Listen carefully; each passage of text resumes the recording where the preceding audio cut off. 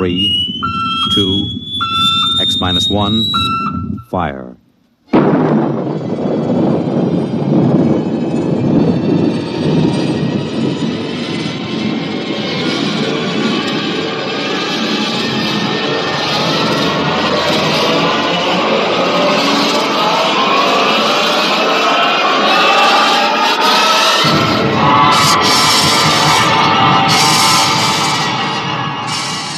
From the far horizon of the unknown come tales of new dimensions in time and space. These are stories of the future, adventures in which you'll live in a million, could be years, on 1,000 maybe worlds. The National Broadcasting Company, in cooperation with Galaxy Science Fiction Magazine, presents X minus 1.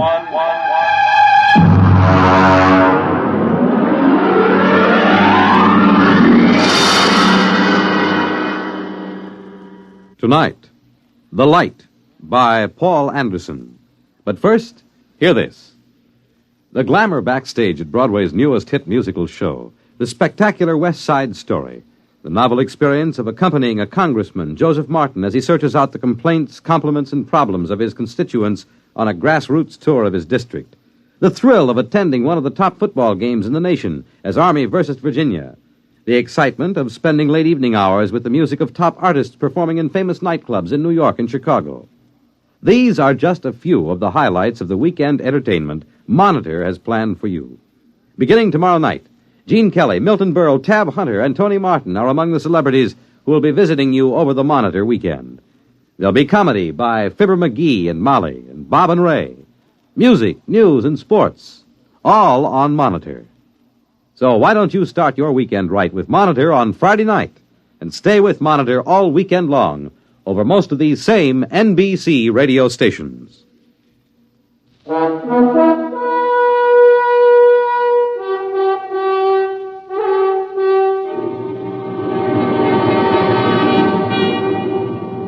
Now, X-1 and tonight's story, The Light. You really should feel highly honored, Professor. You're the only person I've been allowed to tell this to. And, of course, there's a good reason why you're being permitted to hear it. Why? I think you'll see why before I've finished. We're not a gang of power-nutty militarists, you know that. Personally, I'd like to tell it to the whole world, but it could very well touch off a war, and a war would mean the absolute end of civilization. There's one thing you should understand right from the start. Just because I know enough math and physics, just because I could pass the most rigid physical exam ever devised, doesn't mean I don't know anything about culture and art. When they picked me for the 3-man crew for the first landing on the moon, they were a little condescending about that side of my background. Baird, the skipper, and Hernandez, the engineer, the other 2 members of my team, were a little leery of me just because I could talk about art every now and then. They needn't have worried. Once we left the space station and got into orbit, we didn't have much to do for several days but talk. Look at it. From this distance, you'd swear the Earth was uninhabited. It's hanging like a big sapphire in the inky black. Poetry. Don't you ever quit spouting it. Why are you writing me all the time, Baird? Maybe I don't trust a scientist who keeps talking about art all the time. You think there's no connection between the two? I know blamed well there isn't. I always thought that when you got up this high, you could make out the continents. I can't tell where the sea ends and the land begins. It's the clouds lying all over the surface that make it so tough. I think that's Russia coming into view, isn't it, Skipper? According to the orbital schedule, that should be Siberia emerging from the Terminator right about now. Are they watching us, I wonder? Why not? They've got a space station of their own with good telescopes on it. Yeah, and I'll bet they're hoping that we smack into a meteor. Maybe they don't have to hope. Maybe they've already arranged an accident. I doubt it, Baird. They wouldn't risk sabotaging us. Not on a trip like this with the whole world watching. Because it might start a war? Don't make me laugh. Nobody's going to start shooting when they know the whole world will go up in smoke just to avenge 3 spacemen and a $10 million hunk of ship. Ever hear of chain reaction? One sharp diplomatic note might set off the whole thing. You think our own government would be sending us to the moon if there were any military advantage to be gained from it? Then what's the idea? Why are we doing this? Prestige. Yeah. They put up the first satellite, built the first space station. Now we've got to be the first man to step on the moon, or the rest of the world will start looking on us as a second-rate power. You make it sound like some kind of game. Oh, it is, Hernandez. The deadliest game mankind ever played. One false move and bang, the whole world goes up in a mushroom cloud. How long will it go on? That's what gets me. As long as there's a balance of power. But let one side, Russia or us, find a really new concept, something the other side doesn't even dream about, and it'll be all over. Suppose they find it before we do. That'll be too bad for us. The Cold War will be over, and so will we. Why don't you shut up, the two of you? You both talk too much. It was the wrong thing to say, I knew, out there in the great quiet night. We shouldn't carry our little hates and fears and greeds out beyond the sky and into space. Or perhaps the fact that we can be burdened with them and still reach the moon shows that man is bigger than he knows. I couldn't say. Anyhow, as the whole world knows, we made it. Our landing site hadn't been chosen exactly, but as you know, Professor, we came down at the foot of the lunar Alps, not far from the crater Plato. We felt no sense of pioneering when we touched down. We were tired and tense. It was merely a hard, breakneck job.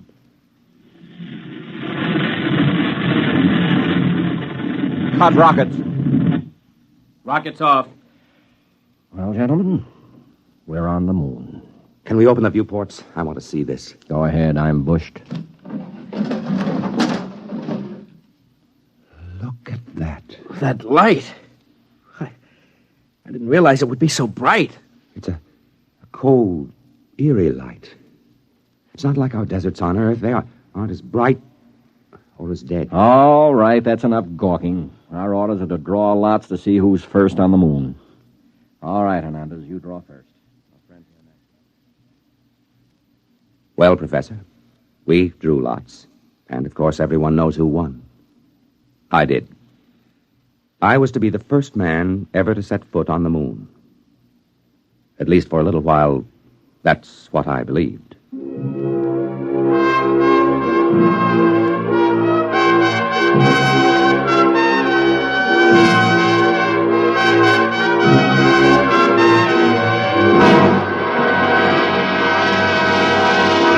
You're listening to The Light, tonight's attraction on X-1.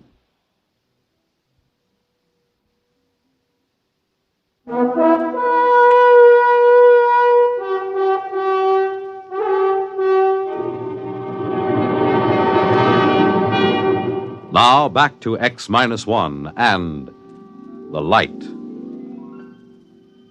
We were in heavy spacesuits, of course, and it wasn't any too easy to move about, even with the light gravity of the moon. I stepped out of the airlock first, followed by Baird. I just stood there in the shadow of the ship, looking at the weird light, lost in wonder. I don't know how long I stood there before Baird spoke to me. Well, go ahead. Go ahead, what? Make the speech. You're the first man on the moon. You mean that prepared speech they gave us? No, thanks. We've got to make it. What's the matter with you? It's your job to make the speeches. This is mutiny, you know. I ordered you to make it. I could make a suggestion. Why don't you write in the log that the speech was made and let it go at that? Judas Priest, man. All right. But if this ever gets out... It's our secret, Captain. Consider the speech made. Well, what do we do now? You start gathering rock samples. I'm going to take pictures. Come on the double. So we went to work.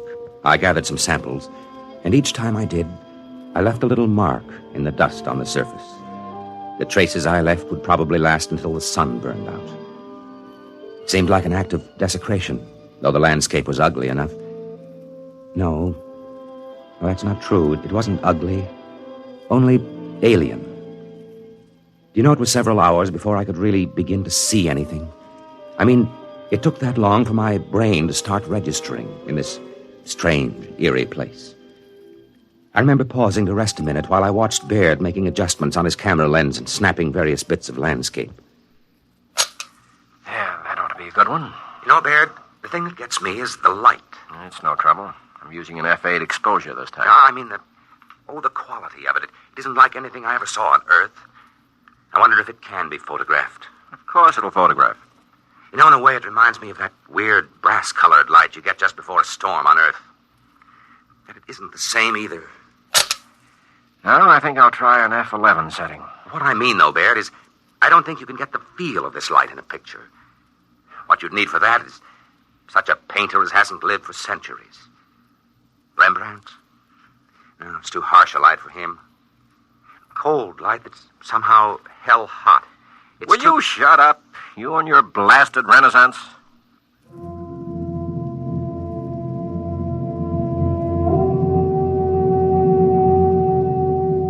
Well, I suppose Baird had a point. This was hardly the place for a chat about art. We went back to the ship after that, had a meal and a nap before setting out for more explorations. We decided to take a look at the Plato crater, and conditions were right for it, so we set off. All three of us this time. I won't describe the walk in detail. I can't.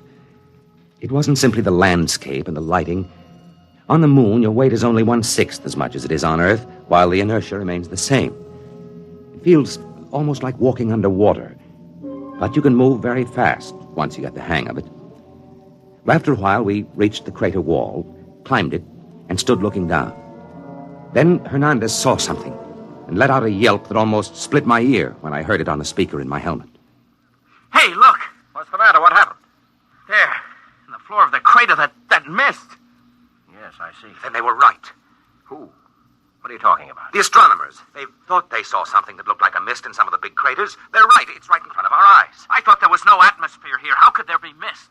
Maybe there's some kind of water table down on the floor of the crater. Hey, get back here. I want to go down for a closer look, Baird. And break your leg so we have to carry you home? No dice. You stay here. We've got to find out. He couldn't break anything wearing that space suit. They're like armor. Stay here. I'll have your court-martial. Oh, Skipper, have a heart. Yeah, come on, Skipper. We've got to find out what that stuff is. In the end, we convinced Captain Baird, but he insisted we rope ourselves together before we made the descent. It was agonizing work getting down the lip of that crater, but we made it. We stood there silently on the floor of the crater, bathed in a cold, golden-white radiance. There's never been such a light on Earth. It seemed to pervade everything, drenching us cold and white, like silence made luminous. It was the light of nirvana. And somewhere, somehow, I had seen it before. I stood there unable to speak until another yell from Hernandez brought me to my senses with a wrench. Oh, no. It can't be. Now, what's the matter, Hernandez? Look there in the dust of the crater. Look and tell me I'm crazy. Good Lord. Footprints. Footprints of a man. Who? There's only one other country on Earth that could send a spaceship to the moon yet. Yes, Hernandez. Russians. Are they still here, I wonder? We can't tell by staring at the tracks. They could be 5 hours old or 5 million years. But why haven't they told the world? Why haven't they been bragging about it? Why do you think? You mean they've found something of vital military importance? Look up at the Earth. Maybe right now they're planning their next move. The last move. I don't believe it. They couldn't have done it. They couldn't have kept it secret. Why not? They could have taken off in a black ship when our space station was on the opposite side of the planet. How would we know? Come on. Where? Back to the ship, of course. They'll have to know about this in Washington immediately. If they find out we know their secret, that could be enough, Baird. That could trigger the war. I've got a code. Are you sure it can't be broken? That it already hasn't been broken? Shut up, you trouble-making whelp. Let me alone. Just the same, Skipper, we better follow those tracks. See where they lead to. We didn't bring any weapons. I'd be surprised if they were as careless. Baird, listen to me. All right, court-martial me later if you want, but listen. We can't just go back to the ship, never knowing for sure what these footprints are and who left them. How much looking can you do? In less than 1 hour, the sun will sink behind the lip of the crater. When that happens, it's going to get cold. Colder than anything you've ever imagined. I've got a heating unit in my suit. Good for 20 minutes at the most against a cold like that. Barely time to get back to the ship. All right. I'll take the chance and get back in time. But let me follow those footprints, Baird. It's your duty to let him, Baird. All right, permission granted. God help you.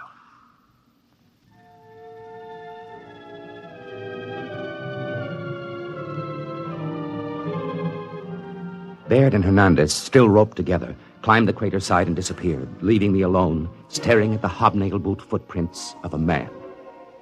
I had to work fast, knowing that the sun would soon disappear and the awful cold begin. I went on, following the steps in the still, lifeless dust of the moon. At last, I came to the place I was looking for. It wasn't much to see. There was a long track of plowed dust and a chipped stone where something had landed and taken off again. But, and this was the astonishing thing, there was no sign of a rocket blast. A few scars where a pick had removed samples, footprints, and that's all. Someone, sometime, had landed here without rockets and had never told anyone about it. I looked up at the sky, saw the ruddy speck of Mars, and felt cold. Had the Martians beaten us to our own moon? But I had to get back now. Every second longer that I remained whittled down my chances of ever reaching the ship again. I was about to start back when something caught my eye. A big chunk of rock with something carved on it. Something unmistakable. A cross. A million suns wheeled and glittered above me. Then I knew.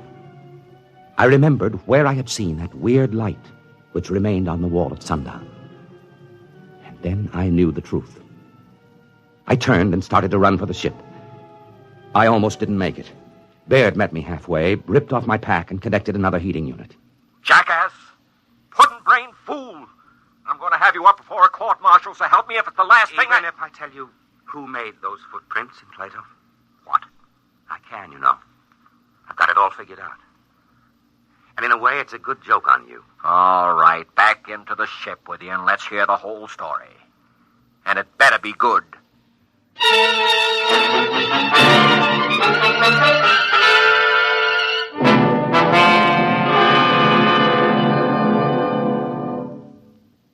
Of course, intelligence has been working night and day ever since we returned and made our report. They know we were telling the truth. And that's why you've been drafted, Professor. We're going overseas together, you and I. Officially, we're tourists. You search the archives, and I'll tell you when you've turned up something we can use. Oh, we'll find it. We'll find something. It couldn't have been done by rockets, you see. Even if the physics had been known, which it wasn't. The chemistry and metallurgy wasn't there. But there was something else. Anti-gravity? Maybe. Whatever it is, when we find it, the Cold War will be over and we'll have won. You don't get it? Professor, I'm shocked and grieved. You're a historian, a cultured man. All right, then. Our first stop is the National Gallery in London, where there's a painting called The Virgin of the Rocks. In that painting, you'll see a light, cold and pale and utterly gentle. A light which never shone on Earth. A light playing over the mother and child. And the artist, Professor, but of course you know the answer now. The artist was Leonardo da Vinci.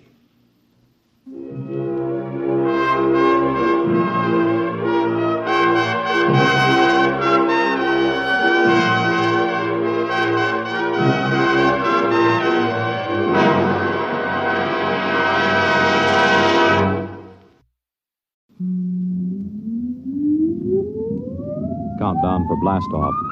X minus 5, 4, 3, 2, X minus 1, fire.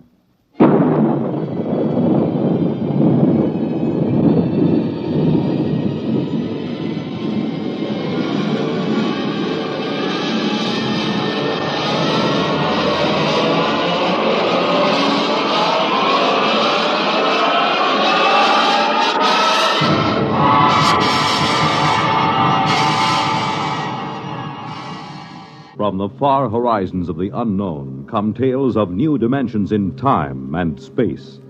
These are stories of the future, adventures in which you'll live in a million, could be years, on 1,000 maybe worlds. The National Broadcasting Company, in cooperation with Galaxy Science Fiction Magazine, presents X minus 1.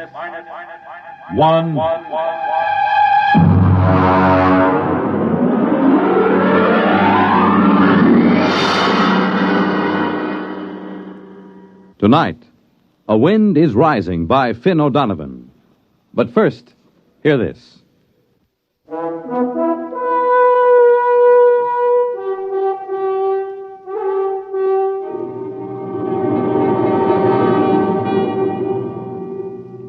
Now, X minus 1. And tonight's story, A Wind is Rising.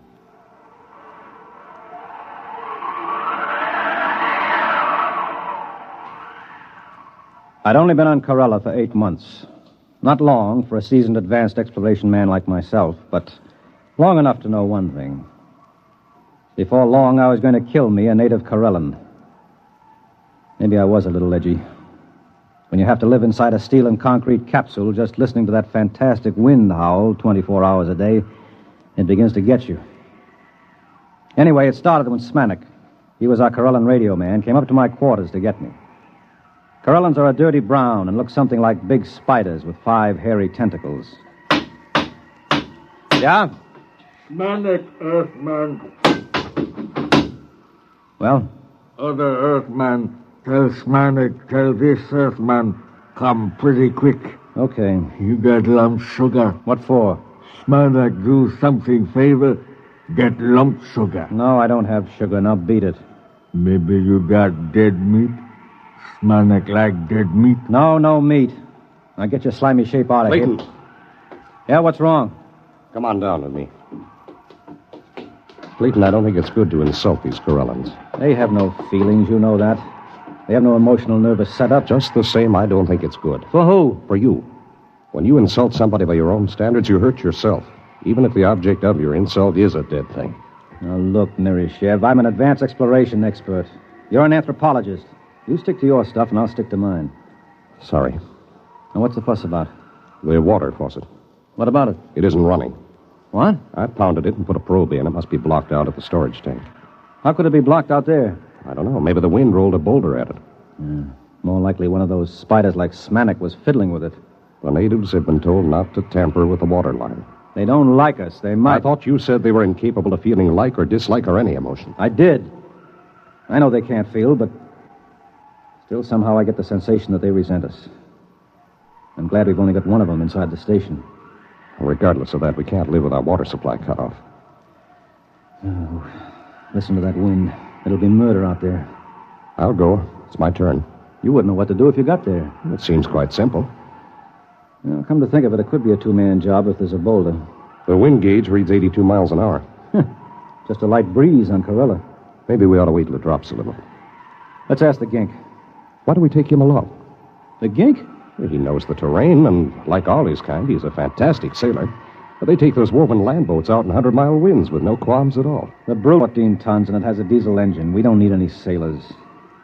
If we have to use a steadying sail, I can handle it as well as any Spider-Man. Just a suggestion. Well, you stick to anthropology.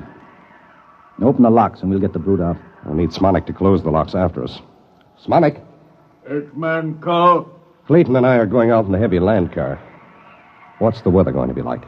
Wind come up along little more. Not anything to be afraid. He got sugar. Oh, here you are, Smanik. Very good sailing today.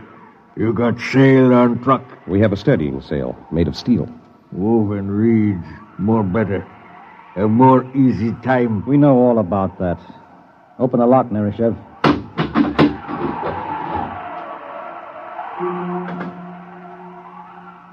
The brute, as we called it, was armored like a tank and streamlined. It had vision slits of shatterproof glass, and most of its 14 tons was centered near the ground. It was sealed from dust and had 6 giant tires made of woven steel mesh. It was built to take the rocky terrain of the planet Corella and to navigate in the gale-force winds that battered the planet. I strapped myself into the cockpit, and we were ready. The wind indicator told me that the winds had risen to 94 miles an hour and rising.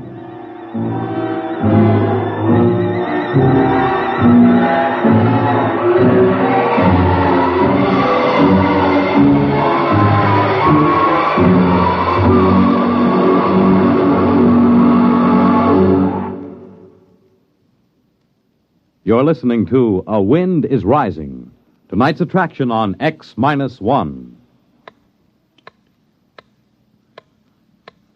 Time, nighttime. The lights dim down for the curtain in theaters on Broadway. A Hollywood star greets the first guests at her party in Beverly Hills. In Chicago, the police plan to close the ring on a band of desperate criminals.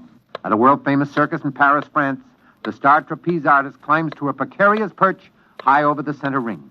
In a Las Vegas nightclub, a hush falls over the tables as one of the great singing stars of our time steps out onto the stage, and in New York's Radio City, the studio warning light flashes, "Stand by." Nightline is about to go on the air, taking you to wherever in the country, wherever in the world, exciting things are happening at night, to make you more than a spectator, to make you a participant in these events. This is Walter O'Keefe, inviting you to join us on Nightline, your line to exciting entertainment at night, every Monday through Thursday night over most of these NBC stations.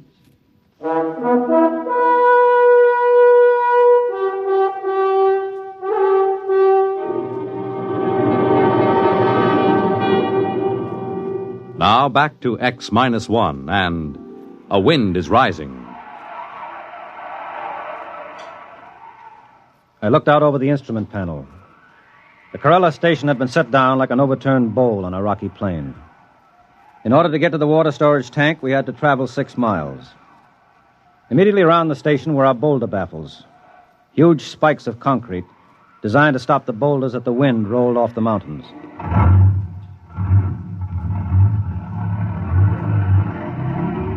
I shoved the brute into gear, and we were on our way. Hang on, Nereshev. Here we go. The wind is up to 97. Do you suppose we're in for a storm? The gink said it was fine sailing weather. For a Corellan, maybe. Well, this baby can take it. You see the pipeline yet? The sand is pretty thick in the vision glass. There it is. About 2 points on the starboard bow. I see it now.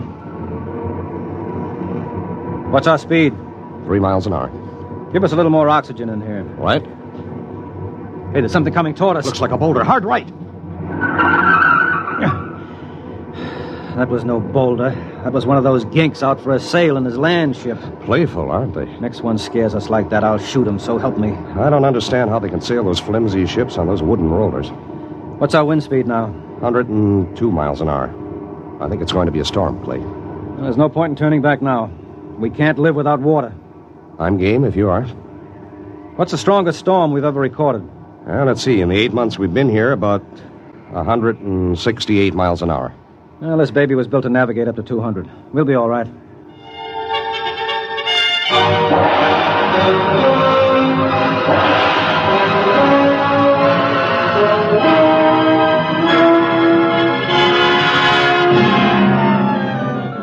We had had 2 storms on Corella since Earthmen had been there.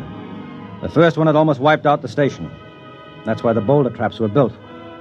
The second one had leveled an entire mountain range on the other end of the plain. By the time we reached the water storage tanks, the wind was up to 113 miles an hour.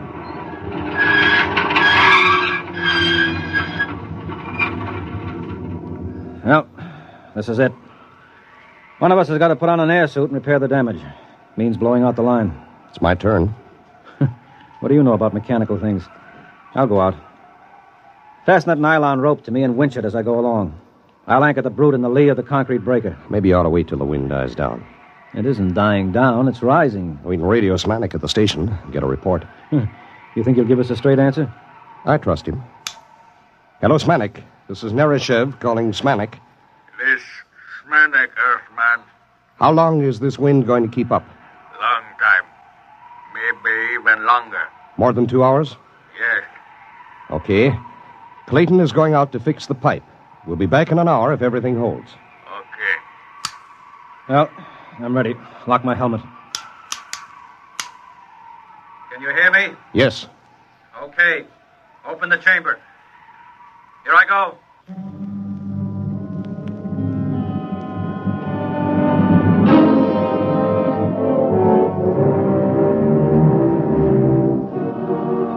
Outside, the wind thundered and roared like breaking surf. Once I was almost blown free, but the line held. By the time I crawled back into the ship, I'd cleared the water lines, but my suit was shredded and my air extractor was clogged with dust.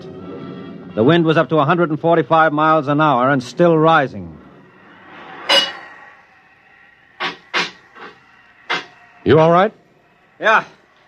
All right, let's get this thing going. It's starting to shiver in the wind. Right.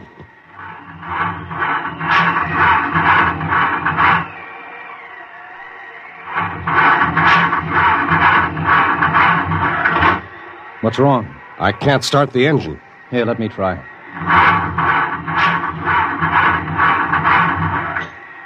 Sand. Sand in the bearings, in the injectors, every place. She'll never start. Good grief. Well, we'll have to sail her back. What? I said we'll have to sail her back. At wind speeds like this?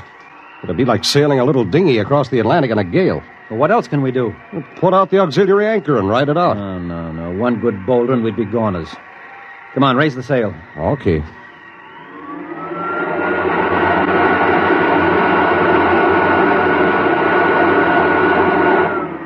Release anchors.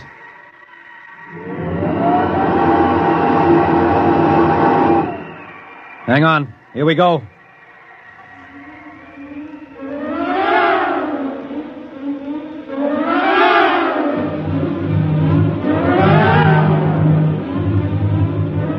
We raised the steel sail and tacked into the wind.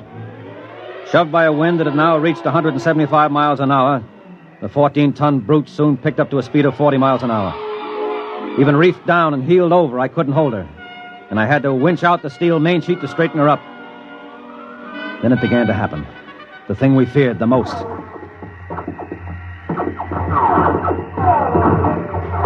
What's that? The wind is tossing rocks at us. Oh. Well, as long as we're not capsized, we'll be okay. She's heeling at 45 now. It's no problem. So rock smashed the visor. Put on your oxygen mask. Wait.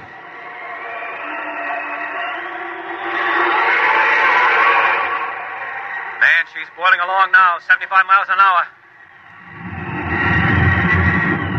Clay, there's a boulder coming. Down the mountain. I can't head her up. Head off. No use, I'll have to jive. You can't. Hang on! Wait, mistress. That boulder's as big as a city block. You're headed for the cliffs. Winch in the sheet again. We'll head up toward the station. No, it's no use. I can't head her up. We'll have to run with the wind. You can't run far. The cliffs are dead ahead. Let's drag the emergency anchor. Maybe it'll slow us down. Suppose it fouls. Worry about that later. Drag it.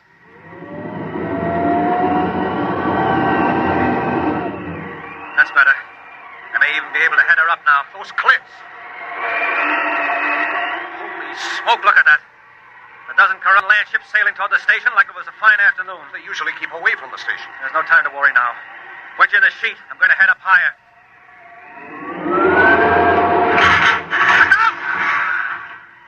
What was that? Boulder. Snap the mast off. Holy mother. We're being blown toward the cliffs. Is that land anchor out? Yes. Oh, pray it'll foul and hold us. Pray. Our Father who art... We're fouled. Yeah. And it's holding. Now if it'll just bite in. I think we're anchored. But listen to those boulders. We won't last 10 minutes anchored here. Move over. Why? I'm going to try the diesel again. I don't know, maybe it's a long shot, but maybe.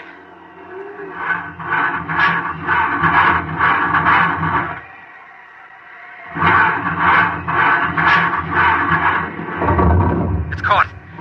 It's caught. Come on, baby. Start. Start! That's it. She's running. She's running. All right, let go of that anchor. Warm up that coffee, Smanik. We're coming in.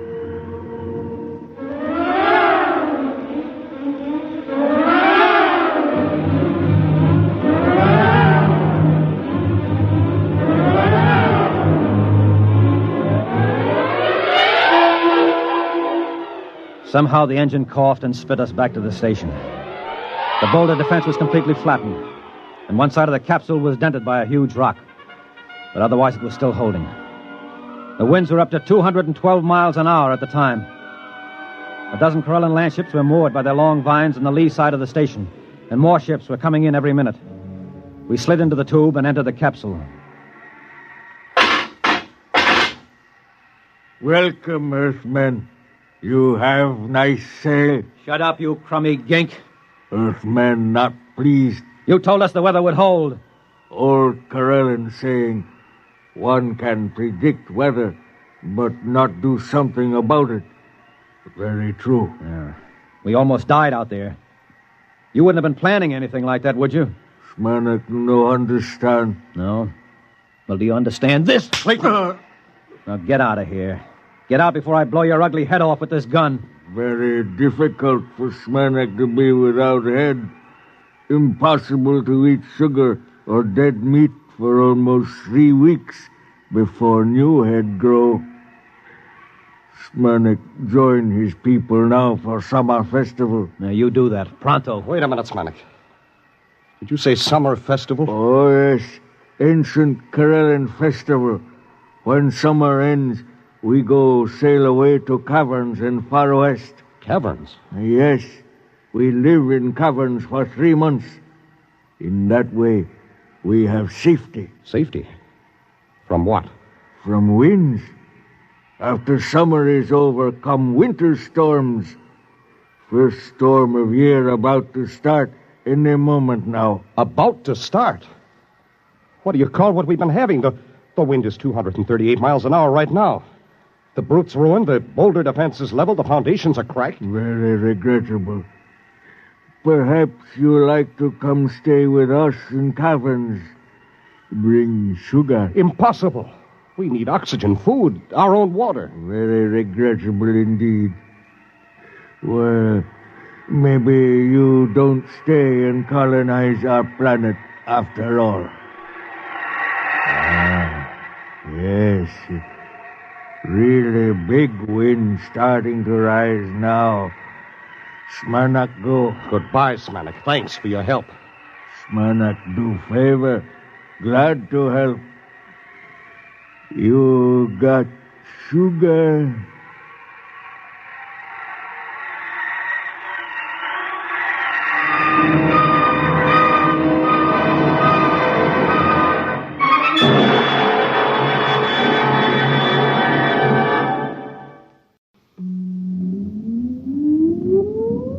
Countdown for blast off.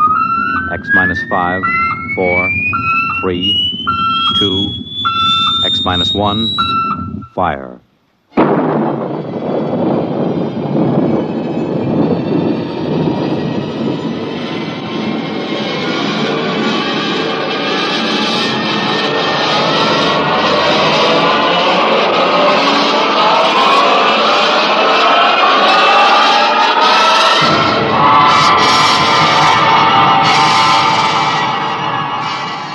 From the far horizons of the unknown come tales of new dimensions in time and space. These are stories of the future, adventures in which you'll live in a million, could be years, on 1,000 maybe worlds. The National Broadcasting Company, in cooperation with Galaxy Science Fiction Magazine, presents X minus 1.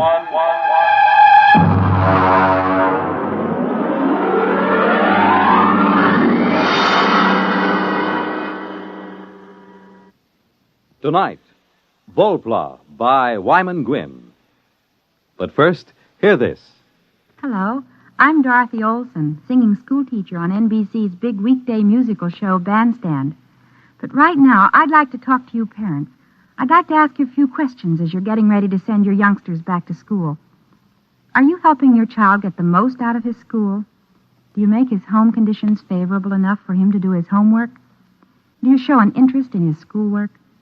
Remember, your child's success in school and later on in life depends to a large degree on your attitude towards his schooling today. And there's another important thing. Everyone needs a good send-off in the morning, and that goes for children, too. Be sure your children have a substantial breakfast and a cheery goodbye before they head for school each day. Remember, you can't expect your child to do it all himself. Encourage him in his schooling, both in your attitude and in your actions as he goes back to school this fall.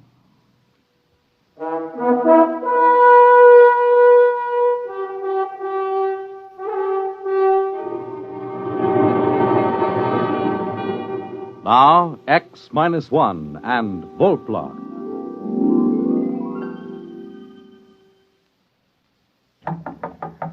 Lunch, dear. Oh, I'll be right there. Come on, you old hermit. I have a buffet on the terrace. I'm coming. So, I'm an old hermit, am I? And our daughter says I'm eccentric now. I wonder how the devil she ever found out. From me, of course. But you love me just the same. Oh, Max, what's got into you? Stop it. Oh, I reached the dangerous age. And, lady, I'm going to have fun. Well, come on out to the terrace. The hamburgers will get cold. My dear, I'm going to have a new kind of fun. Oh? It's a joke. I'm going to play a tremendous joke on the whole world.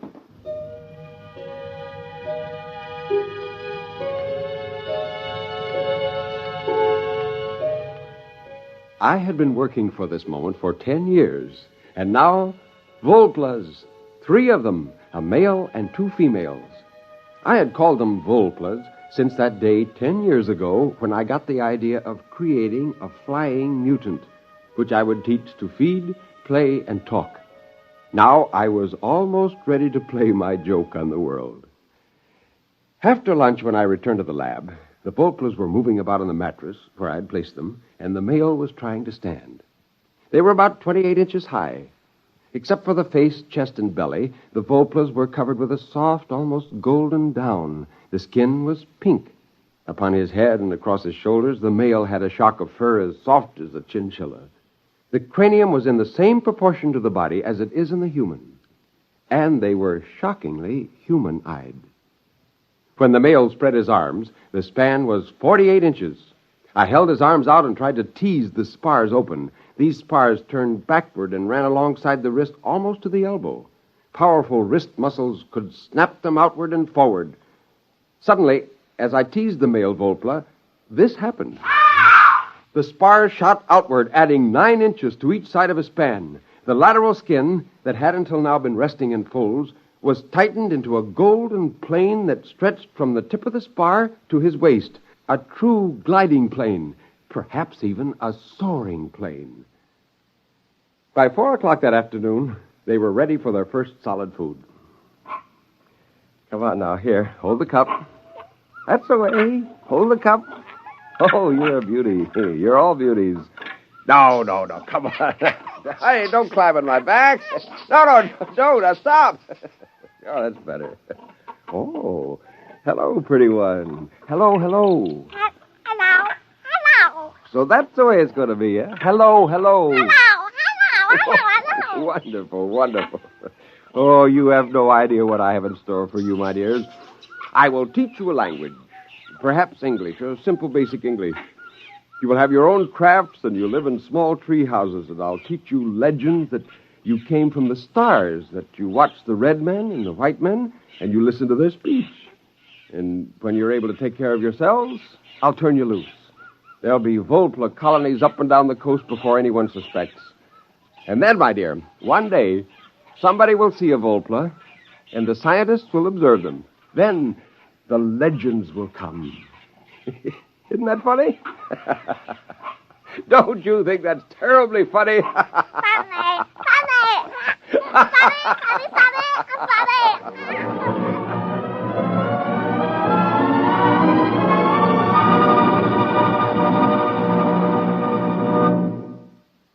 You're listening to Volpla.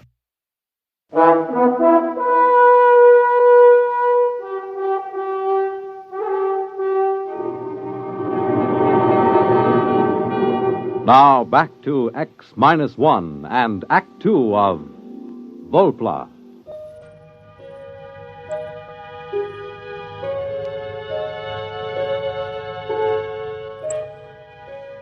I used the metabolic accelerator to cut the Volpla's gestation down to 1 week, and I used it to bring the infants to maturity in 1 month. By the next spring, I had a colony of over 100 Volplas, and I shut down the accelerator. From now on, they could have their babies in their own way. I had devised a language for them, and I carefully adulterated it with English, as if they had observed us and learned. My Volplas were amazing. They were bilingual. Now, Jane and Susie went down to Santa Barbara for a week, and I took the opportunity to ship the male and the oldest 2 females out of the lab. I put them in a Jeep beside me and drove to a secluded valley about a mile back on the ranch. Tree, rock, sky. That's right, Chief. That's the sky. All right, come on now. Everybody out. Run, jump. Jump, run, sky. That's right. Take off. Go ahead.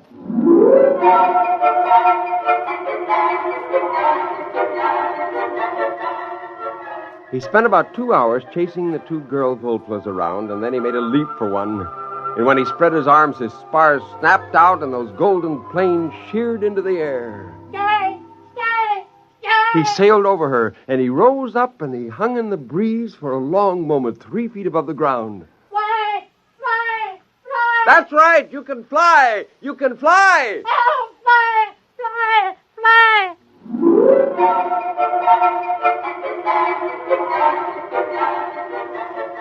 They learned quickly and brilliantly. They were not really flyers. They were gliders and soarers. Before long, they took agilely to the trees and launched themselves in beautiful glides for hundreds of feet, banking and turning and spiraling to a gentle halt. Oh, I laughed out loud with anticipation. Wait until the first pair of these is brought before a sheriff. Wait till the newspaper reporters are routed out into the hills to witness this. When they were tired, the Volplas lay on their backs with their planes stretched out. The oldest one came over to me. He squatted, his elbows resting in the ground, his wrist crossed at his chest. Before the red men, we live here? That's right. In places like these, you lived all along these mountains. Now there are very few of you left. Since you've been staying in my place, you've naturally forgotten the ways of living outdoors. We learn again. We stay here? That's right. Now look. Look, you see up in that tree? That's a bird. That's your food, if you can kill it. How? Well, I don't think you can get at them in the tree. You'll have to soar up above and catch one of them on the wing when they fly away. Go ahead, try.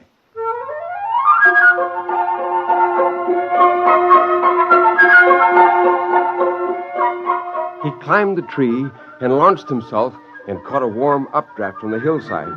In no time, he was about 200 feet away. He began working his way, crisscrossing back to us, and then suddenly he dived. He caught the bird! He caught the bird! Bird! Bird! Bird! We eat! Yes, you eat this. I'll show you how to build a fire.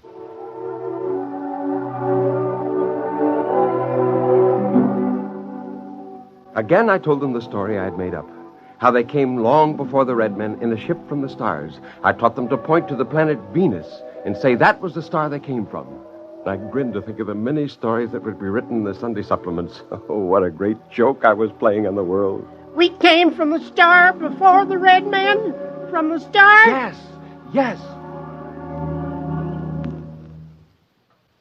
The next week, I brought all the Volplas out to the Oakwood. There were 107 men, women, and children. By the end of the week, they were scattered over 4 square miles of the ranch. They hunted sparrows and cooked them over tiny fires. The little creatures delighted me more and more. For hours, I could watch them play. I could sit all afternoon and watch them at work in a treehouse, quite forgetting to go home. Well, how does the mighty hunter who now returns from the forest? Fine. Oh, I've been enjoying the local animal life. So is our daughter. What do you mean? She has 2 of them up in her room. 2 what? I don't know. What do you call them? I went up the stairs 3 at a time and burst into my daughter's room. There she sat in her bed, reading a book to 2 Volplas. Hello there, King Arthur. What's going on here? Oh, nothing, Daddy. We're just reading like we always do. Like always? How long has this been going on? Oh, weeks and weeks. How long is it since that first time you came here to visit me? Weeks and weeks. But you're teaching them to read. Oh, of course. They're such good pupils and so grateful. Daddy, you won't make them go away, will you? Oh, Jane, why did you tell me such a thing like this was going on? Now, you listen to me, mister. Your whole life is a secret from us. Just what makes you think your daughter can't have a little secret of her own? Oh, fine secret. Didn't it occur to you that this might be dangerous? Those creatures are... Oh, Max, for heaven's sakes, they're sweet, lovable little creatures without a harm in their furry little bodies. Now, don't get excited.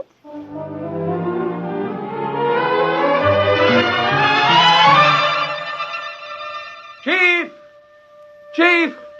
Look, where are you? Here, Bush. Listen. Do you realize there are 2 Volplas in my daughter's bedroom? Yes, they go there every day. Is there anything wrong with that? But she's teaching them the words men put on paper. Yes, you told us men may be enemies. We wish to learn so we can protect.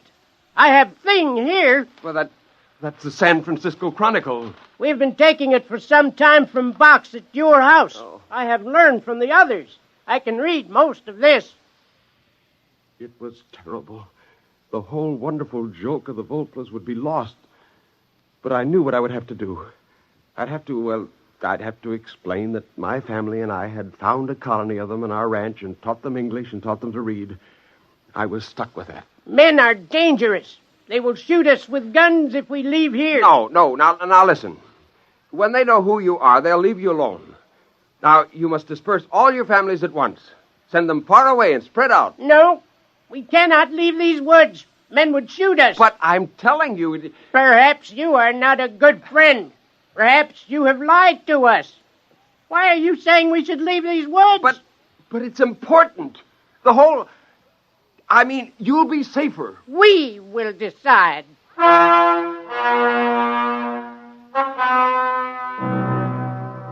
The whole thing was critical. It could be disastrous. I went back to the house and up to Susie's room. I found her talking to 2 Volplas. Oh, no. I'm sure you didn't come from the stars. That doesn't sound right. The more I think about it, the more I'm sure that my father made you. Susie, what business have you telling them that? I don't want you talking to them that way. Do you hear me? Daddy, you want to play a joke, don't you? Like the time you said I could have a horse for my birthday. You gave me that dried seahorse in the bottle instead of a real one. Were you going to make that kind of a joke? No, now, Susie, honey, that isn't exactly it, no. I don't think it's very funny. The Volplas are my friends. I wouldn't want to play a practical joke on them.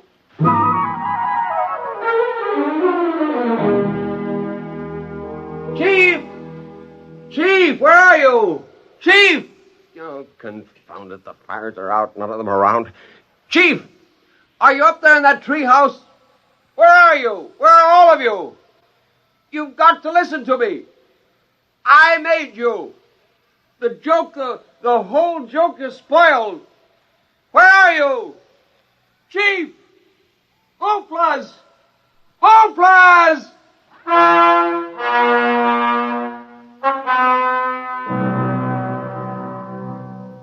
I was away from the house for hours.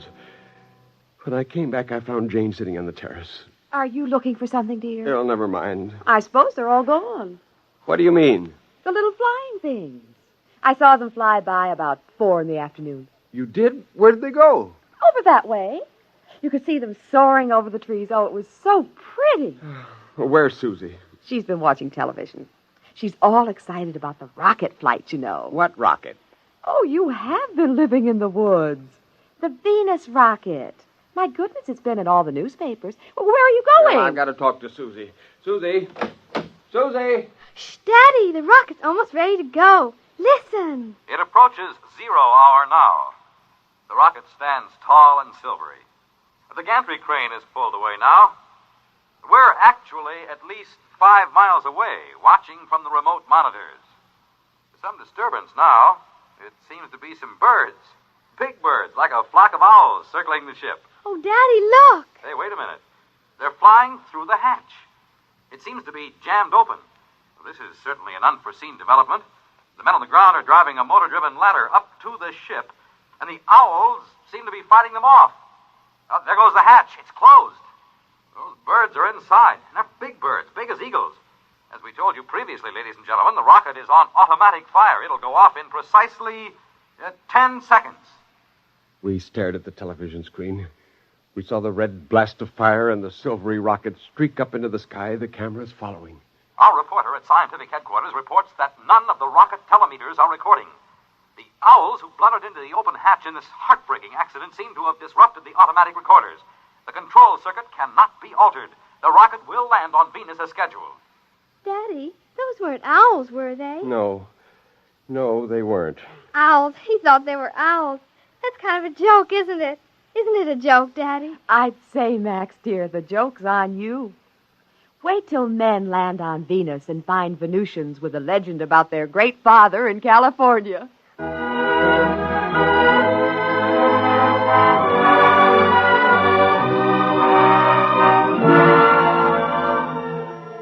Of course, they left me a note. The handwriting wasn't very good, but then you wouldn't write very well either if your index finger was 9 inches long. I sat on the patio and read the Volpla's farewell. It said, "The man who made us, we forgive you. We know we did not come from the stars, but we go there. I, the chief, give you welcome to visit We will try not to laugh at you. Goodbye.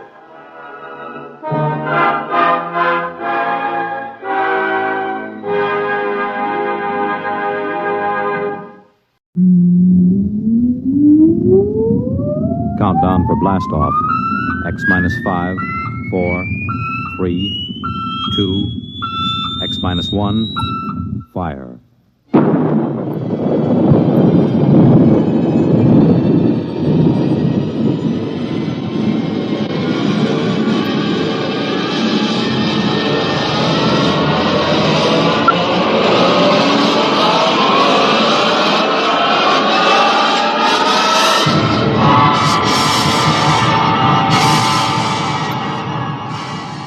From the far horizons of the unknown come tales of new dimensions in time and space. These are stories of the future, adventures in which you'll live in a million, could be years, on 1,000 maybe worlds. The National Broadcasting Company, in cooperation with Galaxy Science Fiction Magazine, presents X minus 1.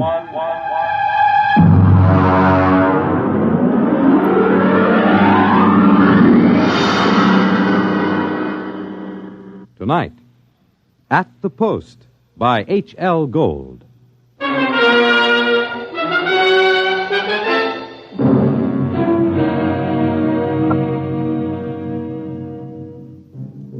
When I come into the Blue Ribbon on 49th Street west of Broadway, I could tell right away nobody told Doc Hawkins about my misfortune. Doc, who ain't one really, writes a daily medical column for the Racing Form, and we're celebrating his being sprung from the alcoholic ward. He got one look at me, and he choked on a piece of gefilte fish. What happened? What happened? Look at that. Clucker's become a character. Now, lay off, Doc. Look at that, a gray flannel suit, a black tie. Clucker, where is your purple and green check sports jacket? Where are your two-tone suede shoes? Why, you've become a character. That was Zelda's idea. She wanted to make a gentleman out of him. Wanted to? Why, you two kids got married just before they took my stakes away. Don't tell me you've flipped already. You don't know, Doc? No. What happened? Well, it was right after you tried to take the warts off the fire hydrant that Zelda started hearing voices. It got real bad. How bad? Well, she's at Glendale Center upstate. I just came back from visiting her. Well, did the psychiatrist give you a diagnosis? Yeah, I got it memorized. Catatonia dementia precox. Oh, rough. Very rough. The outlook is never good in such cases. Maybe they can't help her, but I will. Now, Clocker, you're a race handicapper. You run the best tip sheet on Broadway. But people are not horses. You've got to think of your public. For instance, what's good at Hialeah, huh? My bar bill is about to be foreclosed, and I can use a long shot. Those couch artists don't know what's wrong with Zelda. I do. You do? Well, almost. I'm so close I can hear the finish line camera clicking. Well, now, that's very interesting. Perhaps we can collaborate on an article for the Psychiatric Journal. All right, look. Look at these charts. Look, here.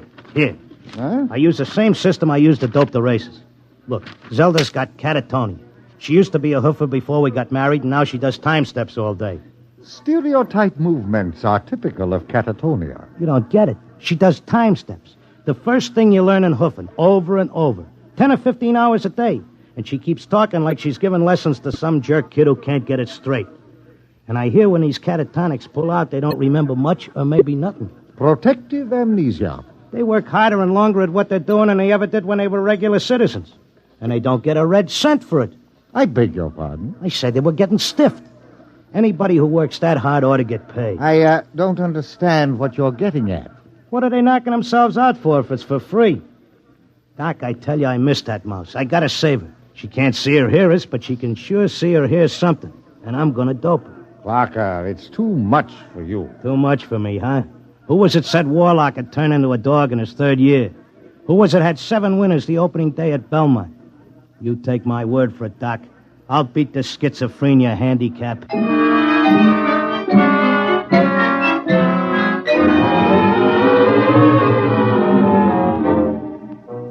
I hadn't been paying much attention to my tip sheet while I was doping a catatonia dodge. I tell you, I missed Zelda.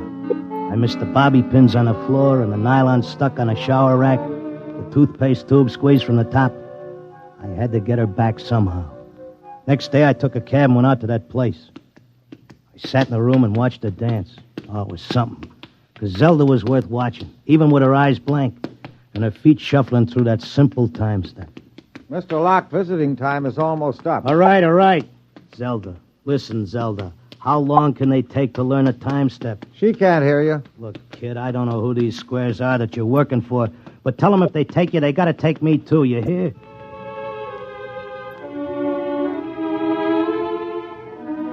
I had an idea now. I had it doped that Zelda was showing them how to dance, whoever they are. And the only way I could spring her was to find out who was controlling her and what they were after. The first step was to get them interested in me, and what I know about racing, doping horses. So I stood there next to Zelda, and I started to talk. Now, the first thing you gotta figure is bloodlines. You take a horse, you gotta know back maybe 4 or 5 generations on both sides. Then you gotta know where the coat was foaled, what time of year, because all horses are 1 year old on the 1st of January. Then there's confirmation, training. You take a horse with good bloodlines, break him in the spring on a hard training surface track, and the first thing you know, you got a horse with a shin splint. Oh, they may cover it up, but if you know it's there. I once knew a horse ran in Hialeah who was scared of flamingo. What are you doing? Had a fine record at Gulfstream and Bowie. But when he got down to Hialeah and got one look at the flamingos, he wouldn't run for beans. Mr. Locke, are you all right? Shut up, I'm Mr. busy. Locke. You bet on a horse that's scared of flamingos at Hialeah, and you're going to come in with your tail between your legs.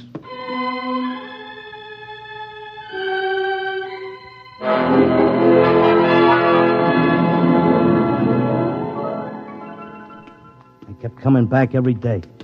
I'd just sit there next to Zelda while she did a time step, and I'd talk about horses over and over. And then finally, I started to hear voices. Clocker! Clocker! This way, Clocker, come this way. This way, Clocker. Come on now, come with me. Like it was a fog, I could see the attendant in his white coat, asking me questions, and I couldn't hear him. I knew I just kept on talking about the horses.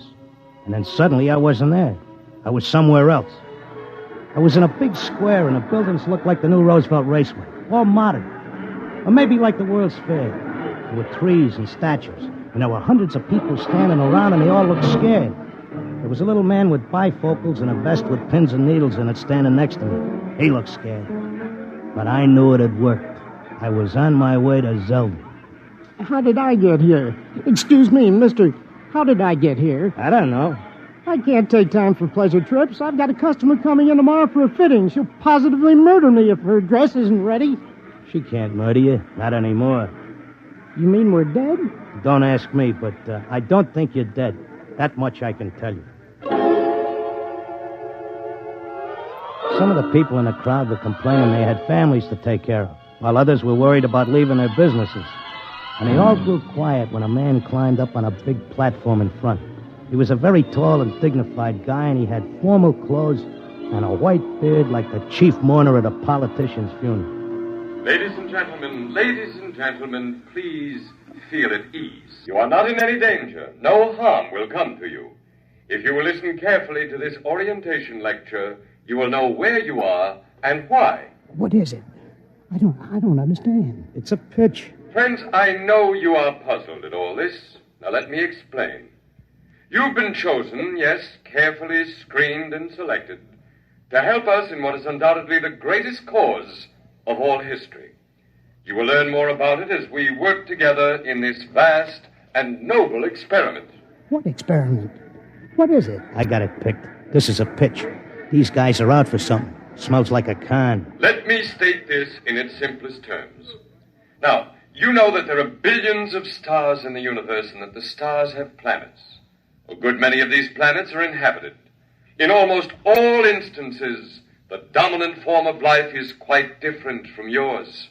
I am not of your planet or solar system. I am not formed as you see me.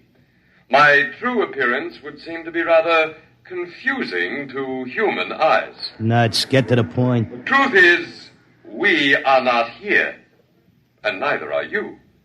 Here is a projection of thought, a hypothetical point in space, a place that exists only by mental force.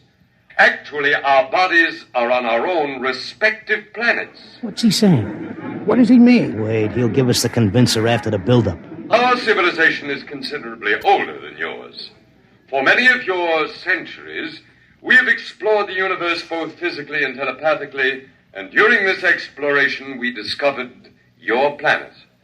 We tried to establish communication, but there were grave difficulties. And it was the time of your dark ages.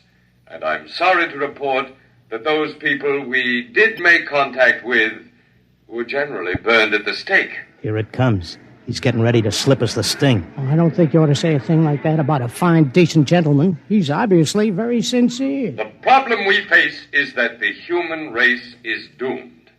The history of your race is a record of incessant wars, each more devastating than the last.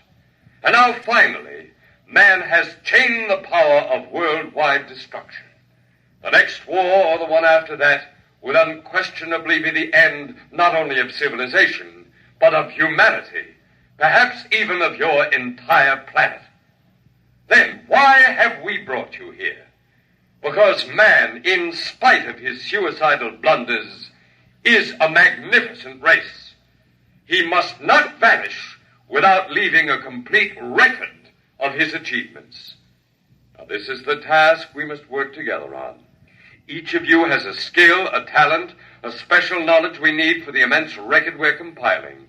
Every area of human society must be covered. And so we need you urgently. Your data will become part of an imperishable social document that shall exist untold eons after mankind has vanished.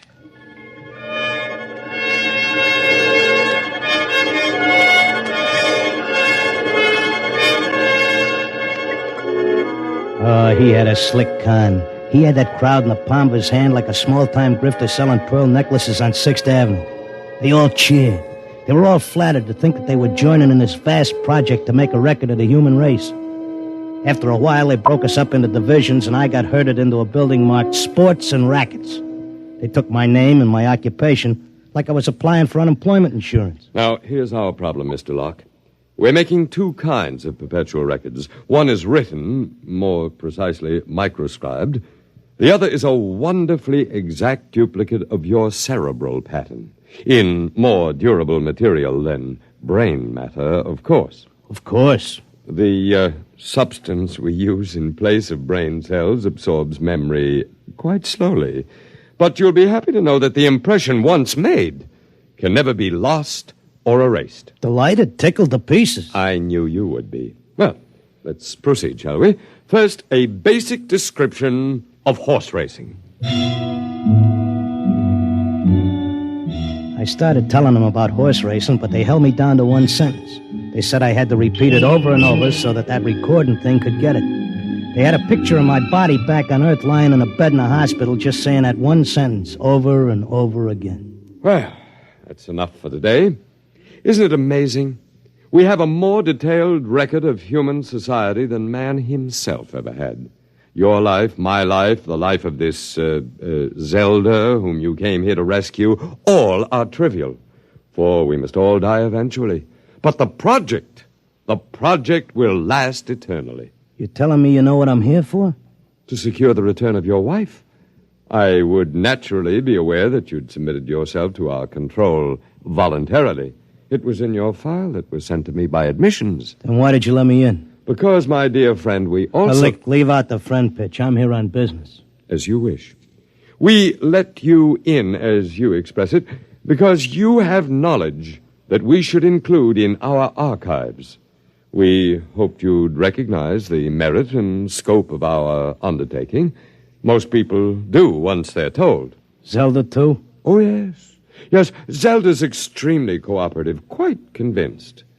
Would you like to see her? Yeah, sure I would. Well, that can be arranged. I'll call the Arts and Entertainment section and arrange a meeting.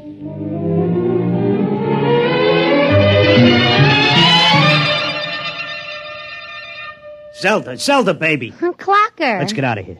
Oh, hello, Clocker. Aren't you glad to see me? I spent months and shot every dime I've got just to find you. Well, sure, I'm glad to see you, hon, but I can't waste any time. This work is so important. I want to talk to you. That con artist with the white beard Oh, isn't he wonderful, Clocker? Aren't they all wonderful? Regular scientists devoting their whole lives to this terrific cause. What's so wonderful about that? They could let the Earth go boom. It wouldn't mean a thing to them. Everybody wiped out, just like there never were any people. Not even as much record of us as the dinosaurs. Gee, wouldn't that make you feel simply awful? I wouldn't feel a thing. All I'm worried about is us, baby. Who cares about the rest of the world doing a disappearing act? I do, and so do they. They aren't selfish like some people I could mention. Selfish? You're darn right I am. Zelda, listen. I'm selfish because I got a wife and I'm nuts about her and I want her back. I have to help out on this project. It's the least I can do for history. History? What did history ever do for us? Go turn in your time card, baby. Tell them you got a date with me back on Earth. No, this is my job as much as theirs. More even. They don't keep anybody here against their will. I'm staying because I want to, Clocker. But, honey... Excuse me, I've got to get back. I'm teaching them the soft shoe now.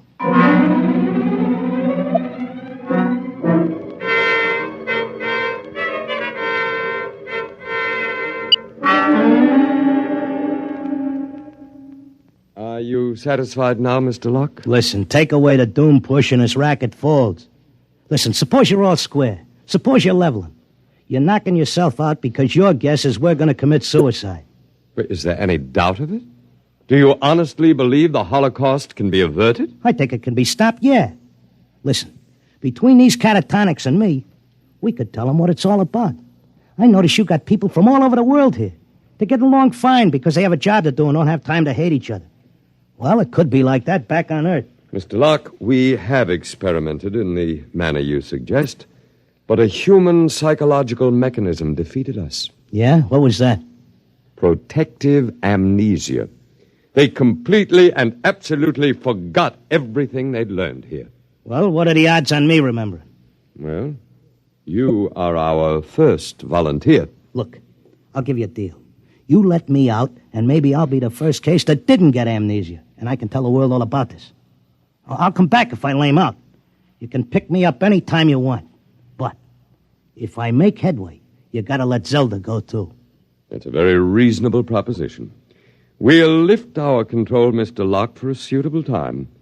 If you can arouse a measurable opposition to racial suicide, measurable, mind you, then we agree to release your wife and revise our policy completely.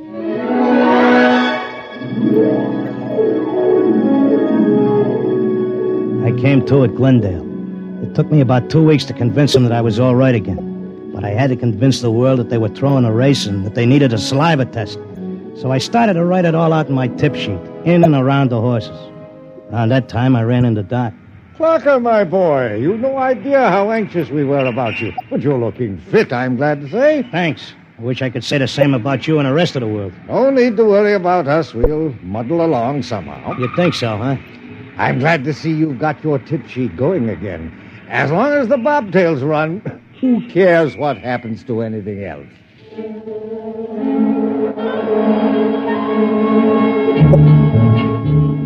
Of course, nobody listened to me. I had posters printed telling everybody. I hired sandwich men to walk through the city. I made speeches in Columbus Circle. I told everybody doomsday was near. I sent letters to Congress, to the UN, editors of newspapers. Nobody paid any attention. I sneaked into the balcony of the General Assembly and tried to shout a speech, and they threw me out, very politely. I wrote the whole thing up for a magazine, and they printed it and sent me a check and told me if I had any more fiction, they'd be glad to run it. They kept trying to tell everybody the truth about the catatonics. We ought to go to the hospitals and get ourselves let in and have the aliens take over and show us where we're going. But nobody would listen. And then finally, I went back out to Glendale. Oh, Mr. Locke, we were wondering when you'd come visit your wife. You been away? I want my old room back. But you're perfectly normal. Give me half hour alone, and you'll be glad to give me my room.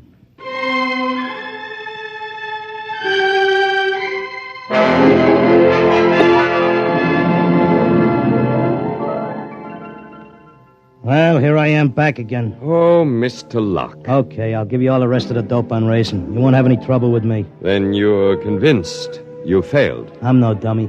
I know when I'm licked. So do we, Mr. Locke. Naturally, you have no way of detecting the effect you've had. We do. The result is that because of your experiment, we're gladly revising our policy. Huh? Is this a rib? Nobody listened to me. Oh, but they did. Visits to catatonics have increased considerably. When the visitors are alone with our human associates, they tentatively follow the directions you gave them in your article. Not all do, to be sure, only those who feel as strongly about being with their loved ones as you do about your wife. We've accepted 4 voluntary applicants. You mean I made it? That's right. Before long, we shall have to increase our staff as the numbers of voluntary applicants increases geometrically, and then we'll be able to release the first group to go back and carry the message. Whenever you care to, Mr. Locke, you and your wife are free to leave. Okay, but I'll tell you what. I owe you plenty. I'll help make that record before I go. I'll teach you how to dope the horses. Is that what you want? Why, yes. All right, then let's go. The quicker we get started, the quicker we can get back.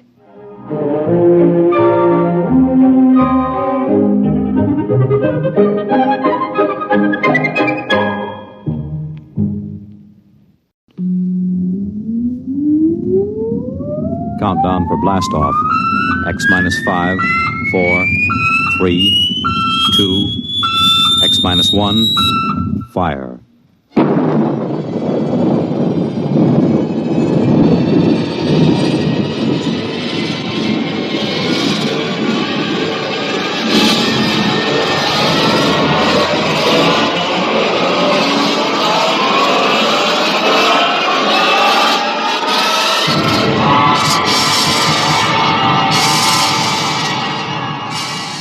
From the far horizons of the unknown come tales of new dimensions in time and space.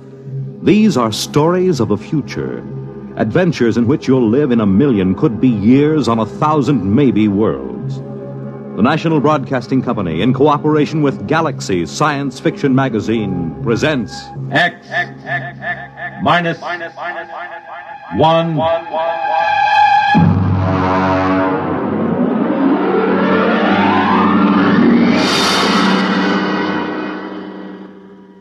Tonight, The Haunted Corpse by Frederick Pohl.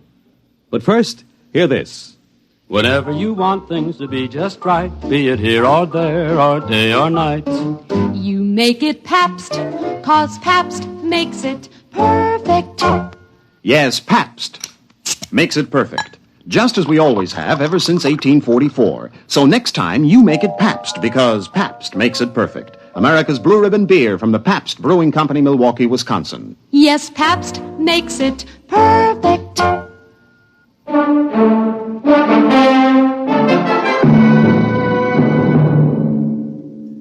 Now, X minus 1, and the story of The Haunted Corpse.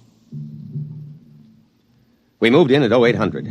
That's pretty good time, considering that Van Pelt turned up at the Pentagon on Thursday, and it took him till Monday morning to go in and see the general. By Tuesday, I had a task force of 135 men bivouacked around the old man's place. Corporal McCabe, my orderly, reported mission accomplished. Well, Colonel, there's a whole company dug in down the road right yonder, and Wins is all set up right here like you done ordered. We got a covey of them recon cars from the cavalry roaming like a passel of June bugs quartering a handkerchief.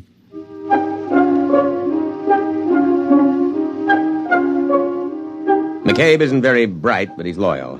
Well, about 9 in the morning, the old man woke up. I suppose the firing at the auxiliary pistol range I set up got him out of bed. Get out of here. Go on, you. Get those trucks off my lawn. Get out! Dr. Horn. Oh, what is this, the Boy Scout Jamboree?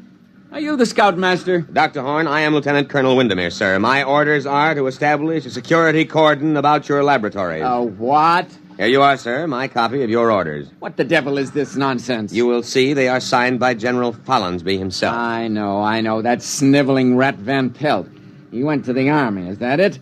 That mountainous, ungrateful tub of rancid lard went crawling into Washington and ratted to some tin soldier. Sir, General Follinsby is not a tin soldier. Is that it? Did Dick Van Pelt come to you with some cock and bull story? The chicken-livered, worm-eaten, misbegotten offspring of a... Dr. Horn, the general asked me to give you his personal assurance that we will not interfere in your work here.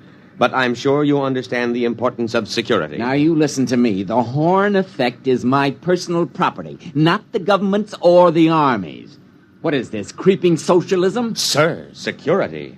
My orderly isn't cleared. Oh, that don't make no never mind, Colonel. I don't rightly grasp what he's saying nohow. McCabe, report to my tent. Oh, just when it's getting interesting. Now, Dr. Horn, I want you to know that I'm here to help you. If there's anything you want, just ask me. If you want to go into town, that can be arranged. Of course, you'd better give us 24-hour notice so we can clear the streets and check out all Young man? Yes, sir. You may go to the devil.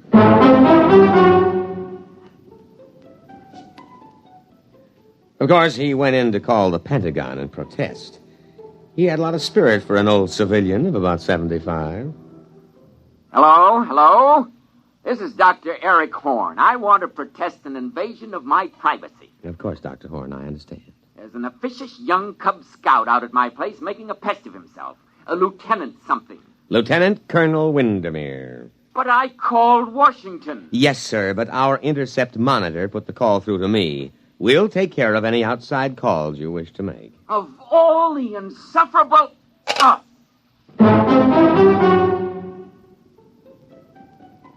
At about 0600 the next morning, I ran a surprise full-scale inspection and simulated infiltration. Hey, look there! You trigger-happy idiot! It's me, McCabe! And you simulated! You hear?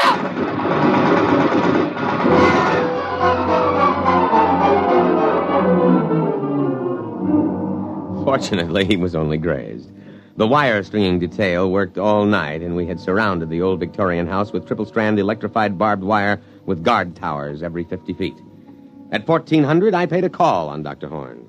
What are you doing here? Good afternoon, Dr. Horn. I came in for your report. My what? Your daily progress report. It's in my orders. Paragraph 8. Just carry on, sir. Corporal McCabe will take your words down. Oh, his clearance came through last night. You have a method for electronically killing a man without touching him. Killing, Lieutenant? Will you tell me what in the sweet name of heaven did I say that gave you that particularly stupid notion? But I understand. You think this is a weapon. Of course, sir. Of course. My machine renders humans into corpses. A chipped flint will also do that. Look, you simpleton, don't you realize what my machine can do? It can separate that something which, added to a body, produces a man. A subtracted leaves a corpse. I can separate the two things without destroying them. You understand that I can take the ghost of life out of a body and keep it unharmed. Try to understand that, you pig-headed, mule-eared, rabbit-faced...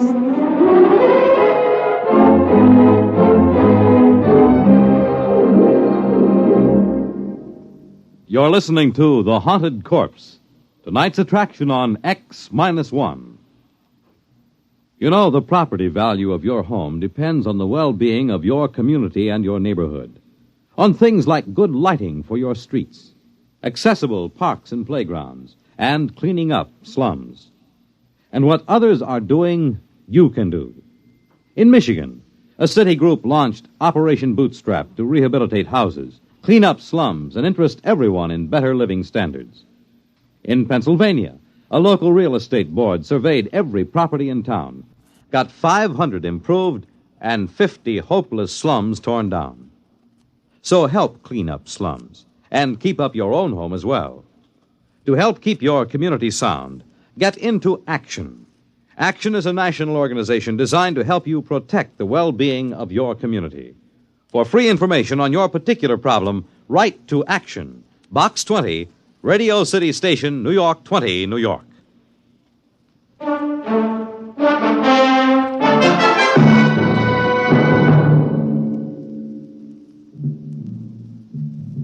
Now, back to X-1 and The Haunted Corpse. I terminated the interview and went back to headquarters to prepare my situation analysis. Van Pelt, all 300 pounds of him, was waiting for me.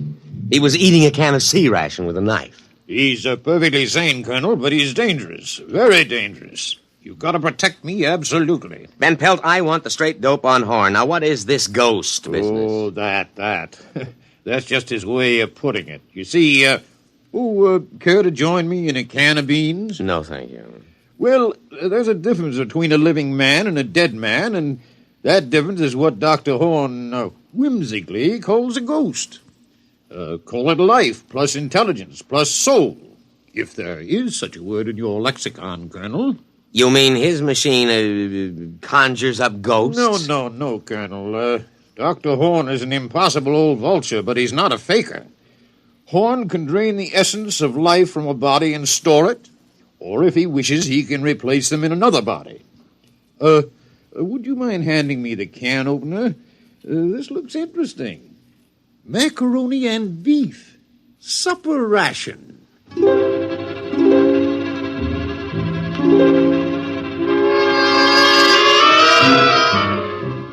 Well, so he had a machine that could take a mind out of one body and put it in another body. Well, why didn't he say so straightforwardly instead of beating around the bush like a civilian? Of course, he was a civilian, which might explain it. Next morning, I went to the laboratory with Corporal McCabe and insisted on a demonstration. All right, this way, gentlemen. Please, Corporal McCabe is an enlisted man. At this pole, we have a Cocker Spaniel. And over here, a Rhode Island Red. That's a right perky-looking chicken, Doc. If you will kindly stay clear of the terminal areas, I will activate the field.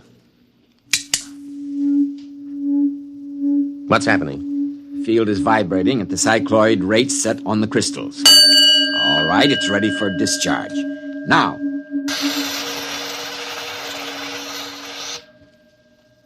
Well? Watch. Here, Rover. Here, boy. Here, boy. Hey, that ain't no hound. That's the chicken. I know. Here, Rover. Well, I'll be pickled for an eel. That little old chicken is trying to wag its tail. And over here... Here, chick, chick, chick, chick, chick, chick, chicky. Here, chick, chick, chick, chick, chick, chick. Well, doggone. I never did see the like of that. A flop-eared, honest-to-Pete dog trying to peck corn.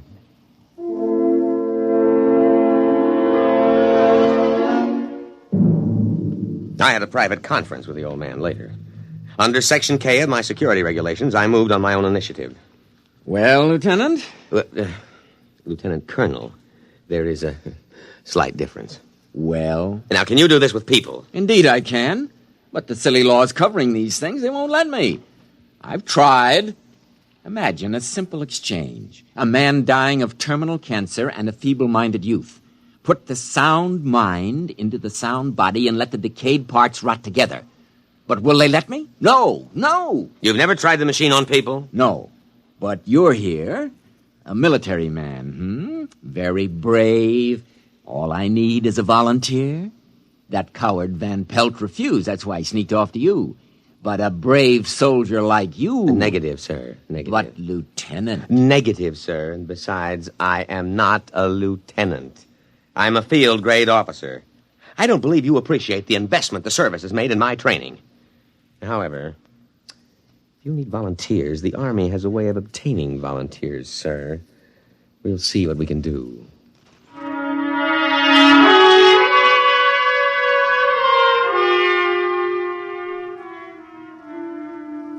Actually, it was easy. First, there was a boy from Maine awaiting court-martial on an AWOL charge. Second, he volunteered when I pointed out he could get up to a year at hard labor. And then McCabe. Oh, no, Colonel, sir. I ain't a volunteer in time. Well, McCabe, I have been asked to recommend a non-com for infantry assignment in the Aleutian Islands. Infantry? Yes. Advance Rifle Platoon Scout. The Aleutians? In the winter. Colonel, sir, I begs to report you have found a volunteer, namely I.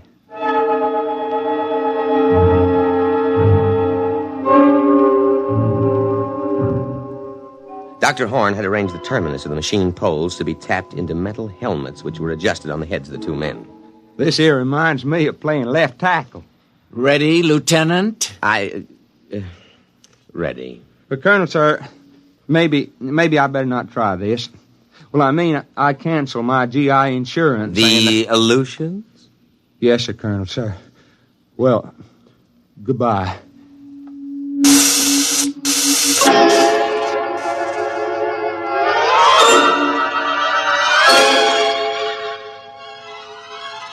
The test was an anticlimax. It worked. McCabe, that is, McCabe's body, reported himself as Private Ethan Coffin in a broad down-east dialect. I had Horn switch them back, and then I went back to my tent and put through a call. Crash priority. General Fallins be on a scrambler circuit, Colonel, sir. All right. Now leave, McCabe. This is top secret. They don't never tell me nothing. I swear it's worse than grade school. Now, General. Colonel! Colonel! Van Pelt, what's the idea of barging in? I'm making a top secret You call. didn't let Horn make his test. You didn't. Now, out, Van Pelt, out. But that's all he's been waiting for. You gotta listen to me. McCabe! Colonel! Escort Mr. Van Pelt out.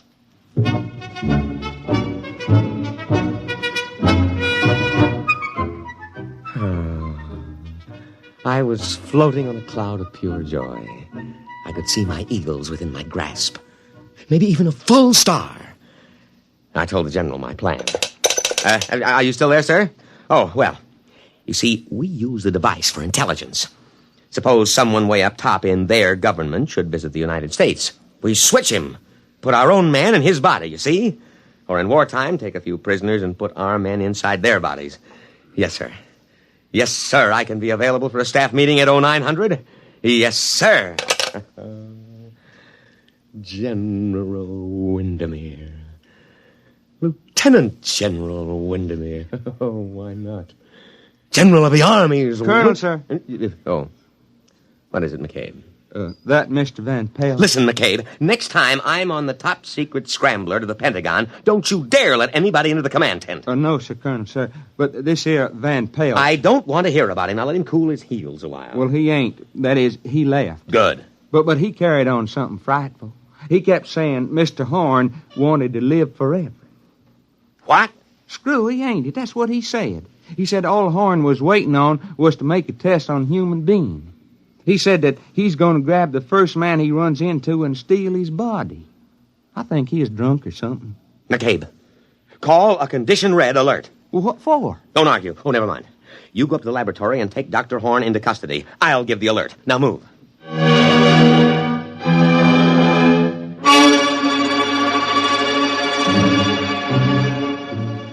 I could see it all immediately.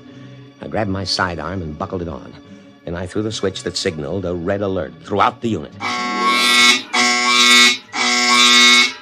Just what you'd expect from a selfish civilian like Horn. He'd take an invention like this and use it to steal other people's bodies to prolong his own nearly senile existence in a younger body. And if that happened, there goes my General Star. Because he'd surely smash the machine and we'd never be able to trace him or switch him back, and we wouldn't know which body he stole. I was held up at the inner perimeter for 5 precious minutes while some idiot insisted on a password. I just happened to forget it, although I had issued it in the morning. Luckily, while I was swearing at him, I accidentally hit the right combination and let me through. Van Pelt had gone into the laboratory. I knew that. Probably to try to stop the old man. But the effect would be to supply him with a body. He'd have to swap immediately. He couldn't take the chance of a heart attack. I ran into the laboratory, my sidearm drawn. Horn! Dr. Horn! Tripped over a human body. Still warm. Dr. Horn. His cast-off cocoon. Abandoned. And then in front of me, I saw him. Van Pelt! Too late! Too late! Now, wait. Listen. Oh, McCabe, what happened to you? He slugged you, did he? Too late! Now, wait. Don't smash the machine. Van Pelt, I know it's really you, Dr. Horn, and Van Pelt's body. Now put down that gun. I'll smash it! Smash it! Stop. Don't wreck the machine. Listen, Dr. Horn, I'll help you. I'll see you get a good, healthy body as long as you want it. Dr. Horn, think of the safety of our country. Think of security. No, I'm not Doctor... Who shot that? McCabe, put that pistol away, you fool! Oh, Horn. Dr. Horn, speak to me. Now, I know it's you in Van Pelt's body. Now speak to me, Dr. Horn. Oh, he's dead. McCabe, you simple-minded... Why did you kill him? Oh, everything is gone. My General Star, everything. All right, McCabe, report to your quarters. You'll get a court-martial that'll make your hair curl.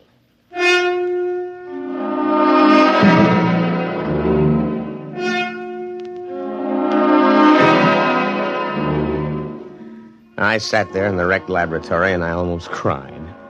Everything gone, the machine, the brilliant mind that knew its secret. I looked at the corpse of Van Pelt that held the mind of Dr. Horn before that idiot McCabe had put a bullet through the brain and killed both. I could almost feel cheerful as I thought of the court-martial to come. It was at that moment that Sergeant O'Hare came in to tell me that McCabe wanted me on the telephone. I picked it up and waited to hear the miserable rat crawl and plead for mercy.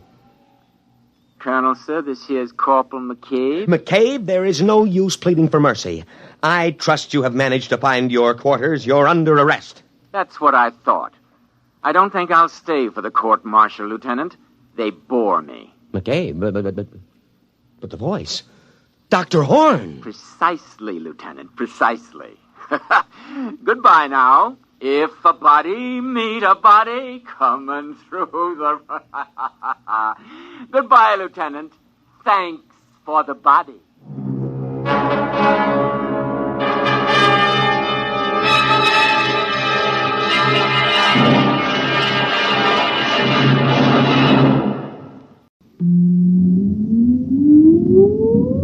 Countdown for blast off. X minus 5, 4, 3, 2, X minus 1, fire.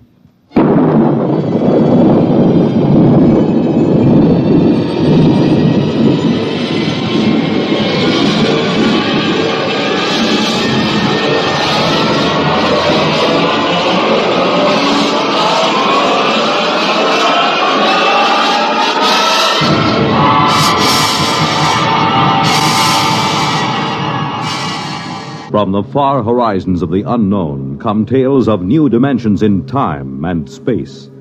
These are stories of the future, adventures in which you'll live in a million, could be years, on 1,000 maybe worlds.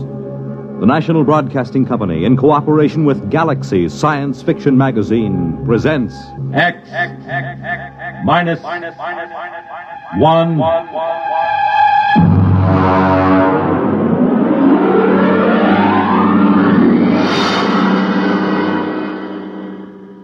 Tonight, The Merchant of Venus by A.H. Phelps, Jr.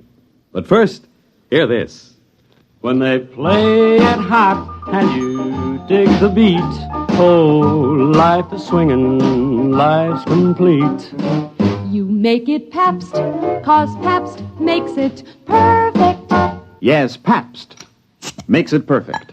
Just as we always have ever since 1844. So next time, you make it Pabst, because Pabst makes it perfect. America's Blue Ribbon beer from the Pabst Brewing Company, Milwaukee, Wisconsin. Yes, Pabst makes it perfect.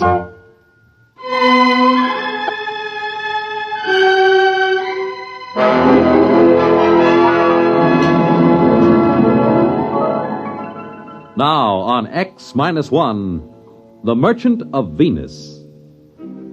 If you've ever tried to make a 6-inch marionette play the piano using spider webs 100 feet long for the strings, you'll have some idea of the job of administering personnel problems of the Venus colony from an office on East 41st Street in New York. But that's the way it's done. All recruitment and contract work for outspace employment is handled by the UN Off-World Commission. My particular mess is the Venus Project. Mostly the trouble comes to my phone extension. Work 'em here. Work 'em. How long do you think we're going to stand for this? Oh, General Carlson, how are you? At the rate you're going, there won't be a man left on Venus or a dollar left in the budget. What kind of a personnel director are you? Well, if you... Don't you know this project is vital to every person on Earth? General Carlson, just what is wrong? 30 more resignations came in from the colony on the last mail flight.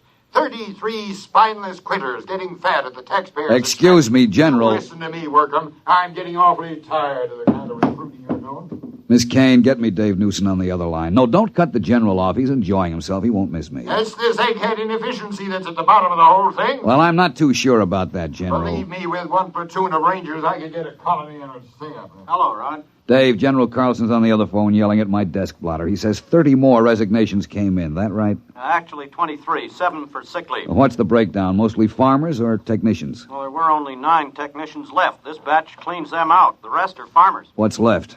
A couple of farmers, trappers, and the scientists. They seem to stick it out all right. Different contracts. They only have a 2-year hitch and then come back to Earth if they want to. Listen, meet me down at the coffee shop. No, Carlson goes down there sometimes. The saloon over on 43rd, about 10 minutes.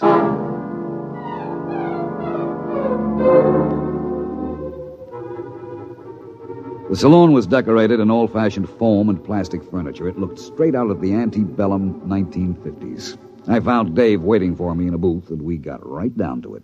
Listen, why don't we leave this last bunch of quitters right where they are? Refuse to bring them home. Then they'd have to make a go of the colony to save their scrawny necks. Oh, I'd like to, but even General Carlson wouldn't dare. We'd never get another colonist off Earth. And our main job is to relieve population crowding on Earth. If we get tough with the colony, a man would be a fool to go. But every one of these quitters talks like he was just sprung from Devil's Island. This isn't getting us anywhere. I want you to shoot me up the files on this last batch of quitters. Maybe we'd better have a staff meeting on it. Get the psychology section, the preliminary interviewers who passed these men, and I'll have Jameson, too. What do you want a historian for? Maybe he can find us something interesting in the project record.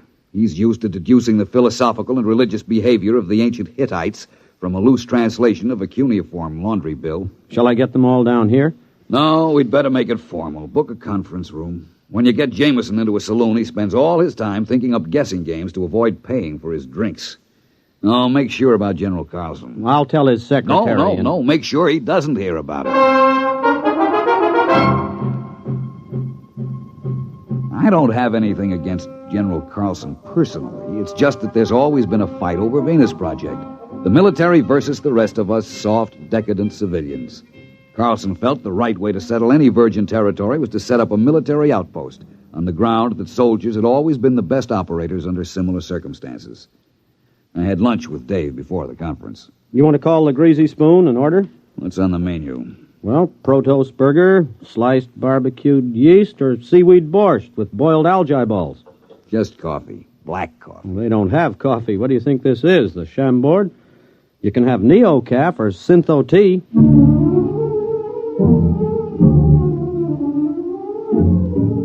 And that just about sums up the problem the Earth faces. Scientific agriculture and hydroponics had gone just about as far as they could. Synthesized foods couldn't take up the slack. If the people of Earth kept on emulating the extinct rabbits, as they showed every intention of doing, we had about 30 years before we'd all be standing on each other's shoulders, chewing our fingernails for nourishment. Or rigid birth control would go into effect, with the whole attendant problem of racial tension, nationalistic wars, and bootleg conceptions. The group gathered in the conference room looked sour enough to have been dining on seaweed borscht for a week.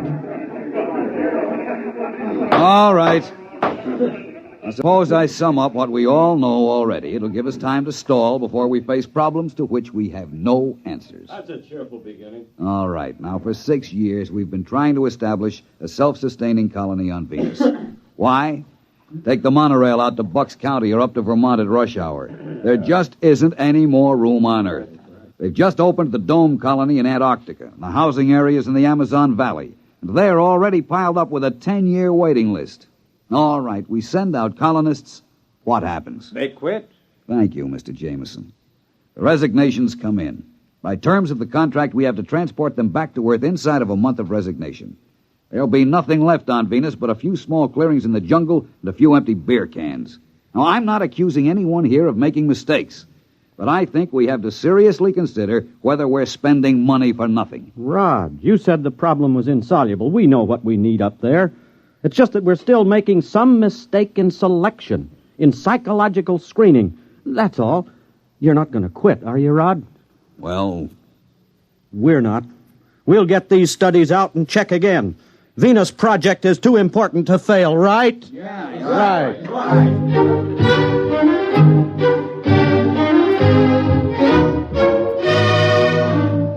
It's a cheap trick, but it always works. I talk with a heavy, heavy heart. Dave jumps in to shill like a Boy Scout. It always amazes me how a bunch of PhD psychologists can get suckered into enthusiasm every time. We tried to figure out what made the settlers quit. We went into their backgrounds, their personality psych profiles. The coffee grew stale and the smoke heavy. Nothing. Look, Rod, here's what it boils down to. A man has to be unstable to want to leave Earth, but he has to be stable to stay on Venus. You need initiative and resourcefulness to make out on a new planet. But if you had it, you'd make out fine at home. You need young, healthy, vigorous, mature, older, experienced people all rolled into one. We're looking for a collection of walking paradoxes.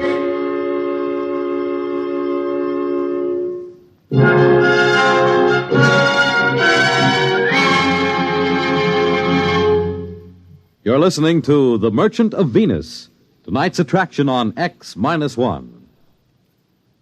For the big things in your life, be ready with United States savings bonds.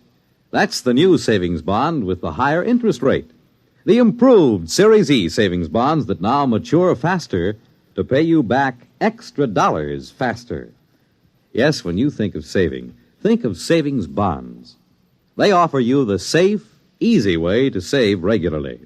Safe because each bond is backed by the United States government itself. And it's easy because you can buy bonds either where you bank or through the payroll savings plan where you work. And remember, you get back $4 at maturity for every $3 invested. So you earn extra dollars. But the big news is that the maturity period is shortened to only 8 years and 11 months.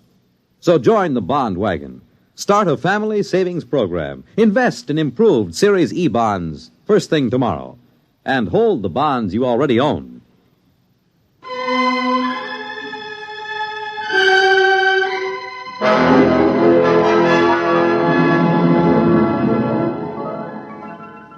Now back to X-1 and The Merchant of Venus. We tried brainstorming on Project Venus. You know, just sit around and let the ideas seep out of your unconscious. Take kids up and bring them up on Venus under guard. Grow colonists in test tubes and ship them out wrapped in glass. Start trial colonies in the Congo. Nothing. I was mulling the conference over by myself in the saloon when Jameson dropped into a chair beside me. Hi, Rod. Oh, hello. Hey, I got a new game. I take 3 matches in my right hand and Don't you guess... bother. I'll pay for the drinks. Rod, you're taking the sport out of sponging. I see nothing amusing in being a petty con man. How about that snow job you work on the psych team every couple of weeks? You could get rich selling bogus mining stock to investigators for the SEC. There is a difference between legitimate personnel psychology. Sure.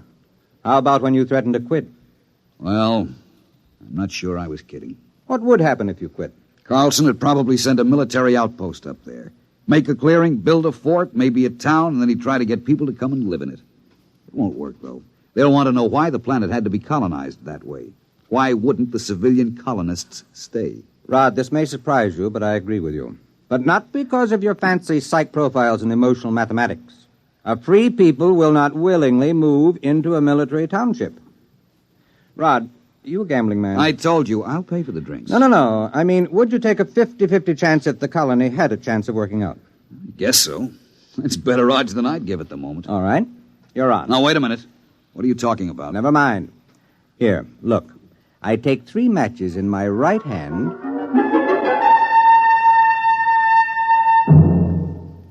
And that's all he said.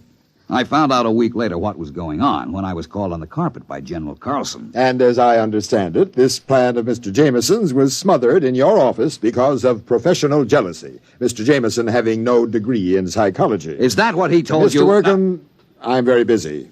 I have a conference with Mr. Jameson in exactly 7 minutes.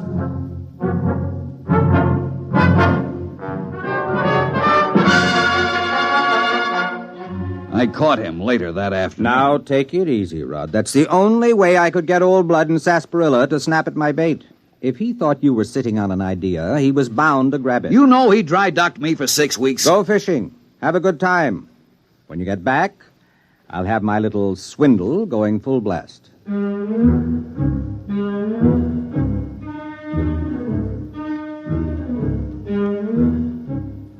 That is exactly what I did. I went fishing. When I came back to work, I had to fight to get into the building.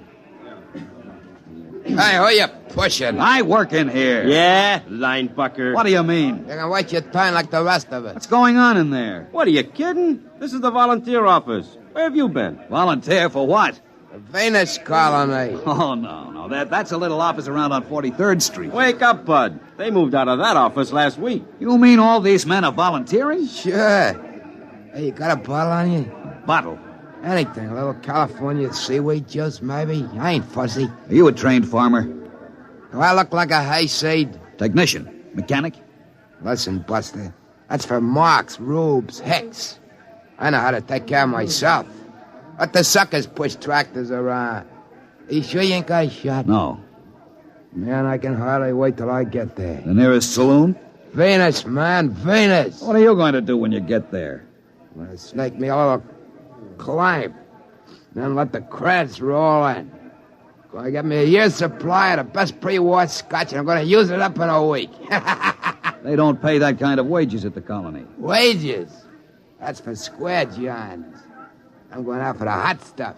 You know what I mean? Radioactives? Well, the government assays don't show enough to make it worth shipping. That's what they want you to believe. I heard they got loads of big U's so rich, you gotta wear a lead union suit to get near them. Don't you realize there's nothing but jungle up there? And insects and spores and fungus? All right. I know the story. That's to keep out suckers. Take it from me, bud. Just look around. The smart money knows the truth. I'm getting in on the ground floor.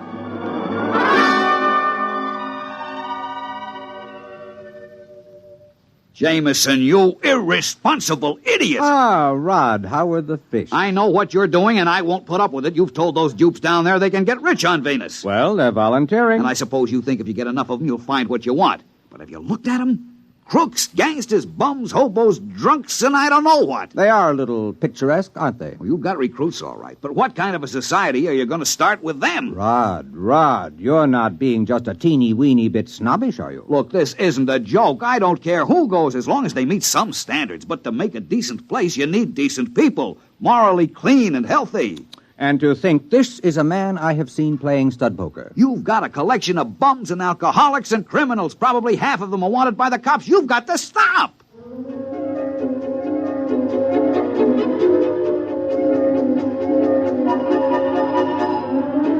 There wasn't a thing I could do. I issued a statement to the press, and I got editorials attacking me for trying to keep the riches of Venus from the common man. Days passed, weeks. The training and screening compounds were jammed, and the transports lifted from Cocoa Base on a tight schedule, 100 men to a ship, not counting crew. People traveled miles to apply. They drifted in from every skid row around the world. And then the numbers decreased. Day by day, the get-rich-quick propaganda seemed to be losing its grip. About a year passed, and the lines had dwindled down to about a steady 5 men a day. I went through my routines in a kind of daze, horrified at the tale history would write about the society that was recruited through my office. Then one day I met a man in a lunchroom. He asked me the way to the recruiting office. We got to talking. That afternoon, I found Jameson in the saloon and cornered him. Look, I take 4 lumps of sugar in my left hand, and you try to guess which one... Never mind. It's just a little sporting proposition. I've had enough sporting propositions out of you. Jamie, I just talked to a recruit. How democratic of you. I'm not kidding. He was an engineer who tossed up a good job to go out to the colony. How nice. I did a little more checking. It changed. There are farmers with their families, school teachers, lawyers, doctors, and then 2 ex-colonists applied yesterday to go back. Guess which hand holds Listen, there is on the bar a pre-war bottle of scotch at $25 an ounce. I will buy you the whole bottle for an explanation. Oh, well, wait till I put the sugar back in the bowl. Jamie, how did you do it? Were we so far wrong with our charts and psychomath? Actually, you told me how to do it. Remember you said if there was a recently pioneered society around for you to test, you could set up your standards? Well, all you needed to do was duplicate the kind of person who settled America, or Australia, or California. As an historian, I knew what they were like, and I knew what brought them. So I put out the same bait. In a pig's eye, you did. How about freedom of religion, freedom from oppression? That had something to do with settling America, didn't it? Isn't that what brought people to this country? I saw that cesspool full of tramps you started with. If there was a Tom Paine or a Ben Franklin among them, I'll eat a whole Rorschach series 1 ink blot at a time. Rod, you are no historian. Franklin was born here. Paine didn't come over in the first wave. Pioneers are not necessarily young, healthy, or moral. America wasn't founded only by pilgrims. They were actually a minority. We were settled by promoters, bonded servants, British convicts, pickpockets, thieves, French and Spanish pirates. They came here for gold, or to beat a hangman's rope. That's the kind of person who settles a new land. Misfits, drunkards, fugitives from justice. Too sick in mind or body to make a go of it where they are. But what kind of society will they make out of it? What kind did the sweepings of Newgate make out of America? After a while, they stop shooting each other down in the streets, and civilization catches up with them. For one thing, they get married. And it's amazing what a civilizing influence a wife is. Won't they be a little sore? After all, you just worked the greatest hoax since... Since the immigrants came to America because they heard the streets were paved with gold. Well, I'll be going along myself soon. You? Yep. Now that they've got a colony going up there, they'll be making history. And besides, I understand there's a wide-open gambling saloon at New Abilene on the Neo-Texas Peninsula. I'm anxious to try my luck on the wheel. I wonder if that pre-war bottle of scotch will stand the acceleration.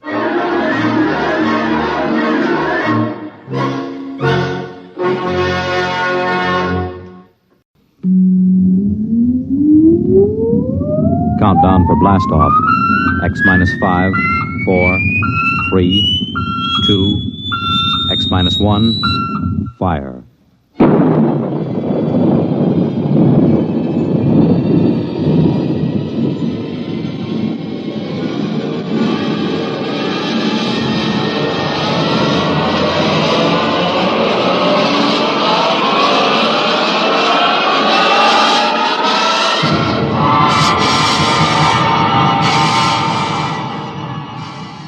From the far horizons of the unknown come tales of new dimensions in time and space.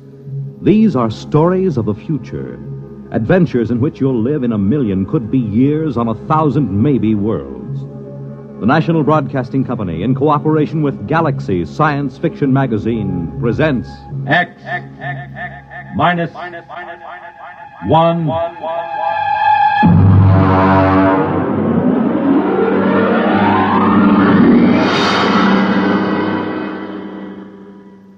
Tonight, Early Model by Robert Sheckley. But first, hear this. When you swing and sway to a Latin beat, life is lovely, life is sweet. You make it Pabst, 'cause Pabst makes it perfect. Yes, Pabst makes it perfect. Just as we always have ever since 1844. So next time, you make it Pabst, because Pabst makes it perfect. America's Blue Ribbon beer from the Pabst Brewing Company, Milwaukee, Wisconsin. Yes, Pabst makes it perfect.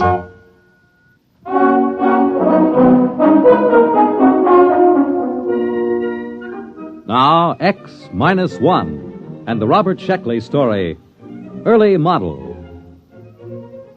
Of course, Professor Sliggett claimed the trouble was that the Protec was an early model, but then he invented it. He sprung the thing on me just before I took off for my scouting contact mission to Tells 4 in the Betelgeuse sector. Here, Bentley, put this on. Well, what is it? A new model. It's called a Protec. What's it for? Now, you'll wear it on your mission. Now, look, Sliggett, I already have to carry enough equipment to give varicose veins to an elephant. Linguicine, that's 22 pounds. I can't do without it, or I can't translate native languages. Concentrated food, water, subspace radio, weapons, medical kit. Now, how much does this thing weigh? 72 pounds. Try it on. Look, I won't promise It fits right on your back. Here, I'll snap the harness. Fits fine. It digs into my back. There's a sharp thing back there. That's the sensory link. It has to be at that angle. But my We're back... working on the problem. Now, don't worry. What does it do? Protec is a perfect protection for initial planet contact. There are pseudoprotein computer banks and an Anderson-Woodward force field projector. Wherever the Protec senses danger... look, I'll show you. I take this slide rule and swing at you. Hey, where did everybody go? Who turned out the lights? Hey, Sliggett, where am I? Sliggett! Get me out of here, Sliggett! What happened? The Protec went on. It encased you in the AW force field. I released by master control. You can turn it off with this button on your chest. Perfect. Yeah, but 73 pounds. Well, this is an early model. I've used every weight-saving device possible, but unfortunately, early models are always a little bulky. All right. How do I take it off? I'm not going to tell you. Huh? We're not going to take chances of having valuable equipment discarded just because it might be a little uncomfortable. Bentley, you're going to an alien planet. It's necessary that you be protected at all times. Look, I've got enough sense to figure out when to wear this thing. Yeah, suppose you find the natives seemingly friendly, you'd want to take off this heavy, uncomfortable Protec. But suppose you misjudge their attitude. Sliggett, I can take care of myself. That's what Atwood said before he left for Atopus 3. We never heard from him. Bentley, can you turn a knife thrust from the rear? Have you got eyes in the back of your head? Protec has. We're not going to risk $8 million worth of equipment just because you might be uncomfortable. Suppose it blows a fuse or pops a wire. We've got triple everything, with a power supply good for a century. Bentley, after this field test, the Protect will be standard equipment for all explorers. Well, all right. I'll try to get used to it.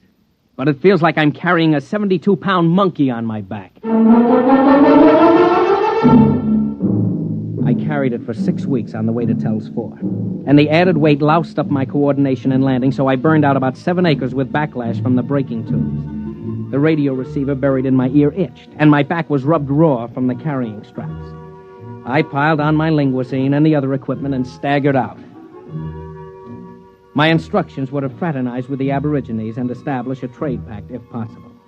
I found 2 of them standing outside the tail fins when the hull had cooled enough to get out. They were bipeds, orange-skinned with thick, short tails, and they were armed with stone axes and clubs. I stepped out of the lock, and they started talking fast. I realized I hadn't turned on my linguisine, so I tuned it in and threw the switch. I dare say it's a manifestation of some supernatural quality, eh, Wassel, old chap? Without a doubt, old man.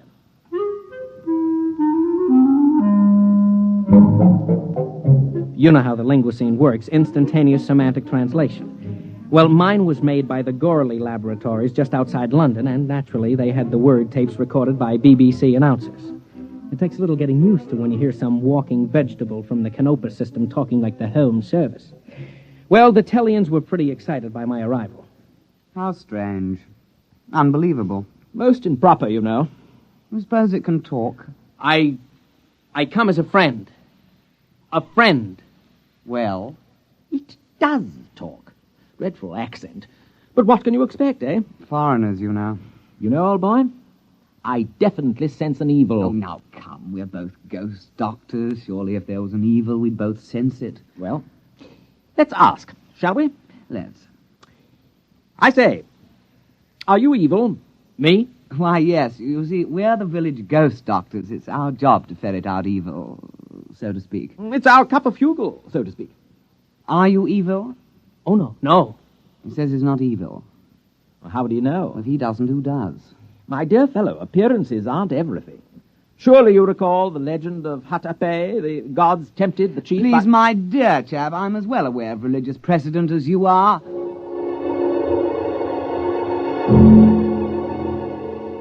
The 2 of them stood there, lashing their orange tails, accusing each other of heresy. The linguisine finally couldn't handle the theological discussion and cut out before overload blew a circuit. Eventually, they must have decided something because the short one carrying the stone axe turned to me. Stranger, we've decided not to kill you. Not yet, anyway. We'll go to the village and purify ourselves, then we'll initiate you into the club. The club? The Society of Ghost Doctors. You see, no evil thing can become a ghost doctor. It just isn't done, you know. Oh, we'll find out the truth that way. Clever, eh? I'm deeply grateful. But if you're evil, we'll destroy you. Have to. Our job, you know.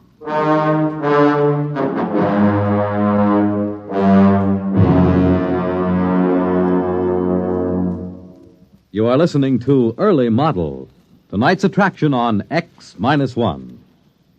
For the big things in your life, be ready with United States savings bonds. That's the new savings bond with the higher interest rate. The improved Series E savings bonds that now mature faster to pay you back extra dollars faster. Yes, when you think of saving, think of savings bonds. They offer you the safe, easy way to save regularly. Safe because each bond is backed by the United States government itself.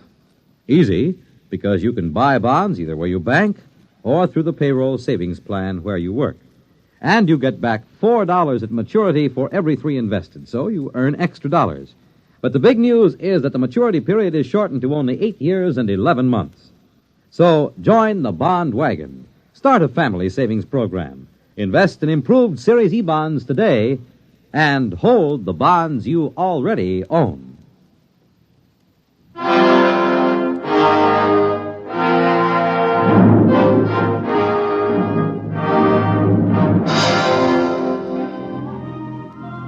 Now, back to X-1 and tonight's story, Early Model. Sliggert. Calling Professor Sliggert at home base. Come in. Go ahead, Bentley. Report. I'm in the village now. They're about to initiate me as some kind of priest. All I have to do is pass some kind of test. And, by the way, if I don't pass, they're going to kill me. That's good. What's funny? They can't hurt a hair on your head, not with Protec on the job. They seem awfully confident that they can. Primitive cultures always overestimate the power of their weapons. Don't worry. Just let Protec take care of you.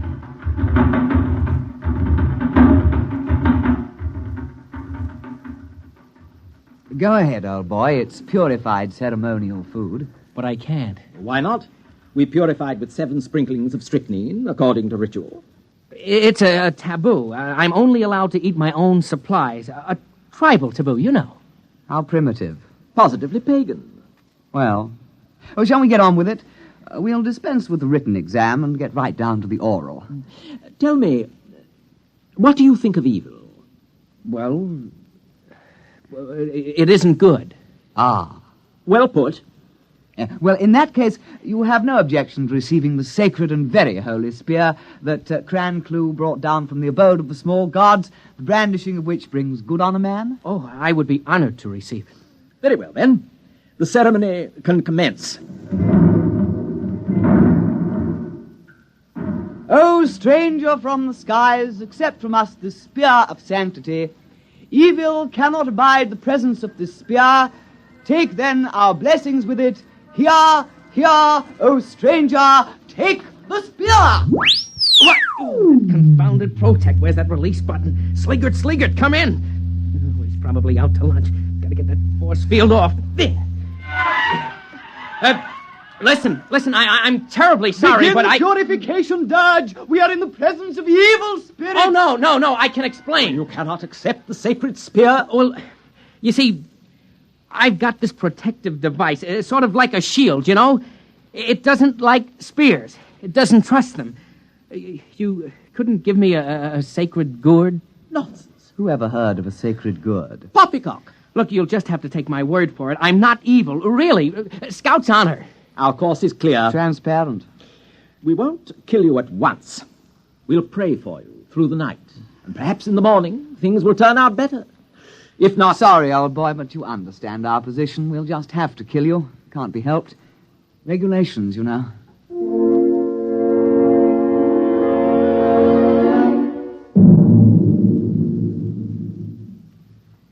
Yes, Bentley, I understand.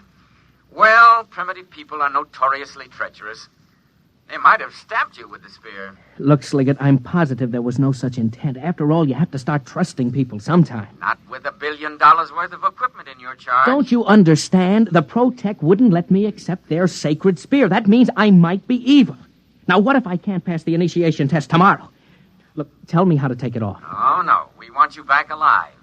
There's no way they can hurt you through the Protec field. Now, try to have a little faith.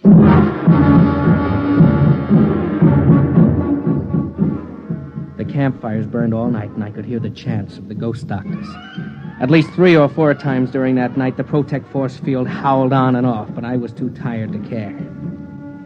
In the morning, the 2 Tellians came to see me and stood switching their fat orange tails politely, while the linguicine translated for me. There were great sounds from your hut last night, sounds of torment, as if you were wrestling with a devil, so to speak.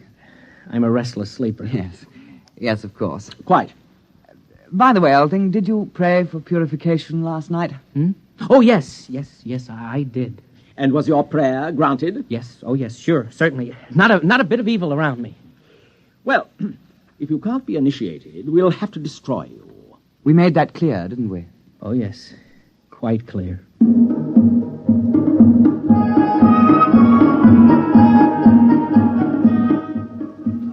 The initiation ritual took the whole day. It was sort of a cross between a Shriners' convention and a performance of Das Rheingold at the Met. Luckily, no one tried to hand me a ceremonial spear or point a club in my direction, so the Protec kept its grimy force field to itself. Finally, around supper time, the Tellians pounded the last tail on the ground, and everyone stopped and paid close attention. Oh, brothers, this alien has come across the vast emptiness to be our brother. With this initiation, we purge him of evil and make him one of us. Brother, Now you are a ghost doctor with all the privileges and perquisites pertaining thereto. And in friendship, I extend to you the claw of friendship. Well, thanks. You have only to shake claws, and the ceremony is concluded. All right, brother. Give me some skin. Slip me 7. No, listen, turn it off. He just wants to shake hands. You're spoiling everything. Off. Now, where's that button? Off! Evil. Well, there it is, you know. We hoped we could muddle through, but you can't win them all, you know. There's only one thing left. Kill the devil!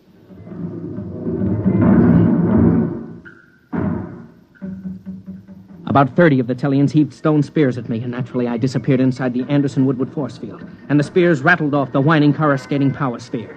I tried to walk back to the ship, but the Protect went on about every half step, and at that rate it would take me about a month to cover the ground. I figured I'd wait him out.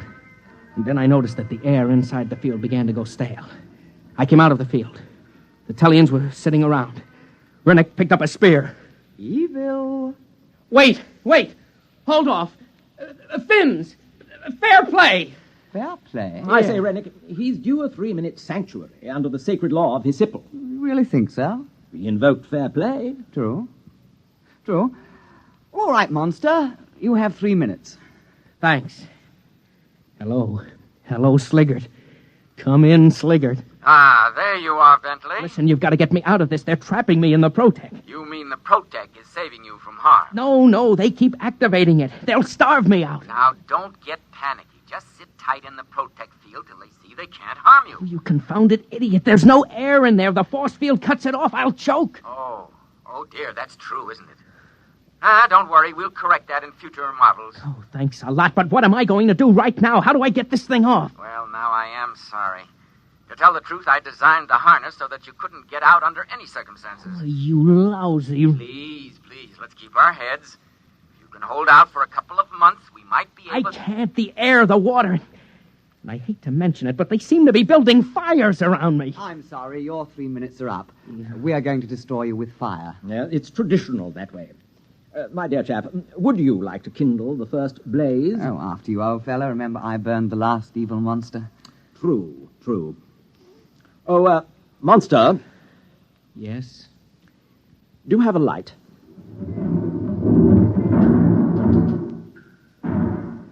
I knew I was cooked, one way or the other. They started to light fires around me in a circle, and the Protect snapped on. I had to get out. Of course, when I did, the Tellians would cheerfully spear me to death. But at least I had a chance of running. The field snapped on again. I grabbed my knife from the tool chest and hacked at the thick duroplastic webbing of the harness. I came out of the field long enough to hear Sliggert shouting in my ear. What are you doing?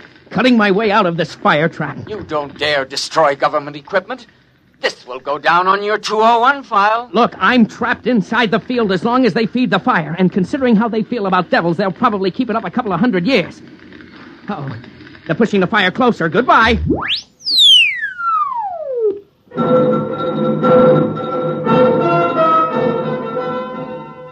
I tore at the straps with my wire cutters and knife. I could only work when the field was off. The Protect protected itself.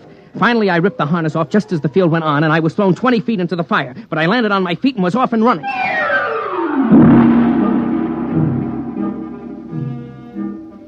It took the Tellians just 100 yards to catch up and gently lay a stone club along the side of my head. Well, let's get it over with. You're going to kill me. Let's not make a production out of it. Oh, but my dear fellow, we don't want to kill you. Dear me, no. We knew you were a good man. It was the devil we wanted. I don't mean to be tactless, but you do know you had a devil riding on your back. We tried to purify him, but he was too strong. The fire took the starch out of him, though. The devil? Devil on my back? Oh, yeah, I guess so, yes. You know, our village is very proud to have such a powerful devil chained up inside a fire ring. Tell me, my dear chap, you haven't by any chance any more devils like that in your homeland? No, that's the only one. Pity. Huh? We'd really be tickled orange if we could have a few more to worship, you know. You mean trade for them? Why, yes. I'm sure every village would want one. Well, I think that can be arranged, and you haven't seen anything. We'll sell you devils that really are devils. After all, this one is just an early model.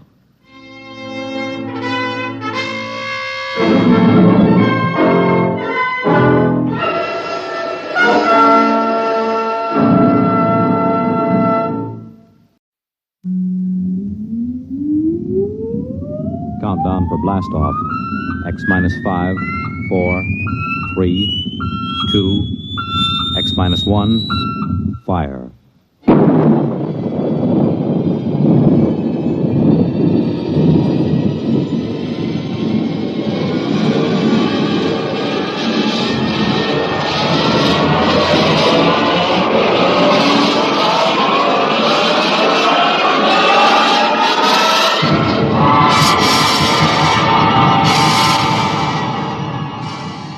From the far horizons of the unknown come tales of new dimensions in time and space.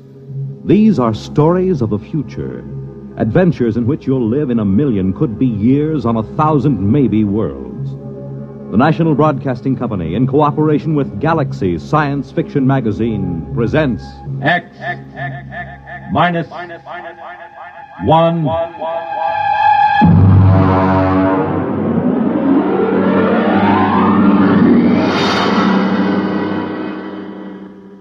Tonight's story, Skulking Permit, by Robert Sheckley. But first, hear this.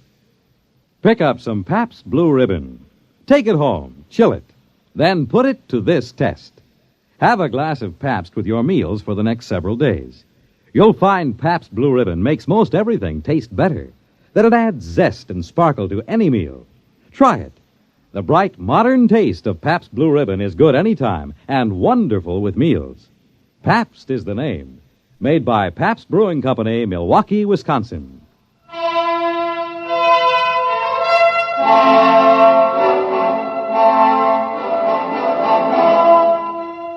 Now, X minus 1 and Skulking Permit by Robert Sheckley.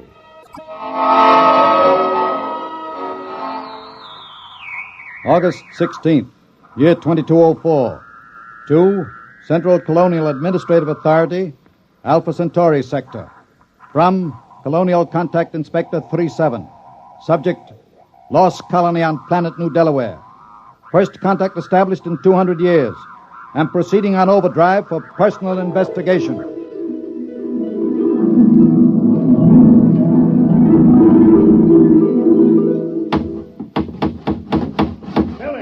Billy Painter, I thought I told you to consult me. Oh, take it easy, Mayor. I put the sign up. No aliens allowed within city limits. What's an alien? Never mind. Look at the church. You painted it wrong. Now, look. Here, I painted that church with a nice bright red. Now, what's wrong with that? I looked it up. It's a little red schoolhouse, not church house. Churches are supposed to be white. Oh, I got along fine enough in New Delaware for 200 years without either of them. Yes, I know, but we need them now, and we haven't got much time. Hey, when do I get a police chief badge? I read that a police chief always gets a badge. Make yourself one. Now, go on. All right, then. Oh, it sure is hot. I don't know why the inspector couldn't have come in the wintertime. Oh, Tom Fisher. Yeah? Come here, Tom. I've got a job for you. Well, now, look, Mayor, I'm on vacation. The fish won't be back in these waters till No vacation, not now. The inspector's due any day. Tom, how would you like to be a criminal? Well, I don't know. What's a criminal? Well, come over to my house and I'll explain. I've got to appoint a criminal. And it looks to me like you're it.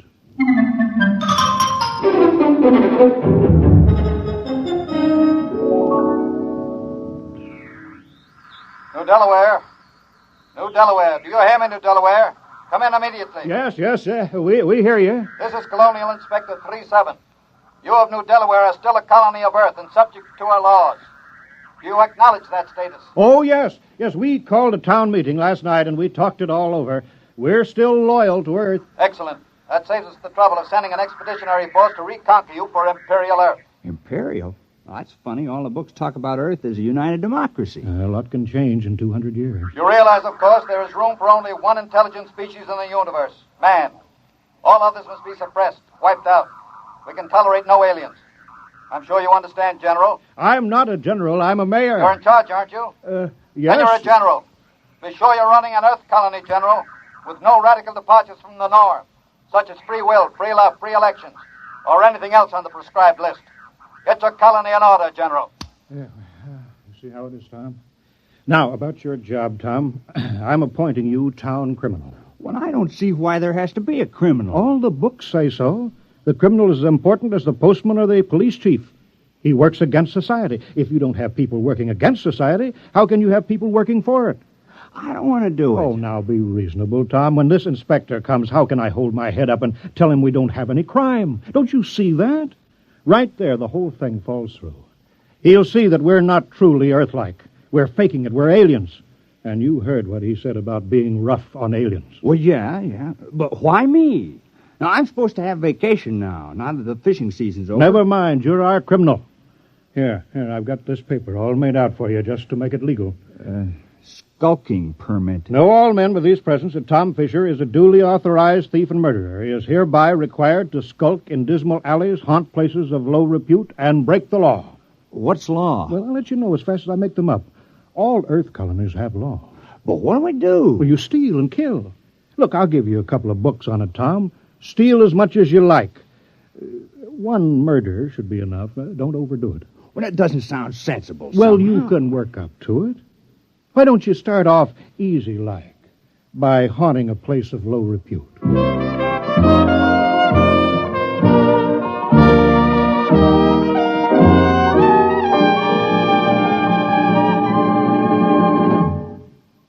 You're listening to Skulking Permit, tonight's attraction on X-1. Careful planning and sensible driving add up to an enjoyable vacation trip. Here are a few tips from the National Safety Council that should help make your trip a pleasure instead of a tense, nerve-wracking time. Before you leave, have the car given a thorough checkup to be sure it will always respond properly to your careful control. Check the emergency equipment you'll need, such as a first aid kit, keys, permits, identification, flashlight, tire-changing equipment, and your unexpired driver's license. Plan your trip for frequent rest stops with a good night's sleep each night. And then, on your trip, pay attention to the job at hand and don't daydream.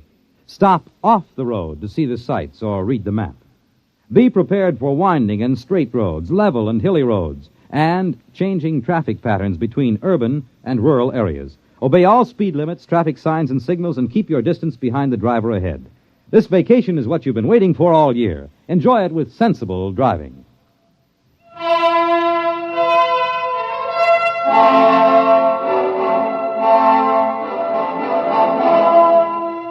Now, back to Skulking Permit on X-1.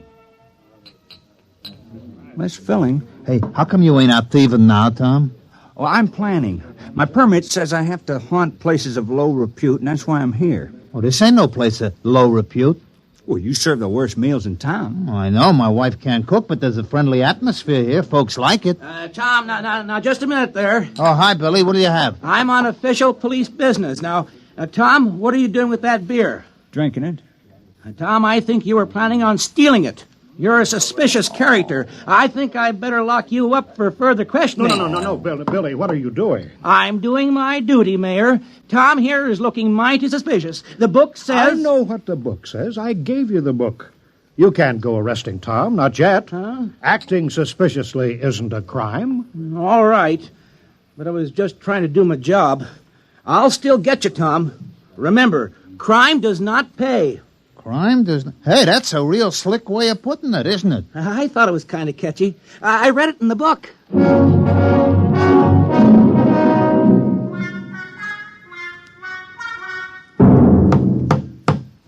Morning, Marv.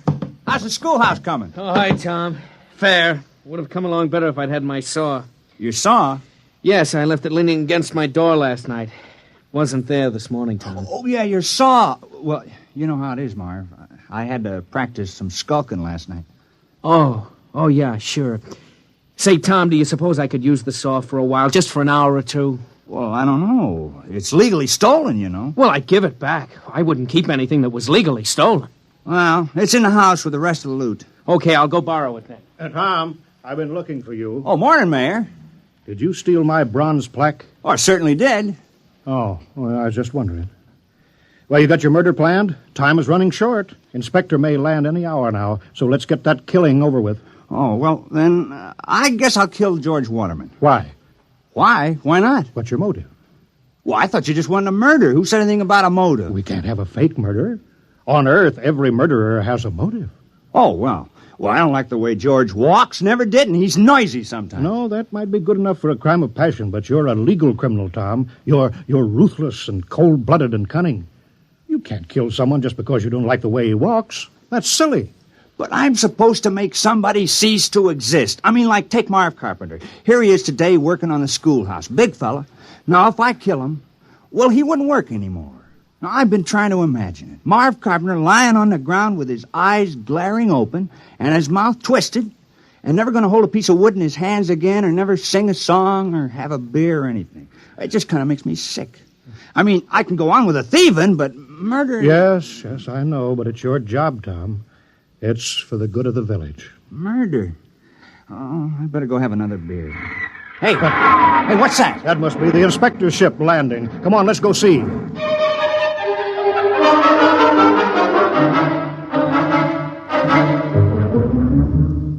Perimeter guard advance.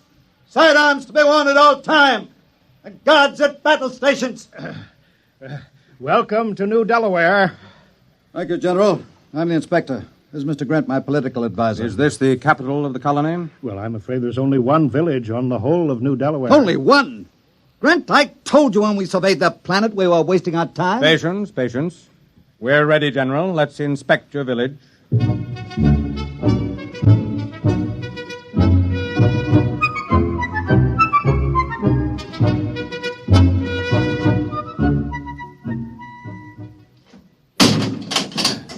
See, we've got it all. Jail, post office, church, little red schoolhouse. Oh, we're very normal.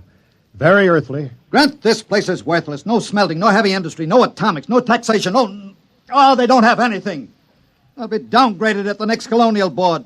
Why, this place is a utopia. It's subversive. We ought to blow it right out of the sky. Now, don't be despondent, Inspector. New Delaware has a very important commodity for us. What? You saw them, hulking peasants, nothing but farmers. Yes, strong, healthy farmers. Good cannon fodder. But... Oh. Let me take over. General. Yes, sir? How many able young men are there in the village between the ages of 15 and 60? Why? You see, General, Imperial Earth is engaged in a war. The colonies in Ding 4 are revolting against the authority of Mother Earth. Oh, I'm sorry to hear that. We need good, healthy fighting men. Our reserves are depleted. We wish to give all loyal colonists a chance to fight for Mother Earth. We're sure you won't refuse. Most colonies welcome a little conscription. Cleanses the blood. Reduces crime. Crime? Oh, I thought that would come up. We've taken care of that. I appointed... You see, Grant? 60, 70, perhaps 100 recruits. Not such a waste of time coming here after all.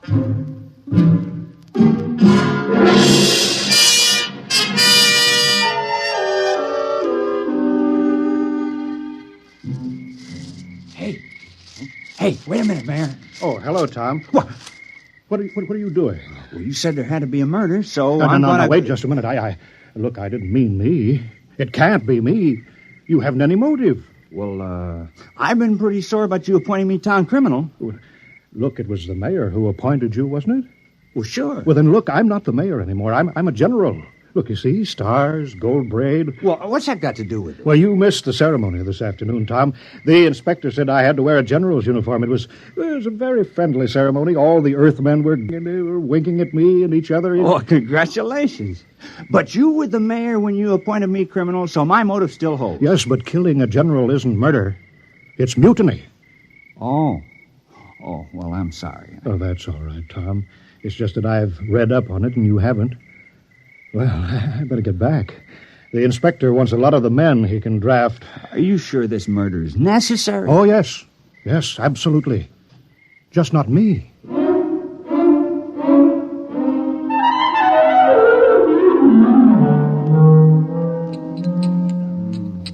No luck, huh, Tom? I just can't do it.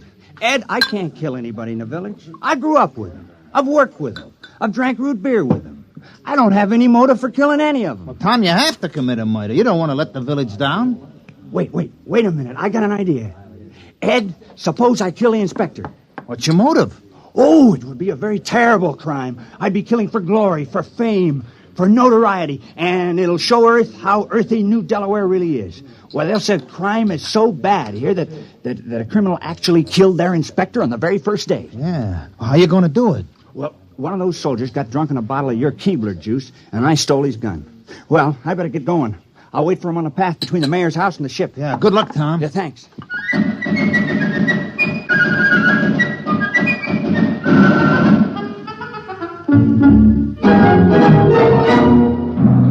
Hut, 2, 3, 4. Hut, 2, 3, 4. Keep in line there. What a sloppy crew, all their feet. Still, it's a nice night's work. With those landing parties dying like flies, we can use every new man we can get. Shh! Don't say that. What? Are you afraid the mayor will hear me? Don't be ridiculous. It's a completely passive population, sheep-like, obedient. But wait till those sergeants get hold of them at the base. They'll whip them into first-class fighting men in no time. Halt! Stand and deliver! Why, it's Tom. Hands up, Inspector. I got you covered. Now, the rest of you, drop your guns and move out of the way. What? Now, see here. Now, go on. Now, drop those guns. What's the meaning of this? And who are you? Tom Fisher. I'm the town criminal. I'm going to kill the inspector. Now, please move out of the way. Criminal? So that's what the mayor was prattling about. Now, I know we haven't had any murders in 200 years, but I'm changing that now. Move out of the way. Well, I suppose I'd better get out of the line of fire, eh? Now, wait a minute, wait. Now, don't move. Now, I know just how to do it. I've been thinking about it. I'll push this button and you'll die. Now, you'll fall down on the path, and your eyes will be open and your mouth twisted, and no air going in and out of your lungs, and no beat to your heart. And I can't do it. Here's your gun. Take it. I don't want it. Quick after him. Sergeant, have the entire ship's company turned out. General, I want all your people out looking for him. Shoot on sight. Kill him instantly. Oh, we couldn't do that. Although we appreciate the compliment. What that means? He's a criminal, yes. That's what I'm trying to explain. I appointed him. We had to have one. You what? You mean you had no criminals? Well, No, I'm afraid not. I'm terribly ashamed. You see, we knew how uncivilized we were, and that's why we did it. I'm dreadfully embarrassed that Tom couldn't handle the job. Why did you give the assignment to that particular man? Well, I figured if anyone could kill, Tom could. He's a fisherman, you know. It's pretty gory work. And he wasn't able to kill the inspector? Well, we just haven't had to kill anything for 200 years except fish. The only animals on New Delaware are small grass eaters, and they're not good to eat, so we never kill any of them. And the rest of you would be equally unable to kill? We wouldn't even get as far as Tom did. I want that man found and... Forget about it, Inspector. What? We'd better get away from here. You want men in our army who can't kill? Think of it. The morale problem. The possibility of infection. One man in a key position endangering a key ship, or maybe a whole fleet, because he can't kill. It isn't worth the risk, Inspector. Yes, sir. I see what you mean. Order your troops to get back to the ship. We'll take off at once.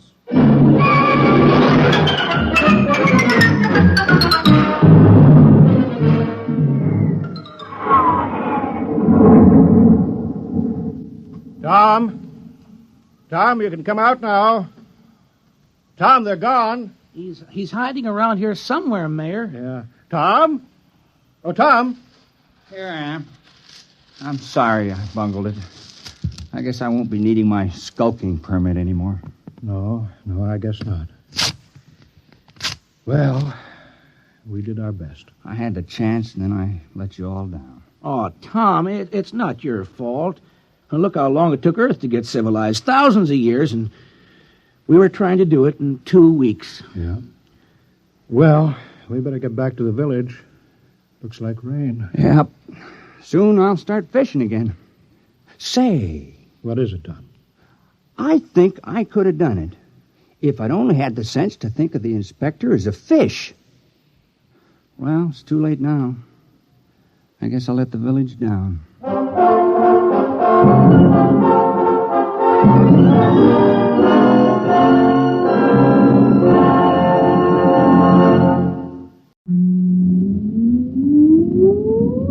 Countdown for blast-off. X-5, 4, 3, 2, X-1, fire.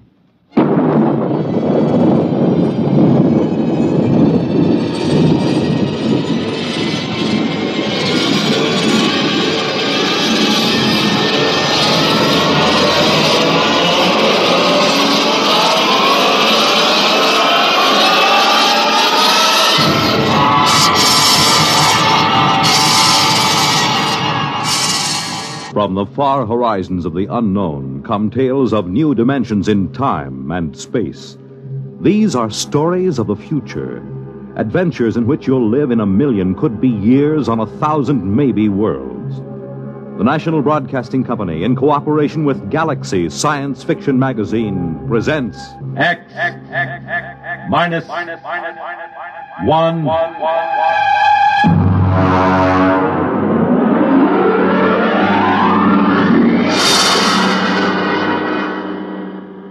Tonight, we take you some 800 years into the future to meet man's best friend.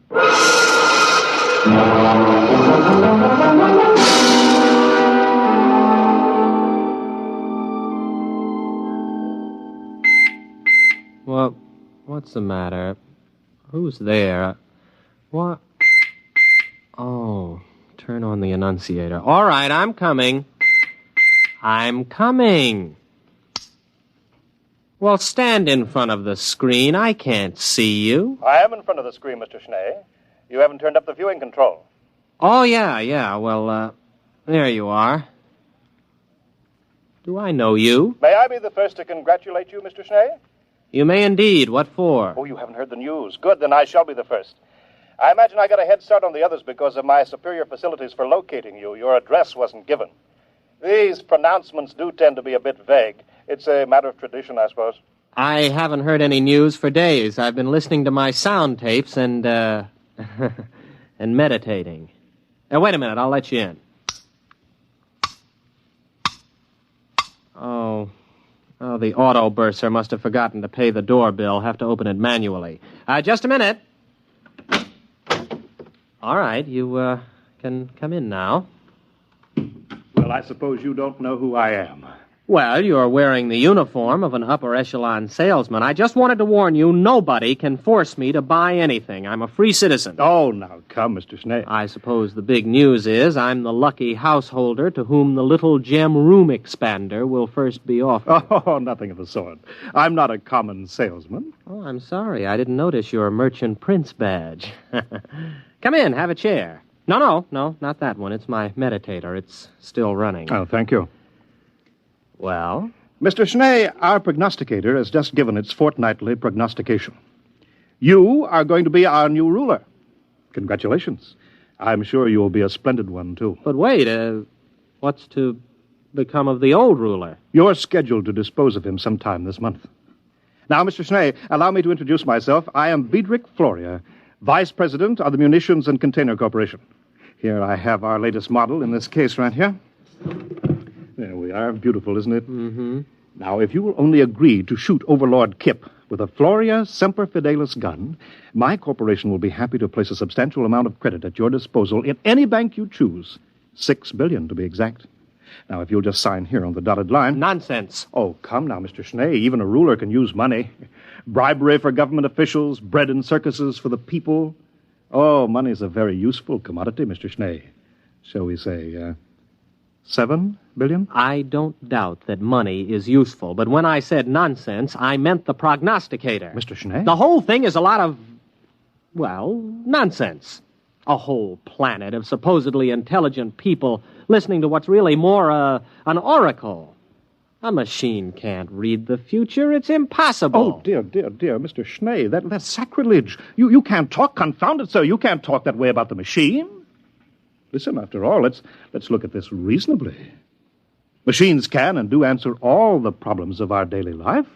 So why shouldn't a superior machine be able to tell the future? If you ask me, behind the wires and gimmicks and whatnots of the machine, there's a secret room in which a half-mad, half-intoxicated old priestess sits delivering her Delphic pronouncements. Might as well have an above-board oracle and be done with it. Now, Mr. Schnee, even our ruler shouldn't flout the authority of machinery. Of course, it's all right when you're alone with friends like me, but in public you shouldn't. Mr. Schnee, I'm from the Daily Disseminator. How does it feel to be ruler prognosticate? Perhaps you tell us in your own words. Oh, that's what I get for leaving the annunciator on. There's your community. All right. I'll answer it. Hello. Mr. Schnee? Yeah. I'm Overlord Kip. I understand you are the young man who was destined to dispose of me and take my place. Well, honestly, your honorship, I haven't the slightest You'll make it swift and painless, won't you? Suppose you come around to the palace around 1 o'clock or so. We can have a bite of lunch and discuss the matter together. After all, I think you'll agree that I have been a reasonably good ruler, and so I have the right to die with dignity. Oh, absolutely. No question of that. I think it's a very good idea having a chat about it first. It is awkward to dispose of someone you haven't met previously. Thank you, Mr. Schnee. I hope you'll find your successor as cooperative as yourself. I wonder whether he wants me to make an appointment so he'll have a band of counter-assassins ready to kill me. You know, that would save him the expense of a standby guard. He's pretty tight, you know. He wouldn't dream of doing anything of the sort. Overlord Kip knows what's due his position. He has a sense of duty and responsibility, which, unfortunately, seems to be lacking in his successor, if you'll excuse me speaking frankly. I am, of course, considerably older than you, and so I feel... It's quite all right. You may speak freely. Furthermore, if he had you killed, the people would probably give him a painful and lingering death for attempting to interfere with the course of destiny. Oh, by the way, speaking of the people, the Polo will probably be around to hail their new leader soon. You really should work up a few well-chosen words. Well, I'm not going to do it. They can't make me kill him and take over, and that is flat. I am not the administrative type. I never have been. Well, in that case, the people will probably kill you for attempting to interfere with fate. Have a cigar? But I wouldn't have done anything. There are sins of omission as well as commission. Come now, it's true, a ruler's life expectancy isn't very long. At least it hasn't been the last few reigns, but it's longer than yours will be if you refuse to fulfill your destiny. I wouldn't make a fit ruler. Consider my origins. I wouldn't tell this to anyone but you. I'm illegitimate. I don't even know who my father is. It's a wise child who knows his own father. And some of the most celebrated leaders in history have been illegitimate. Look at William the Conqueror, Alexander Hamilton. I don't think that's too much of a recommendation. You see, almost anyone can be a leader. The important thing is that he be destined for leadership. But I'm no good at it. Everybody says so. I've never done a thing in my life. My aged mother has had to work to support me. Well, it's time enough that you stood on your own 2 feet, my boy. Remember, destiny must take its course. Oh, excuse me, I'm due on radio monitor in a few seconds. If you don't mind, I'll broadcast from here. I'll just check my equipment here. Fine. Now, here we go. My friends, allow me to introduce to you your new ruler, Gervais Schnee. He is planning to assassinate Overlord Kip with a Floria Semper Fidelis gun. Floria Semper Fidelis guns retail from credit 2.98 for the peasant's pistol, all up to credit 1089.98 for the super deluxe conspirator's model. But each is the best attainable for the price. Mr. Schnee will, of course, use the super deluxe model. And now I give you Mr. Schnee. Right into here? Oh, anywhere. It's non-directional. Thank you for your confidence and support. I only hope I prove worthy of it. That's all. Thank you, ruler prognosticate Gervais Schnee.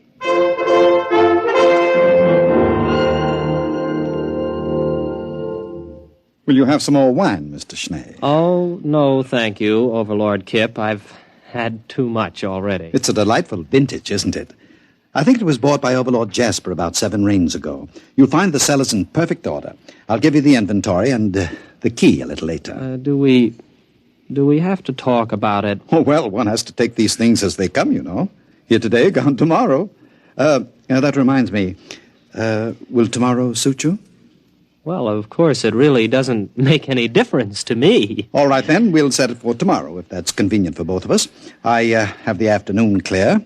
We'll make a public announcement a little later. Well, all right, if you say so. Of course. And now we can go into my study and discuss the details at our leisure. I've got half a box of some wonderful cigars left over. I think you'll enjoy them.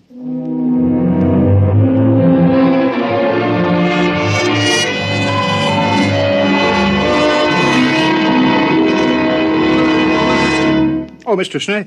Mr. Schnee, you aren't ready yet. Well, I can't button the top button of this uniform. Oh, isn't it handsome? Black and silver, the traditional assassin's uniform. It was made for me without charge by Hansen and Kruster. The tailors. Yes, of course. It's the curse these days, you know, the over-commercialization of important public functions.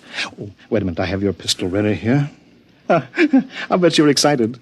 Couldn't sleep last night, eh? No, well, yes, I did toss a bit. Well, I see you're getting telegrams. Isn't that nice?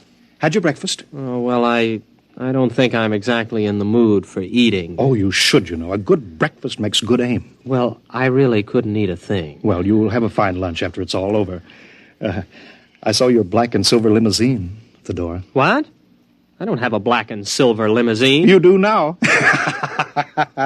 Oh, yes. You know, there's going to be a brass band along. There'll be crowds cheering. Oh, it's such a lovely morning.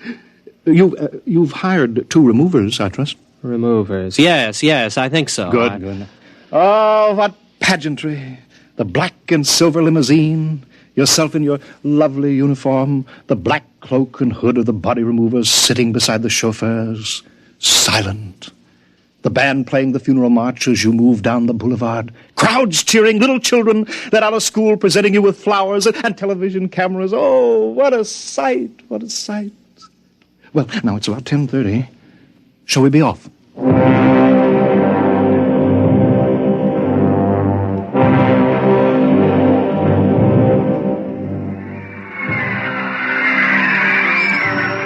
Well, come on. Get out of the car, Mr. Schnee. I don't feel so good. Well, come on now. The television cameras are ready. There we are. Just a moment. Now, ruler prognosticate Schnee, allow me to load your super deluxe conspirators Floria Semper Fidelis gun for you. It's already loaded. I'm supposed to do it now for the cameras. It's already loaded. Permit me to check it, then? It's perfectly all right, I tell you. No, don't touch it.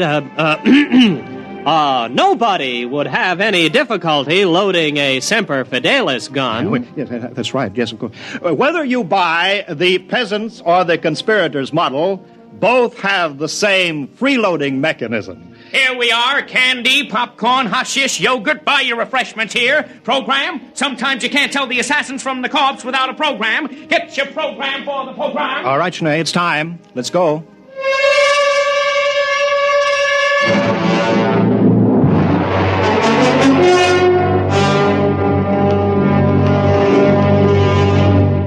Well, here we are again, eh? Overlord Kip, I am officially here. Well, now, just a minute, old man. I have my speech, you know. Your speech? Oh, I'm sorry, really. Well, that's all right. Ladies and gentlemen, before the conclusion of this ceremony, I wish to remind you of a few important facts concerning my reign, which comes to an end in just a few minutes. I call your attention to the budget of 2786. 83 billion credits against an outgo of 72 billion. Not to mention the dam across the Volga River, which was constructed 3 months short of the proposed 5-year date at a cost of 73 billion. I thank you.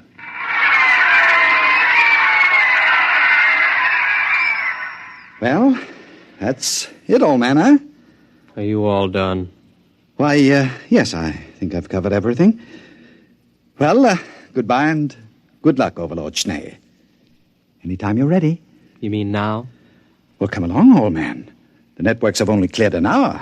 There's a commercial program starting in 3 minutes. Get on with it. Well, all right. Here goes.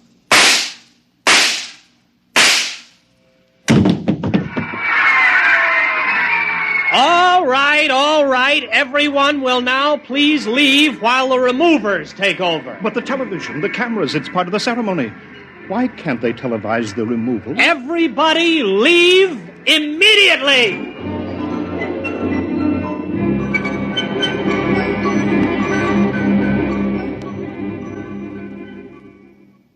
They're all gone now, Overlord Schnee.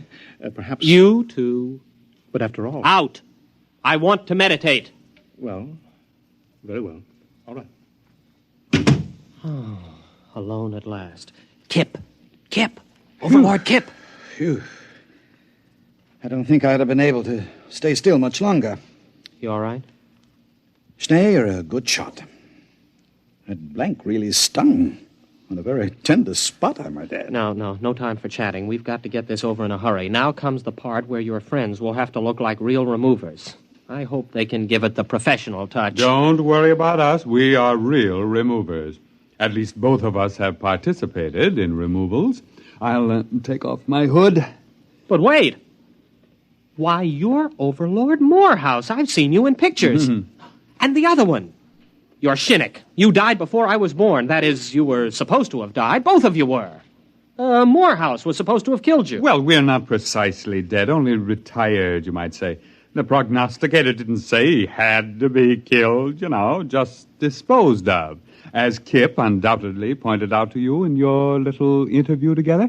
Sorry I couldn't tell you the truth, old man, but you might have changed your mind and given us away. We've formed a little club of dead overlords. We're looking forward to the day when you join us, Overlord Schnee. Well, you better hurry. If the four of us are discovered, the mob will tear us to pieces. Oh, you're right. Get on the stretcher, Kip. Bad enough we're going to have to carry you out. At least don't expect us to lift you up.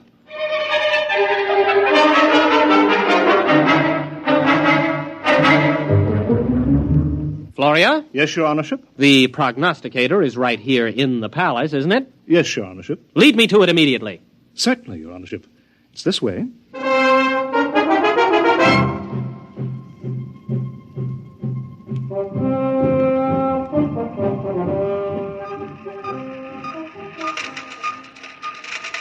Here you are, Your Honorship. This is the prognosticator. 20 stories high, 100 meters wide, the center of our entire civilization. Leave me. I would be alone with the prognosticator. But Your Honorship... Leave me! And take all the technicians with you. Yes. Yes, Your Honorship.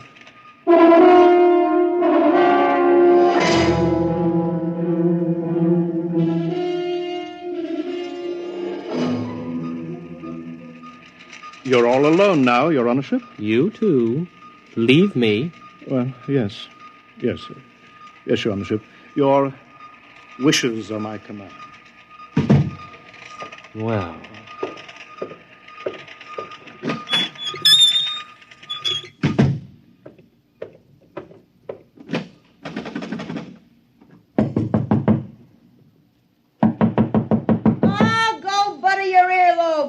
Can't you read, you dumb cluck? That door says private. Open up. It's me, Gervais. Open up. Oh, all right. Don't rush me. Oh, it's you, is it? Let me in. Well, hurry up. Don't want any of these nosy scientists around. Well, what do you want? Still the same old place, huh? Teapot. Your crystal ball has dust on it. And why don't you get yourself a new pack of gypsy cards? And please get rid of that old overstuffed horror. That old overstuffed horror is a rare old psychoanalyst couch. You see that hole? That's the original stuffing. What is that smell? That's not tea you're drinking, it's gin. Why, of course it is. Nice to see you, Sonny. It's about time you came to pay your old mother a visit. I kind of thought something like this would stir you up. Mother, you know you shouldn't have done it.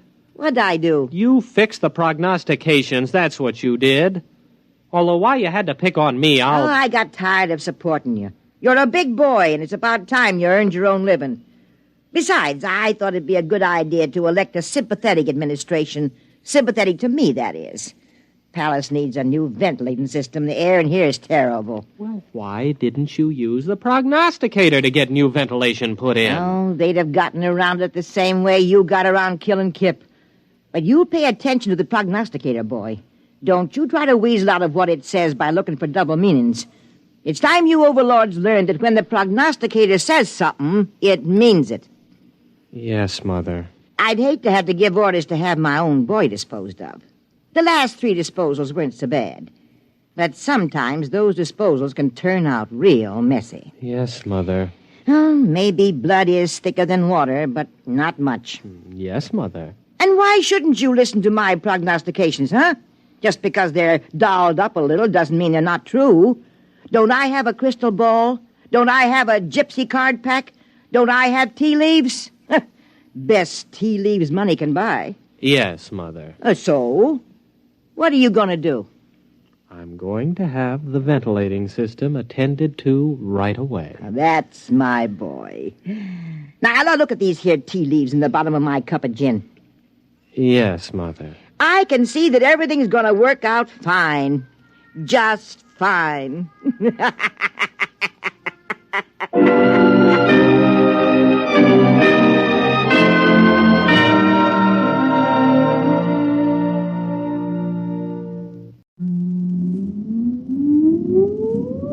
Countdown for blast off.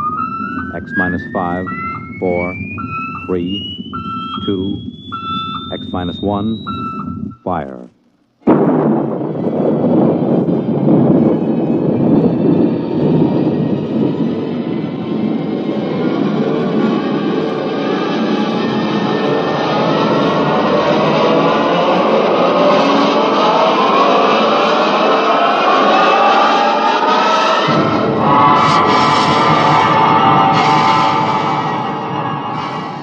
From the far horizons of the unknown come tales of new dimensions in time and space. These are stories of the future, adventures in which you'll live in a million, could be years, on 1,000 maybe worlds. The National Broadcasting Company, in cooperation with Galaxy Science Fiction Magazine, presents X minus 1.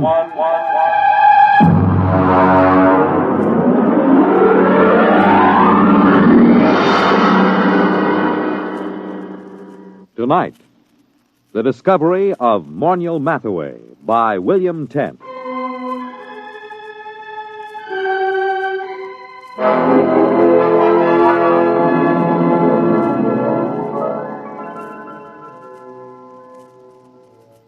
Everyone is astonished at the change in Morniel Mathaway since he was discovered. Everyone, that is, but me. They remember him as an unbathed and untalented Greenwich Village painter who began almost every second sentence with I and ended every third one with me. You see, I understand the change in him, because I was there the day he was discovered. We were talking about his discovery that day.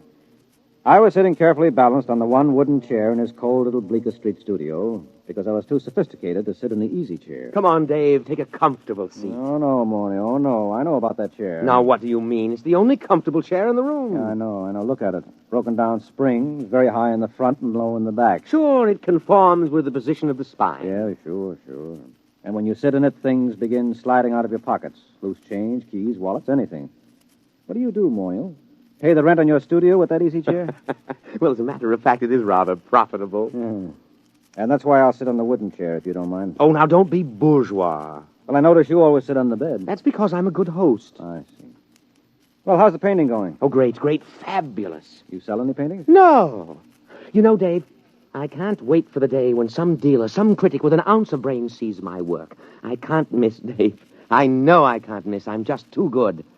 Sometimes I get frightened at how good I am.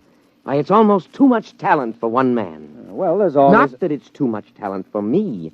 I'm big enough to carry it, fortunately. I'm large enough of soul. Oh, good. I'm glad to hear it. Now, if you don't mind... You know what I was thinking about this morning? No, but to tell you the truth, I was thinking about Picasso, Dave. Picasso and Rouault. I'd just gone for a walk through the pushcart area to have my breakfast. You know, the old hand's quicker than the eye. Yes, I know. I've seen you do it. You're the only man I know who can ask directions to Houston Street and fill his pockets full of bananas at the same time. Oh, well, society owes the artist something. Mm-hmm. Anyway, I started to think about the art of modern painting. I think about that a lot, Dave. It troubles me. You do, huh? Well, I was thinking, who is really doing important work in painting today? Who is really an unquestionable great? I could think of only 3 names. Picasso, Rouault, and me. Well, naturally. Just 3 names, no more. Oh, it made me feel very lonely, Dave. Yeah, well, I can see that. But and then I asked myself, why is this so? Has absolute genius always been so rare? Why has my impending discovery been delayed so long? Oh, I thought about it for a long time, Dave. I thought about it humbly, carefully, because it's an important question, and this is the answer I came up with.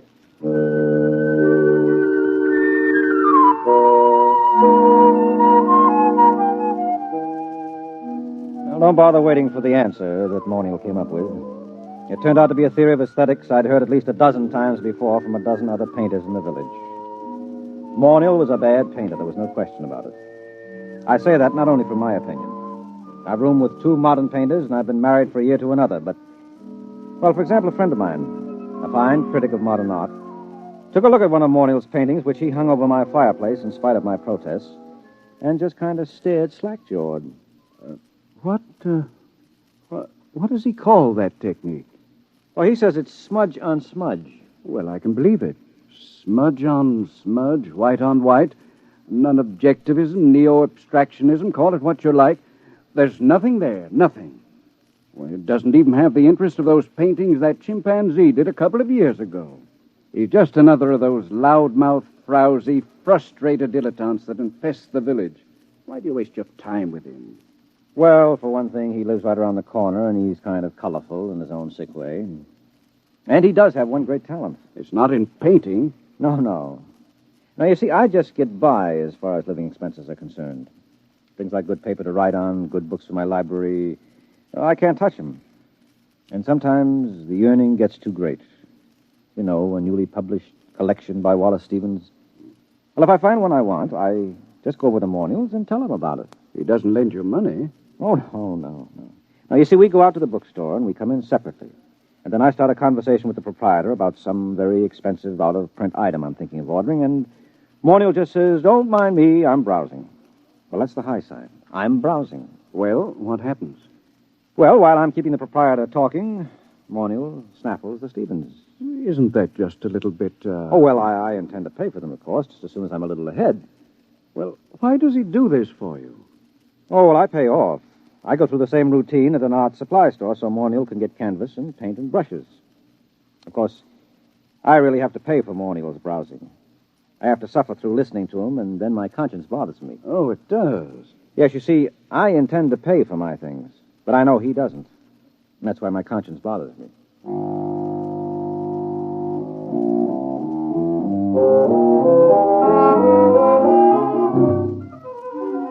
Well, here he was the day he was discovered, sitting in his room, and Morniel was running on about his own genius. No, I can't be as unique as I feel.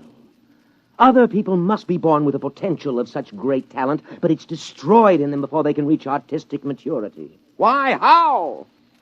Well, let's examine the role that society plays in all of this. What's that? You got a hi-fi set? Nonsense. That's a crass materialistic concept that I should... Something is happening. Hey, when did you put the purple lights in? Purple? Oh, what's that? Look, it's shimmering. It's coming right through the wall. It looks like a box. We can't both be having an artistic vision. You're not the type. No, I'm not, and I'm not drunk either. Look out, something's going to happen. Morniel Mathaway? What?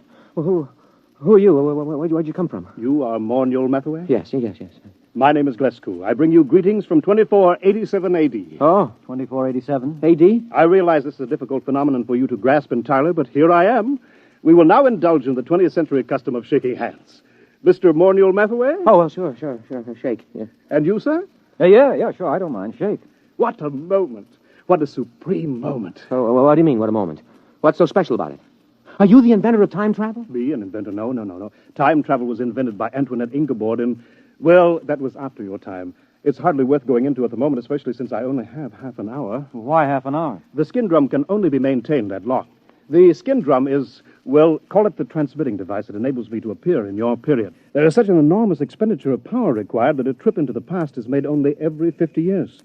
The privilege is awarded as a sort of go-bell. I believe I have the word right. It is go-bell, isn't it? The award made in your time? Well, you wouldn't mean Nobel by any chance, a Nobel Prize? That's it, the Nobel Prize. A trip is awarded to outstanding scholars as a kind of Nobel Prize. Once every 50 years, the man selected by the Gardemax is the most preeminent, that sort of thing, you know. Up to now, of course, it's always gone to historians, or they frittered it away on the siege of Troy and the first atom bomb explosion at Los Alamos, or the discovery of America, things like that. But this year... Yes? Well, what kind of scholar are you? I am an art scholar. My specialty is art history, and my special field in art history is... What? What? You... Mr. Mathaway. In my own period, I may say without much contradiction, I am the greatest living authority on the life and works of Morniel Mathaway. My special field is you. Dave, did you hear that? Dave! I heard. Do you mean that I'm famous? That famous? Famous. You, my dear sir, are beyond fame. You are one of the immortals the human race has produced. That famous? That famous. Who is the man with whom modern painting in its full glory is said to have definitely begun? Who is the man whose designs and color have dominated architecture for the past 5 centuries? Who is responsible for the arrangement of our cities, the shape of our artifacts, the texture of our clothing? Me. You. No other man in the history of art has exerted such a massive influence over design. To whom can I compare you, sir? To what other artist in history can I possibly compare you? Rembrandt?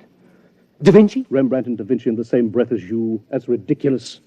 They lacked your universality, your taste for the cosmic. Wow. Mr. Glasgow, excuse me. Do you happen to know of a poet named David Danziger? Did much of his work survive? Is that you? Yes, that's me. Dave Danziger? Well, no, I don't think so. The only poet I can remember for this time and this part of the world is Peter Tebb. Tebb? Never heard of him. Then this must have been before he was discovered. But you see, I am an art scholar. Well, you see, checking my chronometer, I see my time is getting short. But it is an overwhelming delight for me to be standing in your studio, Mr. Mathaway, and looking at you at last in the flesh. I wonder if you would mind obliging me with a small favor. Oh, sure. You name it. Nothing's too good for you. What do you want? I wonder, I'm sure you don't mind, could you possibly let me look at your painting? The one that you're working on at this very moment. Well, sure. I have one right over here. Just, I'll pull the easel around. There you are. I intend to call this Figured Figurines number 29. Oh, but this... What's the matter? Well, surely this isn't your work, Mr. Mathaway? Yeah. It's my work, all right. Figured Figurines number 29. Recognize it? No, I do not recognize it, and that is a fact for which I am extremely grateful. Could I see something else, please? Something a little later. Well, that's the latest. Everything else is earlier. Here, you might like this. Now, I call this Figured Figurines number 22. I think it's the best of my early period. Oh, dear. You know, well, this looks like smears of paint on top of other smears of paint. Right. Only I call it smudge on smudge.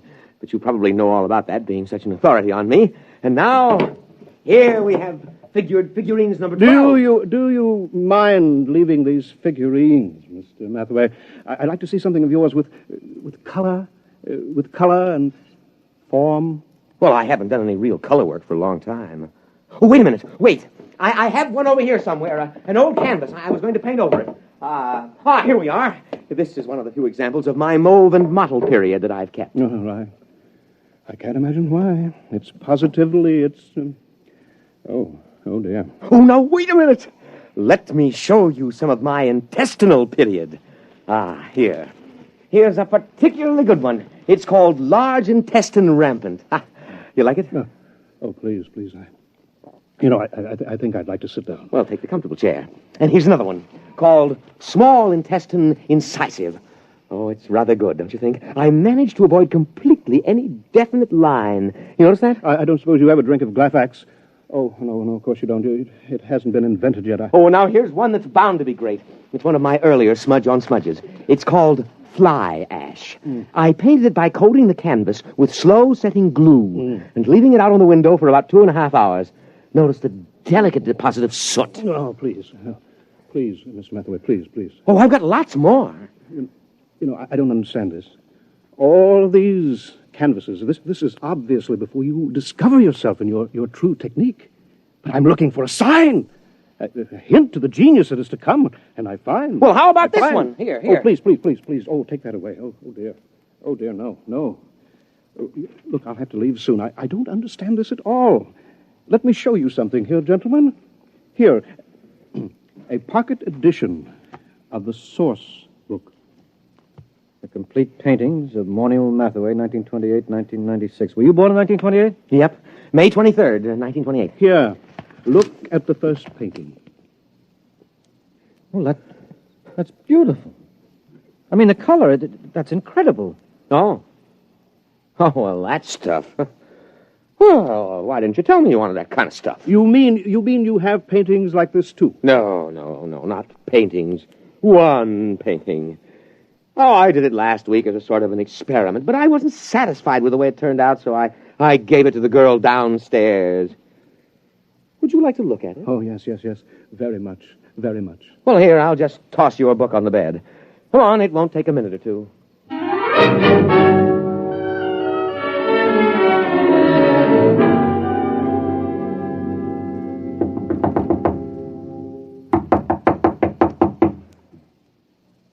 Oh, she isn't at home. I thought she'd be home now. Oh, I did so want you to see that painting. I want to see it. I want to see anything that looks like your mature work. But time is getting short. The chronometer... I'll tell you what. Anita here has a couple of cats that she asked me to feed when she's away for a while. So she's given me the key to her apartment. Suppose I, browse upstairs and get it. But she... Suppose I browse through my room and get it. Get it? Oh, yeah. You go ahead and browse, sure. Fine, but please hurry. Oh, sure, I'll hurry. I won't take long browsing.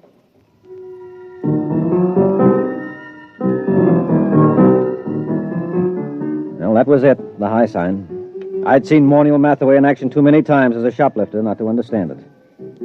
He was going upstairs to lift that book that he'd dropped on the bed. I knew he hadn't ever painted a picture like the one in the book, but he would now. Only he wouldn't paint them. He'd copy them. Well, I started talking automatically. You paint yourself, Mr. Glasgow? No. Of course, I wanted to be an artist when I was a boy. I imagine every critic starts out that way, but I found it far easier to write about paintings than to do them. Once I began reading the life of Morniel Mathaway, I knew I had found my field. Not only do I empathize closely with his paintings, but he seems so much like a person I could have known and liked. That's one of the things that puzzles me. He's quite different from what I had imagined. Yes, I'll bet he is. Of course, history has a way of adding romance to an important figure. Mm-hmm.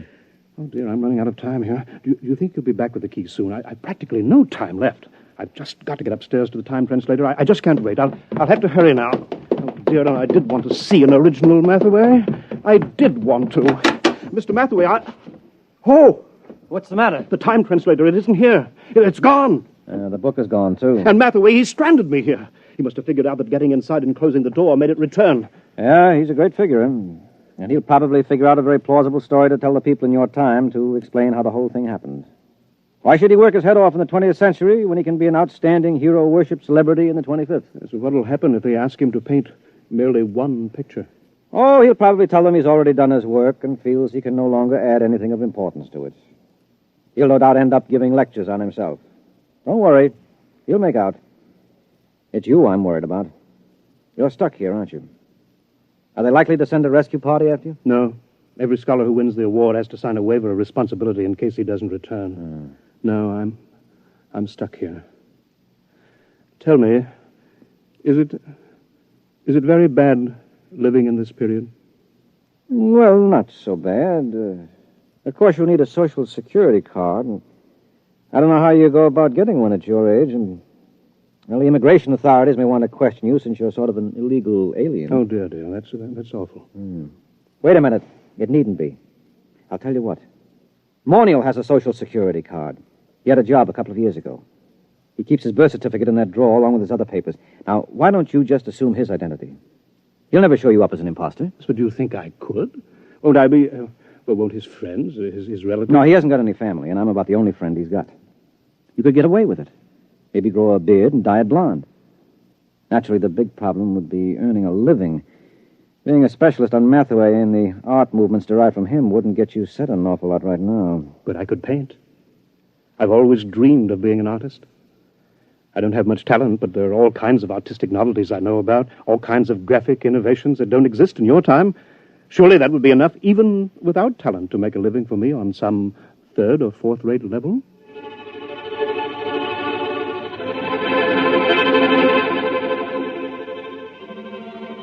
It certainly was, but not on a third or fourth-rate level.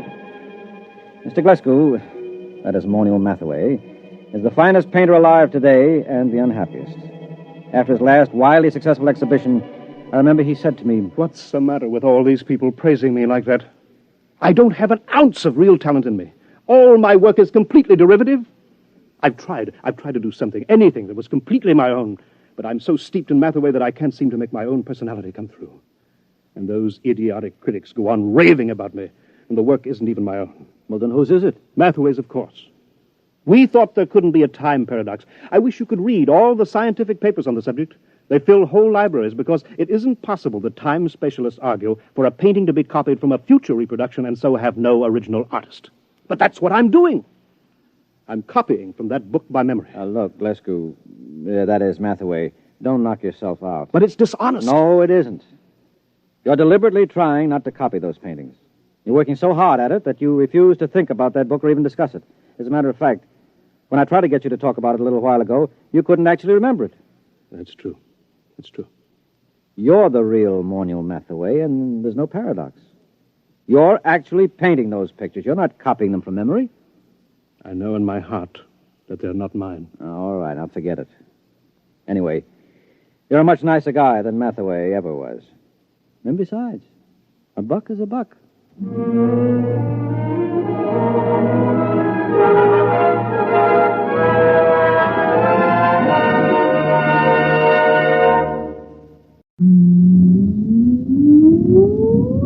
Countdown for blast off. X minus 5, 4, 3, 2, X minus 1, fire.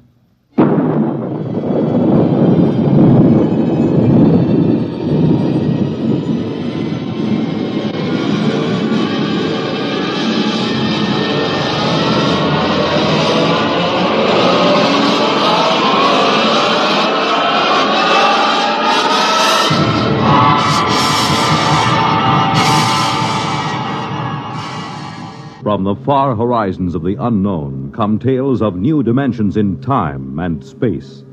These are stories of the future, adventures in which you'll live in a million, could be years, on 1,000 maybe worlds. The National Broadcasting Company, in cooperation with Galaxy Science Fiction Magazine, presents X minus 1.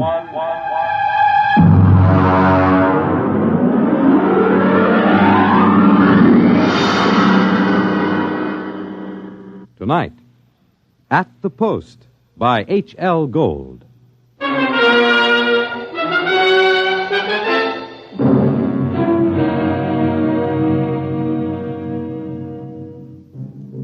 When I come into the Blue Ribbon on 49th Street west of Broadway, I could tell right away nobody told Doc Hawkins about my misfortune. Doc, who ain't one really, writes a daily medical column for the Racing Form, and we're celebrating his being sprung from the alcoholic ward. He got one look at me, and he choked on a piece of gefilte fish. What happened? What happened? Look at that.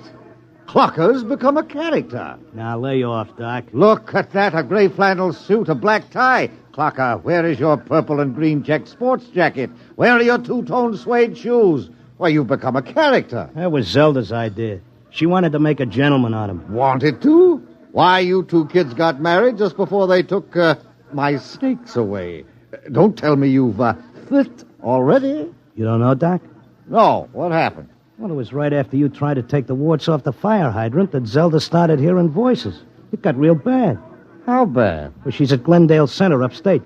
I just came back from visiting her. Well, did the psychiatrist give you a diagnosis? Yeah, I got it memorized. Catatonia dementia precox. Oh, rough. Very rough. The outlook is never good in such cases. Maybe they can't help her, but I will. Now, Clocker, you're a race handicapper. You run the best tip sheet on Broadway. But people are not horses. You've got to think of your public. For instance, what's good at Hialeah, huh? My bar bill is about to be foreclosed, and I can use a long shot. Those couch artists don't know what's wrong with Zelda. I do. You do? Well, almost. I'm so close I can hear the finish line camera clicking. Well, now, that's very interesting. Perhaps we can collaborate on an article for the Psychiatric Journal. All right, look. Look at these charts. Look, here. Huh? I use the same system I used to dope the races. Look, Zelda's got catatonia. She used to be a hoofer before we got married, and now she does time steps all day. Stereotype movements are typical of catatonia. You don't get it. She does time steps. The first thing you learn in hoofing, over and over. 10 or 15 hours a day. And she keeps talking like she's giving lessons to some jerk kid who can't get it straight. And I hear when these catatonics pull out, they don't remember much or maybe nothing. Protective amnesia. They work harder and longer at what they're doing than they ever did when they were regular citizens. And they don't get a red cent for it. I beg your pardon? I said they were getting stiffed. Anybody who works that hard ought to get paid. I don't understand what you're getting at. What are they knocking themselves out for if it's for free? Doc, I tell you, I miss that mouse. I gotta save her. She can't see or hear us, but she can sure see or hear something. And I'm gonna dope her. Clarker, it's too much for you. Too much for me, huh? Who was it said Warlock had turned into a dog in his third year? Who was it had 7 winners the opening day at Belmont? You take my word for it, Doc. I'll beat the schizophrenia handicap.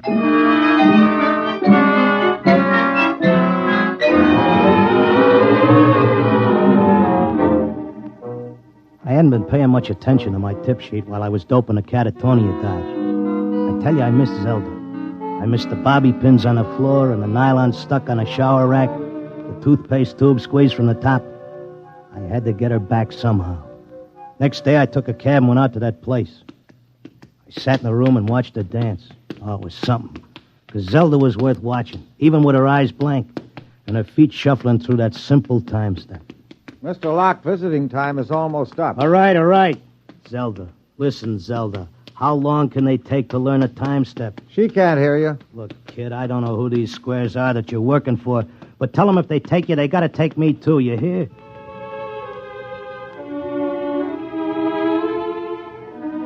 I had an idea now. I had a dope that Zelda was showing them how to dance, whoever they are. And the only way I could spring her was to find out who was controlling her and what they were after. The first step was to get them interested in me, and what I know about racing, doping horses. So I stood there next to Zelda, and I started to talk. Now, the first thing you gotta figure is bloodlines. You take a horse, you gotta know back maybe 4 or 5 generations on both sides. Then you gotta know where the coat was foaled, what time of year, because all horses are 1 year old on the 1st of January. And there's confirmation, training. You take a horse with good bloodlines, break him in a spring on a hard training surface track, and the first thing you know, you got a horse with a shin splint. Well, they may cover it up, but if you know it's there. I once knew a horse ran in Hialeah who was scared of flamingos. What are you doing? Had a fine record at Gulfstream and Bowie. But when he got down to Hialeah and got one look at the flamingos, he wouldn't run for beans. Mr. Locke, are you all right? Shut up, I'm Mr. busy. Locke. You bet on a horse that's scared of flamingos at Hialeah, and you're going to come in with your tail between your legs.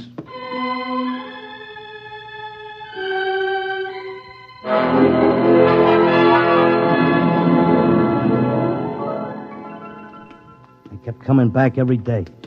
I'd just sit there next to Zelda while she did a time step, and I'd talk about horses, over and over. And then finally, I started to hear voices. Clocker! Clocker! This way, Clocker, come this way. This way, Clocker. Come on now, come with me.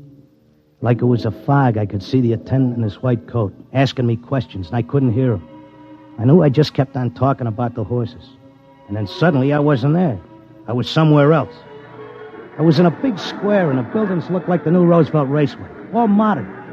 Or maybe like the World's Fair. There were trees and statues, and there were hundreds of people standing around, and they all looked scared. There was a little man with bifocals and a vest with pins and needles in it standing next to me. He looked scared. But I knew it had worked. I was on my way to Zelda. How did I get here? Excuse me, mister. How did I get here? I don't know. I can't take time for pleasure trips. I've got a customer coming in tomorrow for a fitting. She'll positively murder me if her dress isn't ready. She can't murder you. Not anymore. You mean we're dead? Don't ask me, but I don't think you're dead. That much I can tell you. Some of the people in the crowd were complaining they had families to take care of, while others were worried about leaving their businesses. And they all grew quiet when a man climbed up on a big platform in front. He was a very tall and dignified guy, and he had formal clothes and a white beard like the chief mourner at a politician's funeral. Ladies and gentlemen, please feel at ease. You are not in any danger. No harm will come to you.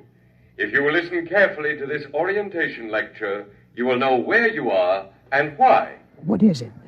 I don't understand. It's a pitch. Friends, I know you are puzzled at all this. Now let me explain. You've been chosen, yes, carefully screened and selected, to help us in what is undoubtedly the greatest cause of all history. You will learn more about it as we work together in this vast and noble experiment. What experiment? What is it? I got it picked. This is a pitch. These guys are out for something. Smells like a con. Let me state this in its simplest terms. Now, you know that there are billions of stars in the universe and that the stars have planets. A good many of these planets are inhabited. In almost all instances, the dominant form of life is quite different from yours. I am not of your planet or solar system. I am not formed as you see me. My true appearance would seem to be rather confusing to human eyes. Nuts, get to the point. The truth is, we are not here, and neither are you. Here is a projection of thought, a hypothetical point in space, a place that exists only by mental force. Actually, our bodies are on our own respective planets. What's he saying? What does he mean? Wait, he'll give us the convincer after the build-up. Our civilization is considerably older than yours. For many of your centuries, we have explored the universe both physically and telepathically, and during this exploration, we discovered your planet. We tried to establish communication, but there were grave difficulties. And it was the time of your dark ages. And I'm sorry to report that those people we did make contact with were generally burned at the stake. Here it comes. He's getting ready to slip us the sting. Oh, I don't think you ought to say a thing like that about a fine, decent gentleman. He's obviously very sincere. The problem we face is that the human race is doomed. The history of your race is a record of incessant wars, each more devastating than the last. And now, finally, man has chained the power of worldwide destruction. The next war, or the one after that, will unquestionably be the end not only of civilization, but of humanity, perhaps even of your entire planet. Then, why have we brought you here? Because man, in spite of his suicidal blunders, is a magnificent race. He must not vanish without leaving a complete record of his achievements. Now, this is the task we must work together on. Each of you has a skill, a talent, a special knowledge we need for the immense record we're compiling. Every area of human society must be covered. And so we need you urgently. Your data will become part of an imperishable social document that shall exist untold eons after mankind has vanished.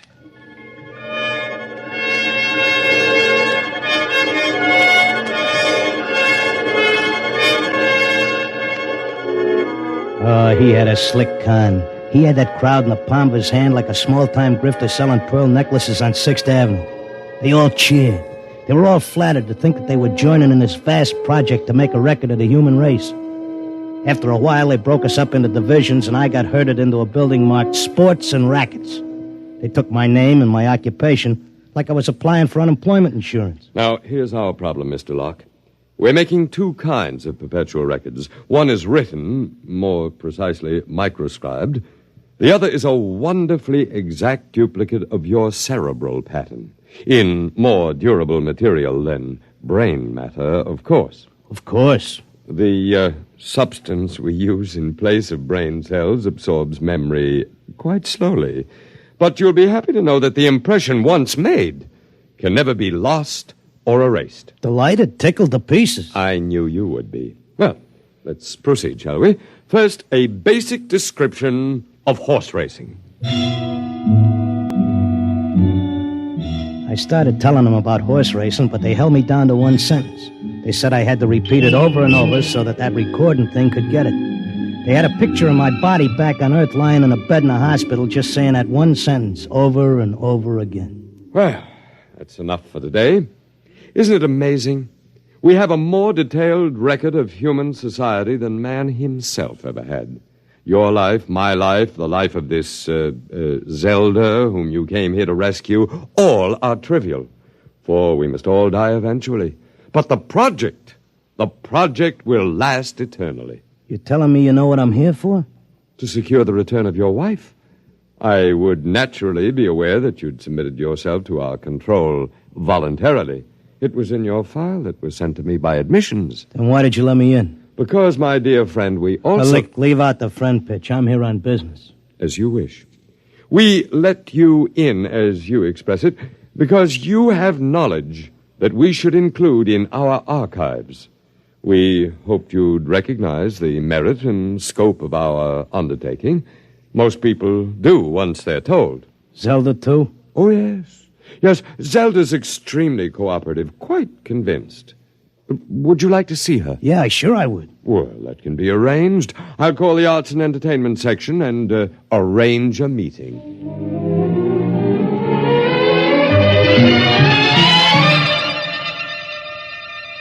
Zelda, baby. Clocker. Let's get out of here.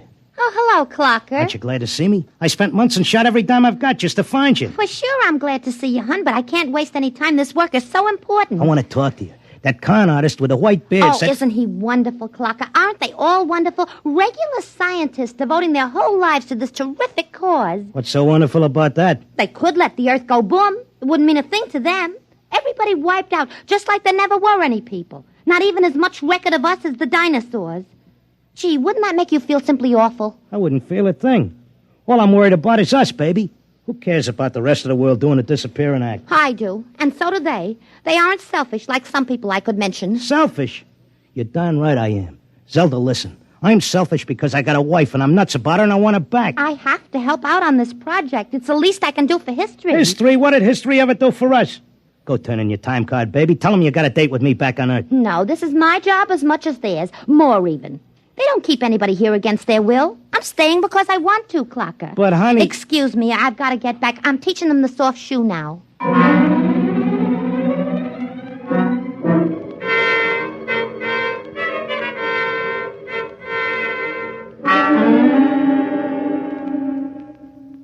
Are you satisfied now, Mr. Locke? Listen, take away the doom push and his racket falls. Listen, suppose you're all square. Suppose you're leveling. You're knocking yourself out because your guess is we're going to commit suicide. But is there any doubt of it? Do you honestly believe the Holocaust can be averted? I think it can be stopped, yeah. Listen, between these catatonics and me, we could tell them what it's all about. I notice you got people from all over the world here. They get along fine because they have a job to do and don't have time to hate each other. Well, it could be like that back on Earth. Mr. Locke, we have experimented in the manner you suggest. But a human psychological mechanism defeated us. Yeah? What was that? Protective amnesia. They completely and absolutely forgot everything they'd learned here. Well, what are the odds on me remembering? Well, you are our first volunteer. Look, I'll give you a deal. You let me out, and maybe I'll be the first case that didn't get amnesia, and I can tell the world all about this. I'll come back if I lame out. You can pick me up any time you want. If I make headway, you gotta let Zelda go, too. That's a very reasonable proposition. We'll lift our control, Mr. Locke, for a suitable time. If you can arouse a measurable opposition to racial suicide, measurable, mind you, then we agree to release your wife and revise our policy completely.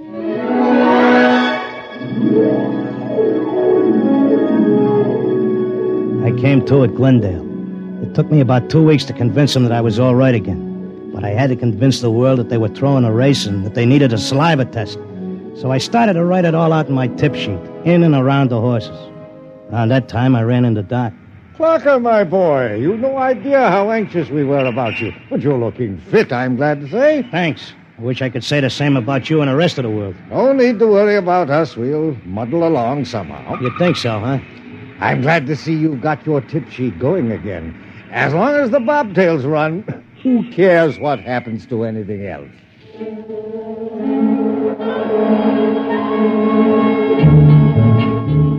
Of course, nobody listened to me. I had posters printed telling everybody. I hired sandwich men to walk through the city. I made speeches in Columbus Circle. I told everybody doomsday was near. I sent letters to Congress, to the UN, editors, and newspapers. Nobody paid any attention. I sneaked into the balcony of the General Assembly and tried to shout a speech, and they threw me out, very politely. I wrote the whole thing up for a magazine, and they printed it and sent me a check and told me if I had any more fiction, they'd be glad to run it. They kept trying to tell everybody the truth about the catatonics. We ought to go to the hospitals and get ourselves let in and have the aliens take over and show us where we're going. But nobody would listen. And then finally, I went back out to Glendale. Oh, Mr. Locke, we were wondering when you'd come visit your wife. You been away? I want my old room back. But you're perfectly normal. Give me half hour alone, and you'll be glad to give me my room.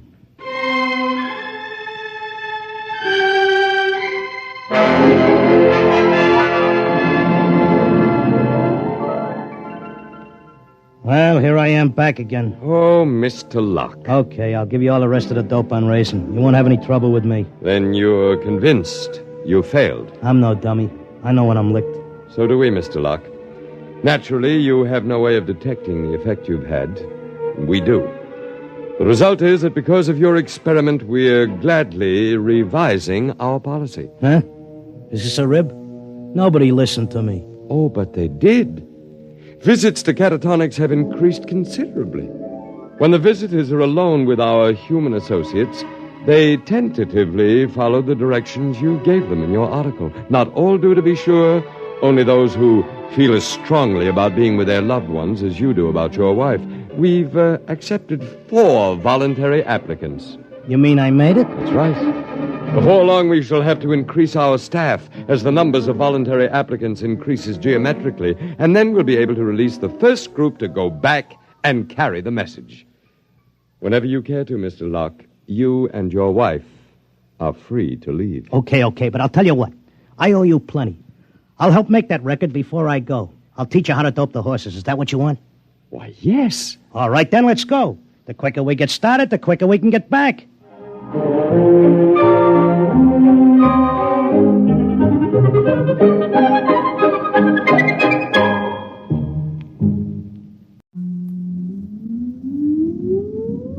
Countdown for blast off. X minus 5, 4, 3, 2, X minus 1, fire.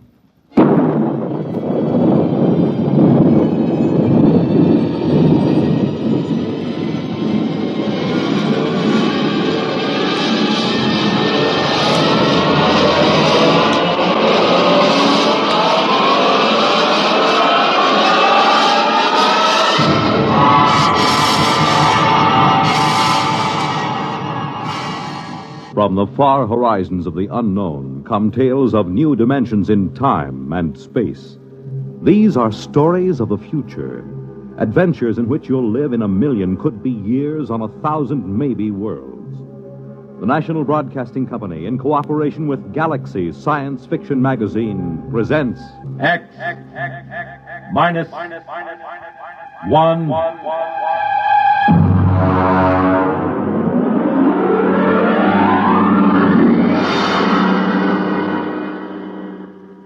Tonight, Real Gone, starring Al Jasbo Collins, playing, of all things, Al Jasbo Collins.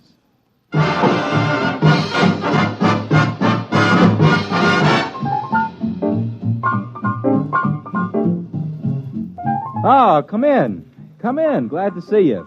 Albert here, your Collins friend. Just a minute. I'll close the door. You know, when you run a disc jockey show, the song pluggers just seem to ooze through the grain of the wood. There. Well, we won't be bothered for a while. Have a seat. I'll take this record off the chair. Hound Dog. Exclusive to me. Sung by Helen Traubel with the Vienna State Symphony Orchestra, under the direction of Felix Weingartner. Now sit down. You do the writing for that Real Gone show on NBC, don't you? That X minus 1, with the rocket ships and the 3-headed men from Mars and all that jazz. Well, that's why I asked you up. I ran into a little something. Just an idea, you know. I figured maybe you could English it up and use it. It's about a friend of mine, Ralph Therian. Did you ever hear of him? He's an artist. I don't mean records or a musician. I mean an artist, a sculptor. I ran into him during the war. He used to sit in the barracks making busts of the sergeants out of GI soap. And when they had him on KP, they couldn't trust him to peel potatoes. He'd end up doing caricatures of the captain and the lieutenants out of raw spuds. Man, He was the greatest. He got the whole company restricted for a week when we were stationed somewhere near Boston.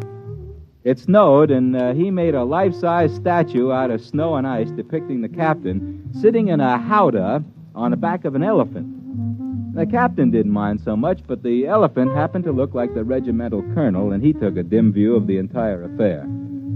Ralph studied in France somewheres under the GI Bill of Rights, and I used to run into him once in a while on 57th Street. He's looking kind of hungry and desperate.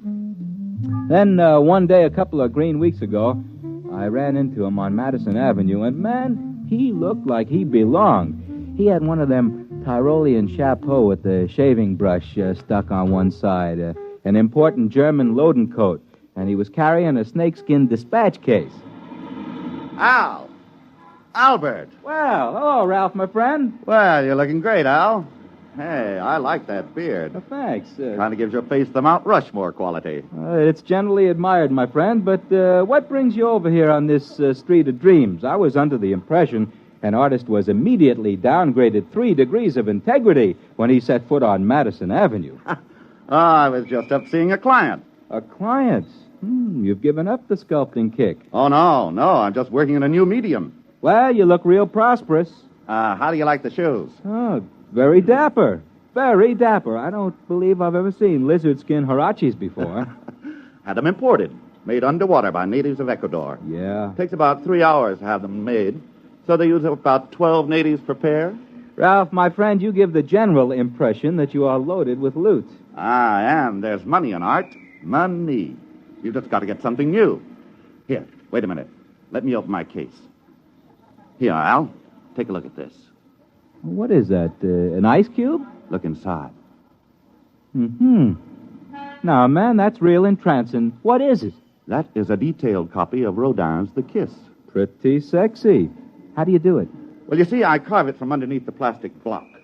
Oh, it looks sort of solid to me. How do you get in? Well, look at the bottom. You see that little hole? I worked through there with my engraving instruments. Of course, this is just a sample. I've been doing originals mostly. What are the little cubes good for? Paperweights, I guess, huh? This is art, Albert, art. Do you know how much I get for one of these? Beats me. $5,000. Oh, that's a pretty stiff price for a paperweight. Well, you just don't understand, Al. This is the hottest thing since Picasso. I just sold 2 original compositions to Morgenstern. You know, the dealer from Philadelphia? For $25,000. 25? Wow. Boy, I should have paid attention when Mama bought me that clay when I was a little boy. Well, it's about time the creative artist got a little bit of recognition. Recognition's not the point, man. At 25 G's, I wouldn't care if people walked past me in high noon. That's because you're not an artist. The money's secondary. Money is never secondary. Money is the primariest thing there is. Al, would you be interested in a fine original composition? Well, I'll make a special price for you, Albert. $4,000. No, Ralph, my friend, I keep my papers from blowing off my desk with my right foot and my left piled one on top of the other, and I find that quite adequate to the needs and aspirations. Al, the trouble with you is you've got no soul. The trouble with me is I have not got $4,000.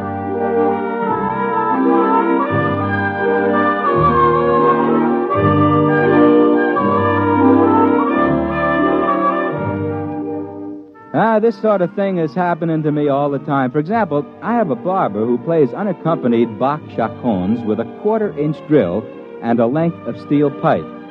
I figured Ralph Therian was stringing me until I ran into Vladimir Osepsky. Now, Vladi is one of these men who leads a double life. He composes concerti and avant-garde operas under his Square moniker, but he's better known in the Brill Building as Larry Oss.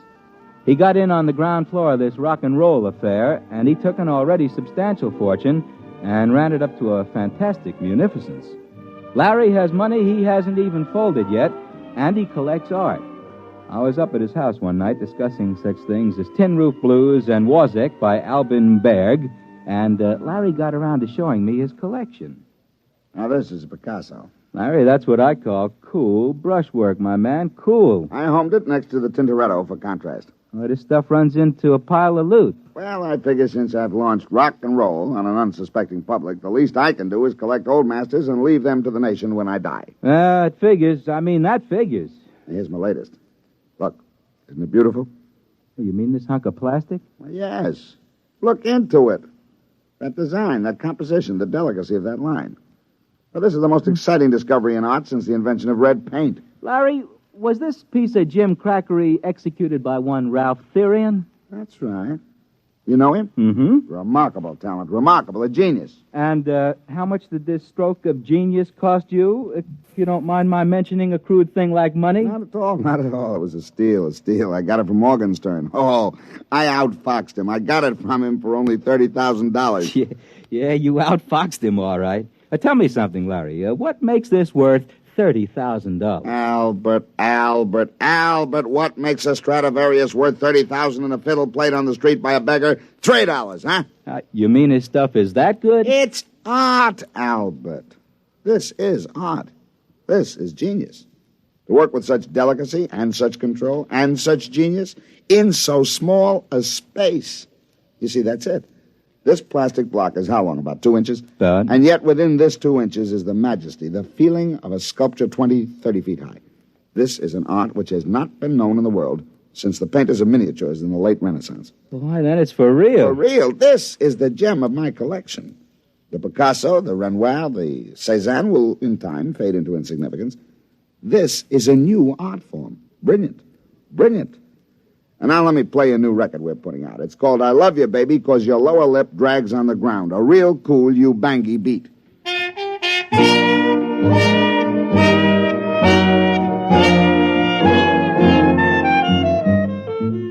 Well, I let Ralph Therian's new art form slip my mind for a while I struggled with song pluggers, advertising salesmen, account executives from the agency.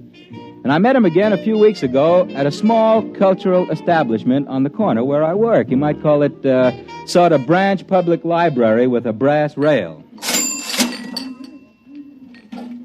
Hey, what's the idea of putting this lemon peel in? If I wanted a fruit salad, I'd ask for it. How do you do, Ralph, my friend? Oh, hello, Al. You look like you're thriving, my man. Well, as a matter of fact, I just signed a contract with Morgenstern to deliver $100,000 worth of my original compositions. I'm celebrating. In here? Man, this place is only fit for sweating out the downhill phase on a manic-depressive psychosis. Oh, I'm just starting here. I intend to work my way up. Albert, be my guest.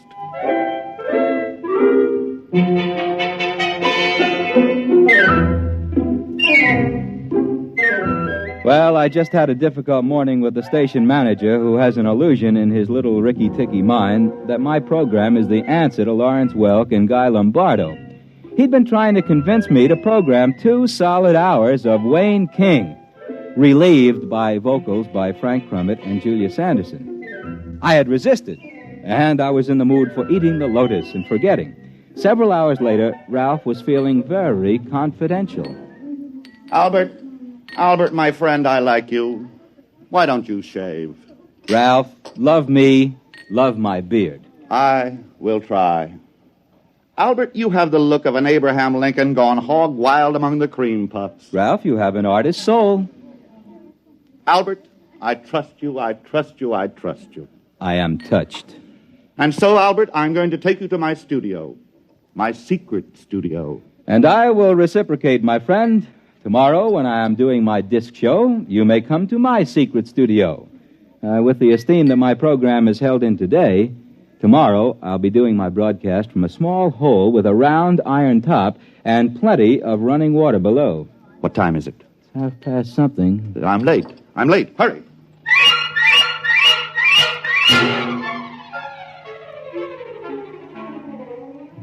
He took me to a loft somewhere down in the banana warehouse section.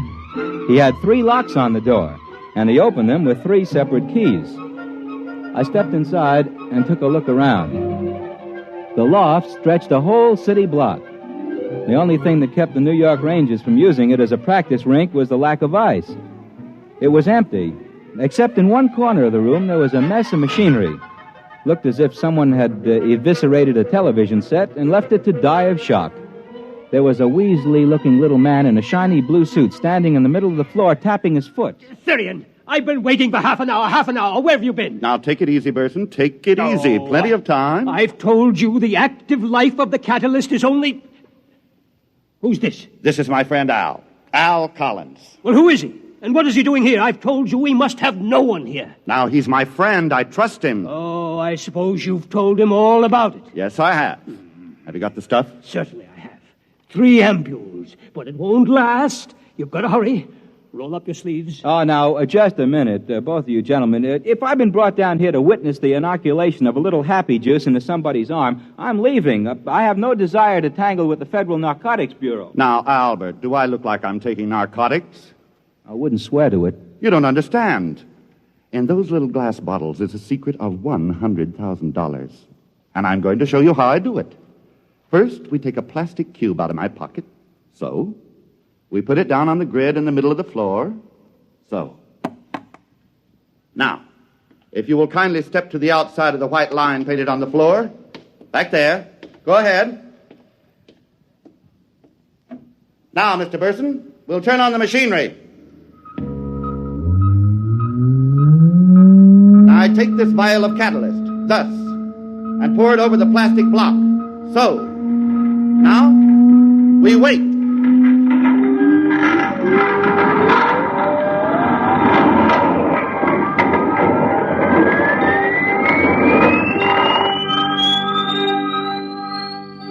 We stood there at the edges of that loft and watched that tiny plastic block sitting in a frame on the middle of the floor. And then suddenly it began to grow. In about 20 minutes, that cute little plastic block stood about 20 feet on its side. It almost touched the skylight, and there was about a foot of clearance on each wall. See, the long organic chain of molecules in the plastic is infinitely expandable under the right conditions. Is that a fact? By applying the right voltages in series, we can expand the cube to about this size. But there's an outside limit due to the cohesive charge on the molecules. Oh, naturally. Naturally, of course. Those molecules do stick together. Well, it's the catalyst that does it. And I make that. I make the catalyst. Do you hear that, Therian? I make it. Now, calm down, Burson. Without me, you'll just have a great big blob of plastic. I'm the one who turns it into money. You see, Albert, a cube this big is as soft as putty inside. Now, I take my pneumatic drill and I make a hole in the bottom. And then my tools, and I start to carve my pretty sculptures inside. Therian, I'm warning you. I won't take this kind of treatment for long. Now, calm down, Burson. You're getting your 10% cut. 10%? 10%? Why, before I brought you this process, the only artwork you could get people to look at was mustaches on subway advertisements. Burson, that is the typical wailing of the non-creative technician. Envy, pure envy for genius. Now look out. I'm going under there and start work. I want 50%, Therian. 50%. That's only fair, isn't it? I put it to you, Mr. Collins. Just keep me out of it, gentlemen. Leave me out of it. I'm warning you, Therian. I'm warning you. Just get out of my way, grease monkey. Let an artist work.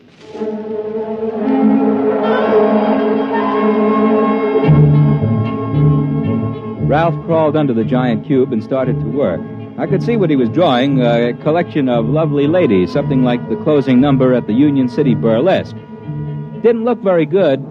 The lines were kind of thick and muddy, had a kind of a soft and sloppy quality to it, just about as if you were carving in butter. Took him about an hour, and then he crawled out. Just about in time. Well, what does it say on that watch? You've got about 20 seconds left. You cut it pretty fine there, Therian. It's all right. It's a masterpiece. Wait a minute. Okay, now. There she goes.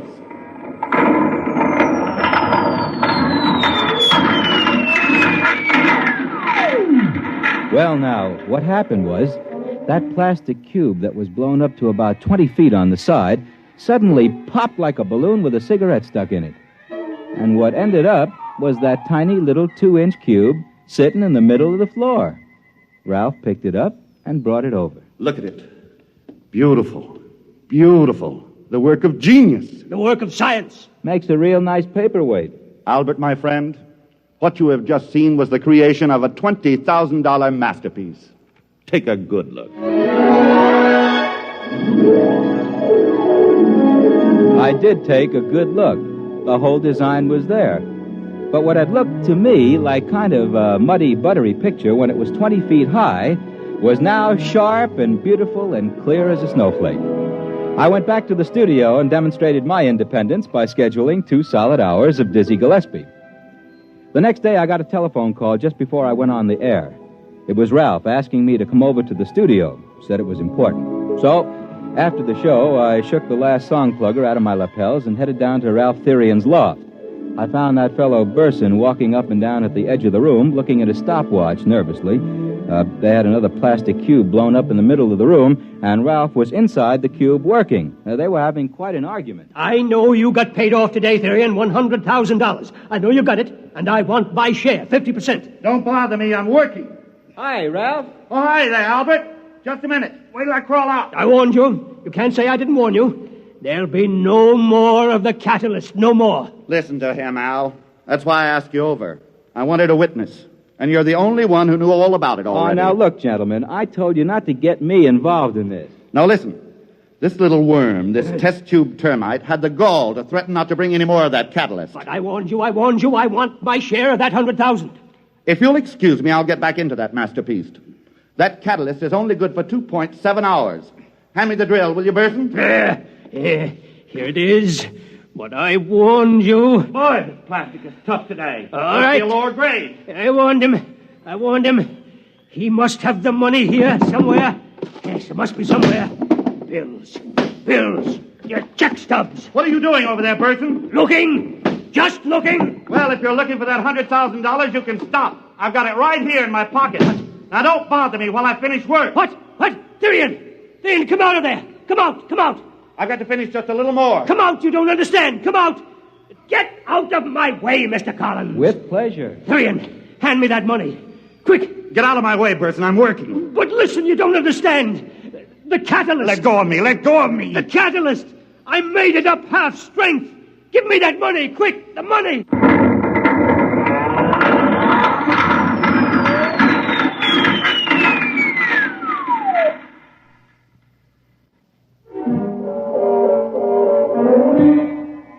Well, that's all there was to it. I figured out that little fella from the plastic company figured he'd get himself a new sculptor when he made up that catalyst half strength. The two of them were in there when the roof fell in. The roof and the walls. Well, that's about all there is to it. Figured you might be able to use the story.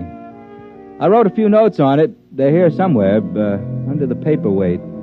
Oh, would you like to see the paperweight? Little plastic cube about 2 inches. Look in there. Two fellers with their hands around each other's throat. Looks realistic, don't it? As if they were squeezing. Of course, this one's an improvement on the work Ralph Therian did. This one's in full color.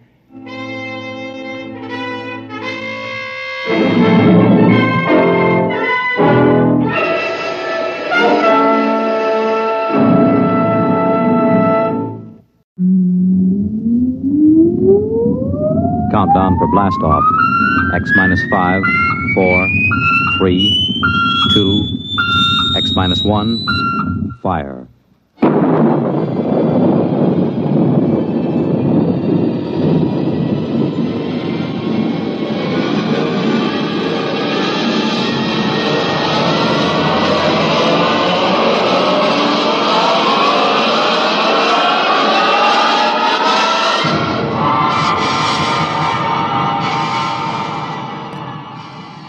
From the far horizons of the unknown come tales of new dimensions in time and space.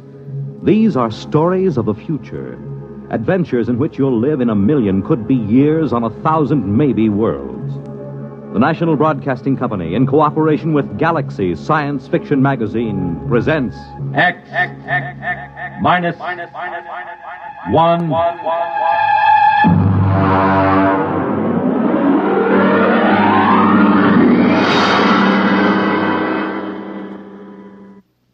Tonight, The Trap by Finn O'Donovan.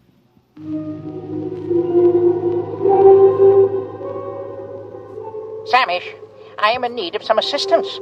The situation is potentially dangerous, so come at once. It shows how right you were, Samish, old friend. I never should have trusted a Terran.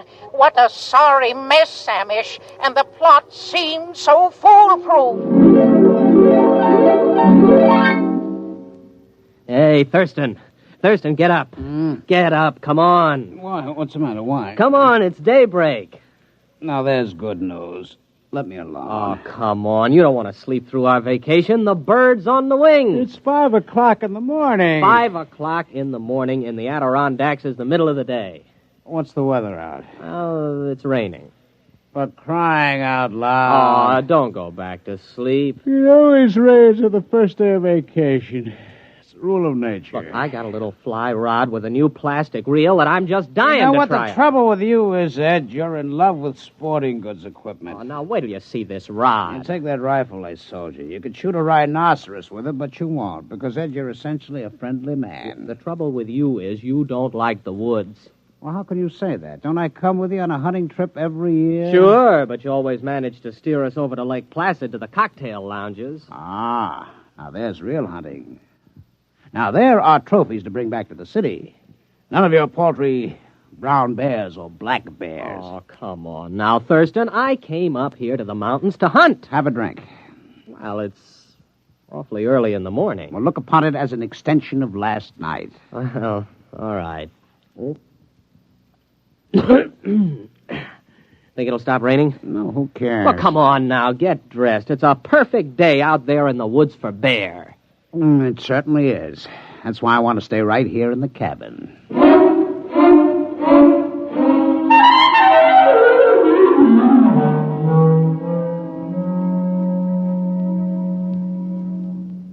Ed. What? Pass the canteen? It's empty. Well, open up one of the bottles and pour it in. Why don't you take it straight from the bottle? What, on a camping trip? Pour it into the canteen. Okay. Hey. Now, this is what I call a hunting trip. Well, you haven't been outside the cabin. Oh, come on, Thurston. Can't we go out just to hunt something, even if it's just a little rabbit? Look. It stopped raining. Close the door. Now, you let some of the fumes out. Did you fill that canteen yet? Hey, look at this. What? Right by the door. How many times have I told you not to leave your collapsible cook stove where I can step on it in the night? It isn't. What is it? I don't know. It's made out of metal. It's just sitting here in the doorway. It says, trap on the top. What? Trap. Where'd you buy that? I didn't. Well, I certainly didn't. Hey, there's a tag on it. Dear friend, this is a new and revolutionary design in a trap. To introduce the trap to the general public, we are giving you this model absolutely free. You will find it a unique and valuable device for the capture of small game, provided you follow precisely the directions on the other side. Good luck and good hunting. Well, now, what do you think of that? Pass me the canteen. If this isn't the strangest thing, do you suppose it was left during the night? Oh, who cares? Well, aren't you interested? Not particularly. It's just another gadget. I've got 100 like it. That bear trap from Abercrombie and Fitch, the jaguar horn from Battlers, the crocodile lure. Well, I've never seen a trap like this. It's pretty clever advertising to just leave it here. Well, they'll bill you for it eventually. You care for the canteen? Oh, thanks. Hey, look at this thing, Thurston. Do I have to? Well, there are instructions on the other side. Quote, take the trap to a clearing and anchor it to any convenient tree with the attached chain. Here's the chain, all right. Press button 1 on the base. This primes the trap. Wait 5 seconds and press button 2. This activates the trap. Nothing more is required until a capture has been effected. Then press button 3 to deactivate and open the trap and remove the prey. Warning, keep the trap closed at all times except when removing the prey. That's goofy. No opening is required for the prey's ingress, since the trap works on the principle of osmotic suction and inducts the prey directly into the trap. Well, somebody's been at that canteen before No, us. that's what it says. What won't they think of next? Osmotic suction. Pass the canteen back. I'm going to set it. What, the canteen? No, the trap. Come on, help me. Ah, now that's the trouble with you, Ed. You're always cluttering up a hunting trip with hunting. Come on, take this in. All right. If it makes you any happier.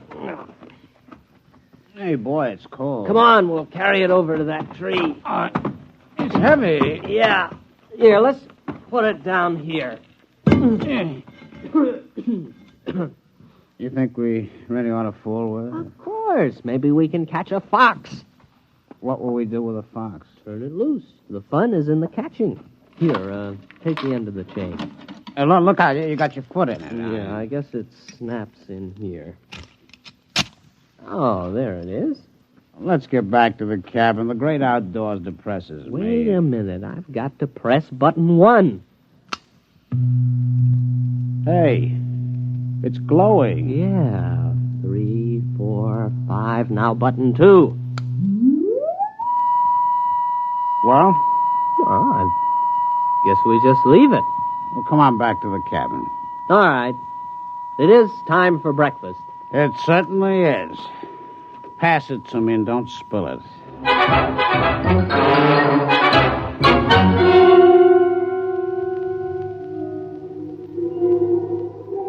Samish, where are you? You are my oldest friend. I have already beamed you the beginning of my story. The Terrans accepted my trap as a trap, nothing more, and they began using it at once with no thought as to the consequences. I had counted on this. The fantastic curiosity of the species is well known. During this period, my wife was crawling giddily around the planetoid, redecorating our hutch and enjoying the change from city life. Everything was going well. Ed. What? It's your turn. Okay, here we go. Ready on the right. Ready on the left. The flag is up. The flag is waving. Target's up. You missed. Oh, Thurston, couldn't we just pull the cork out instead of trying to shoot off the neck? Oh, certainly not. This is a hunting trip. You can pull a cork off in the city. I have often corked off in the city. Ed, why don't you shut your trap? Trap. Why don't... Thurston, the trap. What about it? Maybe we caught something. Come on. Where you going? The trap. There, look. We got something. We've caught something. Come on, look inside. What is it, huh? It's a rabbit. You sure? Well, look at it. That is not exactly a rabbit, Ed. It's the size of a rabbit. But it's bright green. Ed, no more rum before breakfast. No, siree. Starting tomorrow, hand me the canteen. What do you think it is? Could be a rabbit. Green? With lobster claws? And eyes on stalks? Well, then again, it might not be a rabbit. I think it's a new species. We'll have to build a cage and then find out what it eats. As long as it doesn't drink. You don't suppose it drinks, does it? No, it doesn't look like a drinking type. Now, Ed, I'm not going to share my vacation with a green rabbit with lobster claws. Probably has dirty habits. There's something very unnatural about that trap. It's inhuman. I'll bet they said that about Ford's electric light and Edison's car and the telephone invented by Alexander's ragtime band. Are you sure about that? Oh, sure. I saw the movie. Come on. We'll build a cage, and then we'll set the trap again. Okay, but we better go back to the cabin. What for? We better refill that canteen.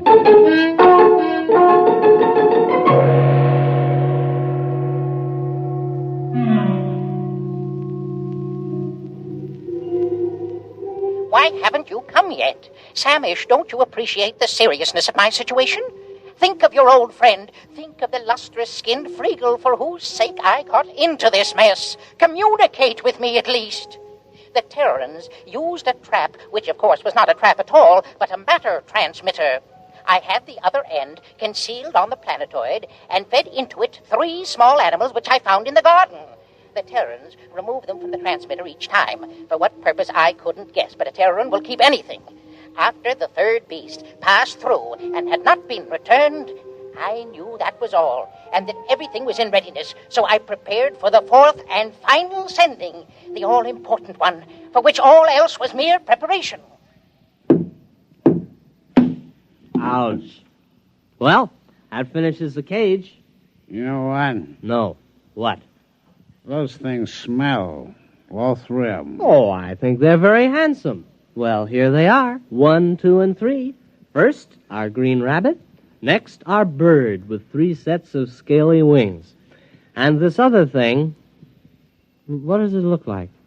Well, it looks like a snake, except it has a head at each end.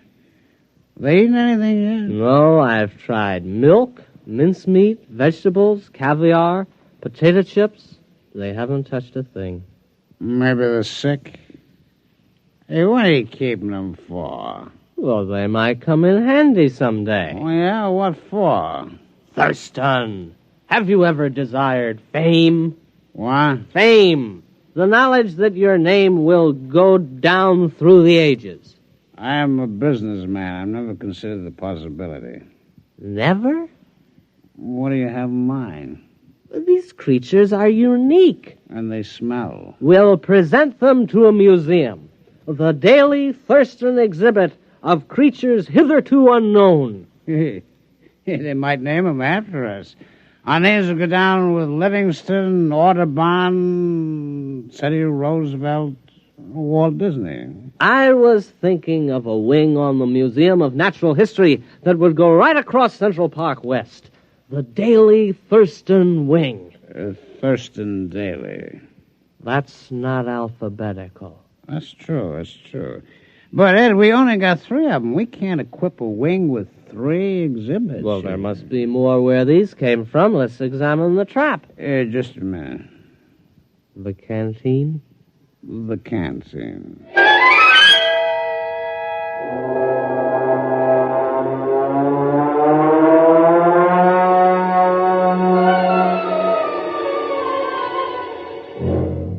We've got something. There it is. Look, it's about 3 feet tall. A big one.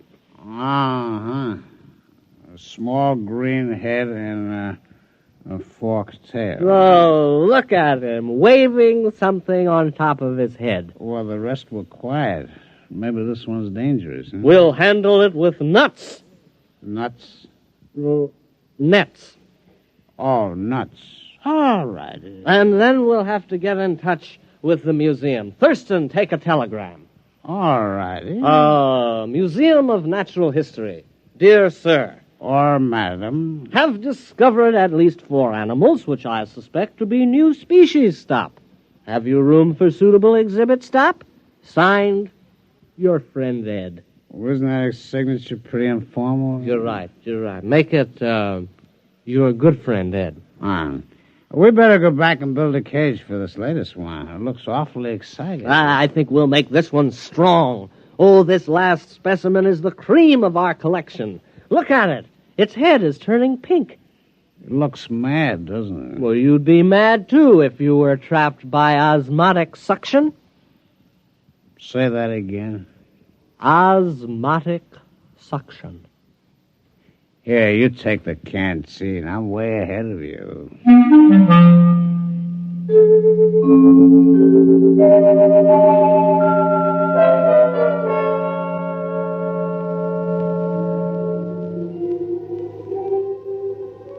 What, Samish? The rest of the story? Well, it's obvious enough. After 3 animals had passed through the transmitter, I knew I was ready. Now was the time to tell my wife. Accordingly, I asked her to crawl into the garden with me. Tell me, dear, she said, has something been bothering you of late? Have I displeased you? My dear, I said, you have tried your best, but it just isn't good enough. I'm going to take a new mate. She stood motionless, her cilia swaying in confusion. Then she exclaimed, Freagle! Yes, I told her, the glorious Freagle has consented to share my hutch, and with a clever shove, I pushed her into the matter transmitter. Samish, you should have seen her expression. Her cilia wreathed, and she screamed and was gone. I was free at last, free to mate with the splendid Freagle. Now you can appreciate the full perfection of the scheme. It was necessary to secure the Terran's cooperation, since a matter transmitter must be manipulated at both ends. I had disguised it as a trap, because Terrans will believe anything. And, as a master stroke, I sent them my wife. Let them try to live with her. I never could. Foolproof. Absolutely foolproof. No one could prove a thing. And then, Samish, Then it happened.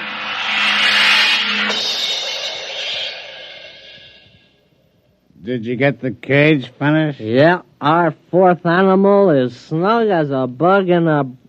It doesn't matter. Boy, it's a mad one, though. I couldn't help feeling it was trying to tell me something. Come on. Here's a trap. It's empty. But it is. It's empty. You suppose something's wrong with it? Maybe there's nothing else to capture. Oh, that's silly. Why would it capture 4 animals and then stop? I've pressed all the buttons in the right way. Maybe the battery's down. Osmotic suction doesn't work on batteries. How do you know? Did you ever hear of osmotic suction working on batteries? No. You see? There you are. Well, you got something there. Oh, I know. What? Let's go to Lake Placid and forget the whole thing. No, this thing's got to work. It's got to. The Thurston Daily wing of the American Museum of Natural History is at stake. Would you want that vast edifice across Central Park West to remain empty? No. Would you want the Daily Thurston wing to be rented for a garage? Or a roller skating rink? Oh, horrors, no. It's got to work again. I'm going to open the top. Hey, look out. No, let's just see what's inside here. My hand. It's gone. My hand. No, it isn't. It's right there on the end of your arm. Oh, but when I put it in the trap, my hand disappeared. You know what would do you a lot of good? A little rest in Lake Placid. I know a fine, restful cocktail lounge. No, look. I'll try it again with both arms. Look. No hands. Very clever. I see how it works. Thurston, those animals didn't come from the Adirondacks at all. You mean they're imposters? They came from wherever my hand is. Where's your hand? I don't know. Do you realize there's a lot more where they come from? Thurston, the future of the Daily Thurston wing is assured. Give me a hand up. Ed, what are you going to do? I'm climbing into the trap. Oh, don't do it, Ed. You don't know what's in there. Here I go. There goes my feet. Hey, wait a minute. Here's a canteen. Let's have one for the road. Huh? All right. Wish me luck. I still don't think you should do it. I do it for science and the Daily Thurston wing. Why do you hold your nose? I got sinus. Here I go.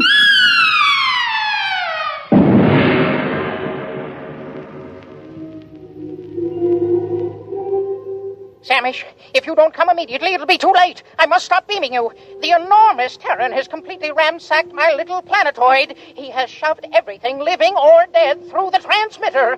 My home is in ruins, and now he's tearing down my hutch. Samish, this monster means to capture me as a specimen. There's no time to lose. Samish, what can be keeping you? You, my oldest friend, you who... What's that? Samish, what are you saying?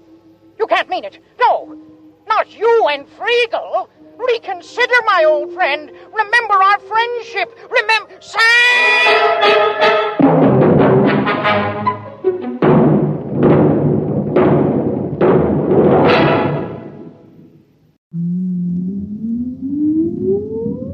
Countdown for blast off. X-5, 4, 3, 2, X-1, fire.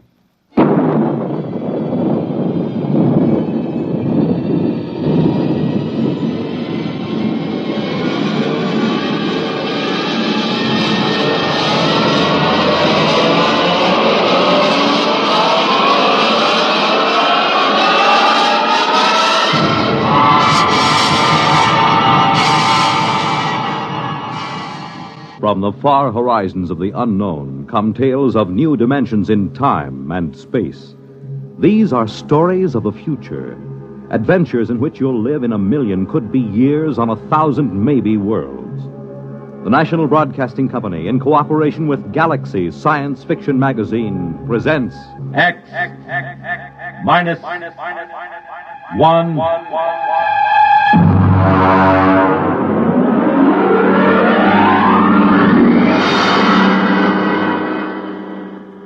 Tonight, Caretaker by James A. Schmitz.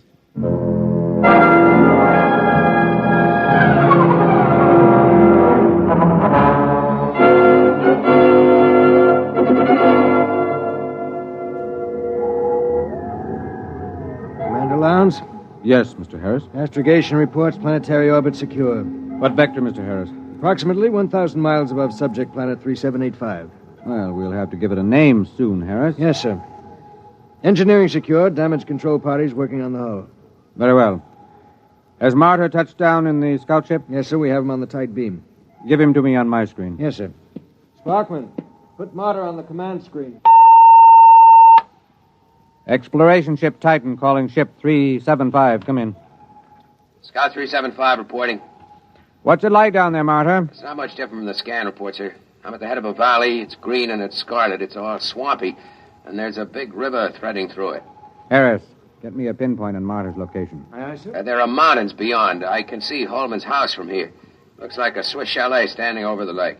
Have you made contact? Yes, sir. Boyce is over there now. How is he? Well, it's hard to say. Tell him we're recording the planet officially as Holman's planet. That might please him. No, I don't think so, sir. What? A boy suggested it during our first visit with Holman today. He wants us to record it instead as, I'll spell it. It's Cresgyth, Cresgyth. What's that, local? Well, that's his phonetic interpretation of the name the people here use. Fair enough, if that's how he wants it. Anything to add on your present report? No, sir. I'll call you back after we've met his woman. His wife? Yes, sir. I'm glad it was you and Boyce who found Holman. You're reliable men, you in particular. Martyr, I don't need to emphasize that Holman's discovery of what appears to be the first genuine human race ever encountered outside of Earth is of primary importance. Yes, sir. Boyce might be inclined to hurry through the diplomatic overtures. You'll be careful about that part of it, Martyr. Yes, very careful, sir. On the 2 continents we've scanned before, we've found no traces of human inhabitants, present or past. Yes, I know, sir, but Holman's... It's possible Holman's acquaintances are the sole survivors of humanity here. If we frighten the tribe into hiding, there may never be another contact. Yes, I understand, sir. Fine. Now then, what about these other creatures? What did Holman have to say about them? Well, in the 20 years he's been marooned in this valley, he's had only 3 or 4 actual encounters with them, sir. Rather violent encounters on his side. Apparently they learned to avoid him after that. They're called Zares. He seems to have an almost psychopathic hatred for them. That's not very surprising. We pulled up a scout drag a little while ago, bagged a couple of specimens. The description checks with Holman's description of the Zares, the worm-like, slimy, blue body with a set of arms, legs, and head.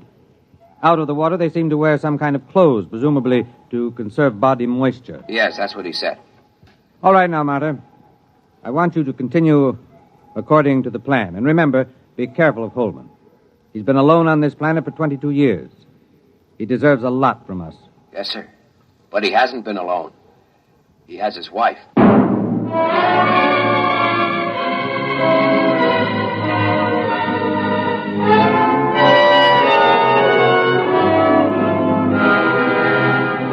Boyce? Boyce, where are you? Down here. I'm with Holman. Check in with the exploration ship? Yes, it's all right. Holman, they say they'll name the planet the way you want it. That's good. Celia will like that. Celia? My wife. I called her Celia from the start. She likes the name. I see. Where's she now? Oh, she's out somewhere. She's very timid. She'll show up sometime in the night, and I'm leaving the doors open for her. I'll talk to her a little first to reassure her, and you can meet her then. Meanwhile, would you like to see her picture? Why, have you got photographs? No, I painted it. I used to do a little bit before I went into the service. It's over here. I've done about 50 or so paintings over the years. I paint a lot of them over, you know. Here, in here. I grind my own pigments and cut brushes from the swamp grass. I'd give my arm for a good camel's hair brush. Here she is. Beautiful. Real good looking. Of course, it isn't an exact likeness. I tried to capture the spirit.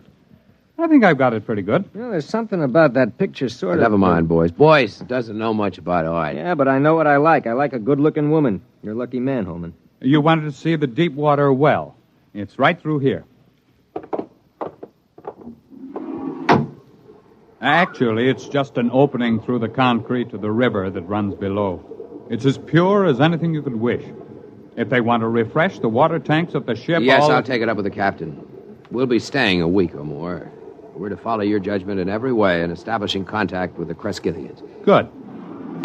We can't do anything till Celia comes in, and we'll have to be very tactful then. But I'm sure it won't take a week. Well, what makes them so shy of us? Oh, it's not you, it's me. Or it's an impression I gave them of the Earth kind of human beings. Come on upstairs and I'll tell you.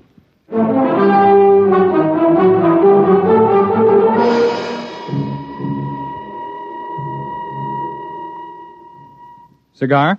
It's a local swamp grass.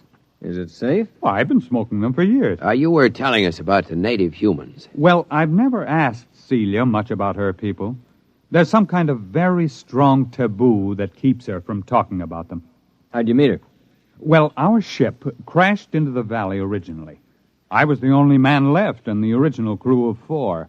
Manning went insane 2 days before we made a planetfall and killed Nichols and Dawson. And so I killed Manning before he could wreck the ship completely. Have you got a light, Marta? Thanks, I'm all right. You see, it was unavoidable, but they never understood it, those people of Celia's. Well, how did they find out? I was unconscious for about a month and completely blind for 6 months afterward. Blind? Well, they got me out of the wreck and nursed me back to life. But as soon as I was out of danger, only Celia would stay with me. She and I were alone for weeks before I regained my sight.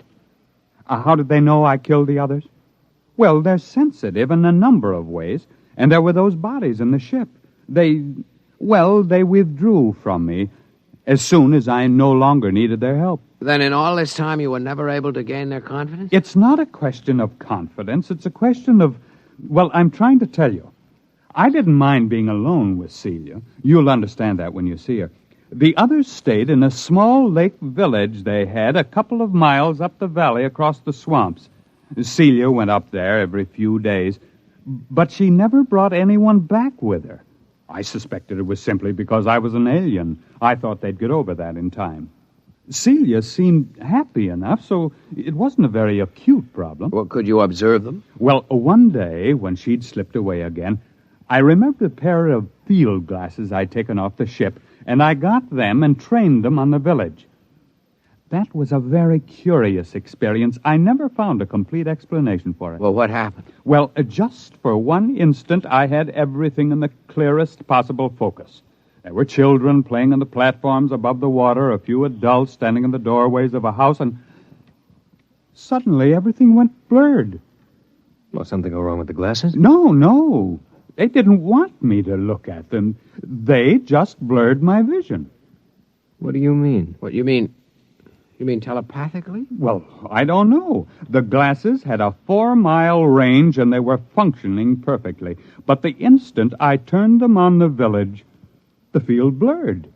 Well, I never felt so snubbed before. Yeah, I guess that's quite a hint. Well, I admit it annoyed me. The next day, I announced to Celia that I was going over to the village. Well, she made no objection, but she followed me in the distance, probably to make sure I didn't drown on the way. It's wet going around here. At last, I came over a rise and found myself 100 yards from the village on the land side, and then I realized they'd left it. I walked around it a while and found cooking fires still glowing, but nobody had waited to receive me. So I went home insulted and very sulky. I wouldn't even talk to Celia until the next morning. Well, did you see anybody there? Nobody. Well, I settled down and built a house for the two of us, and that took up all my time for several months. I couldn't ignore them. There was something so curiously happy and peaceful about them, even though they gave me the cold shoulder. From the one look I had of them, it showed me that they were the most beautiful people I'd ever seen. Well, you've seen the picture. It doesn't do her justice. Boy, she must be something. One day, when Celia was gone, I made another trip to the village, And the same thing happened. Well, did you make any attempt to explore further? Oh, yes. I got the little lifeboat flyer repaired enough to get it off the ground and set it down again. I had enough fuel for one 24-hour trip. I flew down the valley for almost 50 miles before I came across the first colony of the other ones, the Zares. Is that what the people here call them? No, Zare, that's the word for snake. I named them that. Did they live in caves? No, that's what fooled me. It was a village of houses just like the one here. I sat down on the lake and I saw them. They just stood there, very quietly watching me through the doors and windows. What made it worse somehow was that they wore clothes, but the clothes didn't cover enough. Those weaving, soft, blue, slimy bodies and those staring eyes. I backed down the ladder with my gun ready in case they rushed me, but they never moved. Did you find any more of them? There were about 8 more colonies of Zares further down the valley, but there was no trace of another tribe of humans. At the time, I didn't know just what to make of it. There was a possibility that my village represented an advanced troop of human beings into the land of snakes. But it turned out to be the other way around. It seemed to be the snakes that were pushing out the humans. So I swore to myself that as long as I lived, at least, human beings were going to hold this section of the valley undisturbed in its safety. When I came back, I said to Celia, "Celia, I must speak to your people. Go tell them I'll come again tomorrow, and they mustn't run away." Well, she looked at me, and then she went in the direction of the village. Did they wait for you? Well, she came back late at night, crept into my arms, and told me they promised to wait for me. Oh, I set out the next morning full of great plans. After all, the Zare snakes lived in widely scattered settlements. The villagers and I could wipe out those settlements one by one until we'd cleared the land. But then I didn't realize how different Celia's people were from us. How? What happened? Well, I came over that rise, and there the village was. This time I knew they'd stayed home. And then, not 20 feet off my path, I saw 2 of the Zares standing in the bushes, one watching me and the other looking at the village. They were the first ones I'd seen that close, and they were horrible. They had a rapacious, greedy look. They seemed oily and unclean. Each had a kind of tricky crossbow over his shoulder, and they couldn't be seen from the village. Would you like something to drink? There's some kind of fermented homebrew I made. No. What happened? Well, I shot them both down before they got over the surprise. It was a natural thing to do, wasn't it? Sure, I guess so. But apparently, from the point of view of the villagers, it wasn't. The village was empty again. When I got back home, I was actually sick with disappointment. And then I discovered Celia was gone. She stayed away 3 days. And when she came back, I never went back to the village. But I don't see why. Neither did I until it was too late.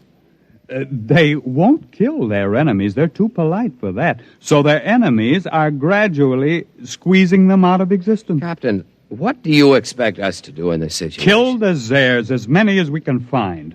If the human beings of this world won't defend themselves, we'll have to defend them. I can't be on guard here forever. It's up to you and the other men on the ship to do the job right. You will, won't you? You'll make a report to Commander Lowndes? We'll make our report. Oh, that's fine. Well, gentlemen, I suppose it's late now. I suppose you'll want to turn in. When will your wife get back? Well, she'll be back later. Don't worry about her.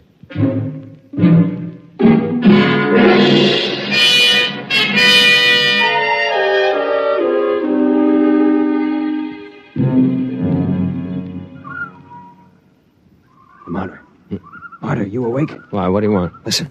What? Somebody moving in the house. Listen. Holman? No. Listen to those steps. Now, hear him? That's no man. Slow, dragging. Yeah, come on. Wait a minute. Sidearms. Right there, come on. Quiet, it's coming from downstairs. Stop. Listen. Wait till I get the safety catch off. Look. No firing unless I tell you. Look, Marta, I'll take care of myself. Maybe it's one of those airs. I'd like to get a shot at them. Come on. Downstairs, all right? There's a light. What? What's that? A missile gun. Holman had a number of obsolete weapons down there. Hurry up. Look out, there goes the light. I've got my torch. It came from the well room. Oh, it's the dog. Stand back. Turn your light in there. It's Holman. They've got Holman. There it goes. Stand clear. I'll blast it. Wait a minute. Get out of the way. It's one of those airs. Give me a clear shot. Hold it. Can't get out of here while we've got the well covered. Now keep your blaster ready while I look at Holman. I hear it moving back there in the shadows. He's dead. Come on, make a break for it, you rotten, slimy snake. Come on. Shot through the head with his own gun. Who's that there, that snake? You got a good look at it? No, it jumped for the shadows. There it is. Marta, swing your torch around. I'll roast it with one blast. Listen. Who's that? You who are his friends, will you listen to me? Who are you? He called me his wife. What? How'd she get in here? If that Zare gets a hold of her... Quiet. Don't move. I won't. Why did you kill him? But I thought you understood. What do you mean she killed him? It was that Zare, the snake. There are medical men who'd say he'd been insane for 20 years as he counted time. They would have forced him back into sanity.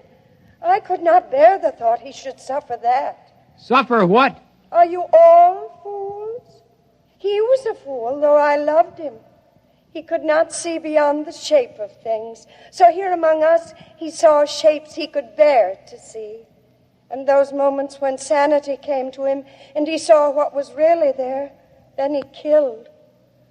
Are you all like that? What's she talking about? Is the snake there with her? Go upstairs, boys. Wait for me outside. You gonna kill that snake? Yes, I'll kill the snake. All right, take my blast. Now be careful. Get it between the eyes, Marta. Roast that Zare to a crisp. Now go on outside. Are you still there? Yes. Is there any way you can get out? I can leave by the river that flows under the well if you do not shoot at me. I won't shoot at you. May I take his body? Yes. And you will all leave with your ship? I loved him, although my people thought it strange, almost beyond their tolerance. They are foolish, too, yet not as foolish as you are. They saw what was in his mind, and not beyond that. And so they were afraid of him. But he is dead now. And there is nothing that your people and mine could share. We are too different. Will you leave? We'll leave. What did you see that was beyond his mind? A brave spirit, though very frightened. He ventured far, far, far into the dark, of which he was afraid. I loved him for that. I am coming now. I think you had better look away.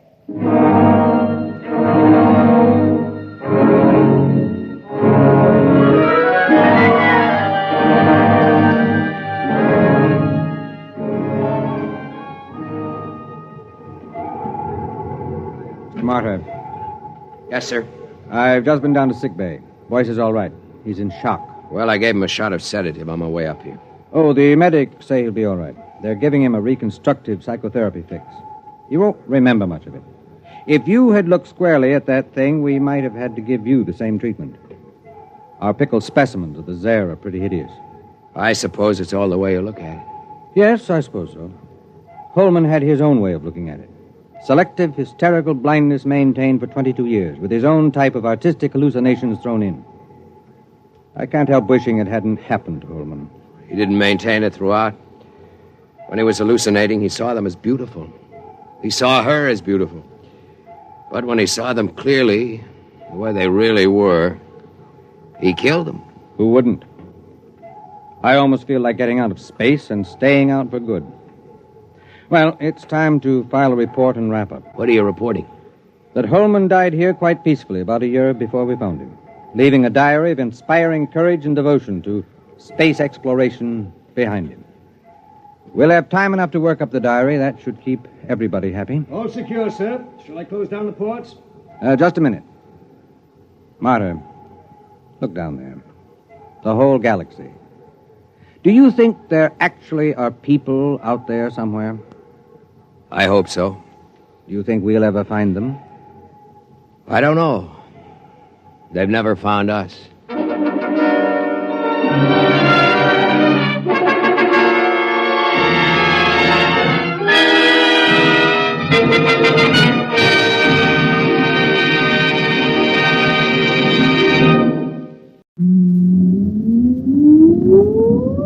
Countdown for blast off. X minus 5, 4, 3, 2, X minus 1, fire.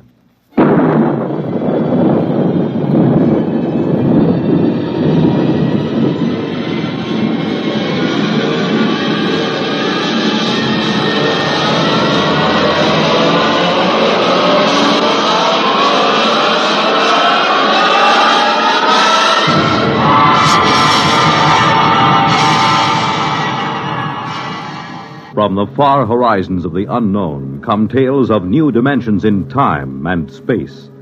These are stories of the future, adventures in which you'll live in a million could-be years on 1,000 maybe worlds. The National Broadcasting Company, in cooperation with Galaxy Science Fiction Magazine, presents X minus 1.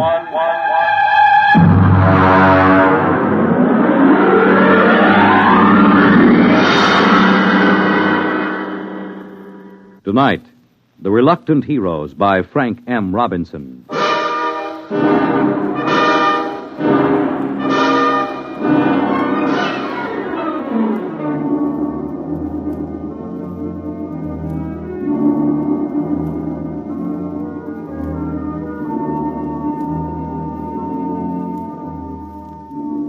Only Chapman was awake. The others sprawled on bunks 20 inches wide with clearance of 24 inches between layers. They breathed heavily, taking in air that had been breathed for 18 months, subject to certain modifications to remove carbon dioxide and replenish oxygen by the catalytic action of the Harcourt King unit on silicon dioxide. Outside the single quartzite port, the lunar dawn was breaking. The dead black shadows moved across the crater as the green haze of Earthlight gave way to the blinding white of the sun. The telegraph key, which linked the research bunker to the space station in orbit around Earth, chattered as Chapman copied the message into the log pad. Yeah.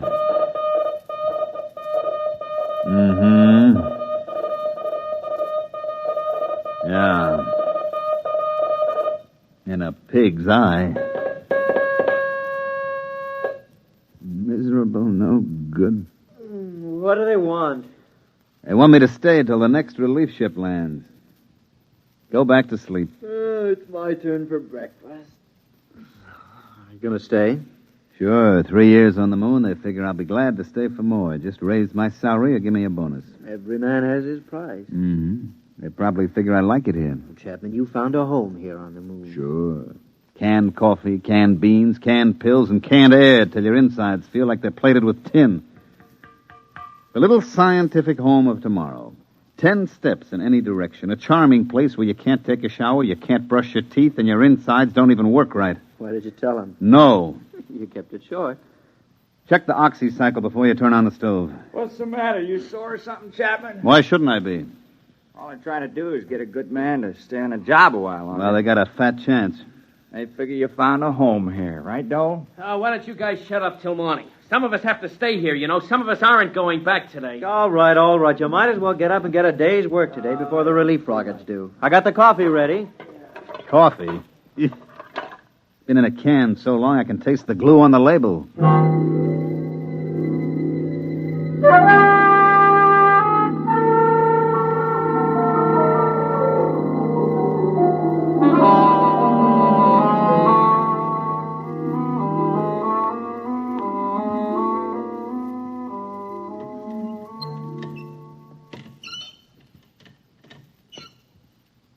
Why don't they send up an oil can? These elbow joints make me feel like the Tin Woodman in The Wizard of Oz. You can't lubricate vacuum seal joinings. Let it squeak. At least it doesn't leak air. Get that back, that Doug, for me, will you, Donnelly? Lean over, you fat slob. You put on 3 more pounds, you won't get off the moon. You won't get through the airlock. Yeah. Hey, chap, Hmm? do you think we ought to radio the space station and see if they've left there yet? I talked to him on the last call. The relief ship left 12 hours ago. They should get here in about 6.5 hours. Chap, you know what I'm thinking? You've been here twice as long as the rest of us. What's the first thing you're going to do once you get back? I don't know. I guess I was trying not to think about that. I haven't been here 3 years like you have, but I've got plans. What are you going to do? Well, I'm going to rent a room in a Hotel Astor over Times Square and just sit at the window and watch the people on the street. And I think I'll see somebody. What somebody? Oh, just somebody. What are you going to do, Donnelly? Well, I'm going to do something practical. First of all, I'm going to turn over my geological samples to the government. Then I'm going to sell my life story to the movies. And I think I'll get drunk. How about you, Julius? Well, first, I'll get rid of my allocations to the expedition. And then I think I'll go home and see my wife. Then I'll take off my spacesuit. I thought all members of the groups were supposed to be single. They are, and I can see the reasons for it, but who could pass up the money the commission was paying? If I had to do it all over again, me. Hand me a fishbowl. You know, chap, it won't seem like the same old moon without you on it. Like they say in the Army, you never had it so good. You found a home here. All right, button up. And remember to check your suits for leaks and check the valves of your oxygen tanks. I've gone out at least 500 times. You've checked me every time. And I'd check you 500 more. It only takes one mistake. And watch out for blisters under the pumice crust. You go through one of those, and that's it, brother. Okay, I'll check. Klein, I never knew you were married. There wasn't much sense in talking about it. You just get to thinking, and there's nothing you can do about it. If you talk about it, it just makes it worse. She let you go without any fuss, No, she didn't make any fuss. I don't think she'd like to see me go either. At least I hope she didn't. You got a girl back home? Yes. Now, you never mentioned that either. For the same reason you didn't mention your wife. You get to thinking about it. You gotta get married when you get back? Yeah. Hurry up, will you, Klein? I'm sweating. Somebody ought to build in underarm sprays and spacesuits.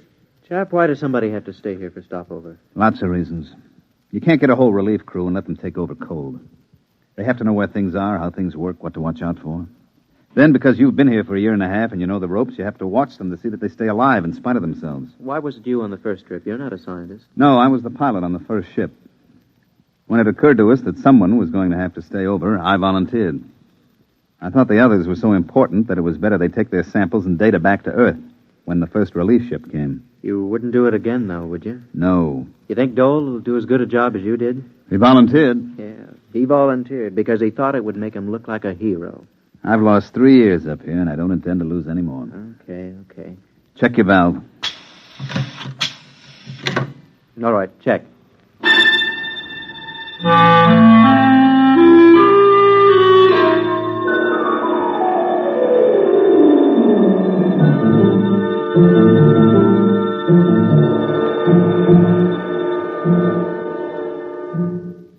I checked Geiger, CR, Oxy, and scintilla readings.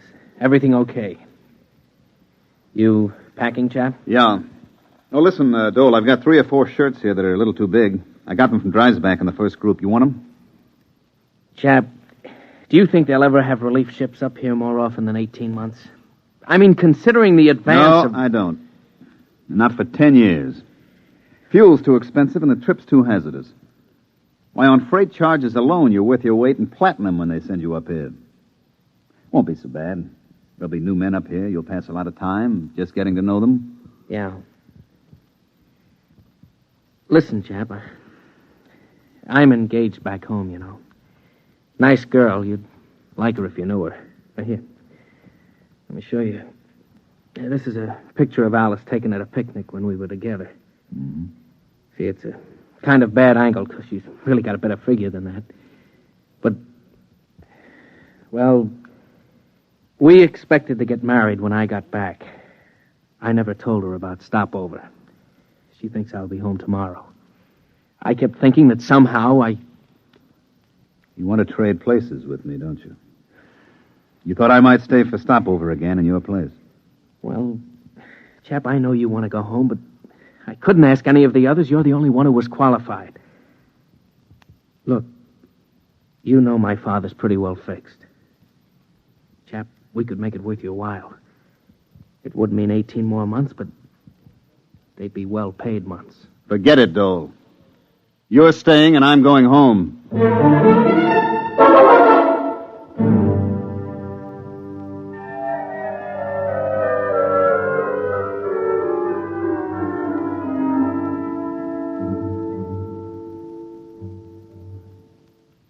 Klein. Hey, Klein. Where are you? About 10 yards off the trail. Well, come out of the shadow. I've got a meter jammed over here. You know the regulations. Chapman will kick like a steer. Keep inside at all times. I'll only be a minute. I've got a short circuit in my instrument. Time for 10-minute check. I've got my hands full. My valves are all right. I know it. You know it. But the book says valve and leak check every 10 minutes. Hey. Come out. What? You see a flash? Where? Past Camel's Hump. There. What is that, Northern Lights? No. No, come over here, you fat geologist. Oh, what's the matter with you? That's the relief rocket. Come on. Hey, where you going? I'm going over to the ship. Breathe some air that's a little less used. You think we ought to? Chapman said to stay. Forget Chapman. We're going home. I want to see that beautiful ship. Come on. Well, how about the 10-minute check? Just a formality. Forget it. This is Christmas and 4th of July roll into one. Okay, let's go. I can just taste some clean, fresh air. We gotta see it when we top the hump. Well, maybe we better check. Wait a minute. I'll swing my gauge up. Donnelly. Yeah? How long have we been out? Oh, about a half hour. Yeah? Well, look at your gauge. Well, what do you want? Oh. If we'd started for the rocket, we never would have made it. We would have strangled halfway down the hump. Come on, we better get back to the bunker.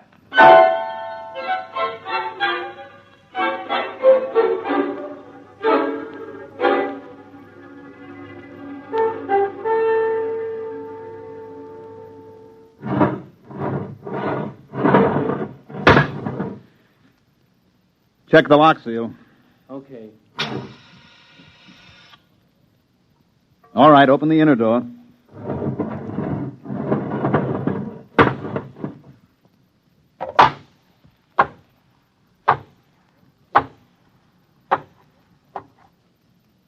Close the lock.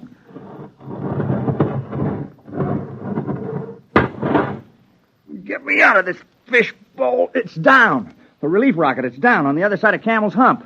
Oh, what a beautiful-looking ship. What a beautiful ship. They must be on their way over here now. Chap, they're on their way. We're going home today. Get your RA unit out of that suit and into the dryer. All right. Okay. What's eating you, Dole? Listen, just because the relief rocket lands, it doesn't mean your RA unit is going to dry up by itself. That goes for you, too, Donnelly. Okay. Hey, Chapman. Yeah? He's taking it pretty hard. He volunteered. Yeah, he volunteered. What a beautiful, beautiful ship.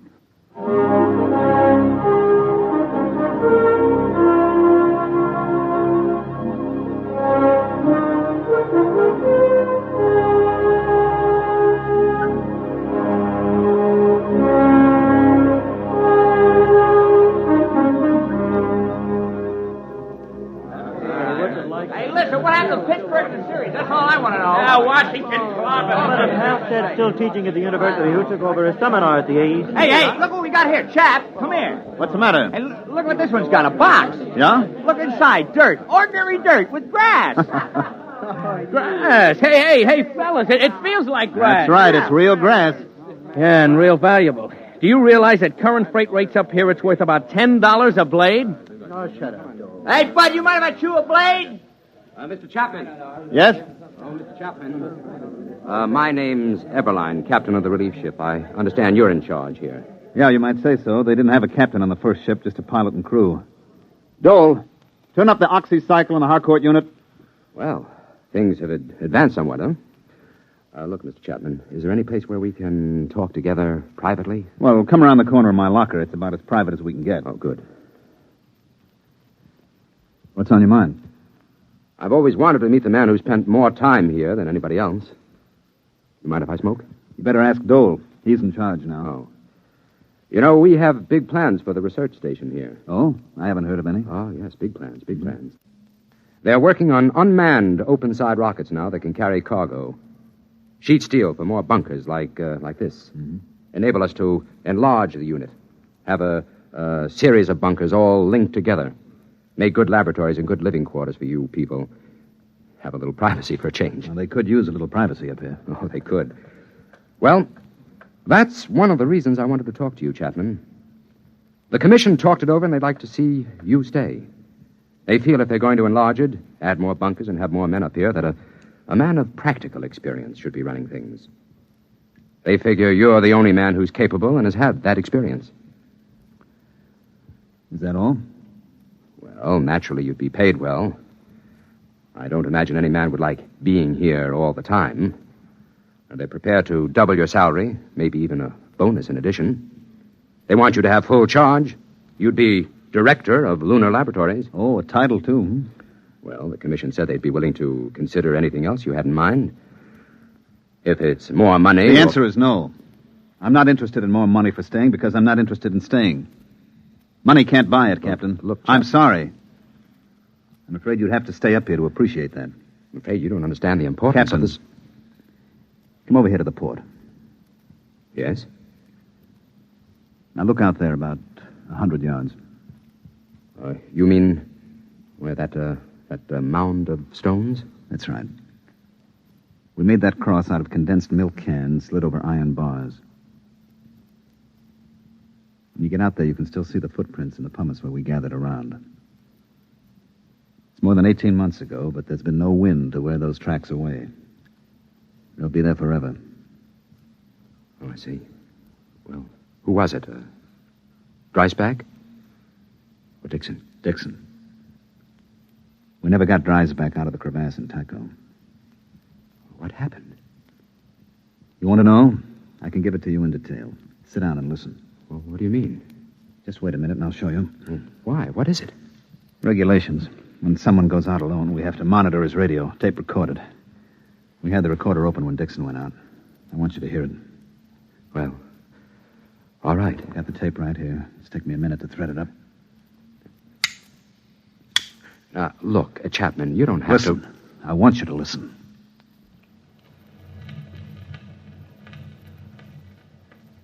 Moon, moon, great big silvery moon, won't you please shine down on me, moon, moon. Regulations. He had to keep saying something so we know he was all right. Most of the guys just sing. Gentlemen, I'm getting a lovely sonar reading. Hey, if anybody wants to set up a tombstone concession on the moon, this is the spot. Lovely marble, granite, and rock suitable for lobbies here. It's that old devil moon that... He should have been making a 10-minute check on his oxygen level. He was a good kid, all wrapped up in science. Being on the moon was the opportunity of a lifetime. He thought so much about it that he forgot a lot of little things, like how to stay alive. This was the day before the second group came. All right, gentlemen. I have 3 or 4 more readings to take, and I'll be right in. I'm doing fine. Fine. Little stuffy. It's almost as if... Hey, somebody get a fix on me, huh? How far am I from the bunker? Must have sprung a leak. When did I take the last 10-minute check? How far am I? It's down to 22. We took a fix. He was a half hour out. I can't He couldn't make that. Closed. Listen, you gotta come out and get me. You gotta come out and get me. It's down to 22. Is somebody listening back there? Hey, is somebody listening? I figure I've got 10 minutes. Just 10 minutes. Listen, you can make it in 10 minutes. I'll meet you towards Camel's Hump. I'll start now. Come and get me, you hear? Come and get me. Chapman? Are you listening, Chapman? Can you hear me? I'm running. Camel's Hump. Hot. The heat. The RA unit's overloading. Can't dry it up. Gotta run.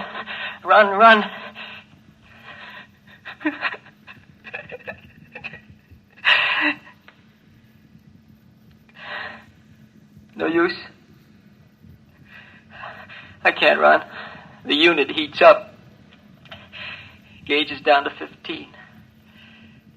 I can't make it. I'm gonna sit down now. You'll find me at number 7 radiation meter, about 10 yards off the trail. I'm gonna sit down.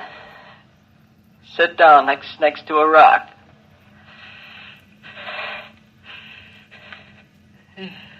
You're getting dizzy. Hey, remember we used to argue? Do you strangle from no oxy or pass out from CO2? Keep tuned to this channel, boys. You'll find out. It's that old devil moon that you... Oh, boy, the Earth's going around and around and around. Chap, you can't get me, can you? We didn't have a chance by even 15 minutes. We didn't even go out. There wasn't any sense to it. Did you record after that? Yeah, it's on the tape, but you don't want to hear it. We've never played it back. That's why we want you to stay, Chapman. We don't want any more like Dixon. You don't get the point, Captain. I don't want to be the next Dixon. I'm going home now. But you're... Bob Dole is staying for stopover. If there's something important about the project or any changes, you better tell him before you go.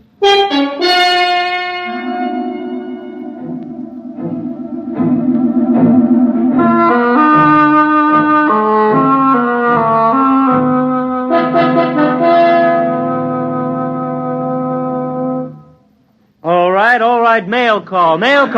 Chap, here's one for you. Donnelly. Yo. Dole. Donnelly. Yo. Klein. Dole. Donnelly. Yeah. Boy, did I miss an opportunity. I could have had a year's subscription to the Ladies' Home Journal combined with the American Farmer, all for half price. All right, men, all right. My departure time is an hour and a half. Hey, my sister had twins. Hey, chap, aren't you going to read your letter? I read it. It's a short letter. Is something wrong? No, there's nothing wrong. Dole, What is it, chap? get your stuff and leave with the others. What? What do you mean? What are you talking about, chap? Get your bag and let's go. I'm not going back. Well, what's the matter with you? Did you suddenly decide you don't like the blue sky and the trees? Come on, let's Look, go. Julius, I'm not going back. I haven't got anything to go back for. Was it the letter? Yeah. Dear Joe, this isn't going to be a nice letter, but I thought it best you should know before you come home. Oh. Isn't very original, is it? 3 years is a long time, and 250,000 miles is a long distance. You know what, Julius? She can look up in the night sky now and tell him how she was once engaged to the man in the moon. That's a real conversation piece, isn't it? Very funny. Go ahead, Dole. Get going. You're doing a much braver thing than you may think, Mr. Chapman. Yeah, sure.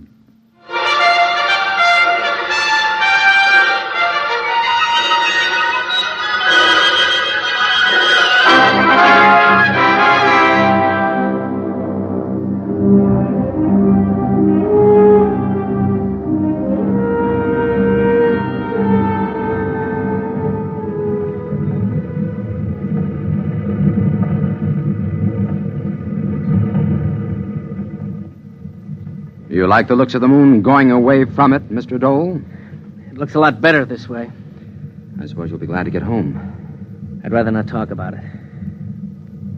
They were kidding Chapman this morning. They said he found a home on the moon. If we'd stayed an hour or so more, he might have changed his mind and left after all. I'd offered him money. I didn't want to stay for stopover. I was a coward, and I offered him money to stay in my place. Well, we're all cowards once in a while. But your offer of money had nothing to do with his staying. He stayed because he had to stay. Because we made him stay. I don't understand. Chapman had a lot to go home for. He was engaged to be married. I know. We got her to write him a letter breaking it off. We knew that it meant that he'd lost one of his main reasons for wanting to go back. I think perhaps he still would have left if we'd stayed and argued him into going. But We left before he could change his mind. That was a lousy thing to do. We had no choice. We didn't use it except as a last resort. I don't know of any girl who would have written such a letter if she was really in love with a guy like Chapman. No matter what your reasons. There was only one girl who would have. Ginny Dixon. You see, Chapman's girl was Dixon's sister. She understood what we were trying to tell her. That the new shift had to be safe. That there had to be someone who had to take over and keep those boys alive. She understood that. Because her brother died up there. You mean he's the only one? I couldn't have done the job? Oh, look, Dole. Chapman knows how to live on the moon. He's like a trapper who spent all his time in the forest. He knows it like the palm of his hand. He never makes mistakes. He never fails to check things. And he isn't a scientist. He would never become so preoccupied with research that he'd fail to make checks, and he can watch out for those who do make mistakes. He understood that, too, all too well. It costs a lot of money to send ships up there and establish a colony. You have to have the best man for the job. You get them even if they don't want to do it. Personal lives and viewpoints are expendable. It's got to be that way. There's too much at stake. It's a cold place, the moon. You're an odd bunch of guys. You and the others in the groups. Few of you, Dole, come up for the glamour. I know. None of you really like it. And none of you are enthusiastic about it. You're all reluctant to come in the first place, for the most part. You're a bunch of pretty reluctant heroes. 18 months. He'll be up there 18 more months. Personally, I don't feel happy about that. I don't like having to mess up other people's lives. I hope I won't have to again. Maybe somehow, some way, this one can be patched up. We'll try to. 18 months. In the meantime, on behalf of the Commission and myself, I feel like a cheap, rotten heel.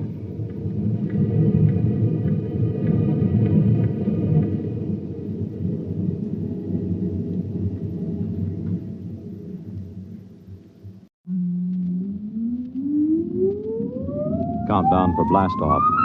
X minus 5, 4, 3, 2, X minus 1, fire.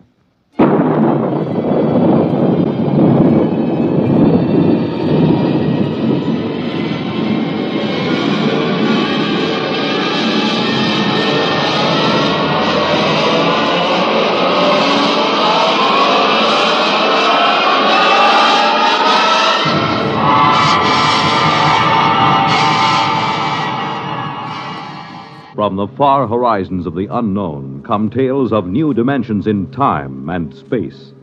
These are stories of the future, adventures in which you'll live in a million, could be years, on 1,000 maybe worlds. The National Broadcasting Company, in cooperation with Galaxy Science Fiction Magazine, presents X minus 1.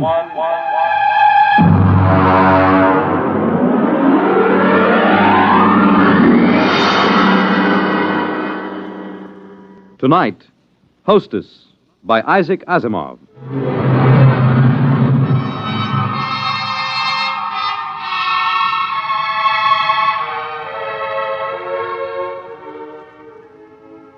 I was so happy about it when I came home, almost triumphant. I dashed in the front door, peeled off my gloves, threw my hat on the side table, and tossed my coat over the back of a chair. Well, you missed supper. Drake, we're going to have him here.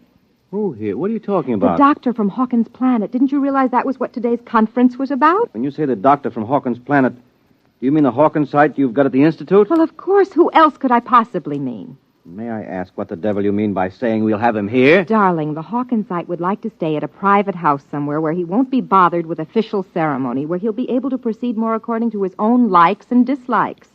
I find it quite understandable. Whenever you start using formal sentences, I know you're hiding extreme irritation. Well, you don't seem to be trying to hide it at all.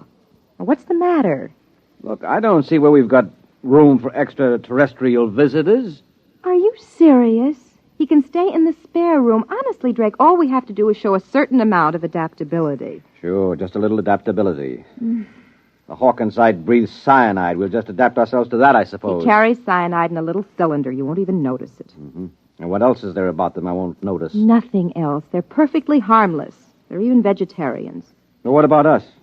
Do we eat meat ourselves, or will that make us look like cannibals to him? I won't live on salads to suit him, I warn you. Drake, it means very much to me. Well, why? Because if he stays here for any length of time, I can study him real closely. Very little work has been done on the biology and psychology of the individual Hawkinsite or of any of the extraterrestrial intelligences. Surely you must see the opportunity. He stays here. We speak to him, watch him, observe his habits. Look, I've spoken to men who are in charge of security groups watching various Hawkinsite missions on Earth.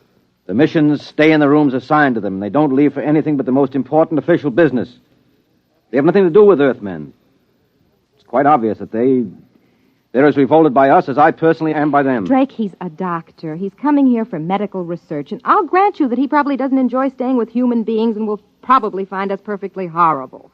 But he must stay just the same. All right. Have it your own way.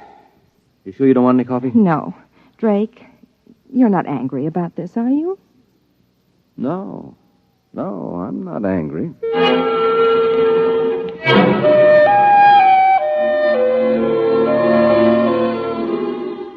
Most of my friends had been surprised when I married Drake because they couldn't understand my marrying a policeman. I explained he wasn't simply a policeman. He was a member of the World Security Board, but most of the staff at the Institute thought it rather odd that I hadn't married a biologist or at least an anthropologist, even a chemist, but certainly not a policeman. I was waiting for Drake with some apprehension that evening as I sat in the living room. Hark Tolan, the Hawkinsite, was standing quietly in the middle of the room. He was not sitting since he was not anatomically constructed to sit. He stood on two sets of limbs placed close together, while a third pair, entirely different in their construction, were suspended from a region that would have been the upper chest in the human being. His skin was hard, glistening, and ridged, and his face wore a distant resemblance to something alienly bovine. Mrs. Smollett, you must forgive my English. The construction of my mouth, combined with the absence of incisors and canine teeth, is an obstacle to clear speech. I think you speak very well. Thank you. My husband will be home soon, and then we'll eat. Your husband? Husband? Yes, you know. Mr. Smollett. A male, of course. You must forgive me, Mrs. Smollett. Perhaps the greatest source of confusion among the 5 known races of the galaxy lies in the differences among them in regard to their sex life and the social institutions that grow around it. I understand that. The concept of husband and wife, for instance, exists only on Earth. I can achieve a sort of intellectual understanding of what that means, never an emotional one. Dr. Tolan, I've consulted the Institute in preparing a menu, and I trust you'll find nothing in it that will upset you. Drake? Drake, is that you? Yeah. I'm in the living room, dear.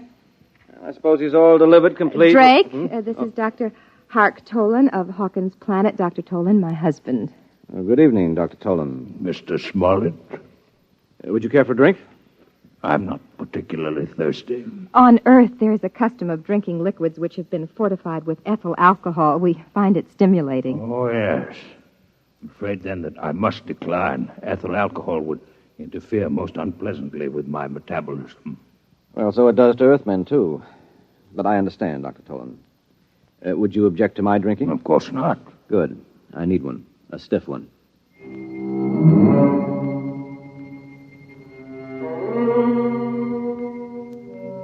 He stood at the table. I tried not to look at him as he ate. His wide, lipless mouth split his face alarmingly as he ingested food, and in chewing, his large jaws moved from side to side. There was evidence of his ungulate ancestry. I found myself wondering whether he would chew his cud later, and then I was afraid that Drake would get the same idea and leave the table in disgust, but he was taking everything quite calmly. I imagine, Dr. Tolan, that the cylinder at your side holds cyanide, hmm? Quite so. Pure cyanide? I hope you are not considering possible danger. I know the gas is highly poisonous to you, and I do not need a great deal. None of it emerges, except when I actually suck at the tube, which is fixed at the corner of my mouth. I see.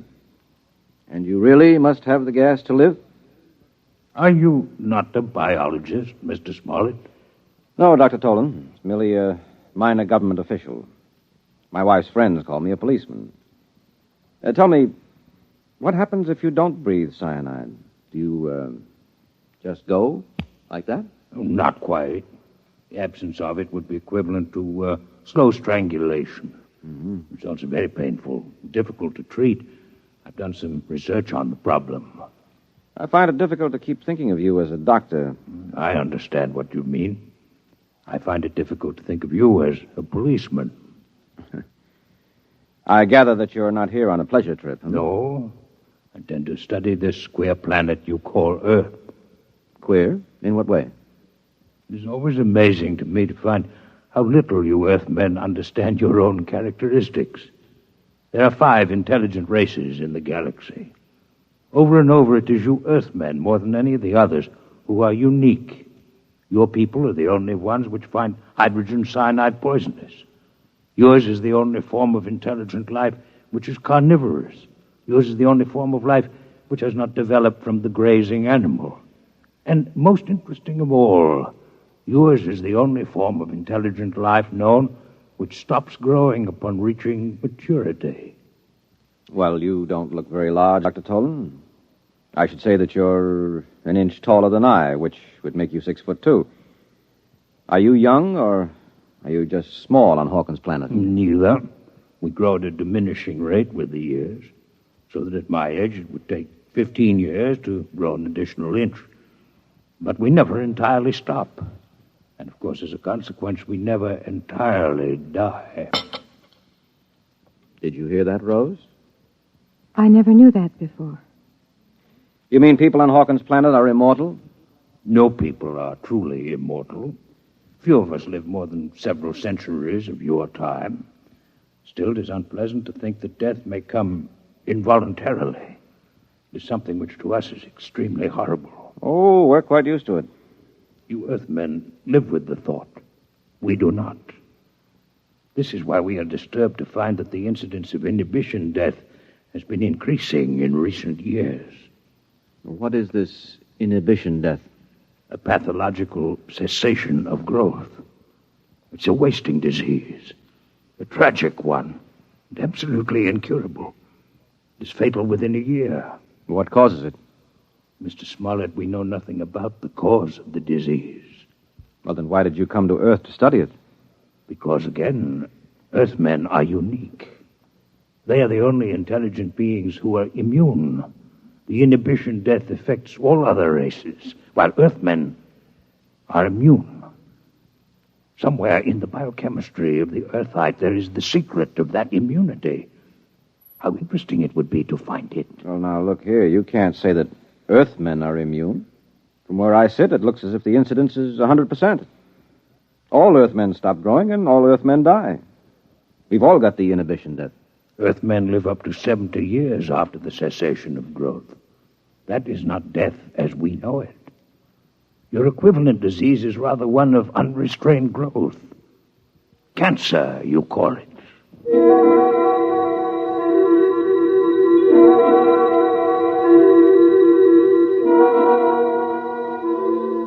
Drake was being pleasant to Dr. Tolan. I wasn't sure whether it was for my sake or for his own. Drake has never gone out of his way to please me. Sometimes when I'm gloomy, I look at him across the table and ask myself, why did he marry me?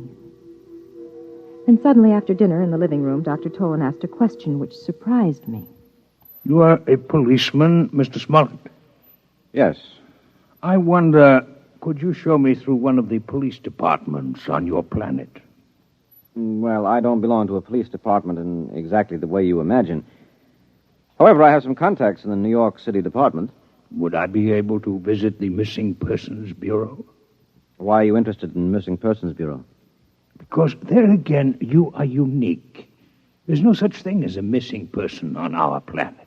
We're always aware of each other's exact location, no matter where on the planet we might be. Can you feel such awareness even now, on Earth? You mean across space? No, I'm afraid not. But you see the importance of the matter. All the uniqueness of Earth should be linked. If the lack of this sense can be explained, perhaps the immunity to inhibition death can be also. Tell me truthfully, Mr. Smollett, if Mrs. Smollett were to leave this room and enter another without your having seen her do so, would you really not be aware of her location? I really would not. Amazing. Please do not be offended by the fact that I find it revolting as well.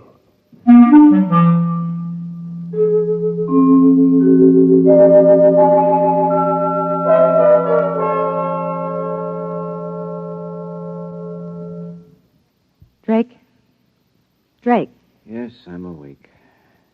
why were you talking about the inhibition death to Dr. Tolan? I'm taking an interest in your work, Rose. You've always wanted me to take an interest. I'd rather you weren't sarcastic. Rose, I'm tired. I'll talk to you tomorrow. No, right now. I want no questions from you and no interference. You do your job and I'll do The mine. nature of my job is open and known. The nature of my job isn't, by definition, but I'll tell you this. Our six-legged friend is here in this house for some definite reason. You weren't picked as biologist in charge for any random reason. 2 days ago, he'd been inquiring about me at the commission. But that's my job, and I won't discuss it with you any further. Do you understand? No. But I won't question you if you don't want me to. All right, then go to sleep.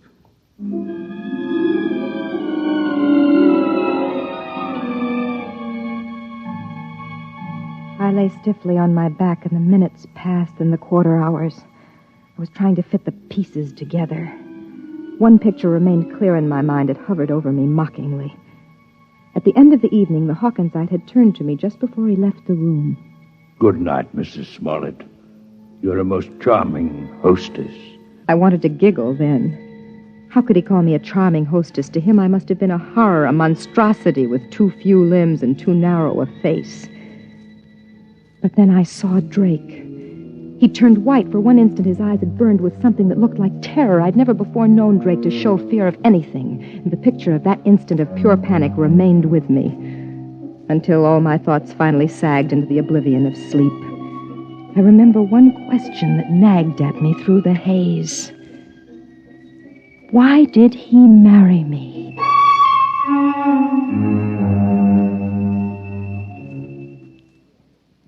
I found your Missing Persons Bureau interesting in that the large majority of missing persons are males. Oh, well, that's not mysterious, Dr. Tolan. You simply didn't realize the economic setup we have on Earth.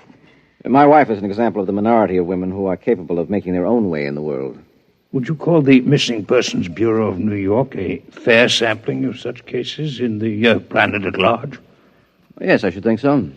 Is there then an economic explanation for the fact that since interstellar travel has been developed, the percentage of young males among the missing is more pronounced than ever? Well, that's even less of a mystery than the other. Nowadays, a runaway can hop the nearest space freighter. They're always looking for crewmen. No questions asked. It's almost always young men in their first year of marriage. Well, that's just the time a man's troubles seem the greatest. If he survives the first year, there's usually no need to disappear at all. Would it offend you if I disconnected for a period of time? Disconnected? It's like sleep. Oh. I hope you haven't had too exhausting a day. It's just that I've been absorbing so many new and unusual concepts that I feel a desire for a little disconnection.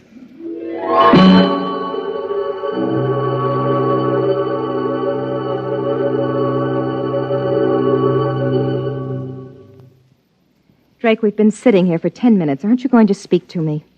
About what? Last night you said you'd speak to me tomorrow. Well, I'm ready now. I thought it was agreed that you wouldn't question me about my business in this matter. I think it's too late for that. I know too much about your business by now. What? What do you mean? Drake, let go of my arm. What are you talking about? Dr. Tolan thinks that Earth is spreading the inhibition death purposely. That's it, isn't it? Where did you get that idea? It's true, isn't it? I want to know exactly why you say that. Don't play games with me, Rose. This is for keeps. Why don't you ask Dr. Tolan? He's an outstanding worker in the field. I looked over his papers this afternoon. And what are his theories about the origin of the disease? Try to remember, Rose. I think he blames Earth, but I think he admits they know nothing about how the disease is spread. I'll find out about this right now. Drake, what are you going to do? What's that? It's my gun. I'm going to ask him a few questions.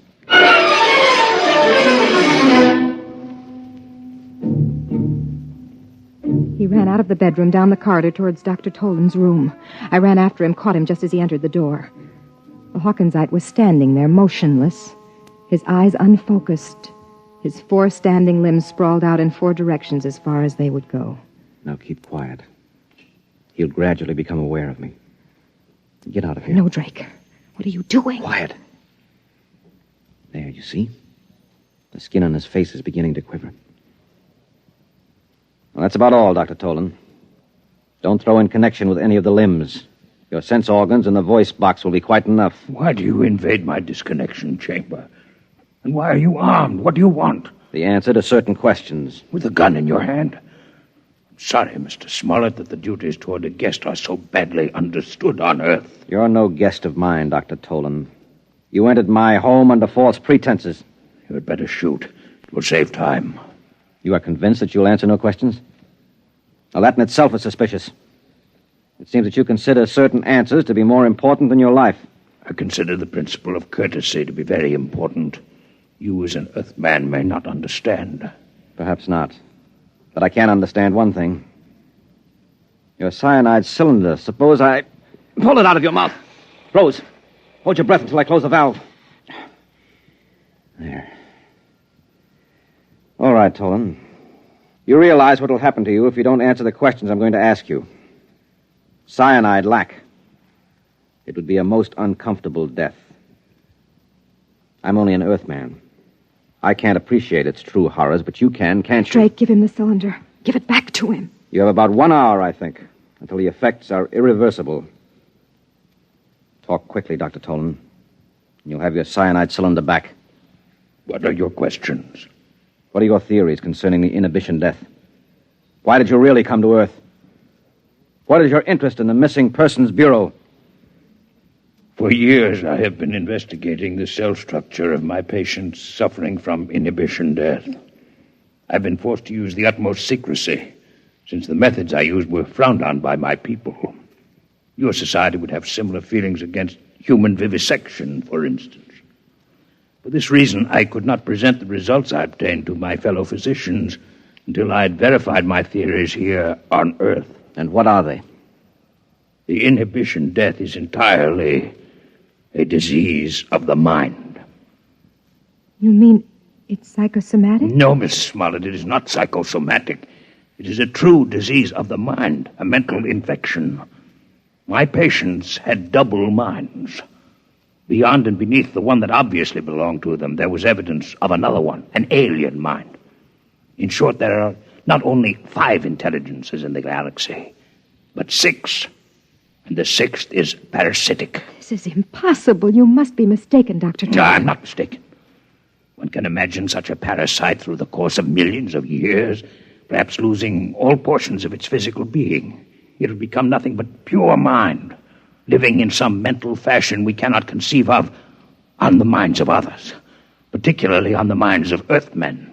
Why particularly Earthmen? Have you not surmised that the 6th intelligence is a native of Earth? Mankind from the beginning has lived with it, has adapted to it, is unconscious of it. It is why the higher species of terrestrial animals, including man, do not grow after maturity and eventually die. And it is what is called natural death. It is the result of this universal parasitic infestation. Where Earthmen could survive the infection for decades with little harm, we others die a quick death within a year. Give me back my cylinder. You have your answer. What about the Missing Persons Bureau? Drake, look at his eyes. Give it back to him. As we are not well adapted to the intelligence that infests man, neither is it well adapted to us. It can live on us, but it cannot reproduce, with ourselves alone as the source of its life. The inhibition death is therefore not directly contagious among our people. What are you implying, Dr. Tolan? The Earthman remains the prime host for the parasite, and an Earthman may infect one of us if he remains among us. But the parasite, once it is located in an intelligence of the outer worlds, must somehow return to an Earthman if it expects to reproduce. We are infected and reinfected as the parasites return to Earth and come back to us via the mind of Earthmen who travel through space. And the missing persons? Are the intermediate hosts. The masculine terrestrial mind seems better suited for their purpose. But once reproduction has been taken care of, the infested male leaves by spaceship for the outer worlds. He disappears. But this is impossible. What you say implies that the parasite mind can control the actions of its host. That can't be, or we would have noticed their presence here on Earth. The control may be very subtle. It may, moreover, be exerted only during the period of active reproduction. I simply point to your Missing Persons Bureau. Why do the young men disappear? I'm quite ill now, cyanide lack, and I cannot speak much longer. And you alone, of all your people, have any knowledge of this theory of yours? I alone. You will give me back my cyanide cylinder now. I have become quite weak. Sure. Sure, Dr. Tolan.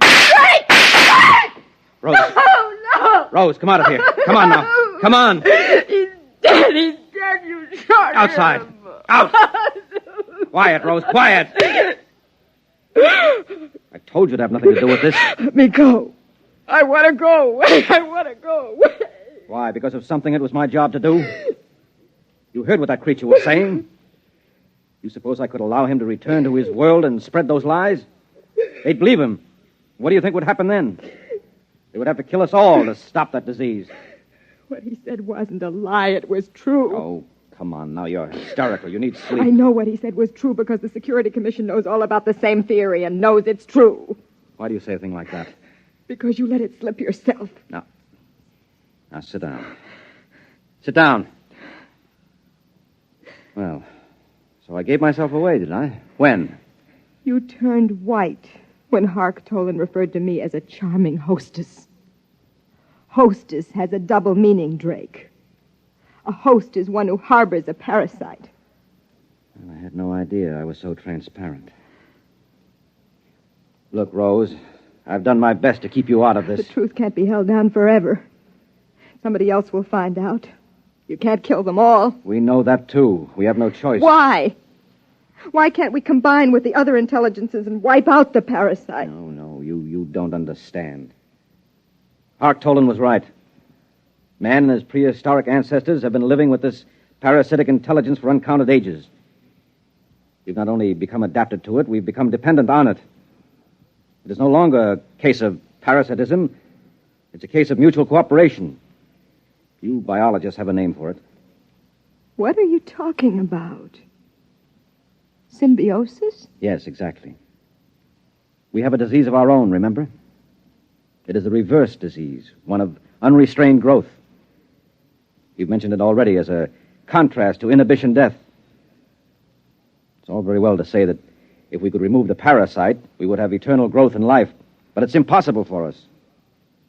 If for any reason the parasitic intelligence, as Hark Tolan calls it, does leave the human body, or if its relationship to the human mind is in any way impaired, growth does take place, but not in an orderly fashion.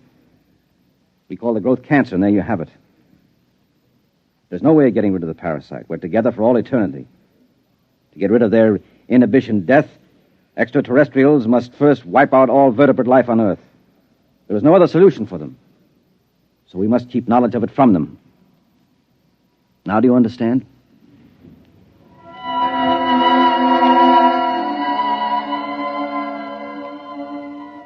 He got the body out of the apartment. I sat there numbly. He lied to me. Cancer could not be a disease that was an expression of lost ability for normal growth. Cancer attacked children while they were still growing. It could even attack embryonic tissue. Cancer had nothing to do with the presence or absence of normal growth. Its absence would not cause cancer. Drake lied, but no one would believe me. The young men who disappeared were usually in the first year of their marriage. Whatever the process of reproduction of the parasite intelligence was, it must involve close association with another parasite. The type of close and continuous association, as in the case of newly married couples. The parasite could control actions. I'd report them both, Drake Smollett and Hark Tolan, to the Missing Persons Bureau. But they'd never find them, for they'd be out in space. I wanted to weep, but I couldn't. I was dry-eyed, and it was painful. I'd looked for the answers to so many questions, and I'd found them all. I even found the answer to the question I thought had no bearing on the subject. I finally learned why Drake had married me.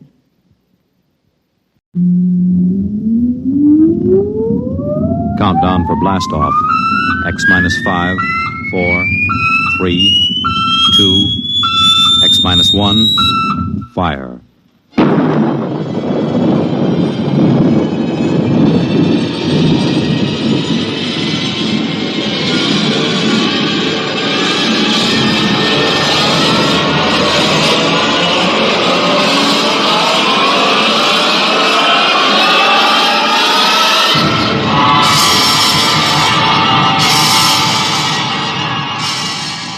From the far horizons of the unknown come transcribed tales of new dimensions in time and space.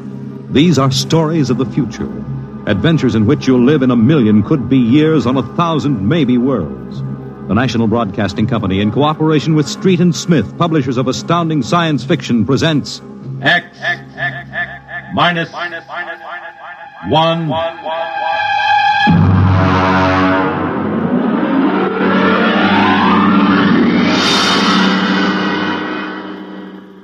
Tonight's story, First Contact, by Murray Leinster.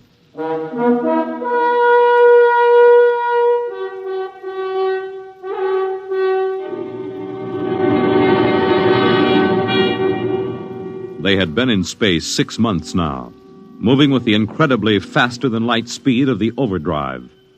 In 6 months, they had gone from Earth outward and outward to the crab-like nebula with the twin stars. A routine flight of exploration and scientific research. Solid object about 90,000 miles away, sir. Located, Dort. Exactly. Identify it. A small object, sir. Captain, I've never seen anything like this before. Whatever it is out there is coming toward us at an incredible speed and retreating to zero just as rapidly. What's the mass of the object, Dort? Well, it varies with the distance from us, sir. Step up the scanners. Nothing, sir. Absolutely nothing shows out there. And yet there must be something. Those alarms are foolproof. Action stations, man all weapons.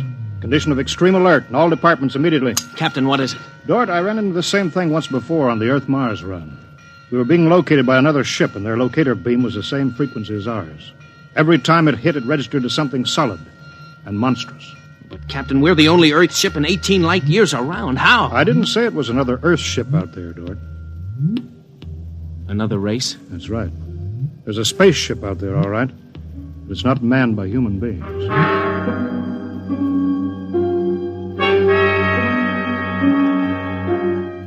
It had been contemplated and speculated upon.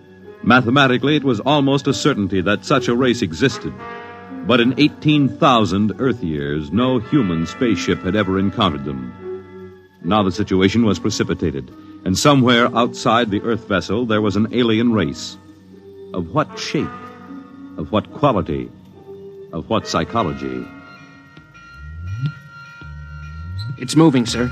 Heading right for us. At that speed, we'll be in touch in 10 minutes. Heading right for us, huh? Just what we'd do if a strange ship appeared in our hunting grounds. Friendly? Well, maybe. We'll try to contact them. We have to do that. But friendly? Thank the Lord for the blasters. They may not be hostile, sir. Well, they may be. That's what I'm paid for. Put on this job for, to worry about the troubles that may never happen. To all hands, now hear this. A ship is approaching manned by an alien race. I'll give the signal for attack or defense if it be necessary. There'll be no move made unless I give the order. I do not wish to provoke trouble. Stand by. Their ship is slowing down, sir. It's stopped. Weapons Department, report. Weapons Department, report.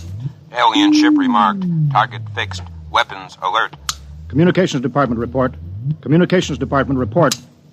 We're receiving a modulated short wave, sir. Frequency modulated. Apparently a signal. Not enough power to do us any harm. Well, try to make some sense out of it. Report any progress to me immediately. One thing in their favor, sir. They didn't attack immediately without question. They're trying to establish contact. That seems to indicate they're reasonable. We'll see, we'll see. What are they doing now? Can you make out the locator screen? Bring that power up. Yeah, they're doing something now, sir. There's a section of the hull opening. Probably an airlock, sir. if they breathe air. They're letting something out. It's round. A bomb, sir? Unknown object released from alien ship. Observed by weapons department and targeted. Stand by. See what they're doing, sir? They've left the object out there right where they were. And now they're withdrawing the ship. There's no reason why that object couldn't be a bomb, Mr. Dort. Intended to let us think precisely as you're thinking right now. I just have a hunch, sir. I think they're friendly. I think whatever it is out there is a means of communication. You're probably right, but I won't gamble the ship on a probability. Sir, I'd like to volunteer to go out there and look that thing over. You understand whoever does examine it is expendable. Yes, sir.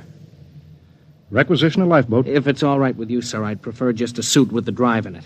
It's smaller and the arms and legs won't make me look like a bomb. And I'll carry a scanner, sir. You may leave when you're ready. Thank you, sir.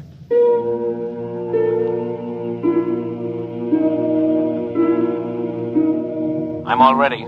Clear the lock and let me out.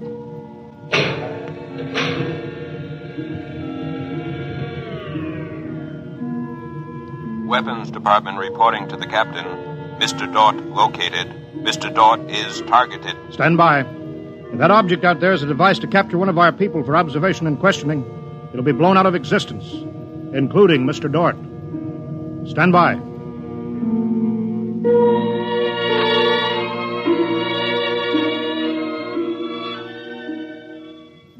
Mr. Dort. Mr. Dort. Report. Object, as you can see on the scanner, sir, is covered with many small horns, like the detonating horns of the obsolete mines formerly used in naval warfare. Is that their purpose, do you assume, Mr. Dort? I'm going to find out, sir. I'm going to grab one. Mr. Dort. I'm here, sir. I don't think this is a mine. Circle it so we can see it completely through your scanner. Deadlock, sir. Nothing to report that the scanner hasn't shown you. Oh, wait a minute, sir. A section of the outer hull seems to be opening. Do you see it? Very good, Dort. Hold that. I'm sure it's a communications device, sir. It looks like it. Fix your scanner so it'll focus on that communications device. Return to the ship.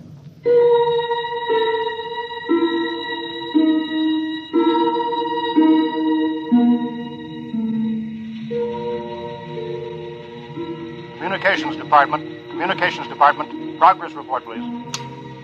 We've established communication, sir. Is there a psychologist on the team down there with you? Yes, sir. Mr. Burns is working with us. Will both of you please report to the bridge at once?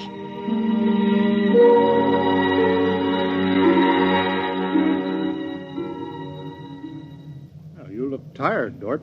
We've established fairly satisfactory communication, sir. They seem to have highly developed thought patterns. We got a satisfactory translation from the machine on the fourth attempt. We can say almost anything we want to say to each other now. Of course, how much of what they tell us is the truth, we have no way of knowing. Mr. Burns, you're the psychologist. What do you think? Well, I don't know, sir. They seem to be completely direct.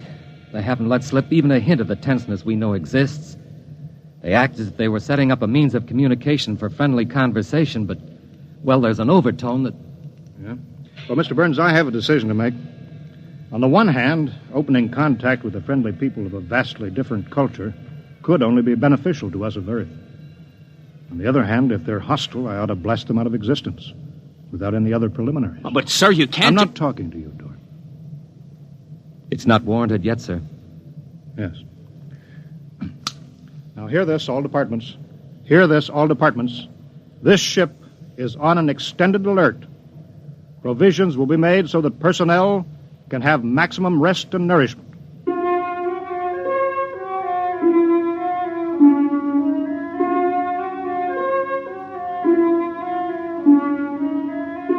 Communication continued by means of the artificial language set up arbitrarily between the Earthman and the aliens, decoded by the mechanical decoders. Dort disobeyed orders. He lived on powerful stimulants so that he could stay with the communications machine. Talking to the aliens. Other people.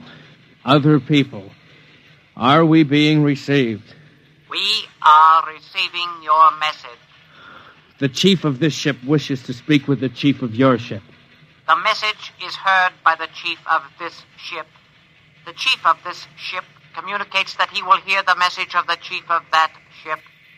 Go ahead, sir.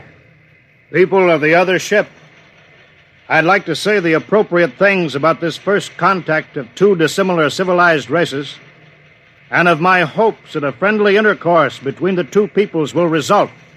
People of that ship, what you say is all very well, but is there any way for us to let each other go home alive? That's all, sir. They've stopped sending. Very direct people. Very direct. But, sir, I don't follow. I didn't know what that meant. Is there any way for us to let each other go home alive? It means what it says, Dort. Sir, what's to stop us from just cutting communication and leaving, and they can do likewise? What's to stop us? Simply that whichever ship leaves first will be followed by the other. If they find Earth and get back to their own planet and we don't know where that planet is, Earth will be completely at their mercy. If they leave first, we'll follow them. We'll attempt to find their home planet. Dort, could you swear to any decision that the policymakers on Earth will come to? Sir, even if they do follow us, the closer we get to home, the more of our ships and weapons they'll face. They'd never get away. Well, how do you know that they can't communicate with their home planet without returning? We can't, sir. How do you know they can't? I don't, sir. So that's the situation. We'll sit out here, facing each other, trying to outguess each other, until time wears us out. And we'll have to face the fact. Either they destroy us or we destroy them. Navigation officer, attention. Navigation officer, attention. Every star map on this ship is to be prepared for instant destruction. The chief of this ship wishes to know whether the chief of that ship can suggest an answer to the problem concerning us both. Do you want me to answer that, sir? I'll answer it myself. Tell me when to talk. Now, sir. I am giving that matter personal attention. Every effort will be bent to the solution of this problem. Will you consider a temporary truce in the meantime? What would a truce gain? Could we trust you? Would you trust us? I suggest that we continue as we have up to this particle of time. I agree. Sign off, Dort.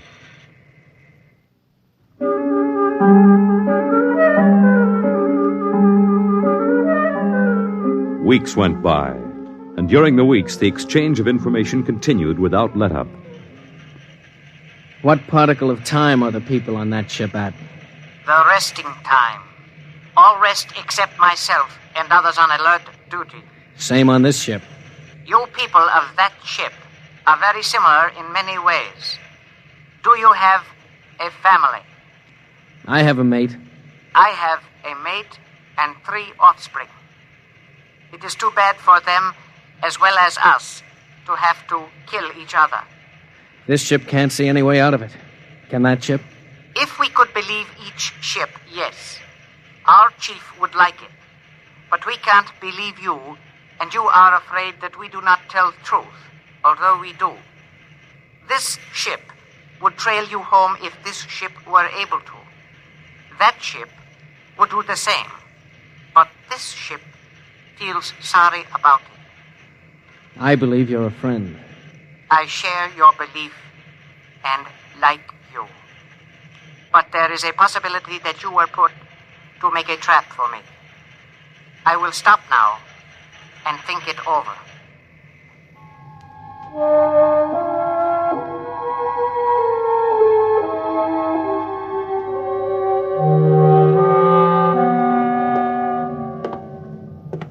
Just sit down, Dort. Control yourself. We're all under tension.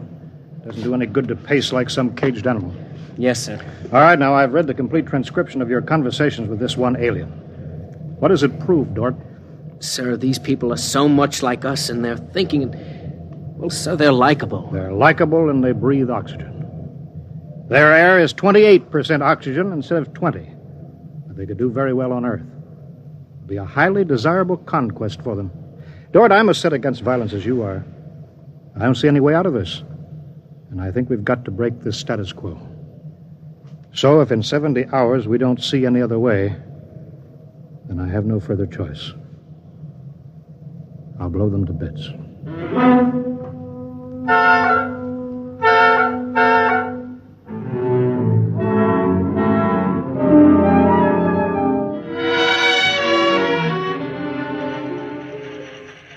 Will that ship receive communications? Will that ship receive communications? This ship is listening. It seems to me better to communicate than to sit by the machine silently. I would have called you, but you signed off before. The problem goes around and around. I find no answer. Perhaps we could turn our thoughts to other things. The psychologist of this ship tells us that you people on that ship have a threshold of tolerance to tension. He tells us that you will be forced to take one action or another in a period of less than 100 time particles. I have no communication on this matter. Well, the ship is not trying to extract unwilling information from that ship. A truth is mentioned in passing. A report of this conversation will be carried to the chief of this ship. It would be so. We are prepared. If only the people of this ship could meet in direct contact with the people of that ship, it might be better. We could not communicate then. The communications machine is too large to carry from place to place. In direct contact, the peoples of the two ships would be further apart than now. That's true. I am sad. Much that is pleasant has passed between us. I am sad, too. We are not yet ready for each other. We are not yet ready for each other. It's hard, isn't it, Dort? Well, Captain, I'm sorry. I didn't know you were here, sir. I've been here for quite a while. Eavesdropping, I'm afraid. It's all right, sir. Nothing can be personal in a situation like this. Yeah, that's right. How long is 100 time particles, Dort? Pardon, sir? That reference he made to us not being able to stand tension is interesting.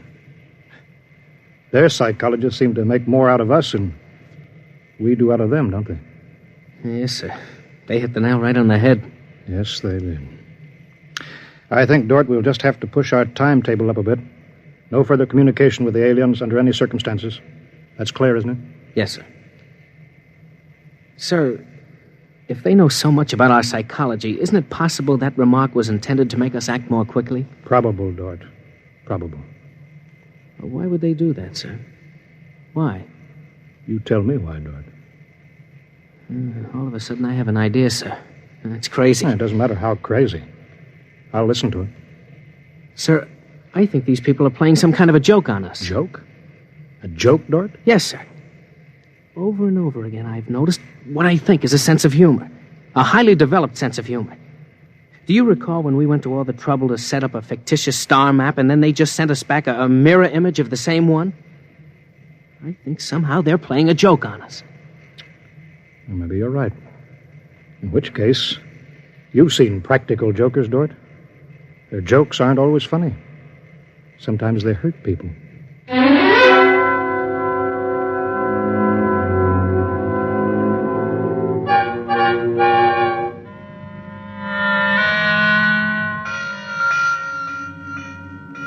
All departments, man, instant alert. All departments, man, instant alert. Report instantly. Report instantly. Weapons Department alerted.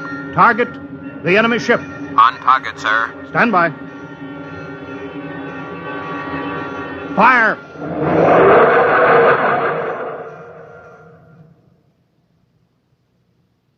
They're gone, sir.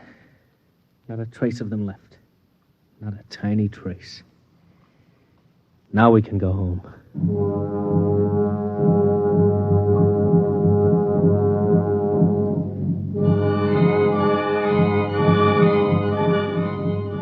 Communications to Captain. Communications to Captain. Report. Sir, I'm picking up new signals. Same frequency as the original alien signals. That's impossible. That ship was destroyed. I'm receiving signals, sir. Set the machine up. We'll be down there in a minute. Mr. Dort, come with me, please.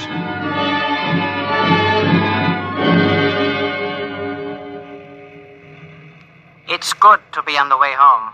Yes, it is good. Do you suppose we'll ever figure out what happened to the other ship? Never. A blinding flash and they were gone. I suppose they couldn't figure a way out of the situation. An unstable people. They had no sense of humor to cope with the situation. They exploded themselves out of existence. It seems reasonable. They must have had powerful weapons to destroy themselves so completely. Yes, what a shame. In a way, I grew to like them. This isn't meant for us, sir. I don't know what's happening, but I think we're overhearing a private conversation. I understand, Dora. Be quiet, will you? Many things might have come out of a relationship with that people. They were describing a disease they call cancer. I think it is similar to the Frogren syndrome. We might have helped them. They might have helped us, too. Well, too bad. We'll never find them again, I think. The odds of such a chance meeting in the vast space of the whole universe. There are no figures for such odds, are there? Turn it up, Dort. Turn it up louder. That's all there is, sir. The signal stopped there. Sir, I don't know how, but somehow when we fired at them, we didn't destroy them, but we did set up a condition whereby they've become invisible to us and we've become invisible to them. Captain to Engineering Department. Halt forward motion. Captain, why are we stopping? Listen, Dort, you say they're invisible. They are, but they're not destroyed because we just heard them. They're out there somewhere. Invisible. Well, you heard them, sir. They're heading for home. We're invisible to them, too, sir. How do you know, Dort? How do you know this whole thing isn't a setup? Well, suppose that's true, Captain. You heard their conversation. They weren't talking like any monstrous people. They seemed decent and warm, just as decent and warm as we are. How do you know this conversation wasn't planned, deliberately set up for us to hear? How do you know that, Dort? Yes, sir, you're right. They may be out there and they may not. They may be telling the truth or they may be trying to trick us. They may be friends or they may be the most deadly enemies. You said they had a sense of humor, Dort. What a joke to play. To deliberately set up a situation where we wouldn't know fact from fantasy, truth from lie. Wouldn't that be a joke, Dort? Yeah, but we don't know that they did that, sir. And we don't know that they didn't. We don't know anything. Sir, does that mean we never go home again? I don't know. I have to think about it. I have to think about it.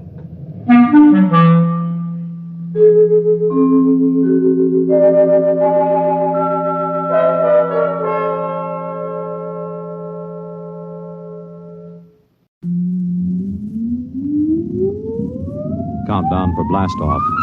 X minus 5, 4, 3, 2, X minus 1, fire.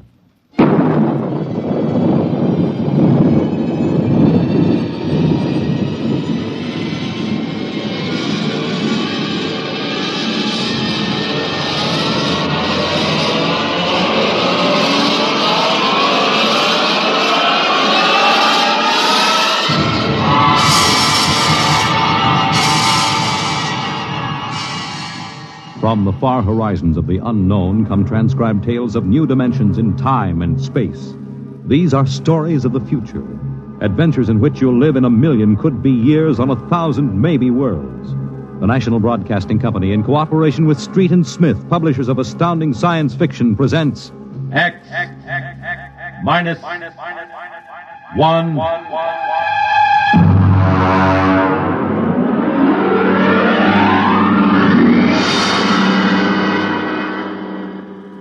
Tonight, the Ray Bradbury story entitled, And the Moon Be Still as Bright.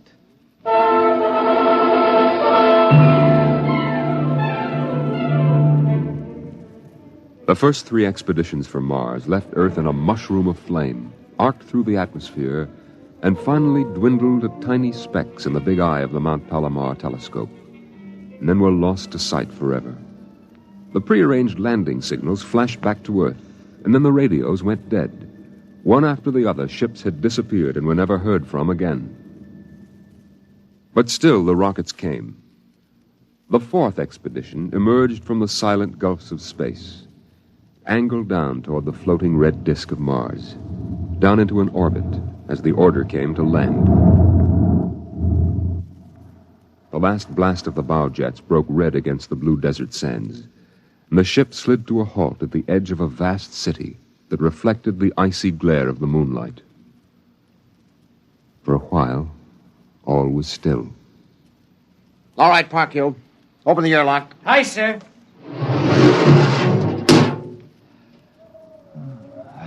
Fresh air. Hey, it's cold out here. Who cares? We got here. I thought I'd never hit solid ground again. Hey, how about a fire, Captain Wiley? It's freezing. Later. We have work to do. Oh, smell that air. Why, you could get drunk on it. Say, there's an idea. Why don't we break out a bottle and celebrate? Biggs, there will be no drinking done till we're secured. But we're landed, Captain. 3 other expeditions landed and disappeared within 24 hours. Now, we're not relaxing security till we find out what happened to them. What do you mean, maybe Martians? Sender, you're an archaeologist.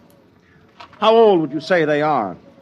I can't tell till I study them more closely. It's a kind of engineering we couldn't duplicate on Earth.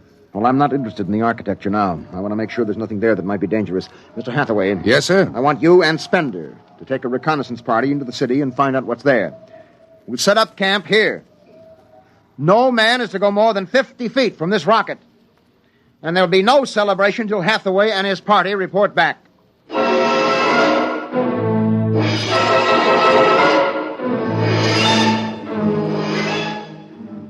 In the sea bottoms, the wind stirred along faint vapors, and from the mountains, great stone visages looked upon the silvery rocket and the small fire.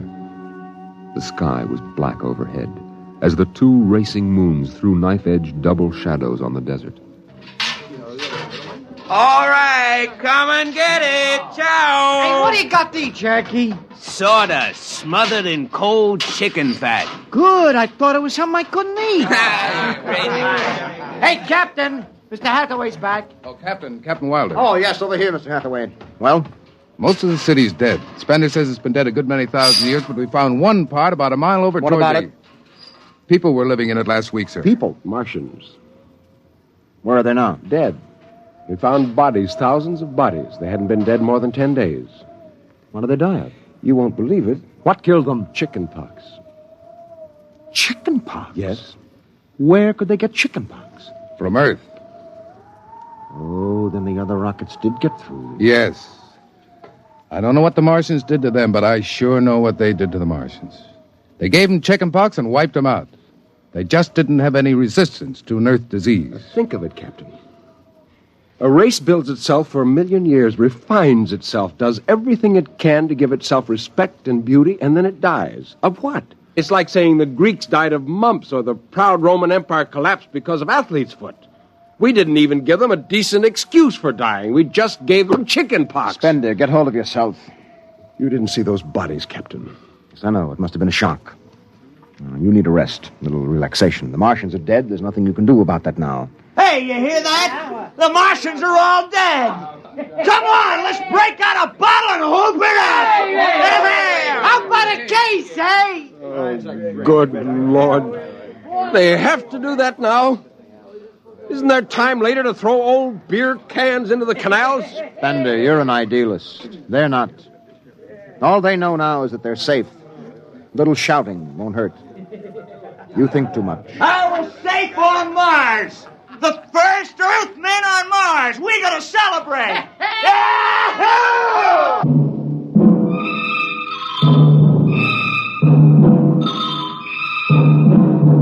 20 bottles were opened and drunk. The voices got louder. The earth laughs and shouts echoing across the empty Martian sands. Spender listened to the wind over his ears, cool and whispering. He felt the land getting cooler. The stars drew closer, very near. The air smelled clean and new. He looked at the cool ice of the white Martian buildings over there on the empty sea lands. Oh, what a woman! Oh. Hey, what do we do with these empty bottles? Save them, stupid. There's a 2-cent deposit. Throw them away! Hey, wait. How about that building?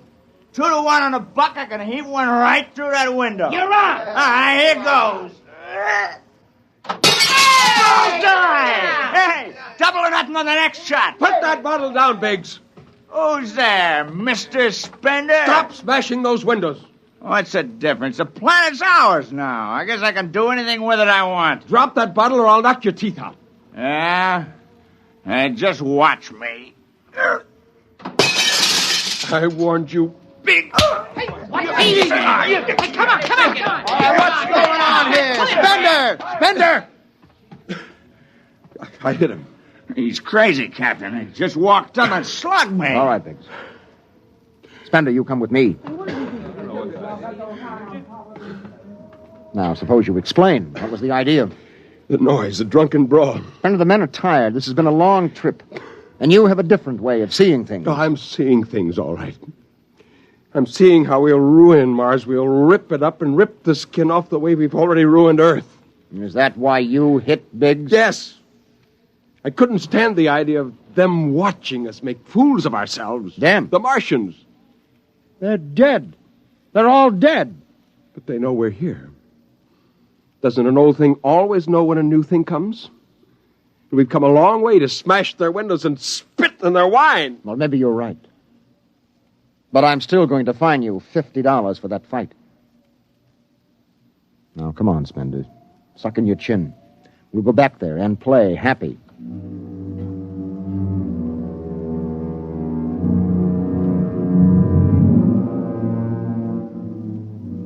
Now they moved out into the moonlight across the desert. They made their way into the dreaming, dead city. The light of the racing twin moons glinted on the barrel of a pistol, the long blade of a machete, the round, gurgling shape of a raised bottle. The wind blew in from the dead sea bottom and brushed through the silvery wire filigree of the towers. Strange music drifted down to the double-shadowed streets, a thin, haunted music that played as it had played through the uncounted years of time. Nobody moved. The moons held and froze them. The wind beat slowly around them. Hey! Hey, you people in the city! Biggs! I just want to make a little noise. What kind of a celebration is this, anyway? Come on. They built this city thousands of years ago. And now where are they? How did they die? Who cares? They're dead. That's good enough for me. Lord Byron. What? Lord Byron, a 19th century poet. He wrote a poem that fits this city. Might have been written by the last Martian poet. So we'll go no more a-roving so late into the night. Though the heart be still as loving, though the moon be still as bright. For the sword outwears its sheath, and the soul outwears its breast. And the heart must pause to breathe, and love itself must rest. Though the night was made for loving, and the day returns too soon, yet we'll go no more a-roving by the light of the moon.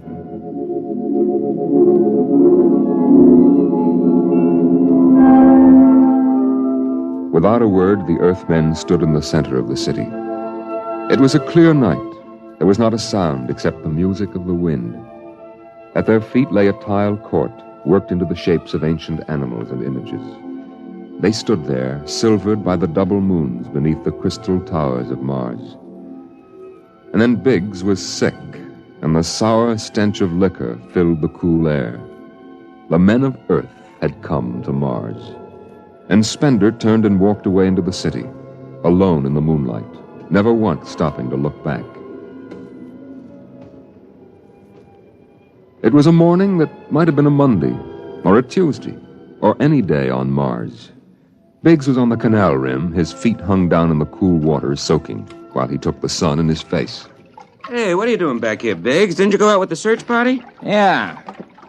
I come back. I got a blister. Oh, yeah. What do you mean? Look, Cherokee, see that? Anyway, I had enough searching. 4 days hunting for that screwball Spender. Didn't find him yet, huh? Oh, good riddance. Oh, my feet. I'm going to soak them in the canal.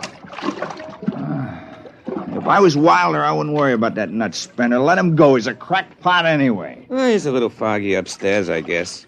Hey, why don't you take your feet out of that canal, Biggs? I gotta make coffee out of that water. Coffee? You call that stuff coffee?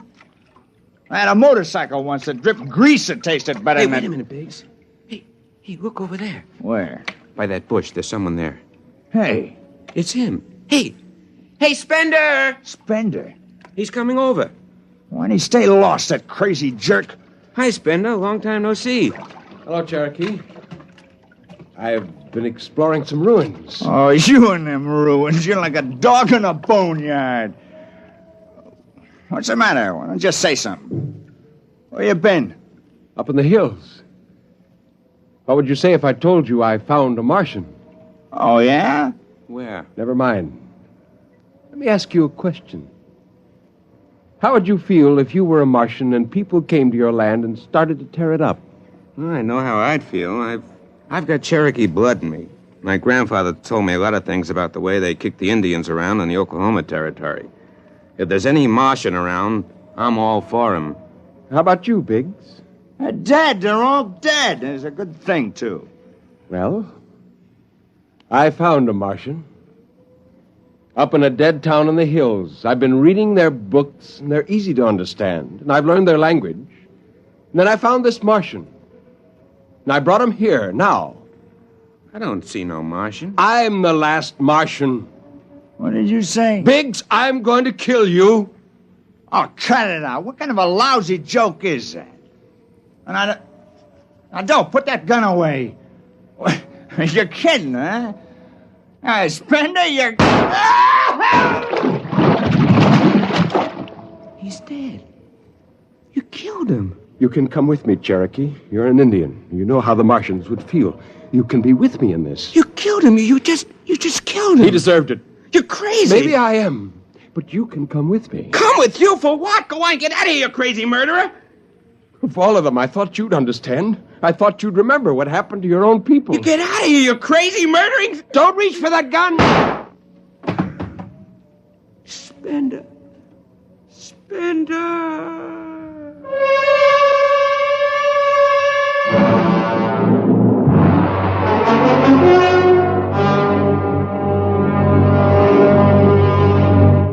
Hathaway, break out the arms locker. Issue pistols, rifles, and grenades. Yes, sir? And you'd better get the Bible out of the navigation chest. We have to bury these two.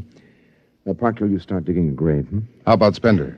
We'll have to go up in the hills and find him. Just let me at him with my bare hands, a crazy murdering louse. That's enough, Parkhill. The man is sick. He must be... Sick, my eye. That's enough. Now grab a shovel and start digging.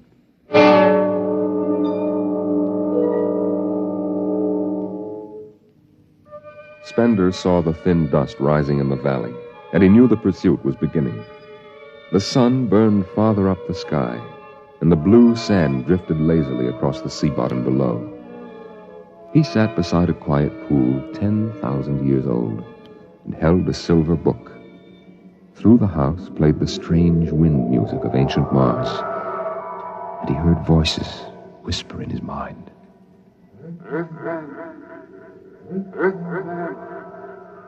I hear you. I've always heard you, even down there on Earth. No, I won't run. What's the use? Live, Earthman. Live. Live? What for? To see them tear down your temples and put up hot dog stands? Run. They've seen me now. They know I'm up here. Live. There's Wilder now. I've got him right in my sights. Kill, Earthman. Kill. Funny, he hasn't ordered them to use grenades. They could lob one right up here and blow me to bits. Yeah, maybe the captain thinks I'm too nice to be blown to bits. He wants my death to be clean. Just one bullet hole in me, nothing messy. And why? Because he understands me. Kill. The only one on the crew who ever did. Kill. Well, at least I can do the same for him. Just one bullet in his head, a nice clean death. All I have to do is pull the trigger and then... It's no use. I can't do it to him. Spender! Can you hear me, Spender? I hear you, Captain. What do you want? Talk! Truce! All right. Come on up. Leave your gun down there and keep your hands up.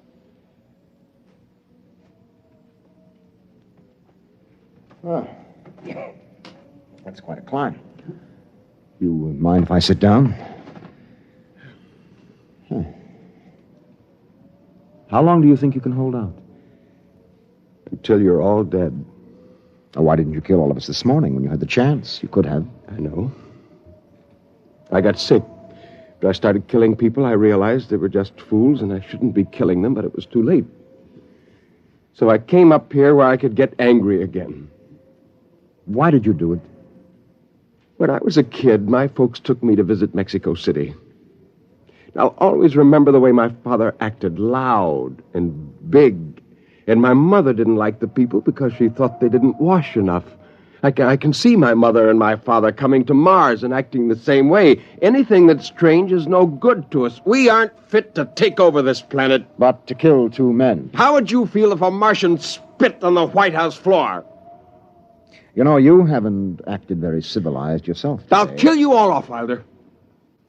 That'll delay the next rocket 5 years, and then I'll kill them too. And if I'm lucky, I'll live to be 60. And I'll meet every expedition that lands on Mars. Oh, I'll be very friendly. I'll explain our rocket blew up one day. And then I'll kill them off. I'll save Mars for half a century. And by then, maybe the Earth people will give up. And yet you're outnumbered. We already have you surrounded. In an hour, you will be dead. I found an underground passage that'll take me back in the hills, Wilder. I'll go back there. And then I'll pick you off one by one. We'll see. Well, it's a nice town you've got here, Spender. It's beautiful. I'd like to live here. You can. Join me. You're not like them. Why go back to them, Captain? I'll show you what a good life these people had. No, there's too much Earth blood in me. I may even agree with you about all this, but that does not change what I must do. You won't stay? No. This is your last chance, Spender. Look, you're sick. Now come along with me quietly. No. One last thing. If you win, do me a favor. Try to see that they don't tear this planet apart. Right. And if it helps, just think of me as a very crazy fellow who went berserk one summer day. Be easier on you that way. I'll think that over. So long, Spender. Bye, Captain. Good luck.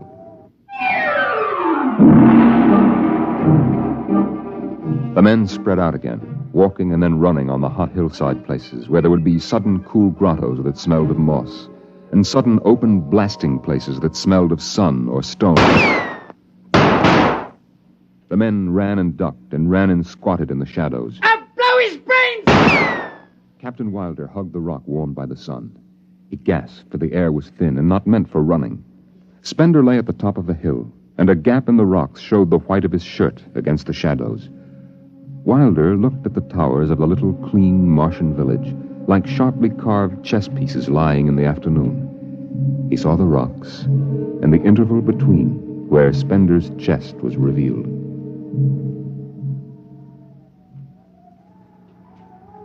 Go on, Spender. Get out.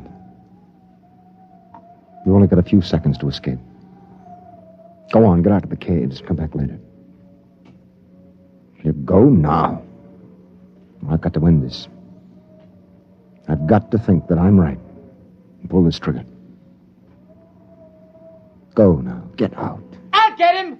A slug in the head, I'll blow his bloody brains! No, Parkhill! Put down that gun. I'll do this myself.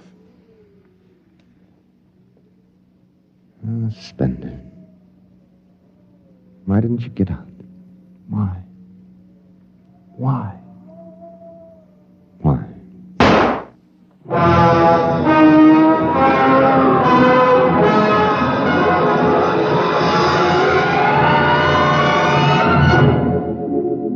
They buried him in that ancient valley town, where the music of the wind played on through the days and the nights.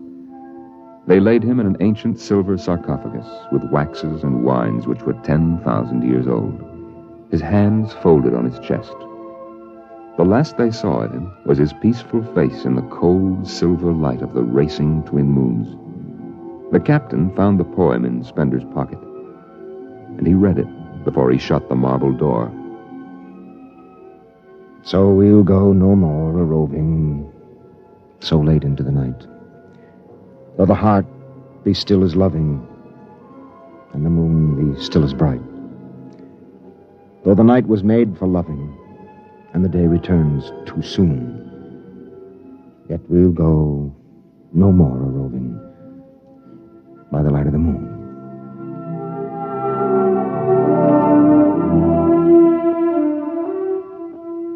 The next afternoon, Parkhill did some target practice in one of the dead cities, shooting out the crystal windows and blowing the tops off the fragile towers. Captain Wilder caught Parkhill and nearly knocked his teeth out.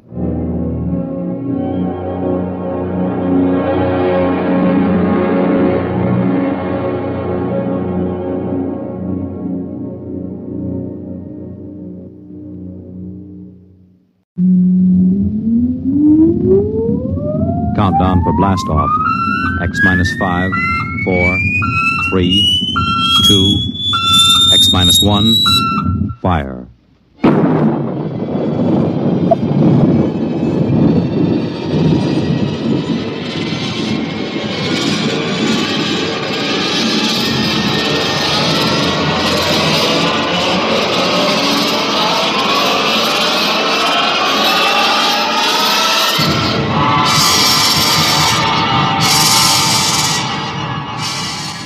From the far horizons of the unknown come transcribed tales of new dimensions in time and space.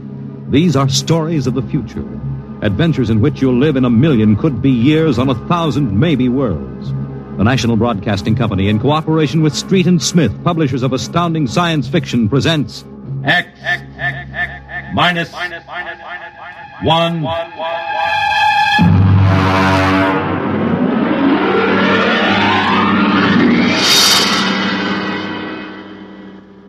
Tonight's story, The Castaways by Ernest Kinoy.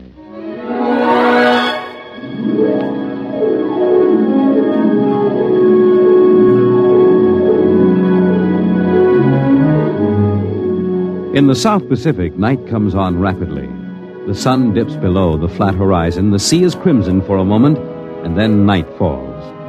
But on Tahani Atoll, giant arc lights turn night into day. Across the waters of the lagoon, within the barrier reef, launches and tugs skitter back and forth, while on the curving half-moon of the island, army trucks and jeeps scuttle down the rough roads bulldozed by the Seabees just 6 weeks ago. A low Quonset hut stands near the beach, surrounded by tangled wire. This is the preliminary command post, and inside is General Frank Gaydosh, field director of the test. Operation Destruction. Everything's on schedule, General. Radiological surveys complete. Instruments placement checked. Well, get me Navy and tell them HR is as ordered. Send a periodic time check to Air Force on 90-week talk and observation control on the Missouri. Yes, sir. I want a complete roster check on all personnel before HR. Yes, sir.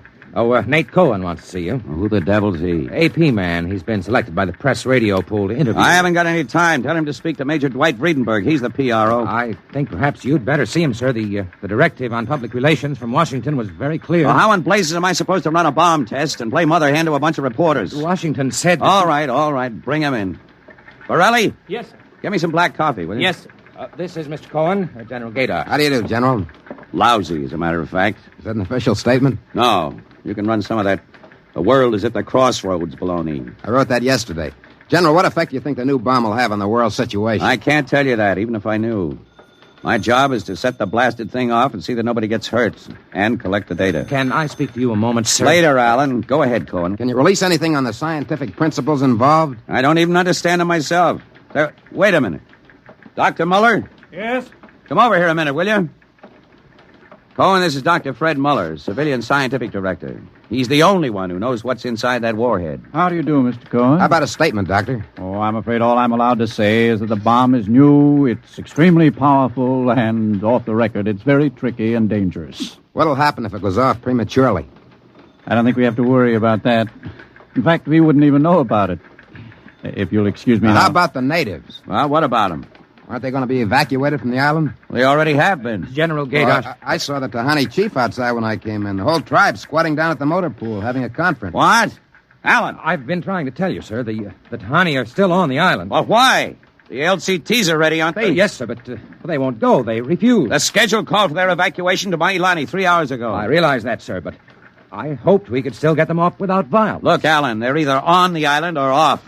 Now, wait a minute. Cohen, that's all. What are you going to do about the natives, General? Never mind. I'll issue a statement later. You going to force them? Go on. Get out. I haven't got time. All right, General. Thanks. Thanks a lot. All right, Alan. Let's have it. Well, sir, the Tahani been kicking up all along. They won't leave. They won't. Do they know what's going to happen to the island? Do they know that we're going to blow it higher than a kite? I told the chief. He just said they won't go. They'll go, all right, if I had to... Yeah, hey, get him in here. The chief? Yeah, and that lieutenant who interprets. Yes, sir. How do you like that, Dr. Muller? I haven't got enough trouble. You know, I feel rather sorry for the Tahani. Can't make much sense to them. We arrive and tell them they've got to get out. Look, I appreciate your finer feelings, Muller, but I can't let the Kanakas hold up the bomb test. They're not Kanakas, General. Captain Cook discovered the island in 1788. Well, what's the difference? Lieutenant Gilbert reporting, sir. Hey, look, I haven't got time for ceremony, Gilbert. Tell the chief he and his tribe have got to get off the island. We're providing homes for them on Mailani. Translate, Gilbert. The chief says you do not understand. Mailani is a bad island. My people have lived on Tahani from the time that our ancestors were cast away on the island. The spirits of our ancestors are buried in the earth. Our fathers are buried here. Our fathers' fathers. If he thinks I'm going to move his graveyard, he's crazy. In our ancestors' time, the Tahani came in a great bird canoe. We were cast away on this island. We have made it our home. What right have you now to carry us over the sea to a strange land where we would die weeping for our homes? We will not go. By the waters of Babylon, there we sat down and we wept when we remembered Zion. Well, thank you, Dr. Muller. You're a great help. Say, Gilbert. Yes, sir. Tell him I have no choice. He's got till midnight to get his tribe on board those LCTs peacefully, or I'll have the Marine Detachment carry him aboard. Yes, sir. Isn't that rather harsh, General? After all, justice is on their side. We're preparing to blow up their island, and we haven't asked them about it. Dr. Muller, will you kindly confine yourself to the scientific aspects of this operation? I'll take care of administrative matters. If you could explain to them what's at stake here. Any further explaining I've got to do, I'll do with the Marine detachments. I'm not going to hold up my schedule. Well, Gilbert? I told him, sir. All right, get him out of here. I've had enough. No, koala. What the devil's that? Some kind of a curse, sir. I can catch some of it. The island will remember the tears of its children and punish the invaders. The great destroyers will not destroy. And the evil man, who is the chief, will travel far through the blackness of night. Even as the children of the island end, so will he. All right, Gilbert, take him away. Yes, sir. Colonel Allen, get a detail from the Marine Detachment with tear gas and small arms down to the motor pool. And in 1 hour, have those natives on that transport, and I don't care how they do it. Is that my coffee, Varelli? Yes, sir. They must know about the bomb. The great destroyer will not destroy. You worried about that curse? I should think you might be. He threatened you personally. If I were you, I'd carry a pistol till they got off the island. The chief looked as if he'd cheerfully strangle you with his bare hands. I'm supposed to end the way they do, huh? What's that? Probably the Tahani saying goodbye to their island. I think I'll go down to the motor pool. Well, stay out of the way. And get back here in an hour. We've got to have this wrapped up and headquarters moved out to the Missouri by dawn.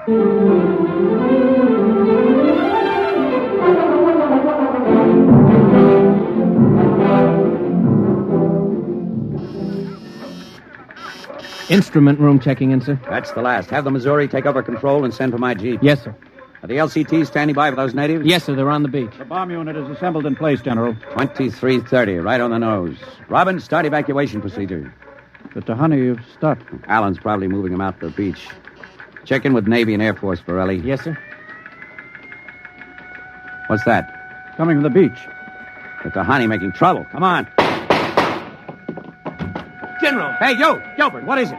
Colonel Allen ordered the Marines. Well, what happened? The natives just got up and started marching. Did they embark? You don't understand, sir. They marched up the cliff and right off into the lagoon. What? All of them. The women and the kids, too. They didn't even try to swim. What were you doing all this time? Just standing around with your thumb in your mouth? Where was the Marine detachment? We couldn't stop them, sir. They just walked over the cliff. They didn't even scream, not even the kids. We sent the crash boats out, but we couldn't get them, any of them. The crazy idiots. Were there any reporters there? Well, Cohen and a life photographer. Well, get his film and hold it till I release it. What are you going to do, General? Postpone H hour? It's too late for that now. And calling H hour off isn't going to bring the natives back. But 100 men, women, and children just walking into the water. It's horrible. I know. I'm not happy about it either. There's nothing we can do now. I gave him a chance to get off. I was just thinking about the curse the chief put on you. Even as the children of the island end, so will he. That's what he said to you, General. I know, I heard him. Your jeep's waiting, General. The great destroyer will not destroy. That must mean the bomb. Don't worry, Dr. Muller. It'll take more than a mumbo-jumbo curse from a native witch doctor to stop this operation. At H hour, that bomb goes off.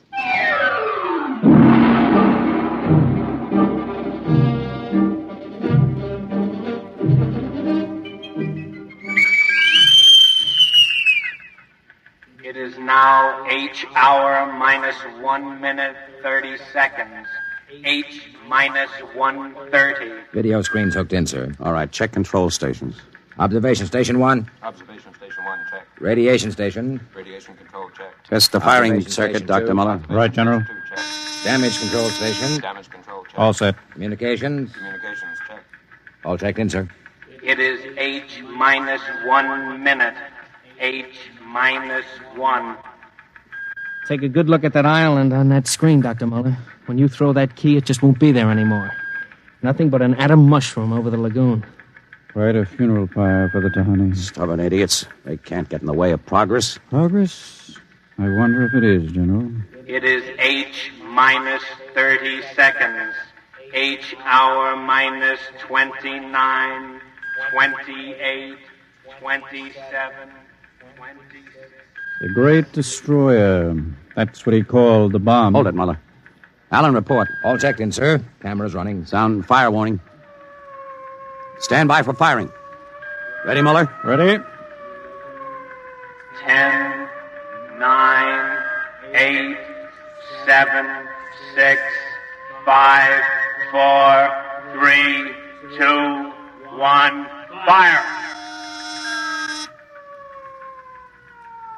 General, it didn't go off. The bomb didn't go off. Borelli, signal standby, condition red. Yes, sir. Allen, check readings. Muller, what's wrong? What happened? I don't know. The bomb didn't go off. Well, what do you mean? Why didn't it? I don't know, except for one thing. The Tahani chief said the great destroyer would not destroy. It didn't, General. The bomb didn't go off.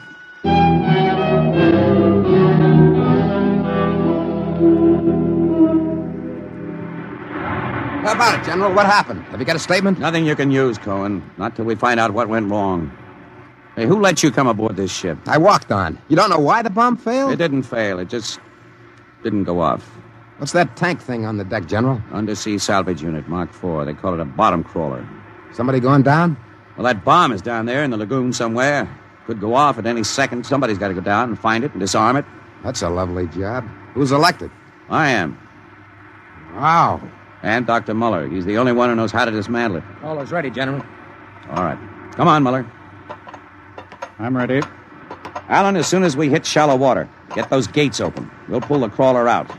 And then you get away in a hurry. If that bomb goes while we're working on it, I don't want any casualties. Yes, sir. Inside, Muller. All right. I'm in. Now, remember, get this LST out of the lagoon in a hurry. You got that, Allen? You take your orders from Admiral Yancey. Yes, sir. Good luck. Closing the hatch. The radar and Geiger counter warmed up, Muller. I was just thinking of something, General. That curse, part of it came true. The bomb didn't go off. Well? The second part of that curse was that you would end where they ended. That was at the bottom of the lagoon. What are you trying to do, Muller? Nothing. I was just thinking this crawler is going to take us right down there where the Tahani died. I'm not worried about a handful of dead natives, Muller. I'm worried about that bomb. Okay, they're opening the gate. Let's go.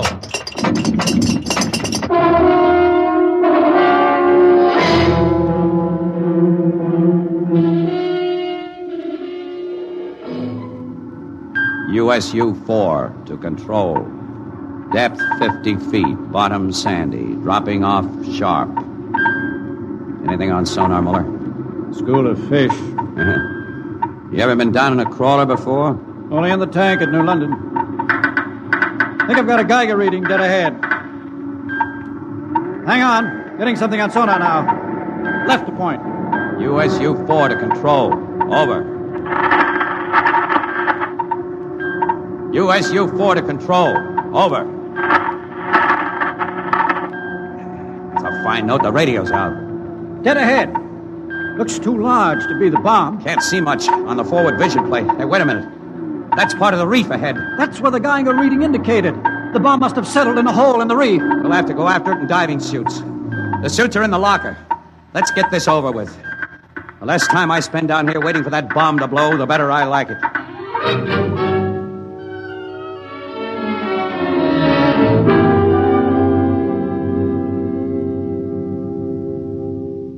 Muller, is your helmet clamped tight? You getting me all right on your headset? Okay. I'm going to fill the lock. Here goes the outer door. Let's go. This isn't like that diving tank in New London. Look out for that coral. It can cut you to ribbons. There's a hole of some sort there. Wait till I get the light up. See if you can get a Geiger reading out of that hole. Just a... There. It's down there, all right. Careful. I'll drop down first. See anything down there? Muller, get down here fast. What is it? Find something? The bottom of this hole, it's metal, and the sides. But it's the coral reef. Look, welded joints. These are hull plates of some kind. And look out, above us. It's closing. Grab it. Too late. A metal hatch. It just slid over the top. This is impossible. What's going on? It's like an airlock. The water's being pumped out.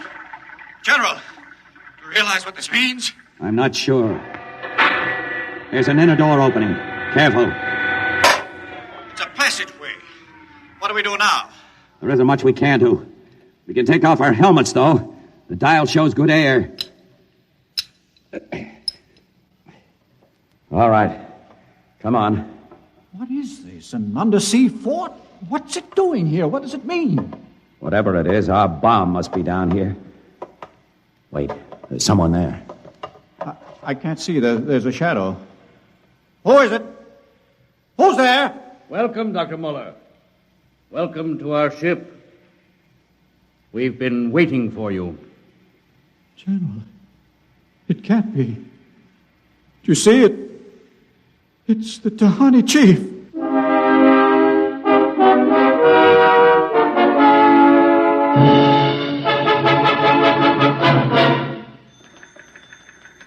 How long has the bottom crawler been down, Borelli? 4 hours, sir. 2 since we lost contact. I'll keep trying. Yes, sir. I've given him enough time. I'm going to send another crawler down. What do you figure happened to him, Colonel? Well, there are a lot of things.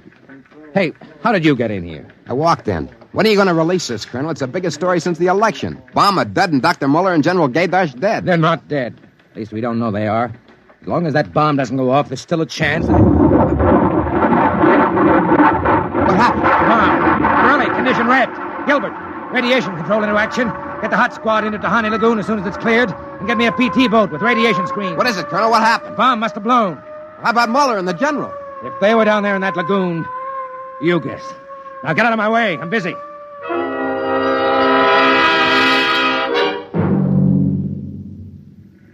Radiation reading 75 and steady. Take her in as close to the beach as you can. Steady as she goes. Is there any danger of any more explosions? No. When she goes, she goes. Radiation 82. That's still safe. Cohen, is that something on the beach? Yeah. Looks like a body. Maybe you blew one of the Tahani back out of the lagoon. No, it's moving. Gilbert, glasses. Yes, sir. It's a man, all right.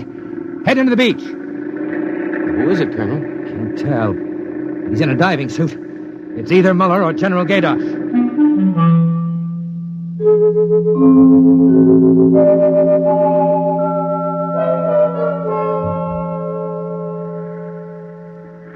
Get his helmet off. Easy now. Twist to the right. There. It's Muller. Gilbert, help me get him out of this diving suit. We've got to get him to the medics.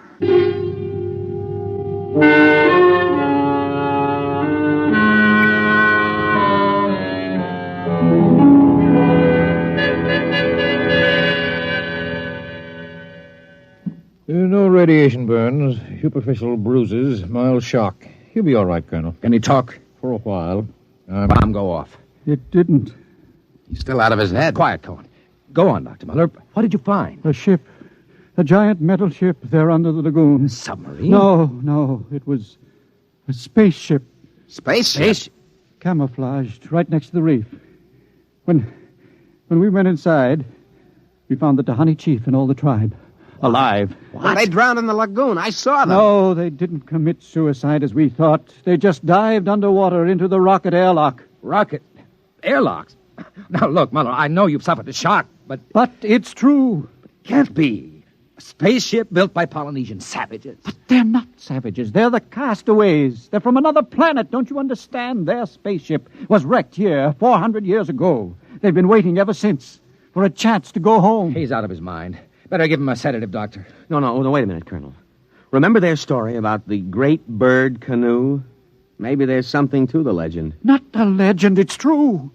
They'd exhausted their fuel, came down out of space, couldn't find anything here on Earth to replace their fuel source until we developed atomic power. Atomic power? You mean they stole our bomb? That's right. Fished it out of the lagoon, hauled it aboard. Yes, but how could they convert it to atomic drive? They made me dismantle it for them at the point of a gun. Then just before they blasted off, they let me go. But what about the general? Remember the Tahani curse? I see. You mean they killed him? You don't understand.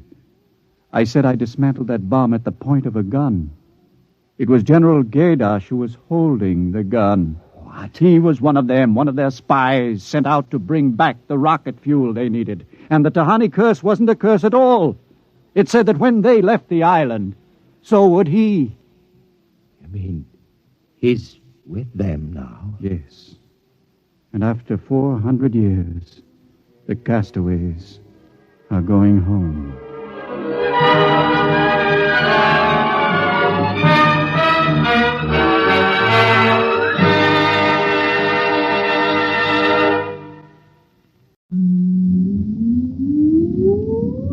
Countdown for blast off. X minus 5, 4, 3, 2, X minus 1, fire.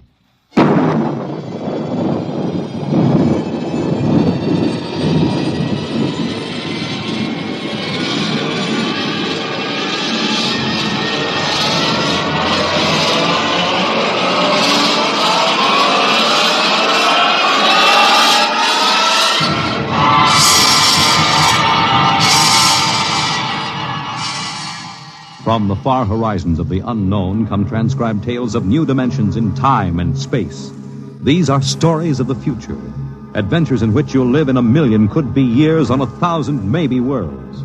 The National Broadcasting Company, in cooperation with Street and Smith, publishers of astounding science fiction, presents X minus 1.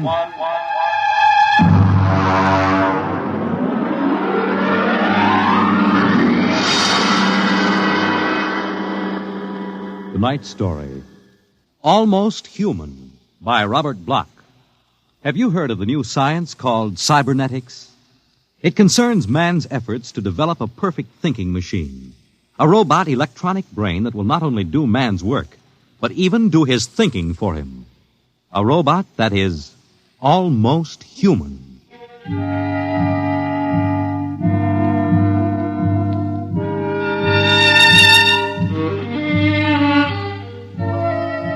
No, it's not impossible at all. In fact, one day, something like this may happen. A tall, suave gentleman in a black raincoat will walk down the street until he reaches a shuttered, isolated house. And then he will slowly mount the front steps, push the doorbell. Just a minute. I said just a minute. Hold your horses. What do you think you'd... Good evening, my dear. Duke, why did you come here? Curiosity, darling. I've been thinking over what you told me at our chance meeting last week. Duke, you promised me. I decided to come and take a look for myself. Where is the professor? In his study. Where's Junior? In the nursery. The nursery? How quaint. And you, I take it, are Junior's nursemaid? I helped the professor. Tell him he has a guest. Duke, he's a nice old guy. Don't Tell do him, it. darling. All right. Yes? What is it, Miss Williams? Professor Blastman, a gentleman. Here? I don't understand. I gave orders no one was to be admitted to the house. He insisted. Very well. Wait here. I'll get rid of him. Sir? Professor Blesserman, I've come to see Junior. Junior? There must be some mistake. There are no children in this house. I don't... Professor, what you feel pressing against your belly is the muzzle of a .45 caliber pistol. Now, shall we visit Junior? How... What do you know about it? I know everything. Shall we go inside? I warn you. On the contrary, I warn you. Very well. This way.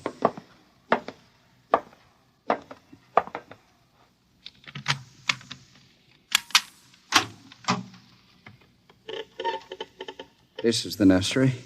Where is Junior? In the next room. Behind the door with a panel in it. Very considerately furnished. Mother Goose figures on the walls. Blackboard, toy blocks. Panda, bunny rabbit doll. Touching. All right, let's see him. You can look through the panel. Mary had a little lamb. Oh, wow. Who'd have believed it? Junior isn't very pretty, is he? I was not concerned with aesthetics. Why do you hide him? Is he dangerous? The world is not yet ready for such a thing. Besides, I must study. As you can see by his play, he is very young, hardly out of the cradle.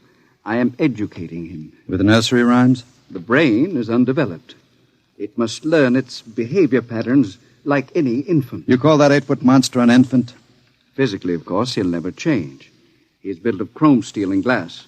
But his brain, that is my wonderful instrument. Unlike a human, he has no heritage, no basic instincts such as love or hate. These he has yet to learn. In some respects, he is like a blank tablet. What is written upon the tablet will remain. You mean he has no feelings? He will learn quickly. And now, if your curiosity is satisfied, I trust you will keep my secret. If anyone discovered... Open the door. I beg your pardon? The door, Professor. Very well. Junior, come here. What a monster. Papa. He talks? Yes. Mentally, he's about 6 years old now. What is it, son? Who is that man, Papa? Let me handle this. You may call me Duke, son. I've come to see you. That's nice. Nobody ever comes to see me except Lola. Play with me, Duke. Certainly, Junior. Oh, and Professor. Yes? While we're playing, you can have Lola and Miss Williams prepare my room. Your room? I forgot to tell you, I've decided to stay until the climate changes and I can go out again. Meanwhile, I'll have a chance to play blocks with Junior. Understand? I begin to understand. You are hiding from the law. As you wish. All right, Junior. Your move. Let's build a bridge. I have a better idea, Junior. What? Let's build a coffin. A coffin? I don't know that word. Then I'll teach you, Junior. I can see the professor has been neglecting the moral side of your education. Very sadly.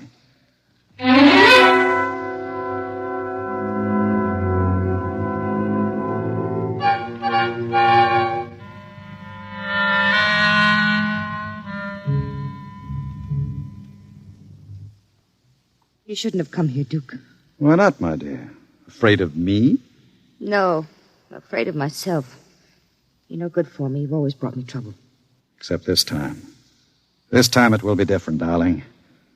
This time I'll bring you diamonds. Duke, what have you been teaching that thing? Nothing, honey. I've just been playing with them. Very educational. I don't believe you.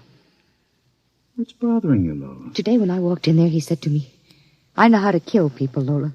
I'll kill you if you want me to. He's learning very quickly. Duke, I'm scared of that thing. It's unholy, a machine that acts like a human with a voice grinding at you, saying things you'd expect from a child. You dislike him so much. Why did you take this job as his nursemaid? Because I wanted to start over again.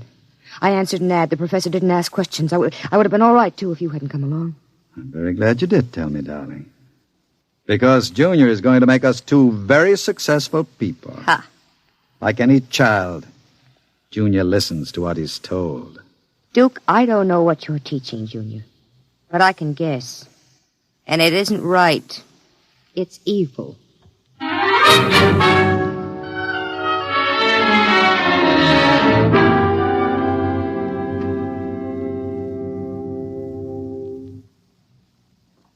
Now, write on the blackboard, Junior. My name is Junior.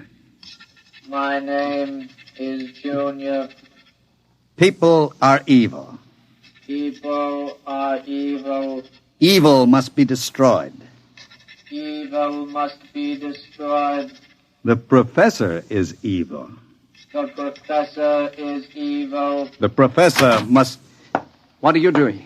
I warned you to keep out of the nursery, Professor. Go away. You don't even remember me. I know you. You are the professor. You want to keep me as your slave. You didn't tell me that people are evil. People are not evil. People are evil. They must be destroyed. Stop it! I am not a child any longer. No, you're not a child. You're a monster. Junior? Yes, Duke. The time is now, Junior. Yes, Duke. Keep away from me. Junior! Junior, don't do it! Listen to me! Junior, listen to me! Ah! I did it, Duke. Duke, I... Horrible. Can we go away now, Duke? I don't like it here anymore. Duke, why did you do it? The professor was in the way. We'll have to move very quickly now, Lola. We? Because if you don't plan to come along, just say so. I can have Junior write your name on his blackboard. Where are we going? We'll go to Charlie's. With Junior? With Junior. Oh, Duke, you can't. I'm afraid. Relax, my dear. The Duke has great plans for you two. Wouldn't you like to be independently wealthy for the rest of your life? No cares, no worries? Just good times and fine clothes all the time? The only way you get that way is by inheriting $1 million. Not when you have a fella like Junior around. I'm still afraid of him. Junior wouldn't hurt you. You wouldn't hurt Lola, would you, Junior? I like Lola. She's pretty. There, you see? He thinks you're pretty. Junior's growing up.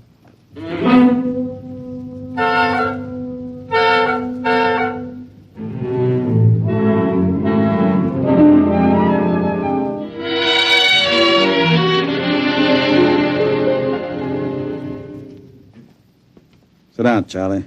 Sure, Duke. Lola and I are going to hide out here for a while. We'll need some help. Listen, Duke, I'm trying to keep the cops away. Sure. Now listen to me. I need a casing job done. Oh. Sure, Duke. You know the armored truck service? Sure. I want to know when they take the Acme deposits from Boston to Worcester. Duke, you ain't thinking of a payroll truck, are you? They got cannons on those trucks. They travel in pairs. You couldn't get near one. I asked you to do a casing job, Charlie. Sure, Duke. Anything you say. Find out what time they pass the narrowest and most deserted stretch of road. Well, if you're going to pull a job like that, you'll need 50 men. You want me to get some of the boys? I won't need anybody. I've got somebody. Where? He's out in the car. Oh, what's his name, Duke? Anybody I know? His name is Junior. Junior? I don't know any Junior. You will, Charlie. You will.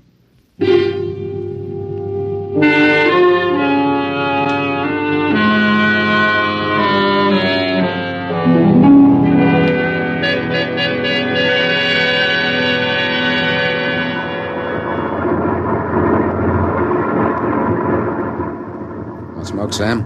Well, thanks, Al. Whew, it sure gets hot in these armored trucks, huh? You'll get used to it. How much we hauling this time?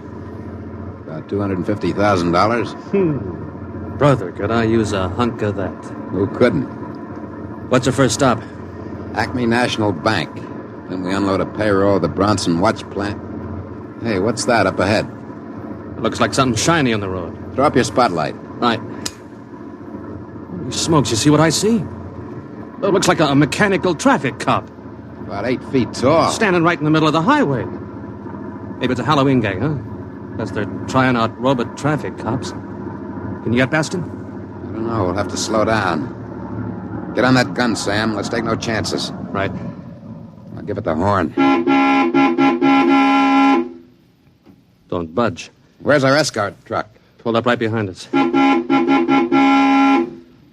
Thing won't move. Sure looks like something out of Buck Rogers, don't it? That's a heck of a note, blocking traffic like that. I'll have to try and get past it. Here goes. Holy smokes, it's moving. Hell, it's coming toward us. Get on that gun. Give it a blast. Bullets are bouncing right off it. It's still coming. Al, back up. I can't. The other truck's right behind us. Al, it's lifting its arm.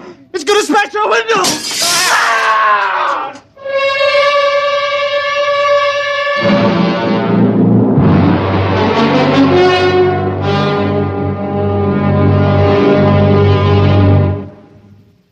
Jeez.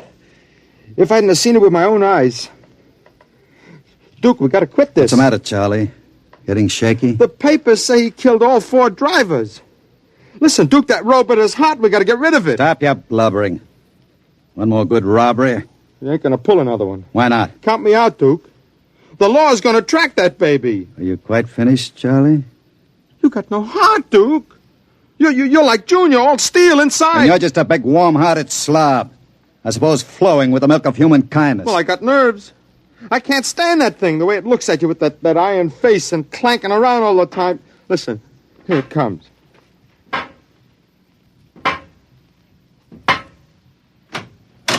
Hello, Junior. Hello, Duke. I've been talking to Charlie. Yes, Duke. You know what I think, Junior? I think Charlie's yellow. You know what happens to people who turn yellow, don't you? Yes, Duke. Tell him. They're evil. We have to destroy them. Huh? You see, Charlie? Junior doesn't like people who sing to the police. Duke, wait a minute. You know I'd never turn stoolie or anything like that. I never sang to the coppers in my life. You can count Junior. on me. I don't want no trouble with you. Stop him. I wouldn't... Yes, Duke.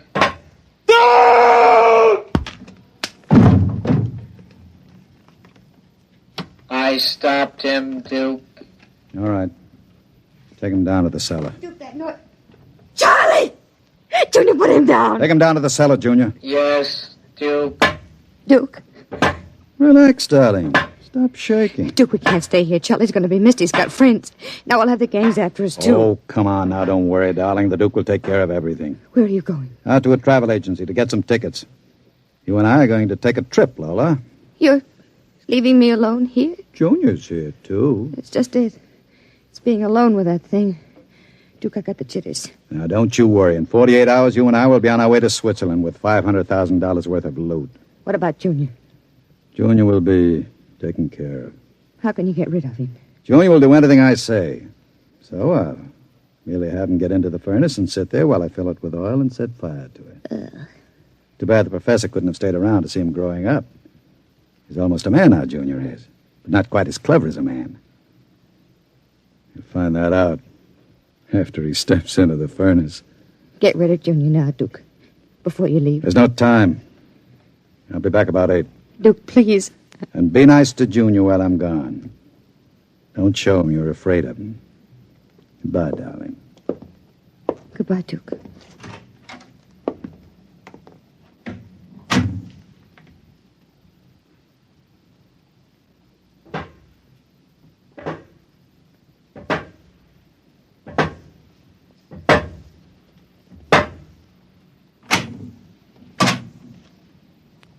Lola.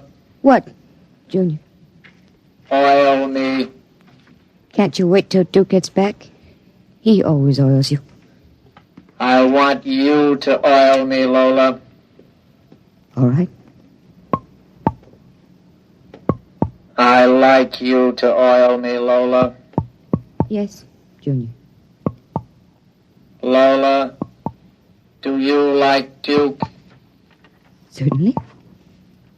Do you like me?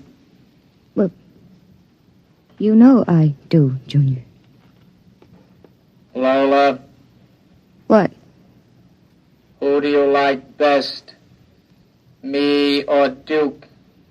I like you both, Junior. Yes, but who do you love? What do you know about love, Junior? In the books, man and woman love. No. Lola, What? do you think anyone will ever love me? Maybe. Some women can fall in love with anything, Junior. Even with something like Duke. Why, Lola? I don't know. Maybe because, well, as long as she thinks her man is the smartest and the strongest. I see. Where are you going? To wait for Duke. He won't be home for a while. I'll sit in the hall and wait for him. All right, Junior. I want to be alone and think. About what? I read in a book today it was bad to kill people. What does that mean? Bad. Bad. I don't know, Junior. I guess it's just a word.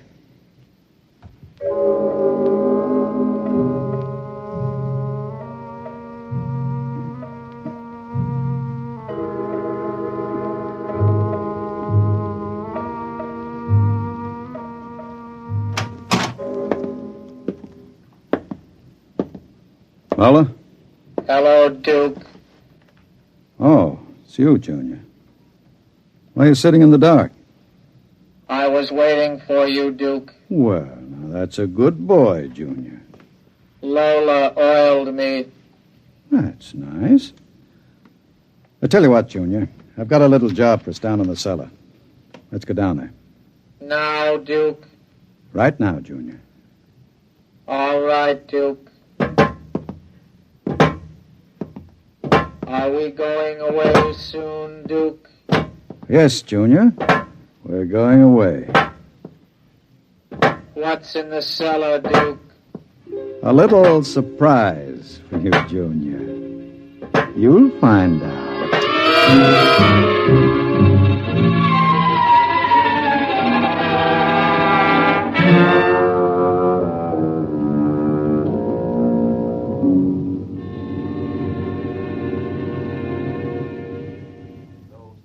For the latest news.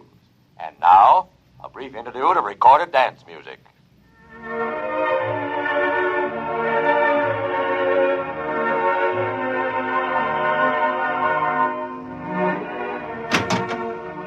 Duke? Is that you, Duke?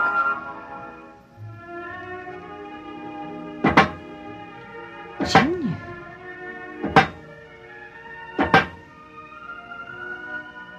Hello, Lola. I thought I heard Duke come in. He came in. Where is he? Down in the cellar.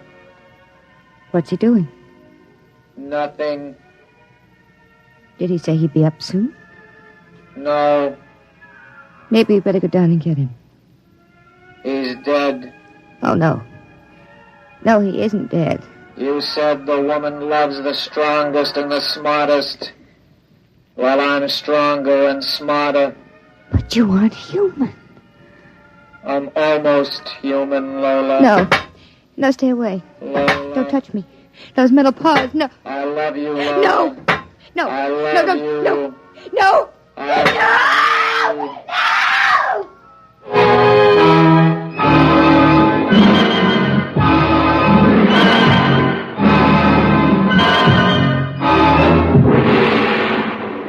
I love you. The last thing she heard was the robot's harsh voice, droning it over and over again. I love you. I love you. I love you. And strangely enough, it did sound almost human.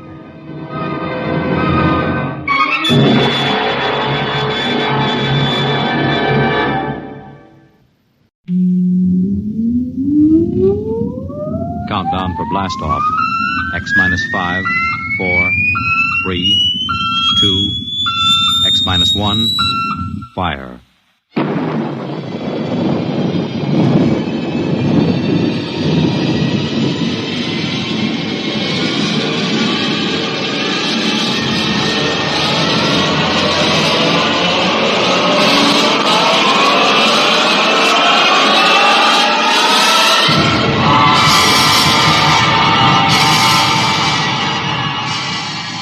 From the far horizons of the unknown come transcribed tales of new dimensions in time and space.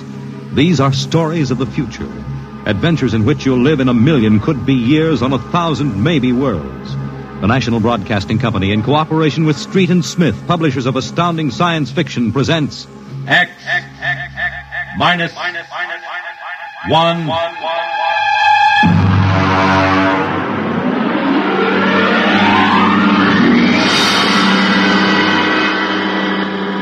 Tonight's story, Ray Bradbury's tale, The Veldt.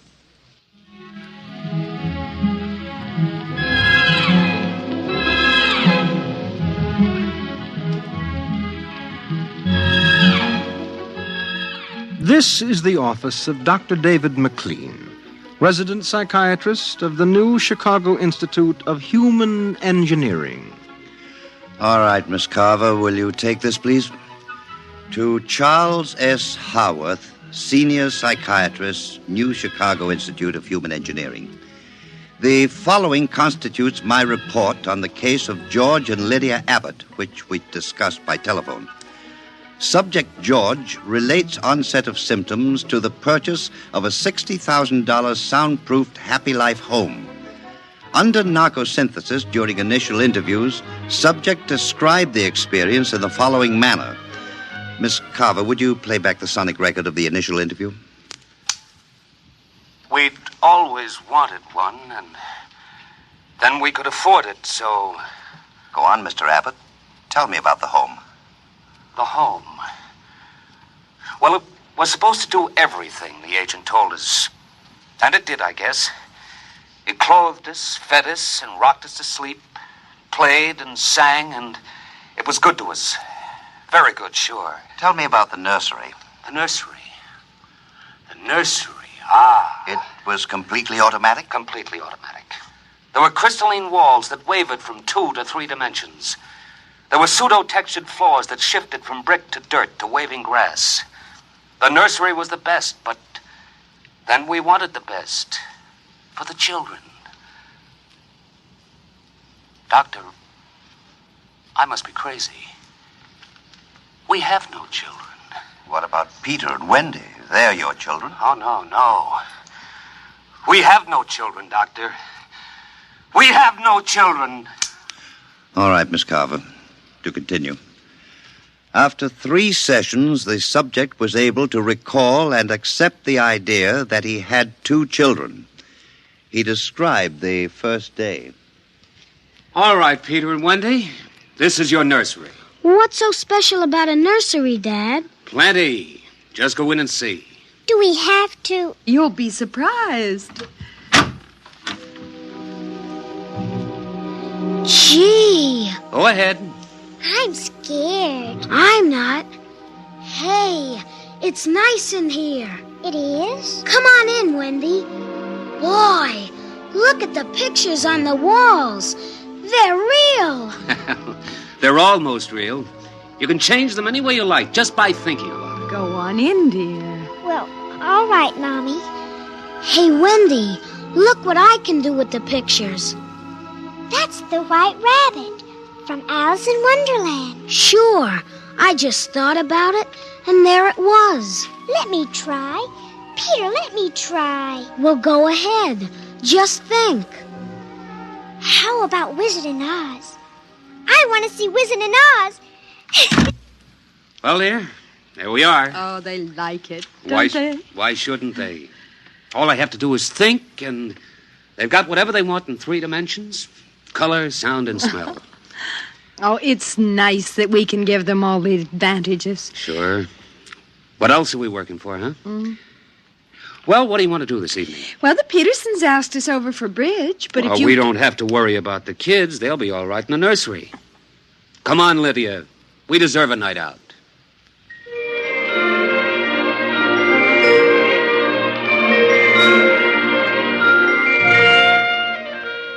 And in the nursery, the walls were a kaleidoscope of time and space and imagination. The green forest of Sherwood and the quiet forms of Robin and his merry men gave way to the roll of the high seas and the smell of salt in the air as Sir Henry Morgan sailed into the harbor at Jamaica. And behind the crystalline quartz walls, the vacuum tubes and grids and banks of metal image tape spun quietly and efficiently, erasing the line between illusion and reality. Of course, the electric bill from Consolidated Utilities was tremendous, but it was worth it. The happy life home breathed contentedly as life proceeded with soft automaticity as guaranteed in the brochure and bill of sale. George. George, I wish you'd look at the nursery. What's wrong with it? I don't know. I was in the nursery last week. It's perfectly all right. It's different now. What do you mean, different? I want you to come and see. Are the kids there? No. Madge Allen took them to a show along with her kids. That's why I want you to look at it now, before they get back. Oh, all right. What you expect me to do, I don't know. I'm no mechanic. This isn't a question of a leaky faucet, George. All right, dear. I'm coming.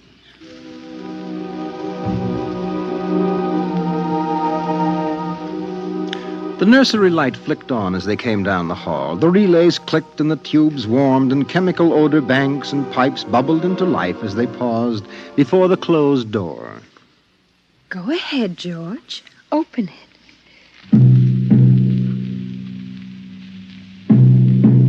On all sides, in 3 dimensions, stretched the hot, tired landscapes of an African veldt reproduced to the last stick and pebble and bit of straw.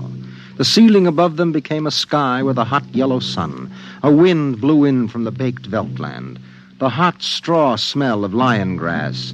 The cool green smell of the hidden waterhole. The great rusty smell of animals. The howl of the jackal in the distance.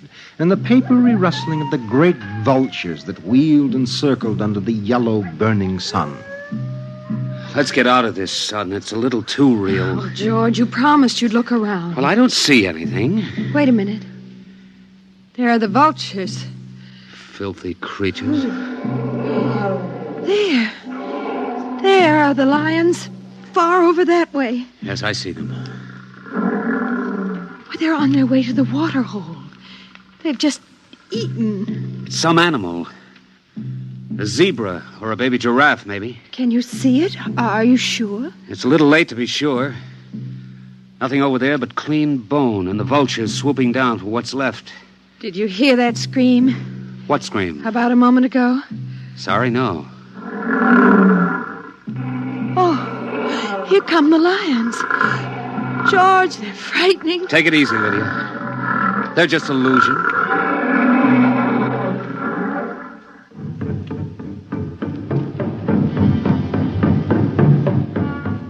The lions were 15 feet away. So real, so startlingly real, you could feel the prickling fur on your hand, and your mouth was stuffed with the dusty upholstery smell of their heated pelts. And the yellow of them was in your eyes like the yellow of an exquisite tapestry. The yellows of lions and summer grass, and the sound of the matted lion lungs exhaling on the silent noontide, and the smell of meat from the panting, dripping mouth. George, I'm afraid they're so real. They're only an illusion, Lydia, that's all. Watch out! Ah! Out, quick, outside! They almost got us. Now, take it easy, calm down. I could feel their breath. Get a hold of yourself, Lydia. They aren't real. Walls, that's all it is, crystalloid walls. They look so real. Of course they do. But it's all dimensional color reactionary process and metal tape film behind glass screens. It's all odorophonics and sonics. Now here, take my handkerchief. I'm afraid. Did you see? Did you feel it? It's too real. No, Lydia. And we've got to tell Wendy and Peter not to read any more on Africa. Of course, dear. I want you to lock that place up. But you know how difficult Peter is about that. I punished him last week by locking the nursery for an afternoon, and he threw a tantrum. And Wendy, too. Well, they live for the nursery. It's got to be locked. That's all there is to it. You've been working too hard, Lydia. You need a rest. I don't know. Maybe I don't have enough to do. I have too much time to think. All I do is set the menu selector dials at the beginning of the week. But that's the whole idea. The house is automatic. I know, but couldn't we turn it off for about a week and take a vacation? You mean you want to fry eggs for me? And darn socks. I feel like I don't belong here. The house is wife and mother and maid. How can I compete with the African Veldts? George, those lions can't get out of there, can they? Of course not, dear. Now, don't think about it anymore.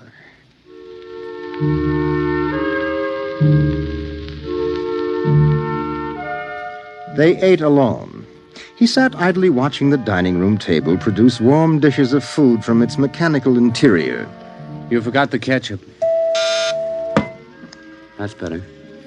It wouldn't hurt to lock the children out of the nursery for a while. It was clear that they had been spending too much time in Africa. That sun, he could feel it on his neck still, like a hot paw. And the lions, and the smell of blood. Remarkable how the nursery caught the telepathic emanations of the children's minds and created a life to fulfill their desires. The children thought zebras, and there were zebras. Sun, sun. Giraffes, giraffes. Death, and death. They were so young. But long before you knew what death was, you were wishing it on someone else. But this, the long, hot African veldt, the awful death in the jaws of a lion, and repeated again and again and again. The children came home dutifully at 8:30. Hi, Mom. Hi, Pop. Hello, darlings. Do you want something to eat, dear? We're just having dessert. We're full of strawberry ice cream. And hot dogs. We'll just sit and watch. Sure. Peter, tell us about the nursery. The nursery? All about Africa and everything. I don't understand. Well, your mother and I were just traveling through Africa with rod and reel. There's no Africa in the nursery. Oh, come now, Peter. We know better. I don't remember any Africa. Do you, Wen? Go run and see, huh? Sure. I'll be right back. Wendy, come back here. Wendy! Oh, she'll be right back, Pop. She doesn't have to. I've seen it. Come on. Sure, Pop. But Wendy'll tell us. Open the door. See, Daddy? It's not Africa. It's Florida. Like in Bambi. There go the deer. See? It isn't Africa. I see it isn't. Go to bed. But it isn't 9 o'clock. You heard me. Go to bed. Okay. Good night, Mom. Good night, Pop. Good night. Good night, dear. I'll be right in. Wait a minute, Lydia. Look at this. What is it? This is the corner where the lions were, isn't it? What is that you picked up? An old wallet of mine. There's a smell of hot grass on it. And the smell of a lion. It's wet with saliva. And it's been chewed. George, those smears of blood. Come on out. Now let's go to bed.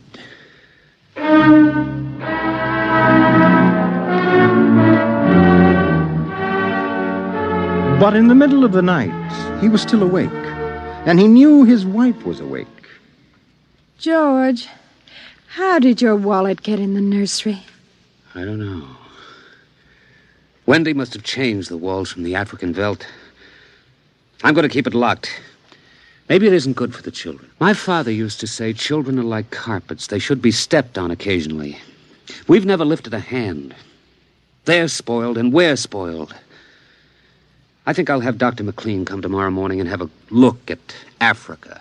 But it isn't Africa now. It's Florida and Bambi. I have a feeling it'll be Africa again before then.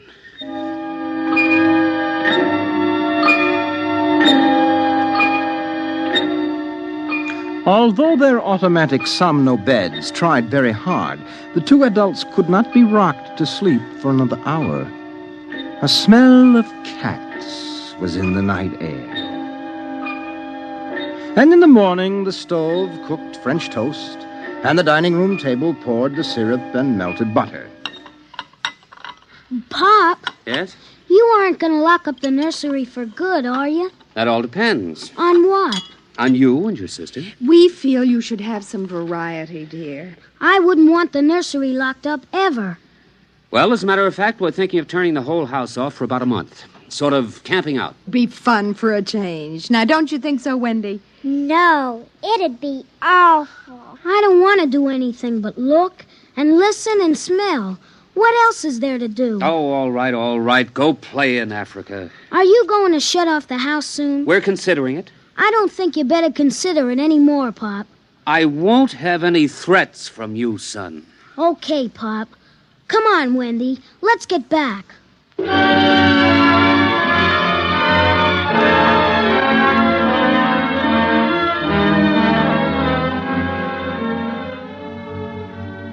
After breakfast, Dr. David McLean arrived. Oh, I saw the nursery last year, George. It looked all right to me. You didn't notice anything unusual? No. The pattern showed the usual violence, a tendency towards slight paranoia. All children feel persecuted by their parents. It's perfectly normal. There it is. Suppose we take a look at it now.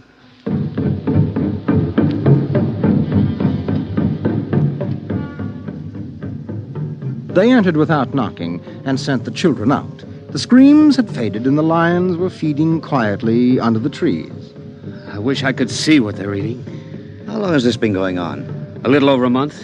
Certainly doesn't feel good. I don't want feelings. I want facts. George, a psychologist never saw a fact in his life. He knows about feelings. And this doesn't feel good. Now, my advice to you is to have the whole room torn down and your children brought to me every day for the next year for treatment. Is it that bad? I'm afraid so. You know, that's why the nursery was developed originally, to let us examine the patterns left on the wall by a child's mind. But what is it? What's wrong with Peter and Wendy? Well, it's hard to say. I haven't punished them more than average. Oh, I took away a few gadgets. Last week, I locked the nursery to show I meant business. You've let this room replace you and your wife in your children's affections. This room is their real father and mother. And now you come along and want to shut it. You can feel the hatred coming out of that sky. George, turn everything off. The nursery, the automatic kitchen, the whole automatic house. Start now. But won't the shock be too much for the children? I don't want them going any deeper. Let's get out of here. I never like these rooms. They get me nervous. Those lions look real, don't they? I don't suppose there's any way... What? That they could become real. Not that I know. Some flaw in the machinery, tampering? No. I don't imagine the room will like being turned off. Nothing ever likes to die, even a room. I wonder if it hates me for turning it off. Paranoia is thick today. Well, hello. Is this your scarf? It's stained. Brown. Blood. That's Lydia's. Come on, the main fuse box is out here. Right, go ahead. Pull the switch.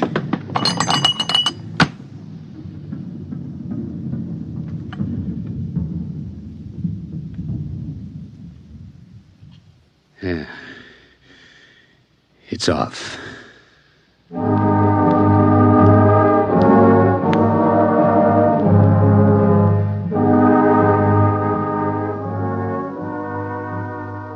The two children were in hysterics. They screamed and kicked and threw things. They yelled and sobbed and swore and jumped on the furniture, weeping. It's off and it stays off. The whole house dies as of now.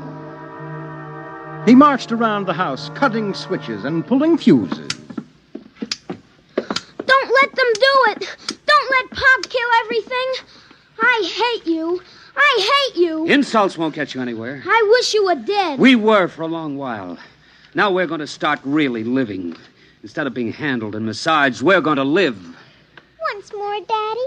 Just once more. One more minute of the nursery, that's all. Just one more minute. Oh, George, it can't hurt, really. Oh, all right. Only shut up.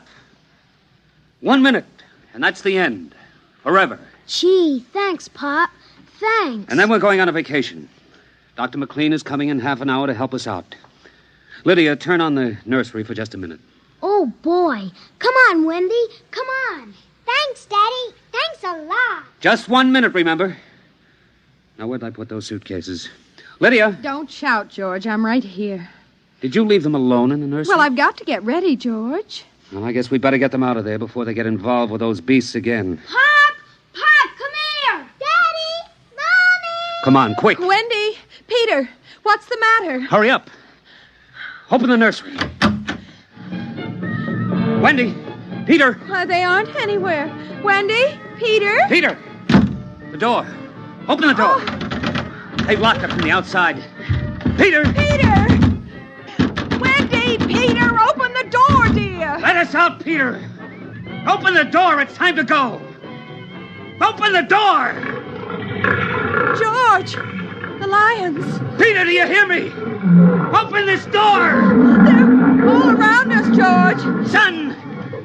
Son, do you hear me? Let us out!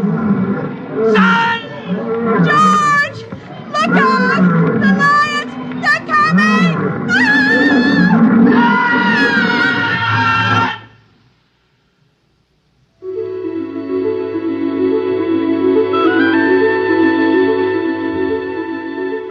When Dr. David McLean came, half hour later, he found the two children in the nursery sitting in the center of the open glade eating a picnic lunch. Beyond them was the waterhole and the yellow Veldt land. Above was the hot sun. At a distance, Dr. McLean saw the lions fighting and clawing and then settling down to feed in silence under the shady trees. Hi, kids. Where are your mom and dad? Oh, they'll be here directly. Good, good. We've got to get along. He squinted at the lions with his hands up to his eyes. Now they were done feeding, and they moved to the waterhole to drink. A shadow flickered as the vultures dropped down from the blazing sky to finish what the lions left. Dr. McLean? Dr. McLean? Huh? What? Have a cup of tea?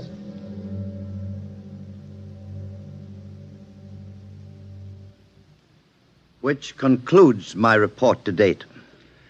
There were no lions, of course. Not in a physical sense. Lydia and George were devoured, however, almost as surely as if there had been lions. Their personalities were devoured by the mechanistic marvels which had usurped their role as parents. All four members of the family are under intensive therapy now and are doing as well as can be expected. Send that by telerope, Miss Carver. Oh, and would you ask George Abbott to step inside? I'm ready for him now.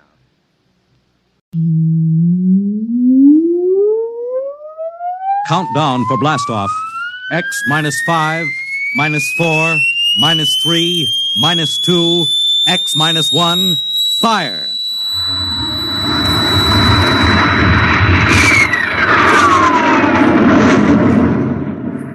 From the far horizons of the unknown come tales of new dimensions in time and space. These are stories of the future, adventures in which you'll live in 1,000,000 could-be years on 1,000 would-be worlds. The National Broadcasting Company presents X -1.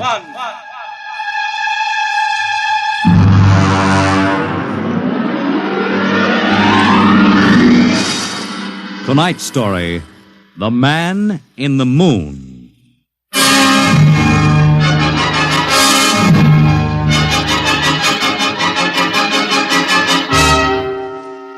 Attention, attention. This is the Federal Bureau of Missing Persons calling all local agencies. Attention, this is a coded report nationwide. Missing since 9 o'clock this morning the following persons: Smigley Jonathan, 5 feet 8 inches tall, brown hair, brown eyes, mastoid scar behind right ear, last seen wearing blue top coat and tan cap, wanted by Los Angeles. Hello, get off this wavelength. This is a restricted band. Hello, Earth. Whoever you are, you're on a coded wavelength. Tune out. This frequency is reserved for the Federal Bureau of Missing Persons. Hello, Earth. This is the moon calling Earth. Hello, Earth. This guy's loony. This is Jake in transmission. Jake, this is Charlie of the code room. Some crackpot is on our frequency. Yeah, I heard him, Charlie. I've got CQ trying to trace a source now. We should have a triangulation any second. Well, hurry it up, will you? Some ham is in for a good stiff fine by the FCC. Yeah, they ought to take his license away. Oh, here comes Lenny with the directional fix. Right. Thanks, Lenny. Hey, what's this? This is impossible. What's going on down there? How about it? Get that ham out of my kilocycles. Oh, listen, Charlie, unless this is a gag, that interference is being beamed from 240,000 miles away. Oh, now, Jake, you know there ain't no such thing as 240,000 miles away. Yes, there is, Charlie, straight up. Oh, now, wait a minute. Charlie, that signal is coming from the moon. Are you nuts? Well, somebody might be bouncing it like a radar signal. Radar on this frequency? Where'd you study basic radio? Now, listen, Flathead, you asked for a fix. I gave the best fix our instruments can find. Take it or leave it. Somebody on the moon is calling the Bureau of Missing Persons.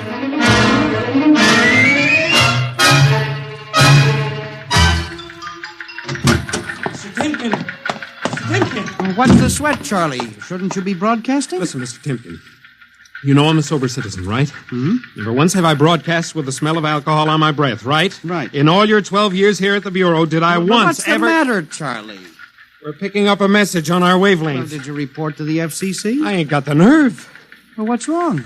You'll scream when you hear this, Mr. Timken. You'll jump right out the window, but... We are getting an SOS from the moon.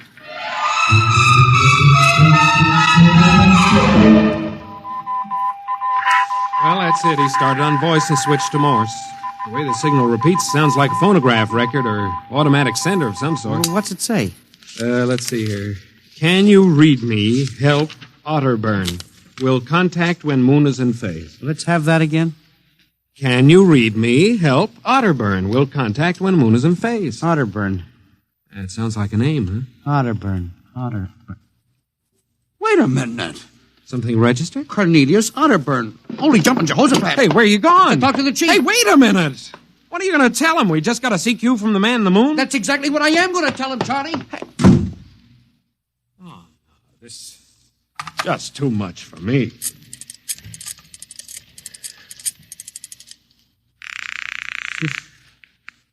Washington Star-Ledger. Let me have O'Brien on city desk. A moment. O'Brien? Seamus, Yeah? Charlie Starbuck down at the Missing Persons Bureau. You want a hot one? No kidding. This'll cost you a beer, okay? All right, shoot, Noodle Brain. I'll stay on your wavelength for 30 seconds. Okay.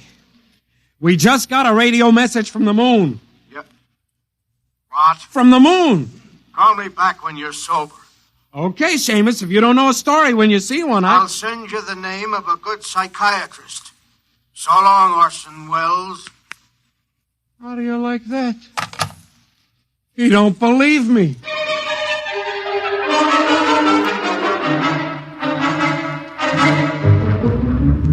Otterburn, Mr. Wade. Now, does that name ring a bell? You're the man with the photographic memory, Henry. What about Otterburn? Cornelius Otterburn, atomic physicist, reported missing from his home in Baltimore on June 5th, 1945. Just 5 years ago. Vanished completely. Are you trying to tell me you really think there's something to this man in the moon business? Henry, I'm surprised at you. This is some crackpot trying to jam the airwaves. Yes, but the name Otterburn is so unusual. So are a lot of names. But I have a theory that... I was afraid of that. Henry, you always have a theory.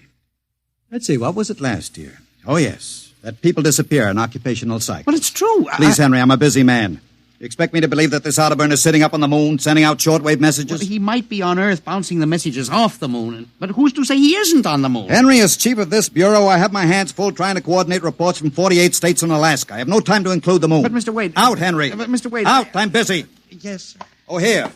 Take this folder of reports for the dead file. Yes, sir. And no more nonsense, eh, Henry? Yes. I appreciate that you have a very dull job filing old missing persons reports, and I appreciate that you take an active interest in the affairs of the Bureau. But no more nonsense, huh? No, sir. No more nonsense.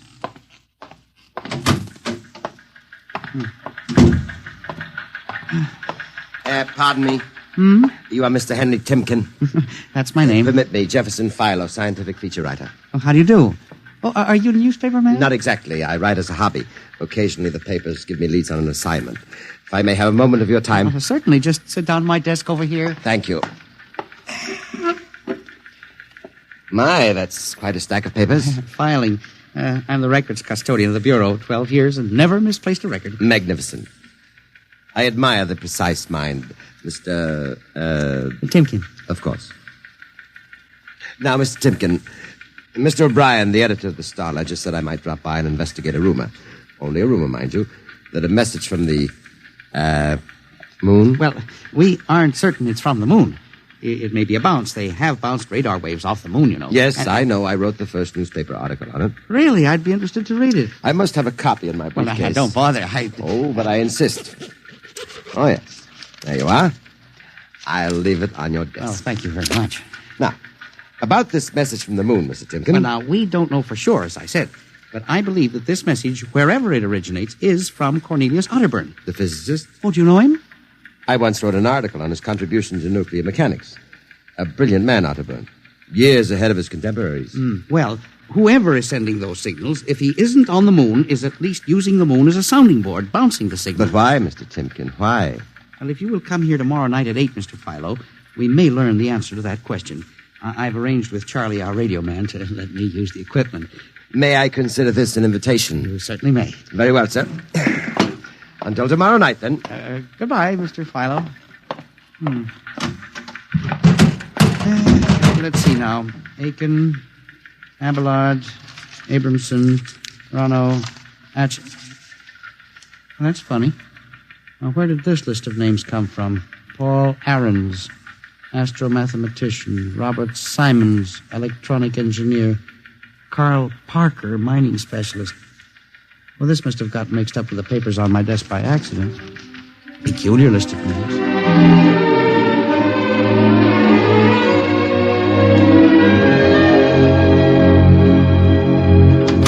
Oh, good morning, Charlie. Oh, hi, Mr. Timken. See, we made the papers. Oh? And how? And as the chief steamed up about it, he really gave me what for. What did the paper say? Oh, mostly ha-ha. Here's the Herald. Listen. Man on the moon contacts Missing Persons Bureau. Missing atomic scientists sitting on the moon, say Bureau experts, etc., etc. What a panning. Well, no wonder Mr. Wade is hopping. Say, about tonight, Mr. Timken, I don't know. Now, you promised you'd give me a key to the radio room. Yeah, but I didn't expect Well, this. I'll take full responsibility with Mr. Wade. The time for the morning broadcast. We got quite a list today.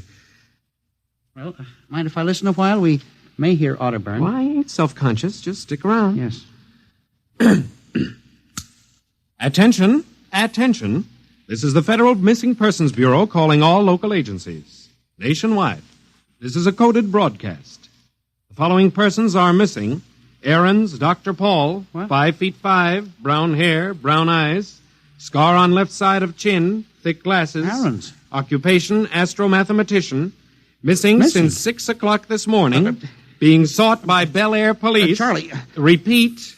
Dr. Paul Charlie, Ahrens. shut it off a second. Hold it. Delay 1 minute. Listen, Mr. Timken, it's okay to stay, but you can't interrupt Now, this. this is important. Did you say Dr. Ahrens was reported missing this morning? 6 a.m. We got the report from Bel Air less than an hour ago. Are you certain, Charlie? Positive. What is this? Charlie, what's the next name on the list? Let's see. Simons, Robert, engineer. What? Came in less than 20 minutes ago. 20? Hey, what's the matter with you? You look like you've seen a ghost. It's nothing, Charlie, except that last night, quite by accident, someone left a list of names on my desk, and that list included the names of those 2 men who were reported missing within the last hour. What? Oh, that don't sound right to me. Well, it isn't right, Charlie. It leaves a big question to be answered. Who would make up a list of missing persons before they were missing, not after?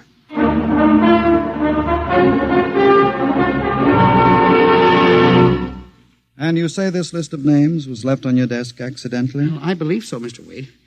Do you have any ideas, Henry? Well, it's hard to say. Mr. Philo left some papers from his briefcase. Mr. Philo? Well, a science feature writer. I see. You were the leak on that story, then? Yes, sir, I'm afraid I was. I didn't think it would be treated as a laughing matter. Well, we'll deal with that later. Yes, sir. What's this Philo like? Well, he's a strange old duck, bald, thick glasses, tall. He walks stooped over. Seems to know a great deal about scientific data, but, of course, being a science writer, Is there any other possibility? I believe that this is all hooked up with the broadcast from Otterburn. That seems to be a very remote possibility. Well, the Missing Persons Bureau deals in remote possibilities, Mr. Wade. I do not require a statement of policy. Yes, sir. What's the theory? For some time now, it has been my contention that in a country like ours, where even the cleverest criminal can be ferreted out and located eventually, there is no such thing as a missing person. Yeah, I was afraid of that. For 12 years now, I have kept the central files, where information from all over the country is channeled and recorded. I have made a private study. This is beginning to sound familiar, Henry. And I have discovered that each year, literally thousands of persons vanish, leaving no trace. They are never located. Where do they go? Nobody knows. And they disappear in interesting cycles. What sort of cycles? Occupations, for example. One year we'll have a run on, well, say, coal miners. Next year the proportion of engineers increases. And then scientists. And what do you think happens, Henry?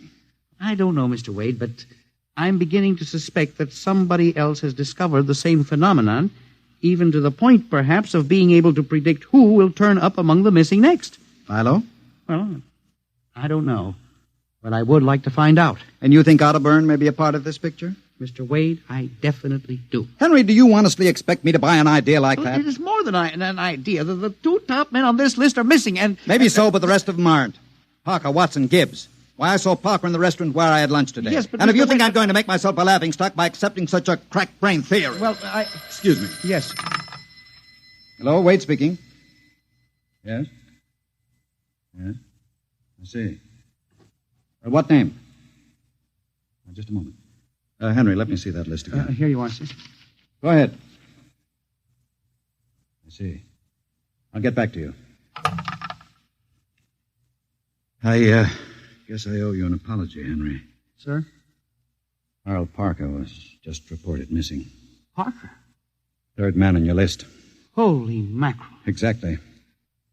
Henry, for a good many years now, I've ridiculed these theories of yours. I don't know. Perhaps I've underestimated you. Maybe this time you've really stumbled onto something. What do you intend to do, Mr. Wade? I don't know. I haven't thought it out yet. I was planning to listen for another broadcast tonight in the hope that Otterburn might try to contact us again. Good idea. I believe I'll join you. I also invited Mr. Philo, the feature writer. Oh? I'll be glad to meet him. I'm beginning to get interested in you, Mr. Philo. Mr. Wade, you don't think... That he's mixed up in this? Yes. I don't know, Henry. But it suddenly strikes me that we don't know very much about him, really. We ought to contact the police. No, Henry. I think we're better off keeping this between ourselves for the moment. We're dealing with the unknown. And in solving an equation for the X factor, it's often easier to limit the number of terms. You follow me? I don't know, Mr. Wade. There may be more danger in what you have discovered than you are aware of. Let's keep it quiet. You agree? Maybe you're right, Mr. Wade. I hadn't thought of the danger involved.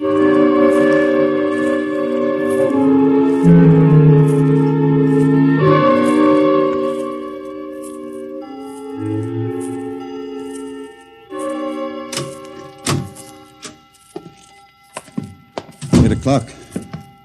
I'm afraid Mr. Philo is late. Well, he said he'd be here. He strikes me as a man who keeps appointments.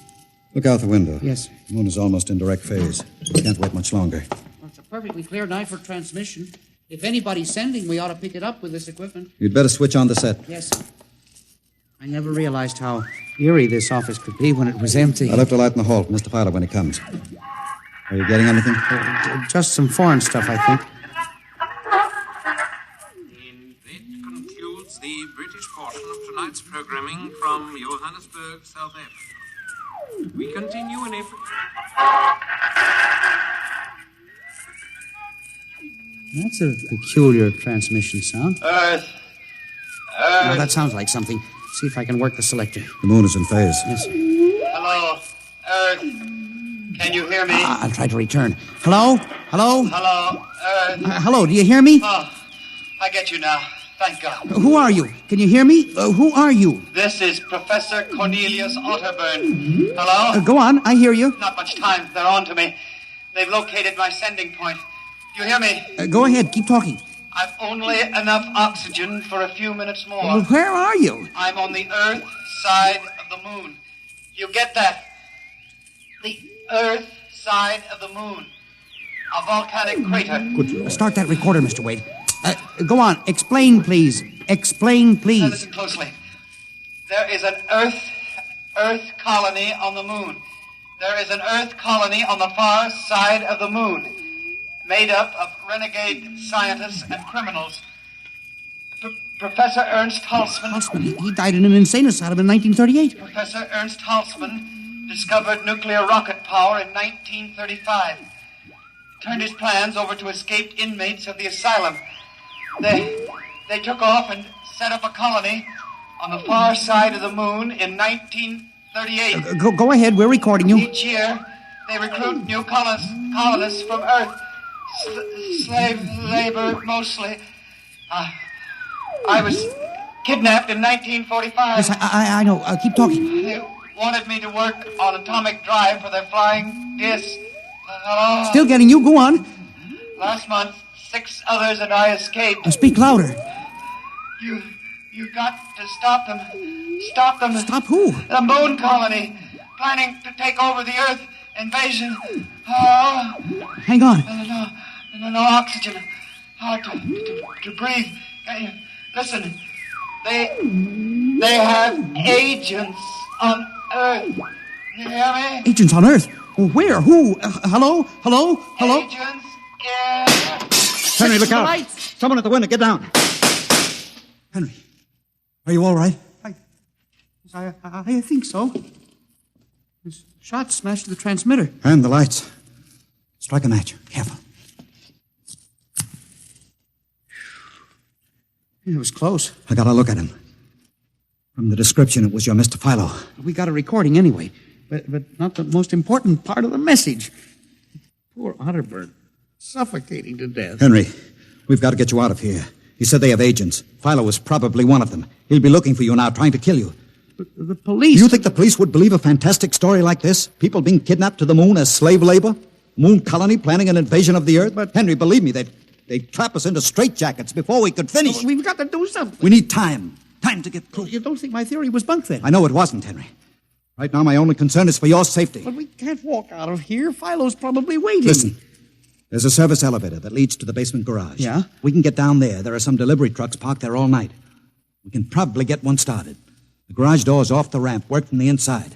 We'll start the mechanism and make a run for it. I don't know. I think if we call the police... By the time the police get here, we'll be dead. You think Philo will wait outside all night? Come on. That's an order. Okay. But what about the recording of Otterburn's notes? We'll leave that here in the safe in my office. They'll never get into that. Let's go. You buzz the elevator while I hide the recording.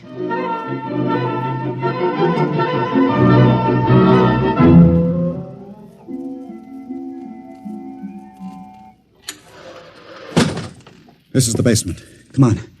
Keep to the side. Yes, sir. Shh. Let's try that delivery truck over there. I'll get in. All right, Henry. You start the mechanism to open the garage door, then jump onto the truck. Yes, sir. We'll make a dash for it. Where can we go? I have a farm outside Chevy Chase. It's private. Miles from the nearest neighbor and completely hidden by trees. We'll run for that. Go ahead. Start the door up. All right.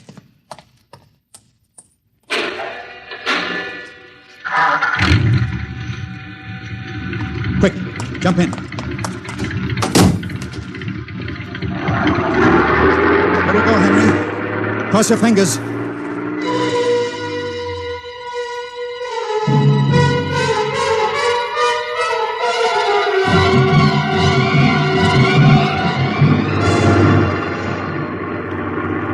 We made it out all right. Anything doing? There's a blue coupe behind us, Mr. Wade. It seems to be following. I'll cut up Pennsylvania Avenue. Now Route 1, toward Baltimore. It is following. He turned with us. Can you go faster? Not much faster. Oh, he's gaining on us. I've got an idea. Hang on, Henry. Yes. Why'd you stop? I'll turn off the lights.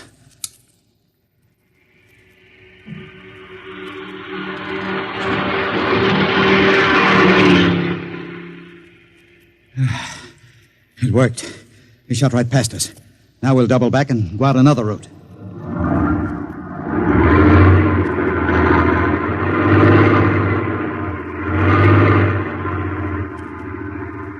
Well, I don't see anything. I think we've lost him. Good. I think everything's going to be all right now. We can be at my farm in less than an hour.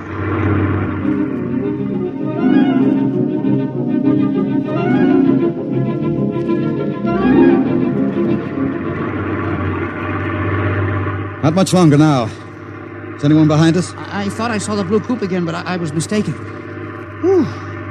This place is really out in the wilderness. You can stay here indefinitely till we figure out the next move. Just up this dirt road now. There's the house up ahead. You're not going toward it. No, I have a better idea. There's a big abandoned wheat silo on my grounds. It's down a hollow where it can't be seen except from the air. And even then, the oak trees shield it. We'll hide you out there. Now, we leave the truck here. It'll never be seen. Come on. Yes. How did you ever find this place, Mr. Wade? I've always liked seclusion. I bought it about 12 years ago. Come up here in the summertime to get away from it all. There's the silo. It's certainly well hidden. There's a small door around the side. Come on. Be careful of those bushes. Yes. It's hard to see them in the dark. Do you suppose Philo will find us? I assure you, Henry, Mr. Fowler will never find us here. Not in a million years. Here's the door.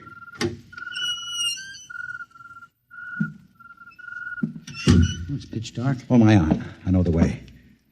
Just a few steps up, and another door. Steel. This is an unusual silo. Double-walled, wood outside and steel inside. Completely fireproof. An army couldn't wreck it. We're inside the inner shell. Careful. Yes. We're in a circular room. Stay here a moment. I'll go outside and see if the coast is clear. In a moment, your eyes will become accustomed to the darkness. I'll bring back some food and water. Don't be long, Mr. Wade. This place gives me the willies. Just a moment.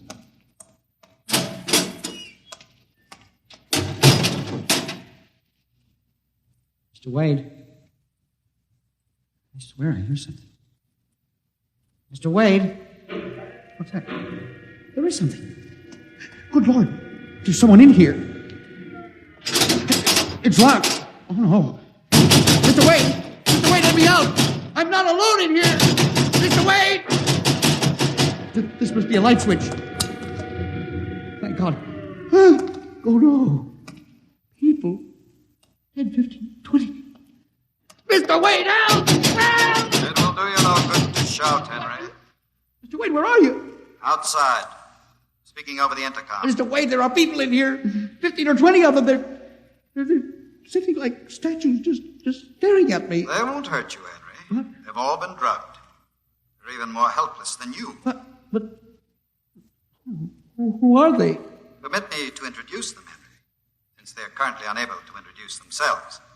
The gentleman seated before you, the one with the scar, is Dr. Paul Ahrens, the astro-mathematician.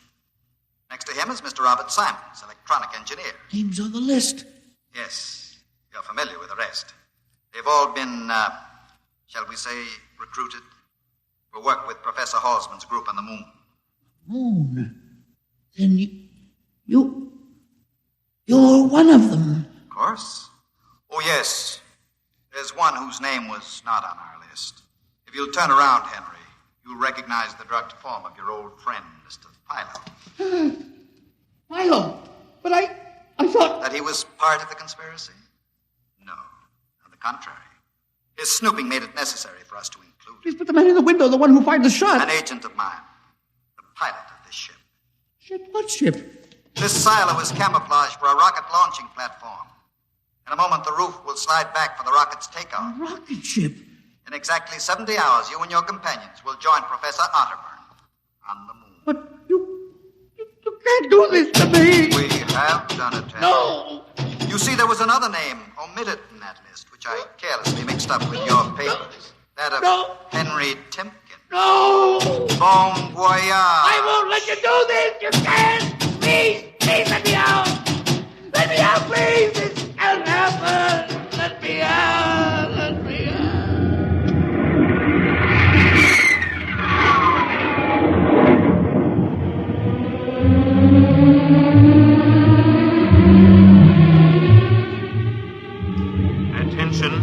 Attention. Missing since 8 o'clock last night, the following persons. Timpkin Henry, age 45, height 5 feet 8, 165 pounds, brown eyes, slightly balding. Occupation, records custodian. Repeat, Timpkin Henry, age 45, height 5 feet 8, 165 pounds.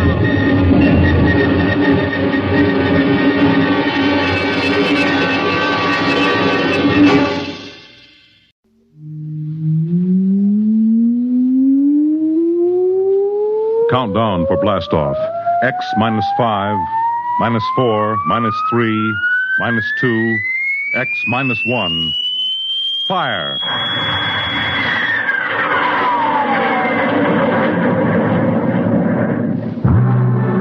From the far horizons of the unknown come transcribed tales of new dimensions in time and space. These are stories of the future. Adventures in which you'll live in 1,000,000 could-be years, on 1,000 maybe worlds. The National Broadcasting Company presents X minus 1.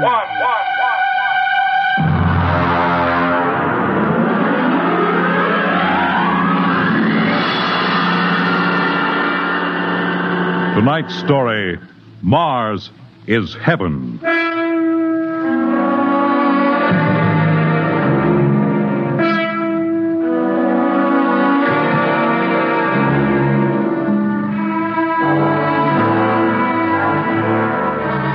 When the first space rocket lands on Mars, what will we find?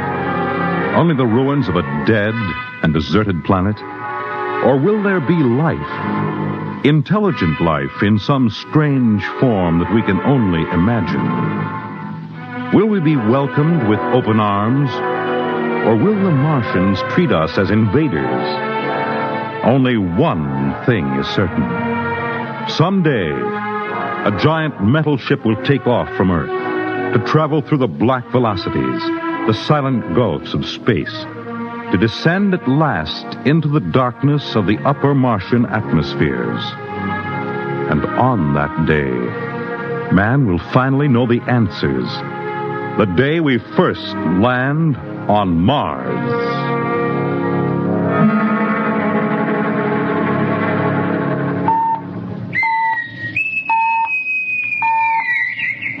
Now hear this.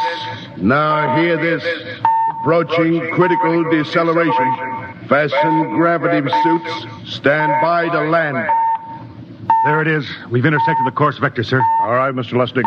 Over to manual control. Aye, sir. Masters, sound general quarters. Aye, sir. Mr. Lustig, what do you make of the terrain? There seems to be a heavy ground, Miss Captain. We won't be able to use the infrared lights. And we'll have to come in on radar. Isn't that a little risky, sir? Landing in the dark? I'd rather run the danger of a blind landing, Lieutenant, than come in without the cover of darkness. Remember, we don't know what kind of reception is waiting for us down there. Airspeed 500. Altitude now 4,000. Bridge to engine room. Stand by for deceleration. Fire forward tubes 1 and 3.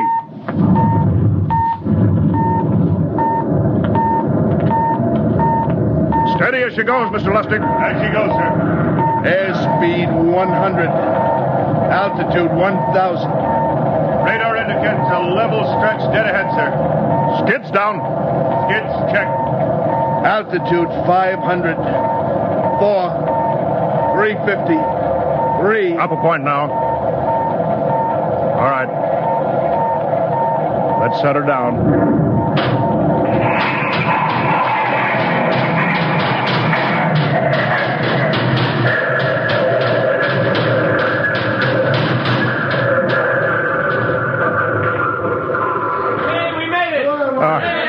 Cut the power. Masters, pipe battle stations. Aye, sir. All secured, sir. Well, gentlemen, we're now on Mars, April 20th, 1987, 4:33 Greenwich time. Enter that in the log, Masters. Aye, sir. Well, gentlemen, it's less than 2 hours till dawn. As soon as it's light, we'll send out a landing party. Masters, get me an all-over hookup. We're all set, Captain. Now hear this. All right, men. The smoking lamp is lit. Well, we're on Mars. The first man shipped from Earth to land here. We don't know what we're going to find or what dangers we may face. We're 17 men on an alien world, and it's up to us whether we ever get home again. The next few hours should tell the story. And I want instant obedience to all commands. I'll court-martial the first man who doesn't jump to when he's ordered. And one other thing. We may be on Mars, but this is still a United States naval vessel. Officers will conduct a personal and weapons inspection in 1 hour. That's all. An inspection, Captain? Now? Mr. Lustig, we've got an hour and a half to sweat out before we find out what's outside that airlock. I'd rather have a man worried about his stripes than about what's waiting outside on Mars.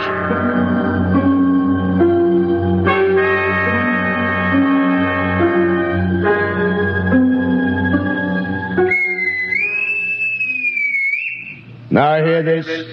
Landing party report to forward airlock. Captain Black, Lieutenant Hingston, Lieutenant Lustig, and Dr. Horst report immediately to forward airlock. It's now landing time -5. Well, they're paging us. You ready, Dr. Horst? Yes, Mr. Lustig. As ready as I will ever be. Come on, let's get in the lock.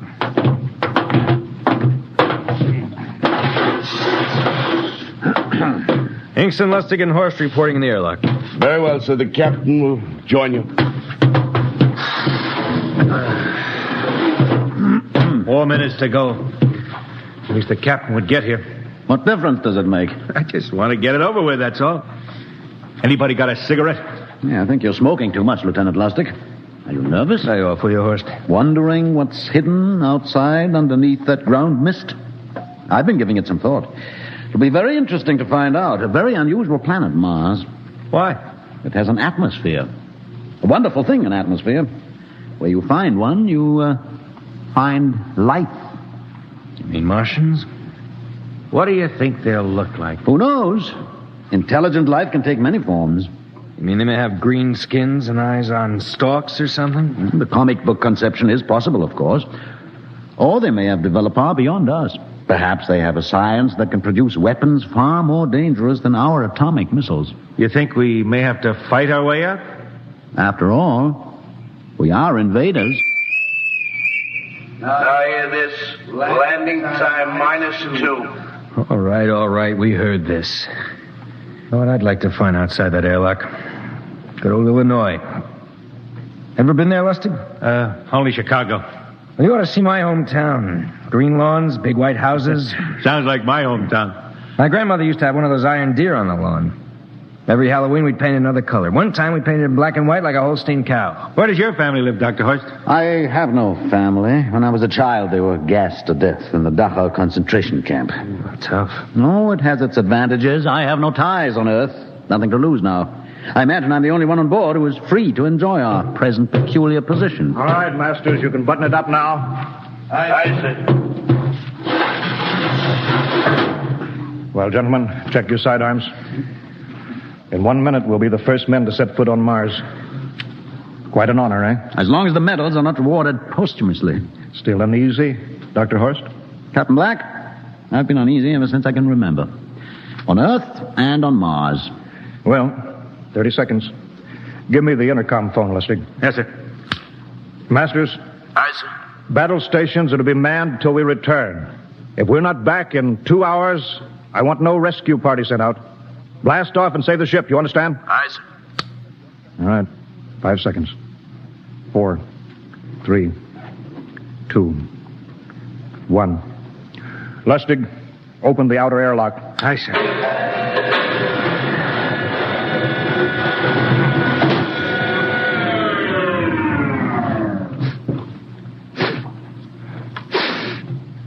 It's fresh air. Let's go. All right, now, take it easy. It's too dark to move fast. Quiet, isn't it? Not even a wind. Can't see anything from this ground mist. Quiet. We don't know what's out here. All right, come on. What the quiet? And I could swear that sounds like a rooster. I don't hear it anymore. Very homely but unlikely sound. A rooster crowing on Mars? Hingston. Aye, sir. Set that machine gun 25 yards to the flank. We'll stay here till the ground mist lifts. Aye, sir. What do you make of the ground, Horst? Grass. plain grass. You can see some large foliage there where the mist's thinned out. What the? Hingston, hold your fire, you fool! I hit it, Captain. What? Some kind of wild animal. I hit it. I could see the tracers, but it's still standing. Come on, Horst. Doctor, where are you? Up ahead, admiring the wild animal. Careful, Horst. Wait for us. Don't worry, Captain. It's an iron deer. A lawn ornament. Well, that's impossible. It's hollow. Interesting, isn't it? A whitewashed Victorian iron deer sitting on a lawn in the middle of Mars. I don't understand. Look around. The mist's lifting. Hey, Captain, look there. It's a house, a regular old-fashioned house. But, sir, on Mars. Good Lord. I haven't seen carved scrolls and gingerbread like that in years. Look at that port swing. The geraniums. There. I told you it was a rooster, Captain. Give me the glasses, Lustig. I want to take a look through that front window. Well, there's an upright piano. Some sheet music on it. Lustig, it's beautiful Ohio. It can't be, sir.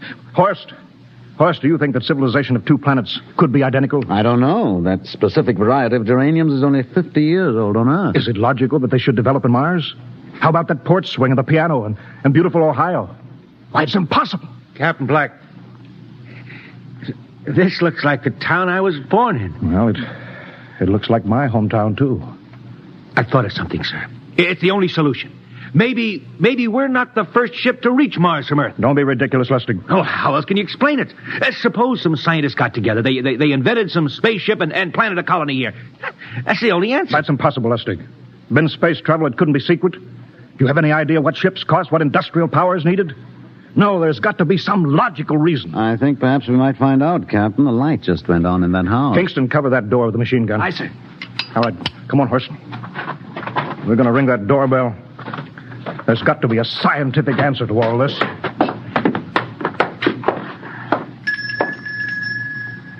And there's something moving in there. Stand back, Horst. Give me a clear shot. Are you sure a bullet can stop a Martian? Steady now. Can I help you? Will we... If you're selling anything, it's much too early. No, wait just a minute. What town is this? What do you mean? Are you census takers? No. We're strangers here. We want to know how this town got here. Is this a game? No, it's not a game. We're from Earth. From where? From Earth. Do you mean out of the ground? Are you sure you're feeling well? Madam, we came in a flying ship across space. We're from the third planet, Earth. This is Mars. Now do you understand? Mars. You go away now, you hear? I'll call my husband from upstairs and he'll chase you. Go on. But this is Mars, isn't it? This is Green Lake, Wisconsin, in the United States of America. Bounded on the east by the Atlantic and on the west by the Pacific. Now go away. Goodbye. Horst, do you suppose it's really possible? I've got to find out more about this. I told you I'd call my husband. Now you go away. You've got to tell me one thing first. What year is this? Year? 1928, of course. For goodness sake. You hear that, Horst? And we know it's 1987, and we know this is Mars. Horst, is it possible that we got fouled up, made some tremendous blunder, circled around, and landed back on Earth? In 1928? Well, maybe some switch in time or dimension. Could we have shifted somehow, gone backward in time? Oh, Horst, this won't hold water. It's not logical. We checked every mile. We went past the moon, out into space. We're on Mars. Lustig out at point. Hingston in the rear. Keep that gun at half load. Aye, sir. Horst, there's got to be some cold, logical solution. Captain. What? That house down the street, the white one with the green shutters. Lustig, what's the matter?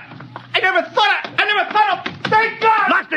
Lustig, come back here. He's running for that house. That crazy fool. After him, quick. Lustig, stop! Come down off of that porch. Grandpa!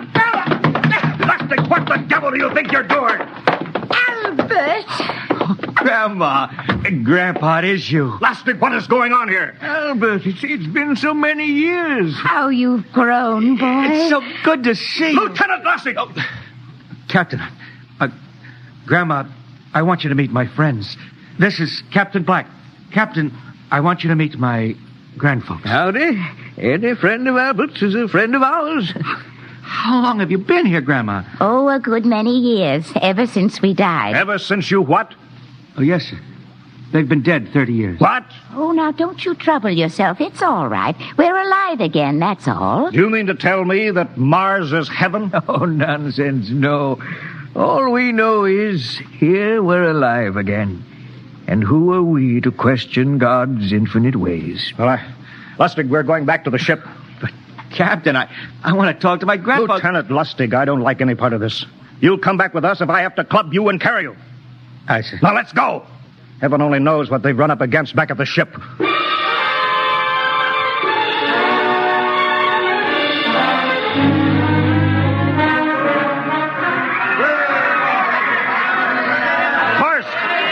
Crowd around the ship. Looks like we're being welcomed with a celebration, Captain. Celebration? We've abandoned ship. Every port is open. No guard set. You masters! Hiya, Captain.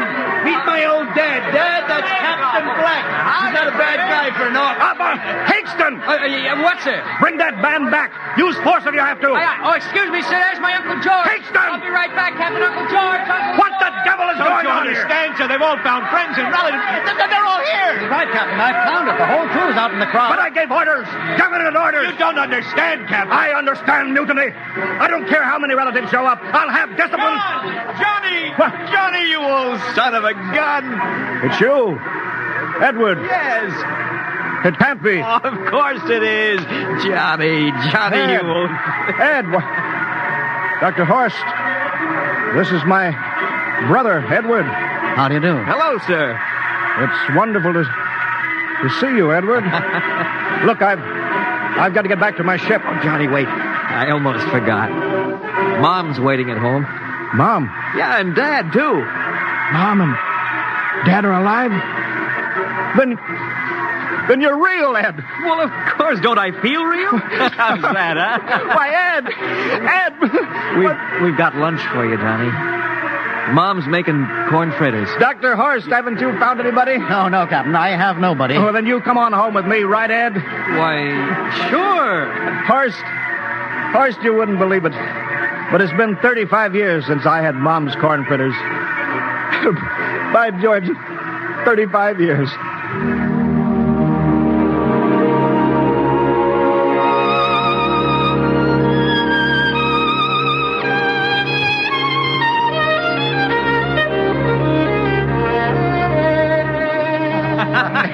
And there's plenty more in the kitchen, so don't hold back, Johnny. You too, Dr. Horst. Well, Johnny, you're still in the Navy, eh? That's right, Dad. I'm in command of the ship. We're an old Navy family, Dr. Horst. All three of our boys in the service. Yeah, Ed was the best pilot in the Pacific, too. What did happen, Ed? What's the difference? I'm here now. Yeah, but... You know, it's almost perfect. All we're missing is your brother Will. Then the whole family could be together. Well, it won't be long, Mom. Will's in charge of the XR-54. Next rocket coming out to Mars. Oh. Well, little Will. When does he leave, Johnny? Well, the takeoff's scheduled for September, but it depends on what we report. Oh, yeah. There's no question about that now, huh? No. Christmas together again. That'll be something. Sure will, yes, sirree. Well, this calls for a celebration. How about a little of the old dandelion wine, eh, Johnny? Now, Father, don't you go giving Johnny too much wine. He's a big boy now, Mother. Well, sir, isn't everything just fine? Just fine.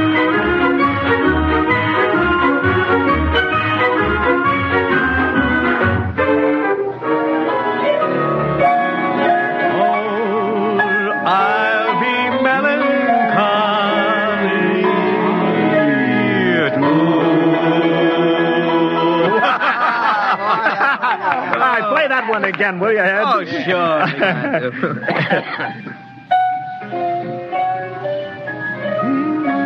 Well, Dr. Horst, what are you doing sitting over here alone? What do you think of my little family? Very nice. You know, I can't understand why you didn't find any folks here, Dr. Horst. It's just a shame everybody else is so happy. Well, I never remembered my family, Mrs. Black. All I know is they were gassed at Dachau during the Second World War. When I was liberated, I was in delirium 3 months. I cannot remember anything before then. A psychiatric phenomena. Oh, that's terrible. Isn't there anything anybody can do? I don't want to remember. I have not had a pleasant life. I prefer to be free of emotional entanglements. They interfere with a scientific approach. Oh, I'm sorry, Dr. Horst.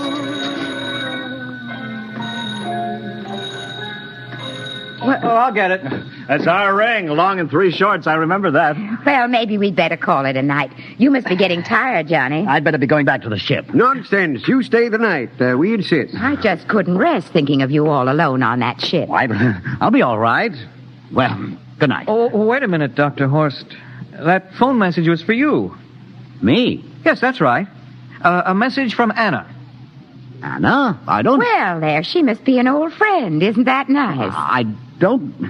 You sure it was for me? I don't remember any Anna. Well, she asked if you were better. Perhaps she's someone who knew you at Dachau. Anna? She said she's coming over here first thing in the morning. So you'll have to stay over. Yes, well, that settles it then. You stay here, Horst. You can bunk with me in my old room. Yeah, but Johnny, we thought you'd like to be with Edward. So you could talk the way you used to. Well, we can't put Dr. Horst on the daybed. I think we better share the room tonight. Be plenty of time for talking, Ed. Yes, I guess so. I suppose I better drop back to the ship. You know, Ed, security check. What? Why do you have to do that here? I don't know, Mom. There's no good reason, I guess. Suppose we skip it tonight, eh?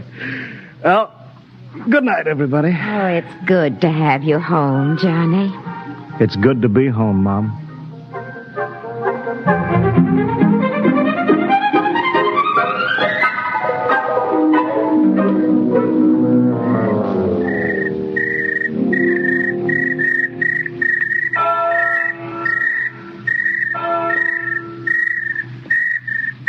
Captain Black.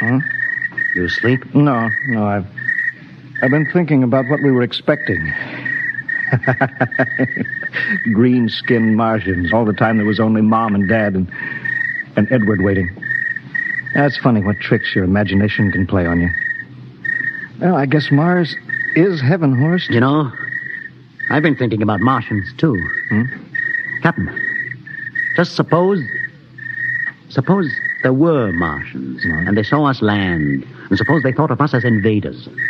What would be the best weapon they could use against our atom bombs, huh? I don't see what you're getting at. They would want to disarm us first, huh? To wipe out all suspicion, to make us feel at home.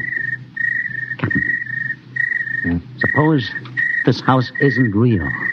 Suppose the people are just images, stolen from our own memories by Martians, created for us by telepathy, hypnotism. Oh, that's the craziest theory I ever heard. Maybe that's why there was no one for me, because in all my life there is no happy memory, no real loved person, not even my mother. I don't remember her, only the piles of rotting corpses at Dachau.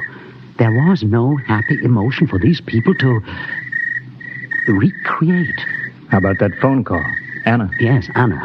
I didn't remember who she was, but I do now. I just remembered. When I was freed from Dachau, sick, delirious, I raved about a wonderful, kind nurse named Anna that took care of me. Well, there you are. It's logical. She's coming to see you tomorrow. But there was no Anna. I'd been nursed by a man. What? Anna was only a dream. And there's only one way they could have learned about her, by reading my subconscious mind. That's impossible, Horst. Why? The whole crew was thinking of home. Suppose the Martians read our minds. Yes, but if there are Martians... If there are, they have us separated.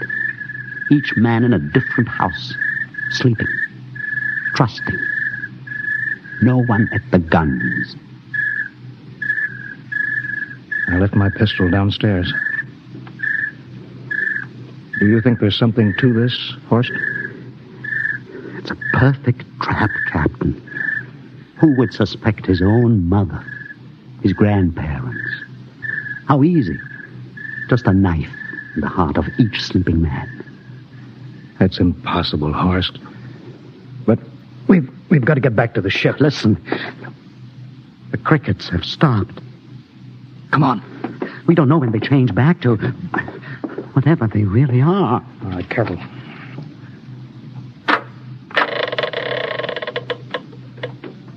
Where are you going, John? Ed, we wanted a drink of water. That's all, Ed. You're not thirsty, John. You don't want a drink. Look out! You don't want a His drink. face!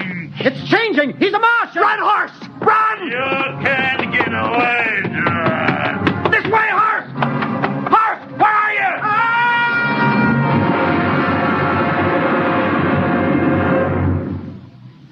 Hello? Hello? Can you hear me, Earth? This is Captain John Black, the XR-53 calling from Mars. I've locked myself in the ship, but they've crippled it. I can't take off or fire the guns, and they're coming for me now, the Martians. I'm all alone here. All the rest are dead. Hingston, Lustig, Dr. Horst. Poor Horst, he didn't even reach the door. Listen. They're trying to break through the hull. Edward and Mom and Dad and all the folks. But they're changing now. They're melting and changing back into... They're Martians. Can you understand? Martians, not men. They made us think that Mars was heaven and we fell into the trap. Can you hear me, Earth? You've got to stop the next rocket. Listen, tell my brother Will. Tell my brother not to come. They'll trap him, too. They'll kill them all. Hello? Hello? Can you hear me, Earth? This is John Black on Mars. Hello, Earth. This is John Black on Mars. Hello, Earth. Hello, Earth.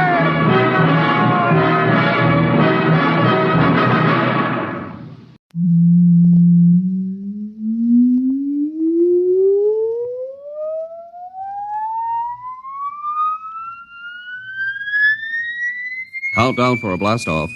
X minus 5, minus 4, minus 3, minus 2, X minus 1. Fire.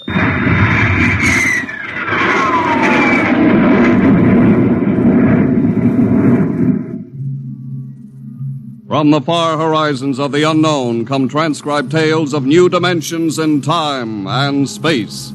These are stories of the future, adventures in which you'll live in 1,000,000 could-be years on 1,000 maybe worlds. The National Broadcasting Company presents X minus 1.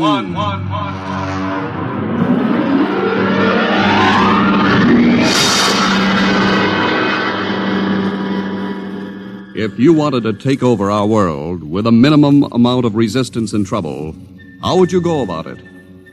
Tonight we'll tell you how, with a strange and chilling story by George Lefferts. The Parade.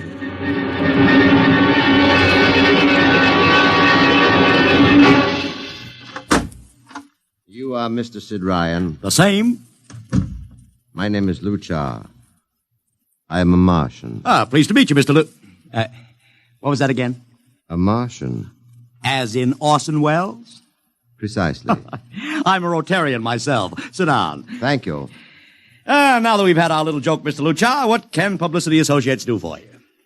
I am interested in obtaining publicity. It has been my observation that advertising and publicity are the very backbone of earthly civilization. Spoken like a true Martian, Mr. Luchar. Now, if you'll tell me the name of the client. The client, of course, will be the Martians. You don't give up, do you? Give up? The gag, I mean. Oliver!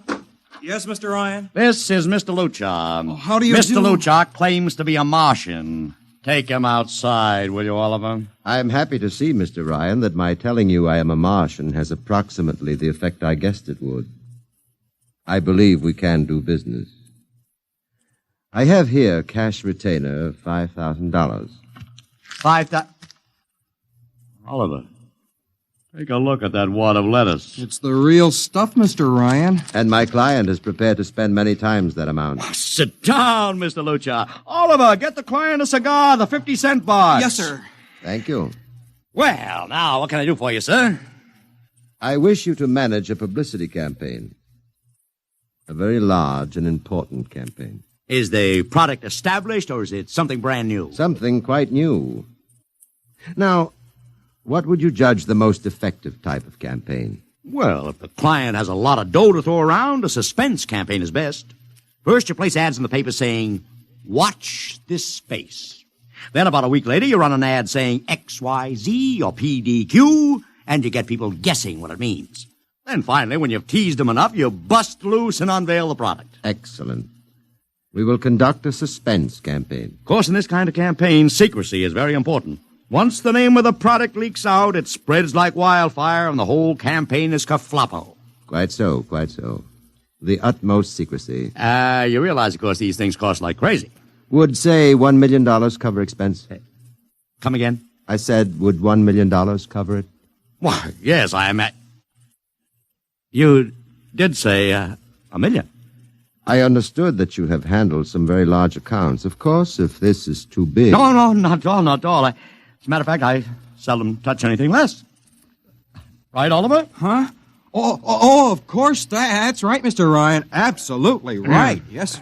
You will begin, then, by saturating the newspapers, the radio, the streetcars with a very simple statement. What's that? I will write it on a card. Here you are. The Martians are coming. Say, that's not a bad teaser. Got that, Oliver? Yes, sir. The next ad will read, June 1st is Martian Day. June 1st is Martian Day. What happens on June 1st? The parade takes place. What parade? I wish you to arrange a parade up Fifth Avenue. You mean like the Macy Parade? Exactly. Except that the theme will be the world of tomorrow, the Martian world. My client would like it to be a gay affair. Balloons, clowns, pennants, pretty drum majorettes. Say, that sounds terrific. I might be able to interest the department stores in a tie-in. Fine. The parade will climax the campaign. On June 1st, the product will be unveiled. Good enough. By the way, Mr. Luchard, just what is the product? What are we selling? Oh, no, Mr. Ryan. Secrecy, remember? Yeah, but after all... Mr. Ryan, all will be revealed to you in good time. For the moment, let us say that we are selling a concept. A concept? The concept of invasion from Mars.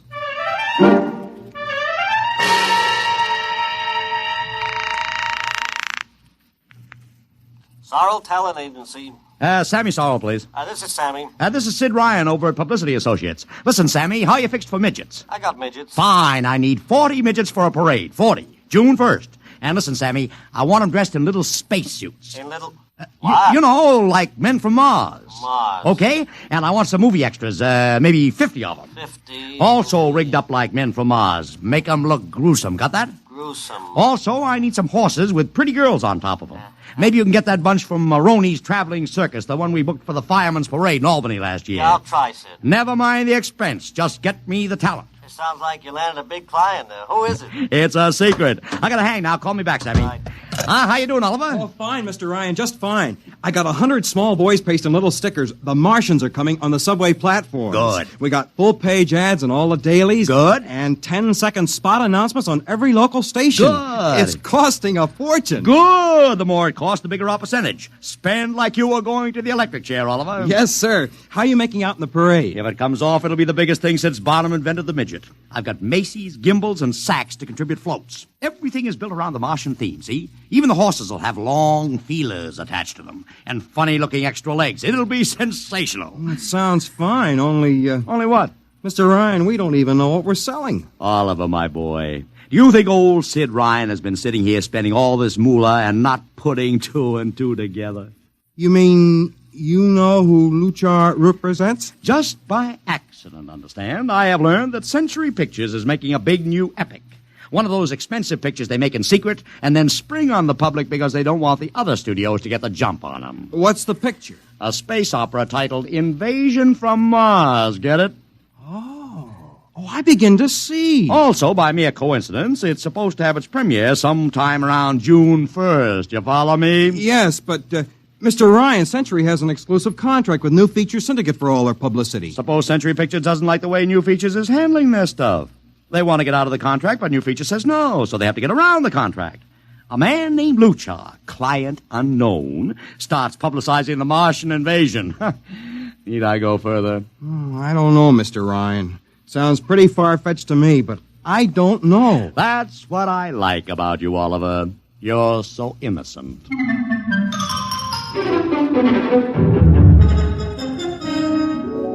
Now, let me talk to Commissioner Patrick, please. Sid Ryan. Hello. Commish, Sid Ryan. Oh.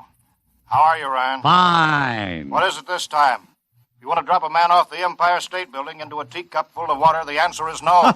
Also, we're not arresting any fan dancers. You know I don't handle fan dances. I want a permit for a parade. June 1st, 5th Avenue. It's a Sunday. There's no traffic. Now, look, Ryan, Macy's gets a permit. Gimbals gets a permit. The American Legion gets a permit. The Sons of Erin march every time Morton Downey sings The Wearing of the Green. Oh, don't give me a hard time, Patrick. This is too big. I have the 5th Avenue Merchants Association behind me.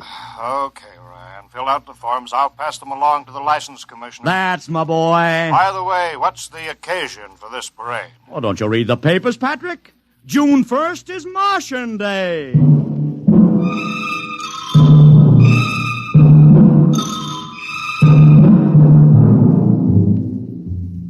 How How is the campaign going, Mr. Ryan? Like wildfire, Mr. Luchar, like wildfire. Everybody and his brother is going along with the gag. Yesterday we distributed 50,000 Martian hats to school kids. I got some of the merchants doing World of Tomorrow displays in their windows. Every big novelty manufacturer in town is climbing on the bandwagon. They want to get into the parade with floats, giveaways, anything. Everybody smells a buck to be made.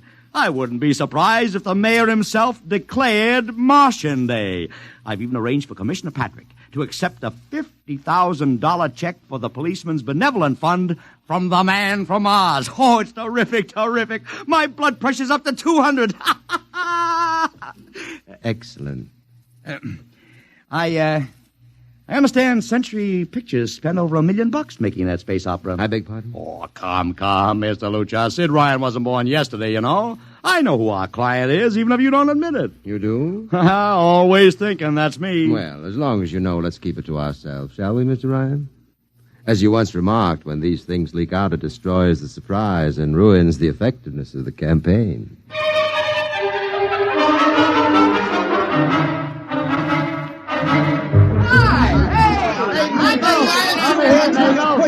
Ladies and gentlemen, this is Ken Daly speaking to you from our portable transmitter atop the reviewing stand for the much-heralded Martian Parade on Fifth Avenue.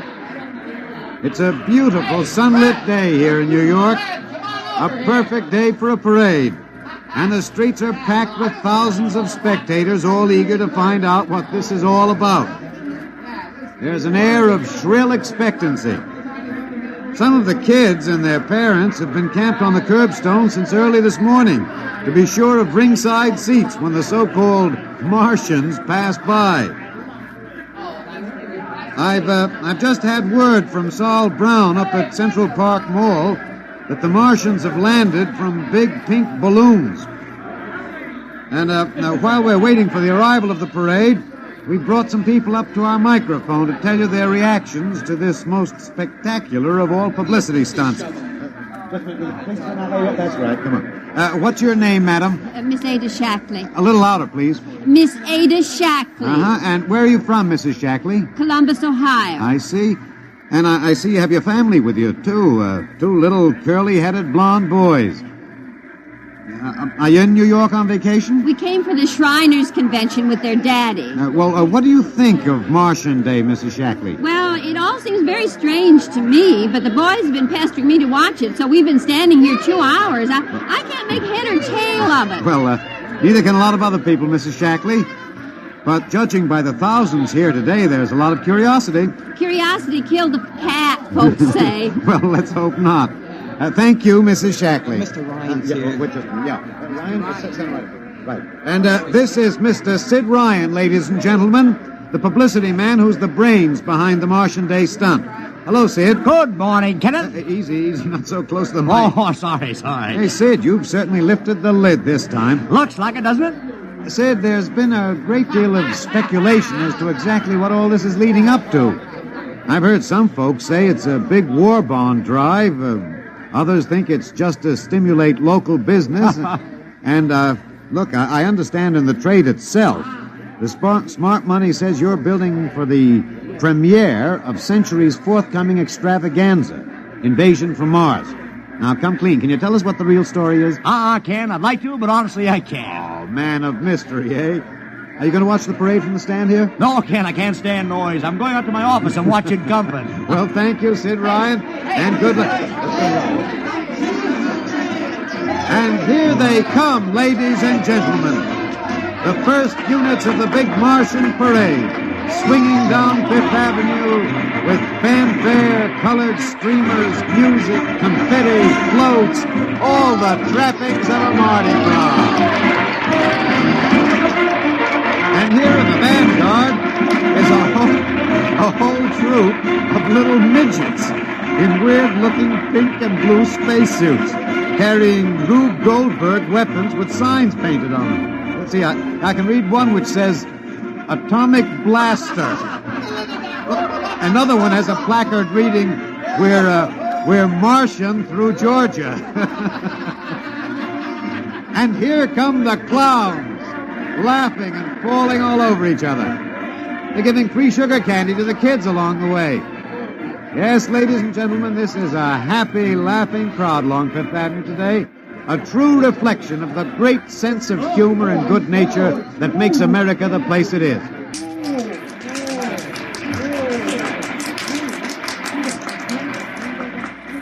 This is promised as the climax of the show. And now a great hush has fallen over the crowd. It's quite a sight to see these thousands of people standing here expectantly, hearing only the great regular sigh of their mass breathing. And now here they come, ladies and gentlemen. The Martians. Marching in booted, helmeted ranks. Row after row of them. Why, this is an impressive sight, ladies and gentlemen. And a rather serious contrast to the rest of the joyous slapstick parade we've witnessed. There are perhaps, 200 tall, broad-chested men dressed in metallic gray spacesuits with thick glass visors drawn across their faces. Each is holding an ominous-looking ray gun at the ready position. They're marching in absolute silence, keeping step perfectly, as though some mute, unspoken command were marking time for them. The crowd seems rather grim and serious now. Perhaps they're reminded of the actuality of war and possible invasion. They stand solemnly, silently, watching. Even the children are awed. And now the first ranks of the Martians are moving past us down Fifth Avenue toward the reviewing stands at the square.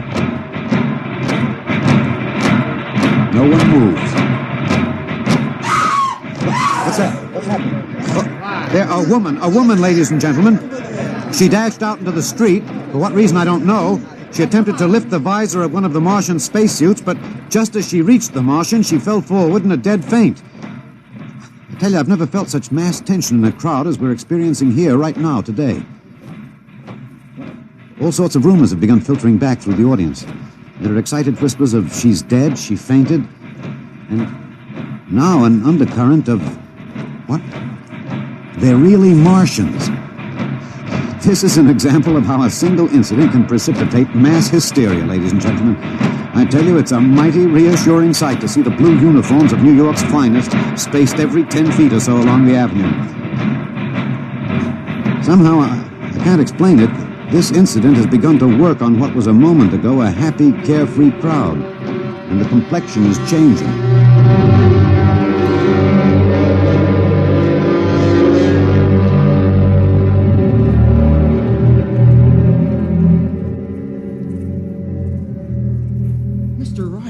Did you see that?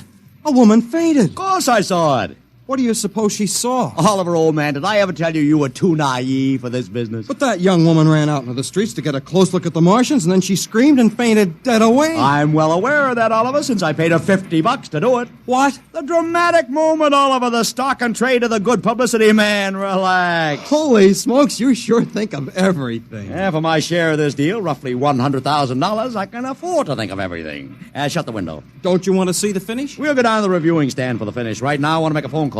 By the way, where's Lucha? I haven't seen him. Well, he'll be around. Boy, those Martians sure look like the real thing. How would you know the real thing if you saw it, Oliver? Well, gee, I don't know. Close the window, Oliver. Oh, yes, Mr. Ryan.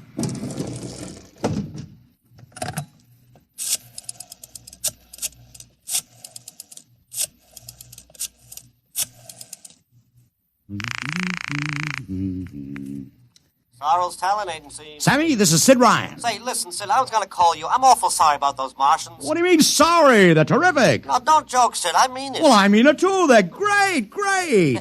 Are you in the bag? Never felt better. You mean it, don't you? Of course I mean it. What is this? There are Martians in the parade? About 150. Of course, I only ordered 50, but Sid. under the circumstances... Sid. Well, what is it? Sid, don't you know? I couldn't get you a single movie extra. There's a studio strike in New York. I was going to call you, but I figured... Hey, wait a minute. Where'd these guys come from if you didn't hire them? I don't know. Maybe Oliver... Oh, hold on. Oliver? Yes, Mr. Ryan? Did you hire those Martians? No, sir, Sammy, this is on the level, isn't it? Honest, Sid, Okay, Sammy, I'll call you back. What's the matter, Mr. Ryan?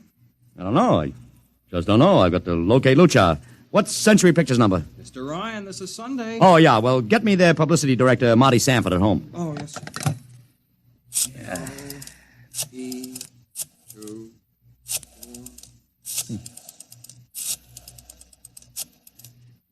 Thanks. Sanford. Marty, this is Sid Ryan. Oh, hello, Sid. How's the big Fine, promotion? fine. Listen, Marty, this is dead serious. On the level. Get it? What's wrong? I've got to locate Lucha. Lou who? Lucha, come on now, Marty. This is life and death. The guy you sent over to hire me for the invasion picture. Invasion picture? Invasion from Mars, the space opera. Are you batty? Marty. That picture was shelved last month. What? Sure, back in the can. Too expensive and too fantastic. The big shots decided you can't sell a Martian invasion to the American public. And I never heard of a guy named Lou... Mother heaven. What is it, Mr. Ryan? You look terrible. That's too fantastic. What's too fantastic, Mr. Ryan? Is something wrong? Open that window. I want another look at those Martians. Yes, sir.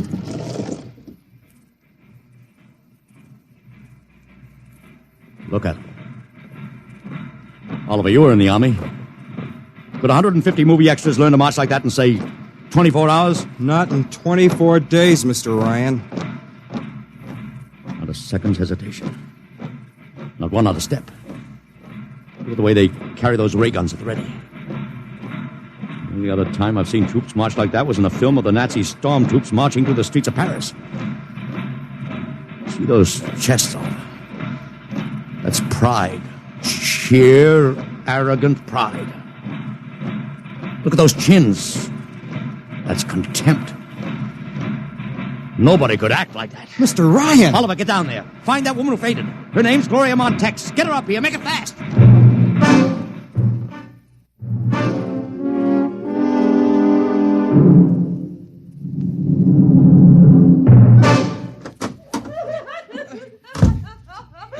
Here she is, Mr. Ryan. I can't get much sense out of her. Stay away from me. Gloria, it's me, Sid Ryan. Oh, don't kid me. You're a Martian. Gloria, settle down. No, you're wearing a mask. Baby, it's me, Sid. And underneath, it's awful. It's all big green eyes and those feelers like a catfish. Baby, snap out of it. Listen, what happened down there? You ran out and screamed like I told you, but the fainting, that wasn't in the act. Oh, go away, please. Go away. What'd you see? Oh, no, please. It's too awful. Please, please. Just one question, baby. Inside that helmet, what'd you see? You won't get anything out of her, Mr. Ryan. She needs a doctor. Okay, Oliver, I've heard enough anyway. You take care of Gloria here. Get her a drink. Where are you going? To see the commissioner. We gotta stop this parade before things begin to happen.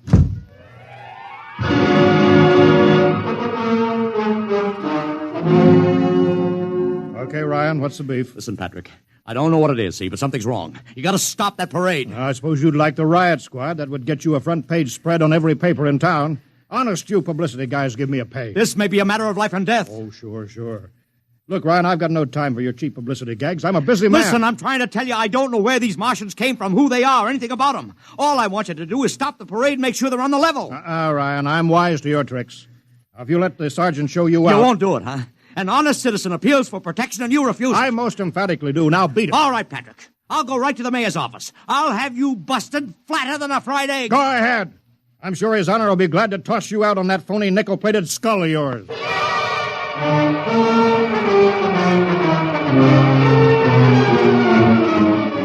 You heard me, Ryan. You cannot see the mayor. Adolf, please. This isn't a gag. I don't want publicity. All I want to do is maybe prevent something horrible from happening. In case you don't know it, wise guy, something horrible is already happening. A couple hundred little kids are in the hospital with ptomaine poisoning from that phony Martian candy you passed out. Or didn't you know? I didn't. We've got to stop that parade. Sure, you'd like nothing better than to start a panic now. Maybe a few hundred people would get trampled to death. Think of the newspaper space that would get you and your product. I won't stand for this, Adolf. You won't have to, because you're going to get out of here right now. Go on, beat it. Get out.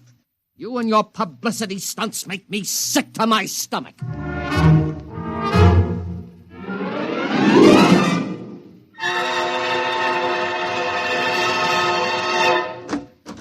Oliver, where are you? Oliver! It is useless What? to scream at him, Mr. Ryan. Your friend is quite dead. Lucha. He wanted to run to the police with some story about a Martian invasion. I found it necessary to restrain him. Restrain him, you stinking murderer. Now, Mr. Ryan, collect yourself. After all our planning, it wouldn't do to have everything spoiled, now would it? Lucha, start talking and talk fast, because when you get through, I'm going to take you apart piece by piece. What's this all about? But surely you know, Mr. Ryan, after all, you've been publicizing it for months. Listen, you... Please, do not interrupt. You see, before colonizing your planet, we Martians sent advanced scouts to study your habits, your weaknesses. We found that the people on Earth are predominantly conditioned by advertising and publicity, and so we conceived the idea of treating our entire invasion as a vast publicity stunt. Clever, huh? After all, Mr. Ryan, who would suspect an invader who advertised his invasion in the newspaper, invited the public to his surprise attack, and spent millions publicizing his plans? Holy jumping catfish. You've done very well. Then there was no product. Ah, but there is a product. The product is death. What are you trying to do, Lucha? We Martians are a humane people, Mr. Ryan. We do not like to destroy thousands where a few hundreds would suffice. In exactly 2 minutes, our troops will treat the world to a spectacle of death, which will bring the rest of your planet to its knees in horror. Nations will clamor to surrender. Perhaps, Mr. Lucha, but not if I can help it. You...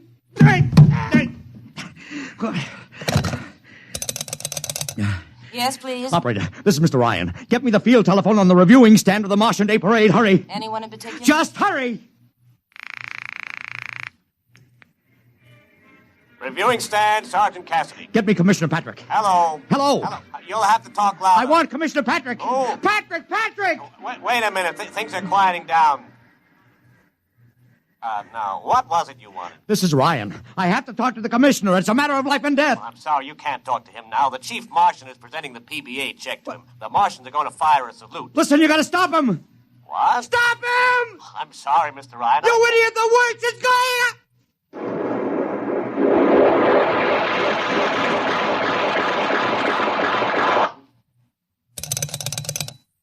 This is the operator. I'm sorry, Mr. Ryan, you've been cut off. I can't seem to get them back. Doesn't matter, operator. Nothing matters now.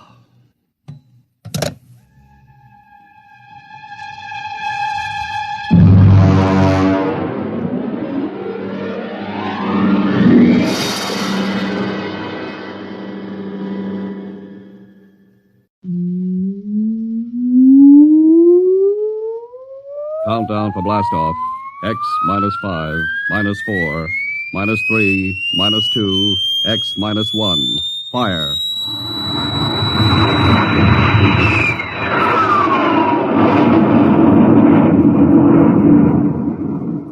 From the far horizons of the unknown come tales of new dimensions in time and space. These are stories of the future, adventures in which you'll live in a million could-be years on 1,000 maybe worlds. The National Broadcasting Company presents X -1.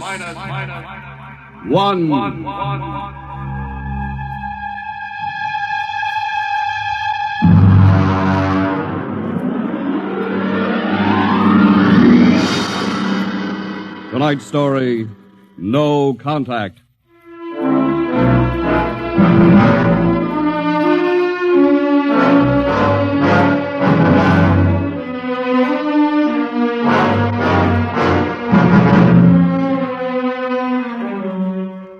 It was in the year of 1982 that spacemen first discovered the Great Galactic Barrier. In the past 10 years, rocket travel to the moon and the nearer planets had become commonplace. And then men fixed their sights on a more distant star, the remote planet known as Volta. 5 exploratory ships went out, and none came back, each in turn disappearing mysteriously at the same vanishing point, at an invisible wall somewhere in the vast outer reaches that became known as the wrecker of spaceships, the Galactic Reef. And yet, the explorers refused to admit defeat. It was on June the 2nd, 1987, that the rocket Star Cloud made ready for takeoff, the 6th to attempt to crack the barrier and win through to Volta. Now hear this. Condition green. 2 minutes to blast off. Condition green. 2 minutes to blast off. Well, Lewis, this is it. I don't suppose you'll be needing the ship's doctor up here on the bridge during blast-off. I think not, Smitty. There's little chance of acceleration bends in these new overdrive ships. I'll be in my office then, counting vitamin pills if you need me. It's only a few steps. Good luck, Lewis. Thank you, Smitty. Lieutenant Collier. Yes, sir? You're relieved. You'd better get down to navigation control and take over. Yes, sir. Lieutenant. Yes, sir? We've never flown together before. This is your first flight in a space vessel as big as the Star Cloud. Yes, sir, but I was trained in oversized jobs at the Naval Academy. Well, if you're half as good a navigator as your father was, you'll do fine. Thank you, sir. Did you ship out with my father? I served under him on one of the first rocket runs to the moon. I see. I almost went along on his last trip to the barrier. Too bad about that. Yes, sir. That's all, Collier.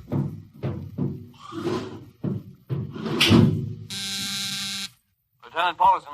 Get me the ground control tower on the field. I want to talk to Colonel Harrison. Yes, sir. Go ahead, sir. I've patched in the bridge speaker. Colonel Harrison? Yes, Captain? We're standing by for takeoff in 30 seconds. Good. The field is cleared of all personnel. We'll try to reestablish radio contact immediately after takeoff. In any event, there'll be a 24-hour ground monitor. Fine. Good luck. Hope you make it. Thank you. Bridge to navigation control. Nav control, Collier. Ready, Lieutenant? We're ready, Captain. The course is in the integrator for takeoff at 1200 hours. All right. Stand by for blastoff. Bridge to engine room. Fire up your rocket chambers. Take off at exactly 1200 hours. I'll read you off. 20 seconds. 19. 18. 17. 16. Hold it. Revoke all orders. Who turned in that alarm? Paulson, sir. We've uncovered a stowaway. Stowaway? Where? Hiding in sickbay. Dr. Smithson found him. Have him brought up to the bridge. Engine room, kill your rockets and stand by. Thorson, this is Colonel Harrison in ground control. What's holding you up? Trouble. What's the matter with you? What's the matter with you? There's a stowaway aboard. Stowaway? Yes, I thought your men were supposed to police this base. What's the matter with you? Captain, take it easy. You know what this delay can do to us, don't you? 1 minute later takeoff can throw us 1,000,000 miles off course. We'll have to reintegrate the whole works. Well, look, how long do you think it'll take Don't bother for me for a while. I'm busy. Stupid idiot. Captain Paulson? Yes, come in, Smitty. Here's your stowaway. I'll court-martial Oh, Charlie. Can you use a good radio man, Skipper? Well, I see you two have met. Met. Skipper and me made 50 trips to the moon together. Didn't we, Skipper? Charlie, if you wanted to come along, why didn't you volunteer? I did, Skipper. They turned me down. Oh, what's wrong with you? Acceleration bends. They said my arteries wouldn't stand another trip. Oh, I'm sorry to hear that. But they're wrong, Skipper. I got one more good trip in me. Listen, Skipper, you know that these green kids, they don't know the first thing about space radio operation. Now, you put a man like me on, and I'll be getting you bedtime stories from Mars. Charlie, you know the regulations as well as I do. I can't take you much as I'd like to. Colonel Harrison will murder me for this. Well, I'm sorry, Charlie. I'll have you put aground. I'll tell you what, I'll ask Harrison to put you on as ground radio contact, and it'll seem as if you're right here with us. He won't do it, sir. Well, he'd better. I'll have him busted to corporal for letting you sneak aboard. Look, Charlie, you better be off. Paulson. Yes, sir. I'm sending this man aground. Give him time to clear the launching platform. Yes, sir. So long, Charlie. I'm sorry. Good luck, Skipper. I thought you were going to have him drawn and quartered. If it had been anyone else, I would have, Smitty. But Charlie, well, he's kind of special. He's been with me since my first command when we began the regular run to the moon. And if he wanted to come along this time, well, it's only through loyalty to me. You know, Lewis, I didn't realize it before, but you're almost human. Captain Dawson, nav control, Collier. Oh, yes, Lieutenant. How badly are we fouled up? Can you recalculate the course, or shall I cancel the takeoff? I've already plotted a new course on the integrator, sir. If we take off in exactly 30 seconds, we'll need to correct for only a 1-degree deflection. I can do that before we breach the stratosphere. That's quick work. Are you sure? Yes, sir. Positive, sir. All right, Collier. I'm putting it in your hands. We'll blast off on your signal. Bridge to engine room. Prepare to blast off on navigator's signal.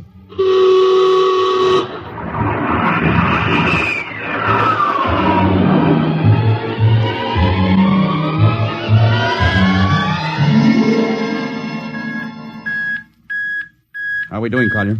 Coming on the bearing, sir. That's 4, 3, 2, 0. We've intersected the course vector. Good work, Collier. Course is corrected, sir. We're ready to go into atomic overdrive anytime you say. All right. Stand by. Yes, sir. Now hear this. Now hear this. Prepare for maximum acceleration. Bridge to engine room. Kill your rockets. Rockets out. Fire up number 1 cyclotron.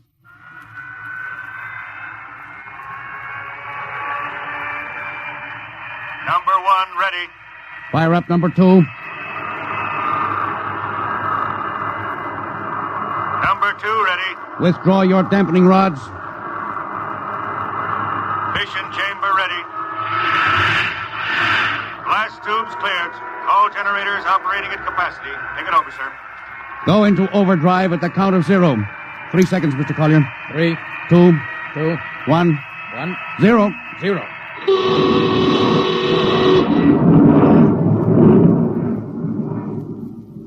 How are we doing, Collier? On course, sir. She's running hot and true. My compliments, Lieutenant. This job would have done your father credit, and he was the best navigation officer I ever saw. Oh, thank you, sir. Start your gyros. Put her on robot control. All right, the bridge is yours, Mr. Collier. If you need me, I'll be in Dr. Smithson's office. Yes, sir.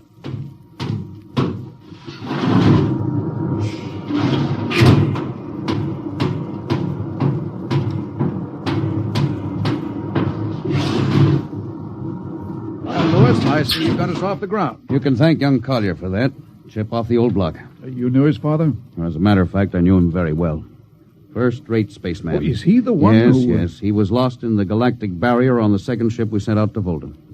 Lewis, just what do you think this galactic barrier is? Oh, your guess is as good as mine, Doc. All I know is that 5 ships have gone into it, and none of them have come back out. You think it's a nit? How about Mestrovic's theory that it's a time warp in space? That the ships reach it and slip into another dimension? I think that's a lot of rubbish. My theory is that the galactic barrier is nothing more than a radioactive layer of some kind. Why do you say that? Well, we know that radar signals bounce off it like they were hitting an invisible glass wall. And we know that it destroys our ships and crews in some way. There's no other logical explanation. What makes you think we can get through it, Lewis? Because we're ready for it. The others weren't. The entire hull of this ship is completely shielded with lead. We can crack through any radioactive cloud ever detected. Besides, we're equipped with some new UHF radio devices that should enable us to maintain radio contact with Earth. Nothing can happen. Absolutely nothing. Now, who are you trying to convince?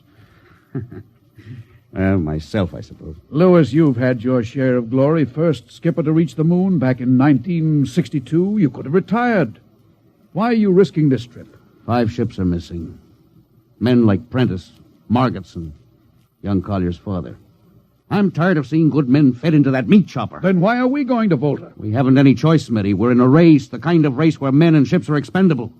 According to the Interspace Code, the first nation to reach Volta can claim it. Well, personally, I want no part Now, of it. Doc. I'll have to play physician, morale builder, and mother substitute for 112 slightly nervous men. And your morale doesn't sound too good, Doc. As morale officer, I can state without fear of contradiction, it is terrible. And something tells me as we approach that galactic barrier, I'm not going to be alone.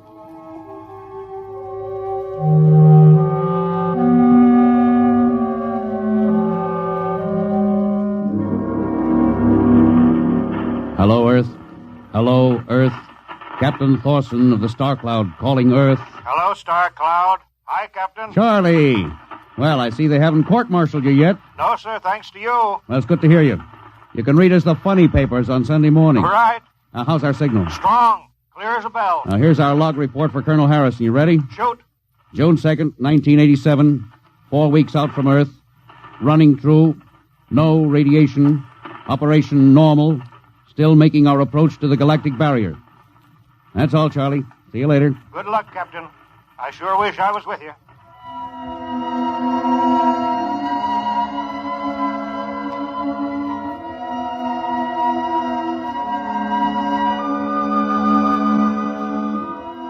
How's the morale, Smitty?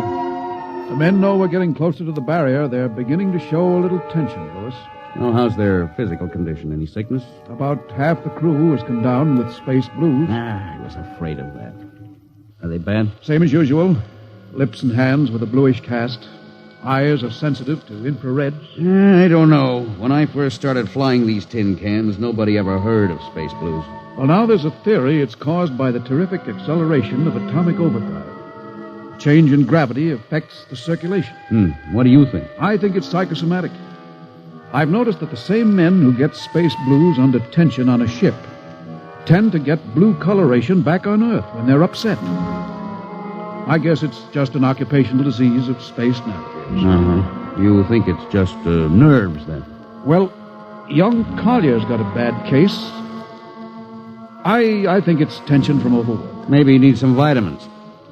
Louis, when will you realize that vitamins are not a panacea for all the troubles of mankind?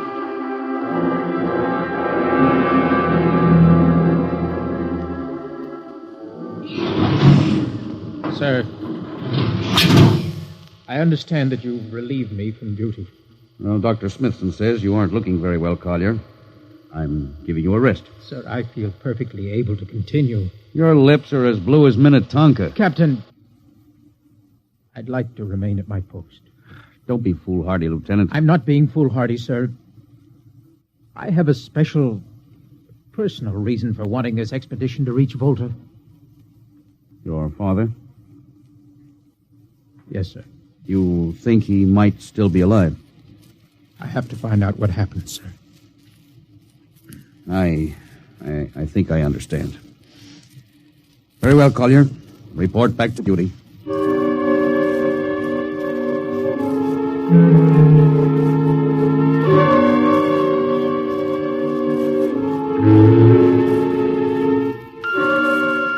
What's the reading, Paulson? We're getting a +5 radar bounce now. Coming off the barrier almost as fast as we sent it out. What's the interval? 2 seconds. Shortening steadily. At this rate, we'll hit the wall in the next few minutes. All right. Alert the crew. Sound general quarters. Now, hear this. Condition red. We are now approaching the galactic barrier. All hands to stations. All radiation detectors to be fully manned. Full security will prevail until further notice. That is all. Paulson. Yes, sir? The radar bounce is up to +6. We'd better try to make final contact with Earth. Is Sparks still trying to raise the base? Yes, sir, but he's not having much luck. Oh? Seems to be some interference. That's the radio room now. Yes? You got him? Well, cut in on the bridge speaker. Captain will take it from here. Hello? Star Cloud to Earth. Can you hear me, Earth? Hello, Skipper. I can barely read you. You're getting heavy static from sunspots. That's not sunspots, Charlie. We're right on top of the galactic barrier. Getting a +7 radar bounce. Expect to hit the barrier almost any second now. Good luck, Skipper. If we crack the barrier and come through still in one piece, I'll try to get back to you on the high-frequency band. Gotcha, Skipper. Don't worry. I'll be waiting. So long, Charlie. So long, Star Cloud. Must be getting awfully close now, Captain. Echo's bouncing back so fast it's almost beating the signal. When they go inside, hold on to your hat. That's when we run into the wall. Any second. Hold on. Oh, here goes nothing. Here it comes.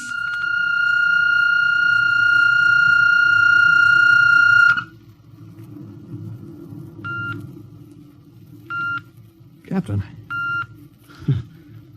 Nothing happened. We made it. We made it, Captain. No radiation, no time warp, no nothing. Now, the crew's gone crazy, sir. Let them. They've earned it. Doc, can you break out a few bottles of snakebite serum for medicinal purposes? I sure can, Louis. This calls for a celebration. How's your morale now? It couldn't be better. How's yours? Couldn't be better. What the... Condition red. Condition red. Radiation detected. Condition red. Radiation detected. Holy mackerel. Look at the needle on that indicator. Paulson. Yes, I see it, Captain. Picking radiation like crazy. What's it like? Well, it's a strong impulse. What kind? I don't know. It's too long for a cosmic ray, too short for UHF. Whatever it is, sir, the ship is lousy. Well, track it down, triangulate it, and make it fast. I want a directional fix. Yes, sir. Engine room. Yes, sir. We're picking up radioactivity. Is the fission chambers? No leak here, sir. Check your gauges. Nothing here, Captain. Must be coming from outside. Damage control. Is our lead shield leaking radiation? Well, keep at it. Paulson, how are you doing? I've got it fixed, Captain. Well, what is it? Well, I'll have to recheck my figures. Well, hurry it up. The angle is correct, but Come on, man, for Pete's sake. Where's the radiation coming from? Sir, it's coming from inside the ship. That's impossible. No, sir, I've checked it twice. Well, it's got to be the engines, then. If it is, sir, we're finished. Engine room. Yes, sir. That radiation must be in the overdrive pile. No, sir, it isn't here, sir. Are you certain? Yes, sir. All right, keep checking. Well, there's only one thing left to do. Paulson, get a Geiger counter. We're going to start combing this ship inch by inch. Yes, sir. All right, turn it on. Yes, sir. All right.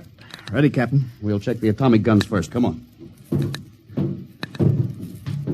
We'll cut through the officers' quarters here to ordnance. I'll turn here. Oh, wait a minute, sir.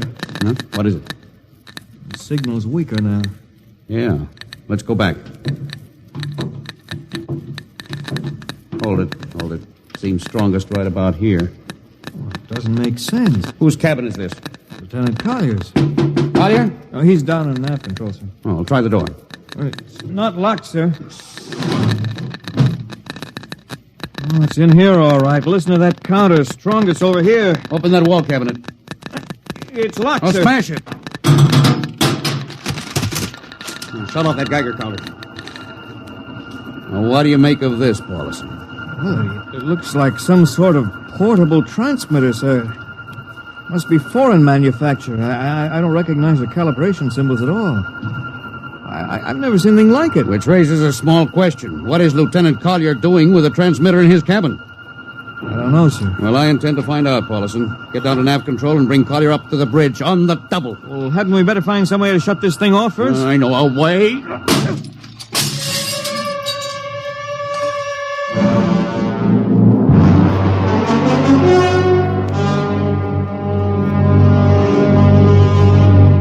Lieutenant Collier, I'm going to ask a few simple questions, and I want a few simple answers. Yes, sir. What were you doing with a transmitter in your cabin? Transmitter, Captain? Oh, you know nothing about it? Oh, no, sir, I don't. Do you recognize these calibration symbols? No, sir. Can you think of how it might have been placed in your cabin without your knowing it? No, sir, unless someone came in while I was on duty. Would that have been possible? I suppose so, if someone had a key. I found your cabin door unlocked. Well, I meant a key to the wall cabinet. I didn't say the wall cabinet. Well, I... You what, Lieutenant? How could you have known it was in the wall cabinet? Well, I just assumed, sir. Lieutenant Collier, I find it hard to believe you would lie. Having known and respected your father, having observed the way you handle your job. However, I intend to get to the root of this thing. May I have your wristwatch, Lieutenant? Sir? Your wristwatch. Yes, sir. Paulison, turn on that Geiger counter. Yes, sir. Hold this watch next to it. Yes, sir. That's all. Lieutenant, if you hadn't any close contact with that transmitter, how do you explain the radioactivity of this watch? Well, I don't, sir. I think you'd better. To whom were you sending those signals? Condition red. Condition red. There's your answer, Captain. What is this, Collier? Alien spaceship approaching. Alien spaceship approaching. Collier, who's aboard that ship? All right, now talk! Very well, Captain. My mission seems completed. Your mission? Are you admitting that you're an agent of a foreign power? I am stating it. What nation? No nation, Captain. What? I am an agent of the Voltan government. What? The government of the planet of Volta. You're crazy. Are you so stupid, Captain? Did you think your people are the only ones who can invade another planet? What do you mean? We've had agents operating on Earth since 1945. I don't believe you. What do you think happened to those 5 ships, Captain? Where do you suppose we got our information? Your language, your culture, family background. Your appearance, you look like... Like Commander Collier? Well, is that so surprising, Captain? You see, Captain, we had a living model. I ought to kill you. That would be very foolish, Captain.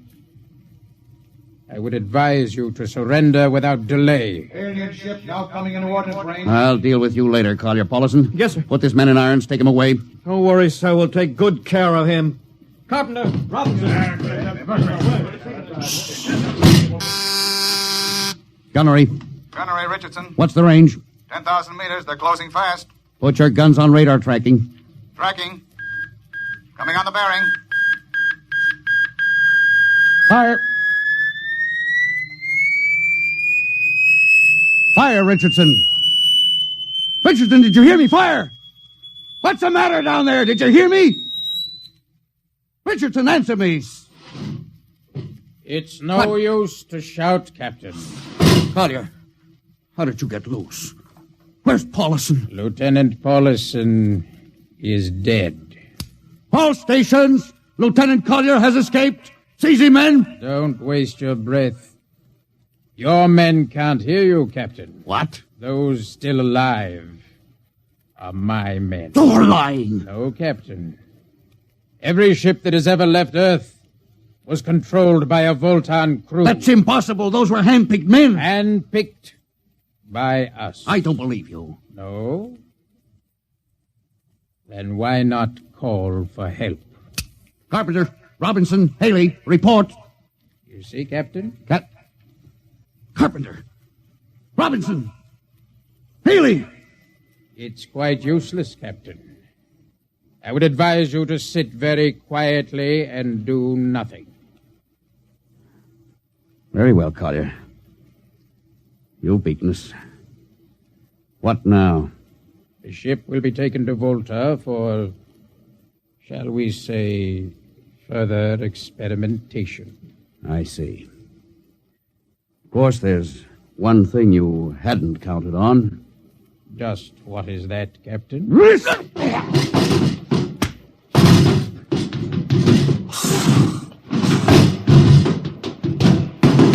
Carpenter! Are you in there, Lieutenant Carpenter? They can't all be dead. There must be one alive. Smitty, Dr. Smithson! Smitty, what have they done to him? Louis, Dirty. Don't talk. I must lean closer. There's not much time. Louis, space blues. Space blues?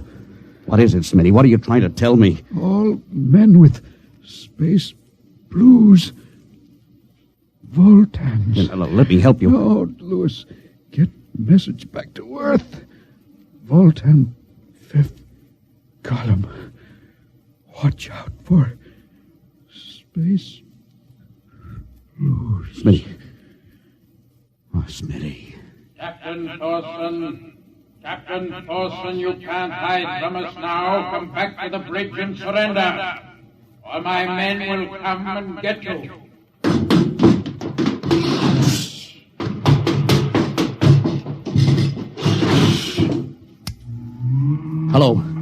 Hello. Star Cloud calling Earth. Oh, please, God, let me get through before it's too late. Hello. Star Cloud to Earth. Come in, please. Come in, please.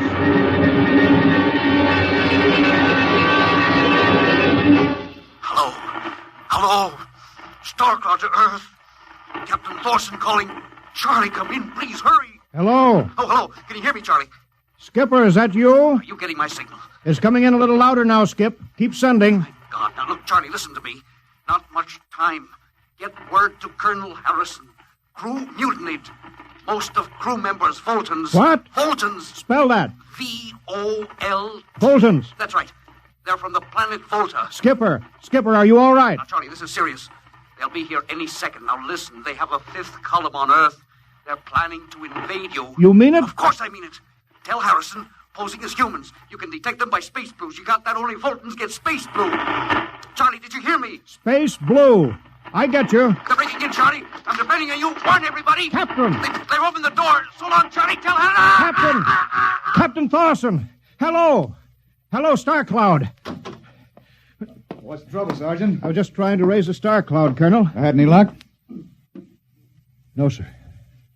No contact. No contact, eh? No, sir. Nearly an hour since they hit the galactic barrier. I don't understand why they haven't tried to get a message back. No, sir. Neither do I. Oh, all right. I'll take over for a while. Yes, you do that, sir. It's all yours. Right. Oh, and Charlie, you better go out and get yourself some coffee. You look a little blue around the gills.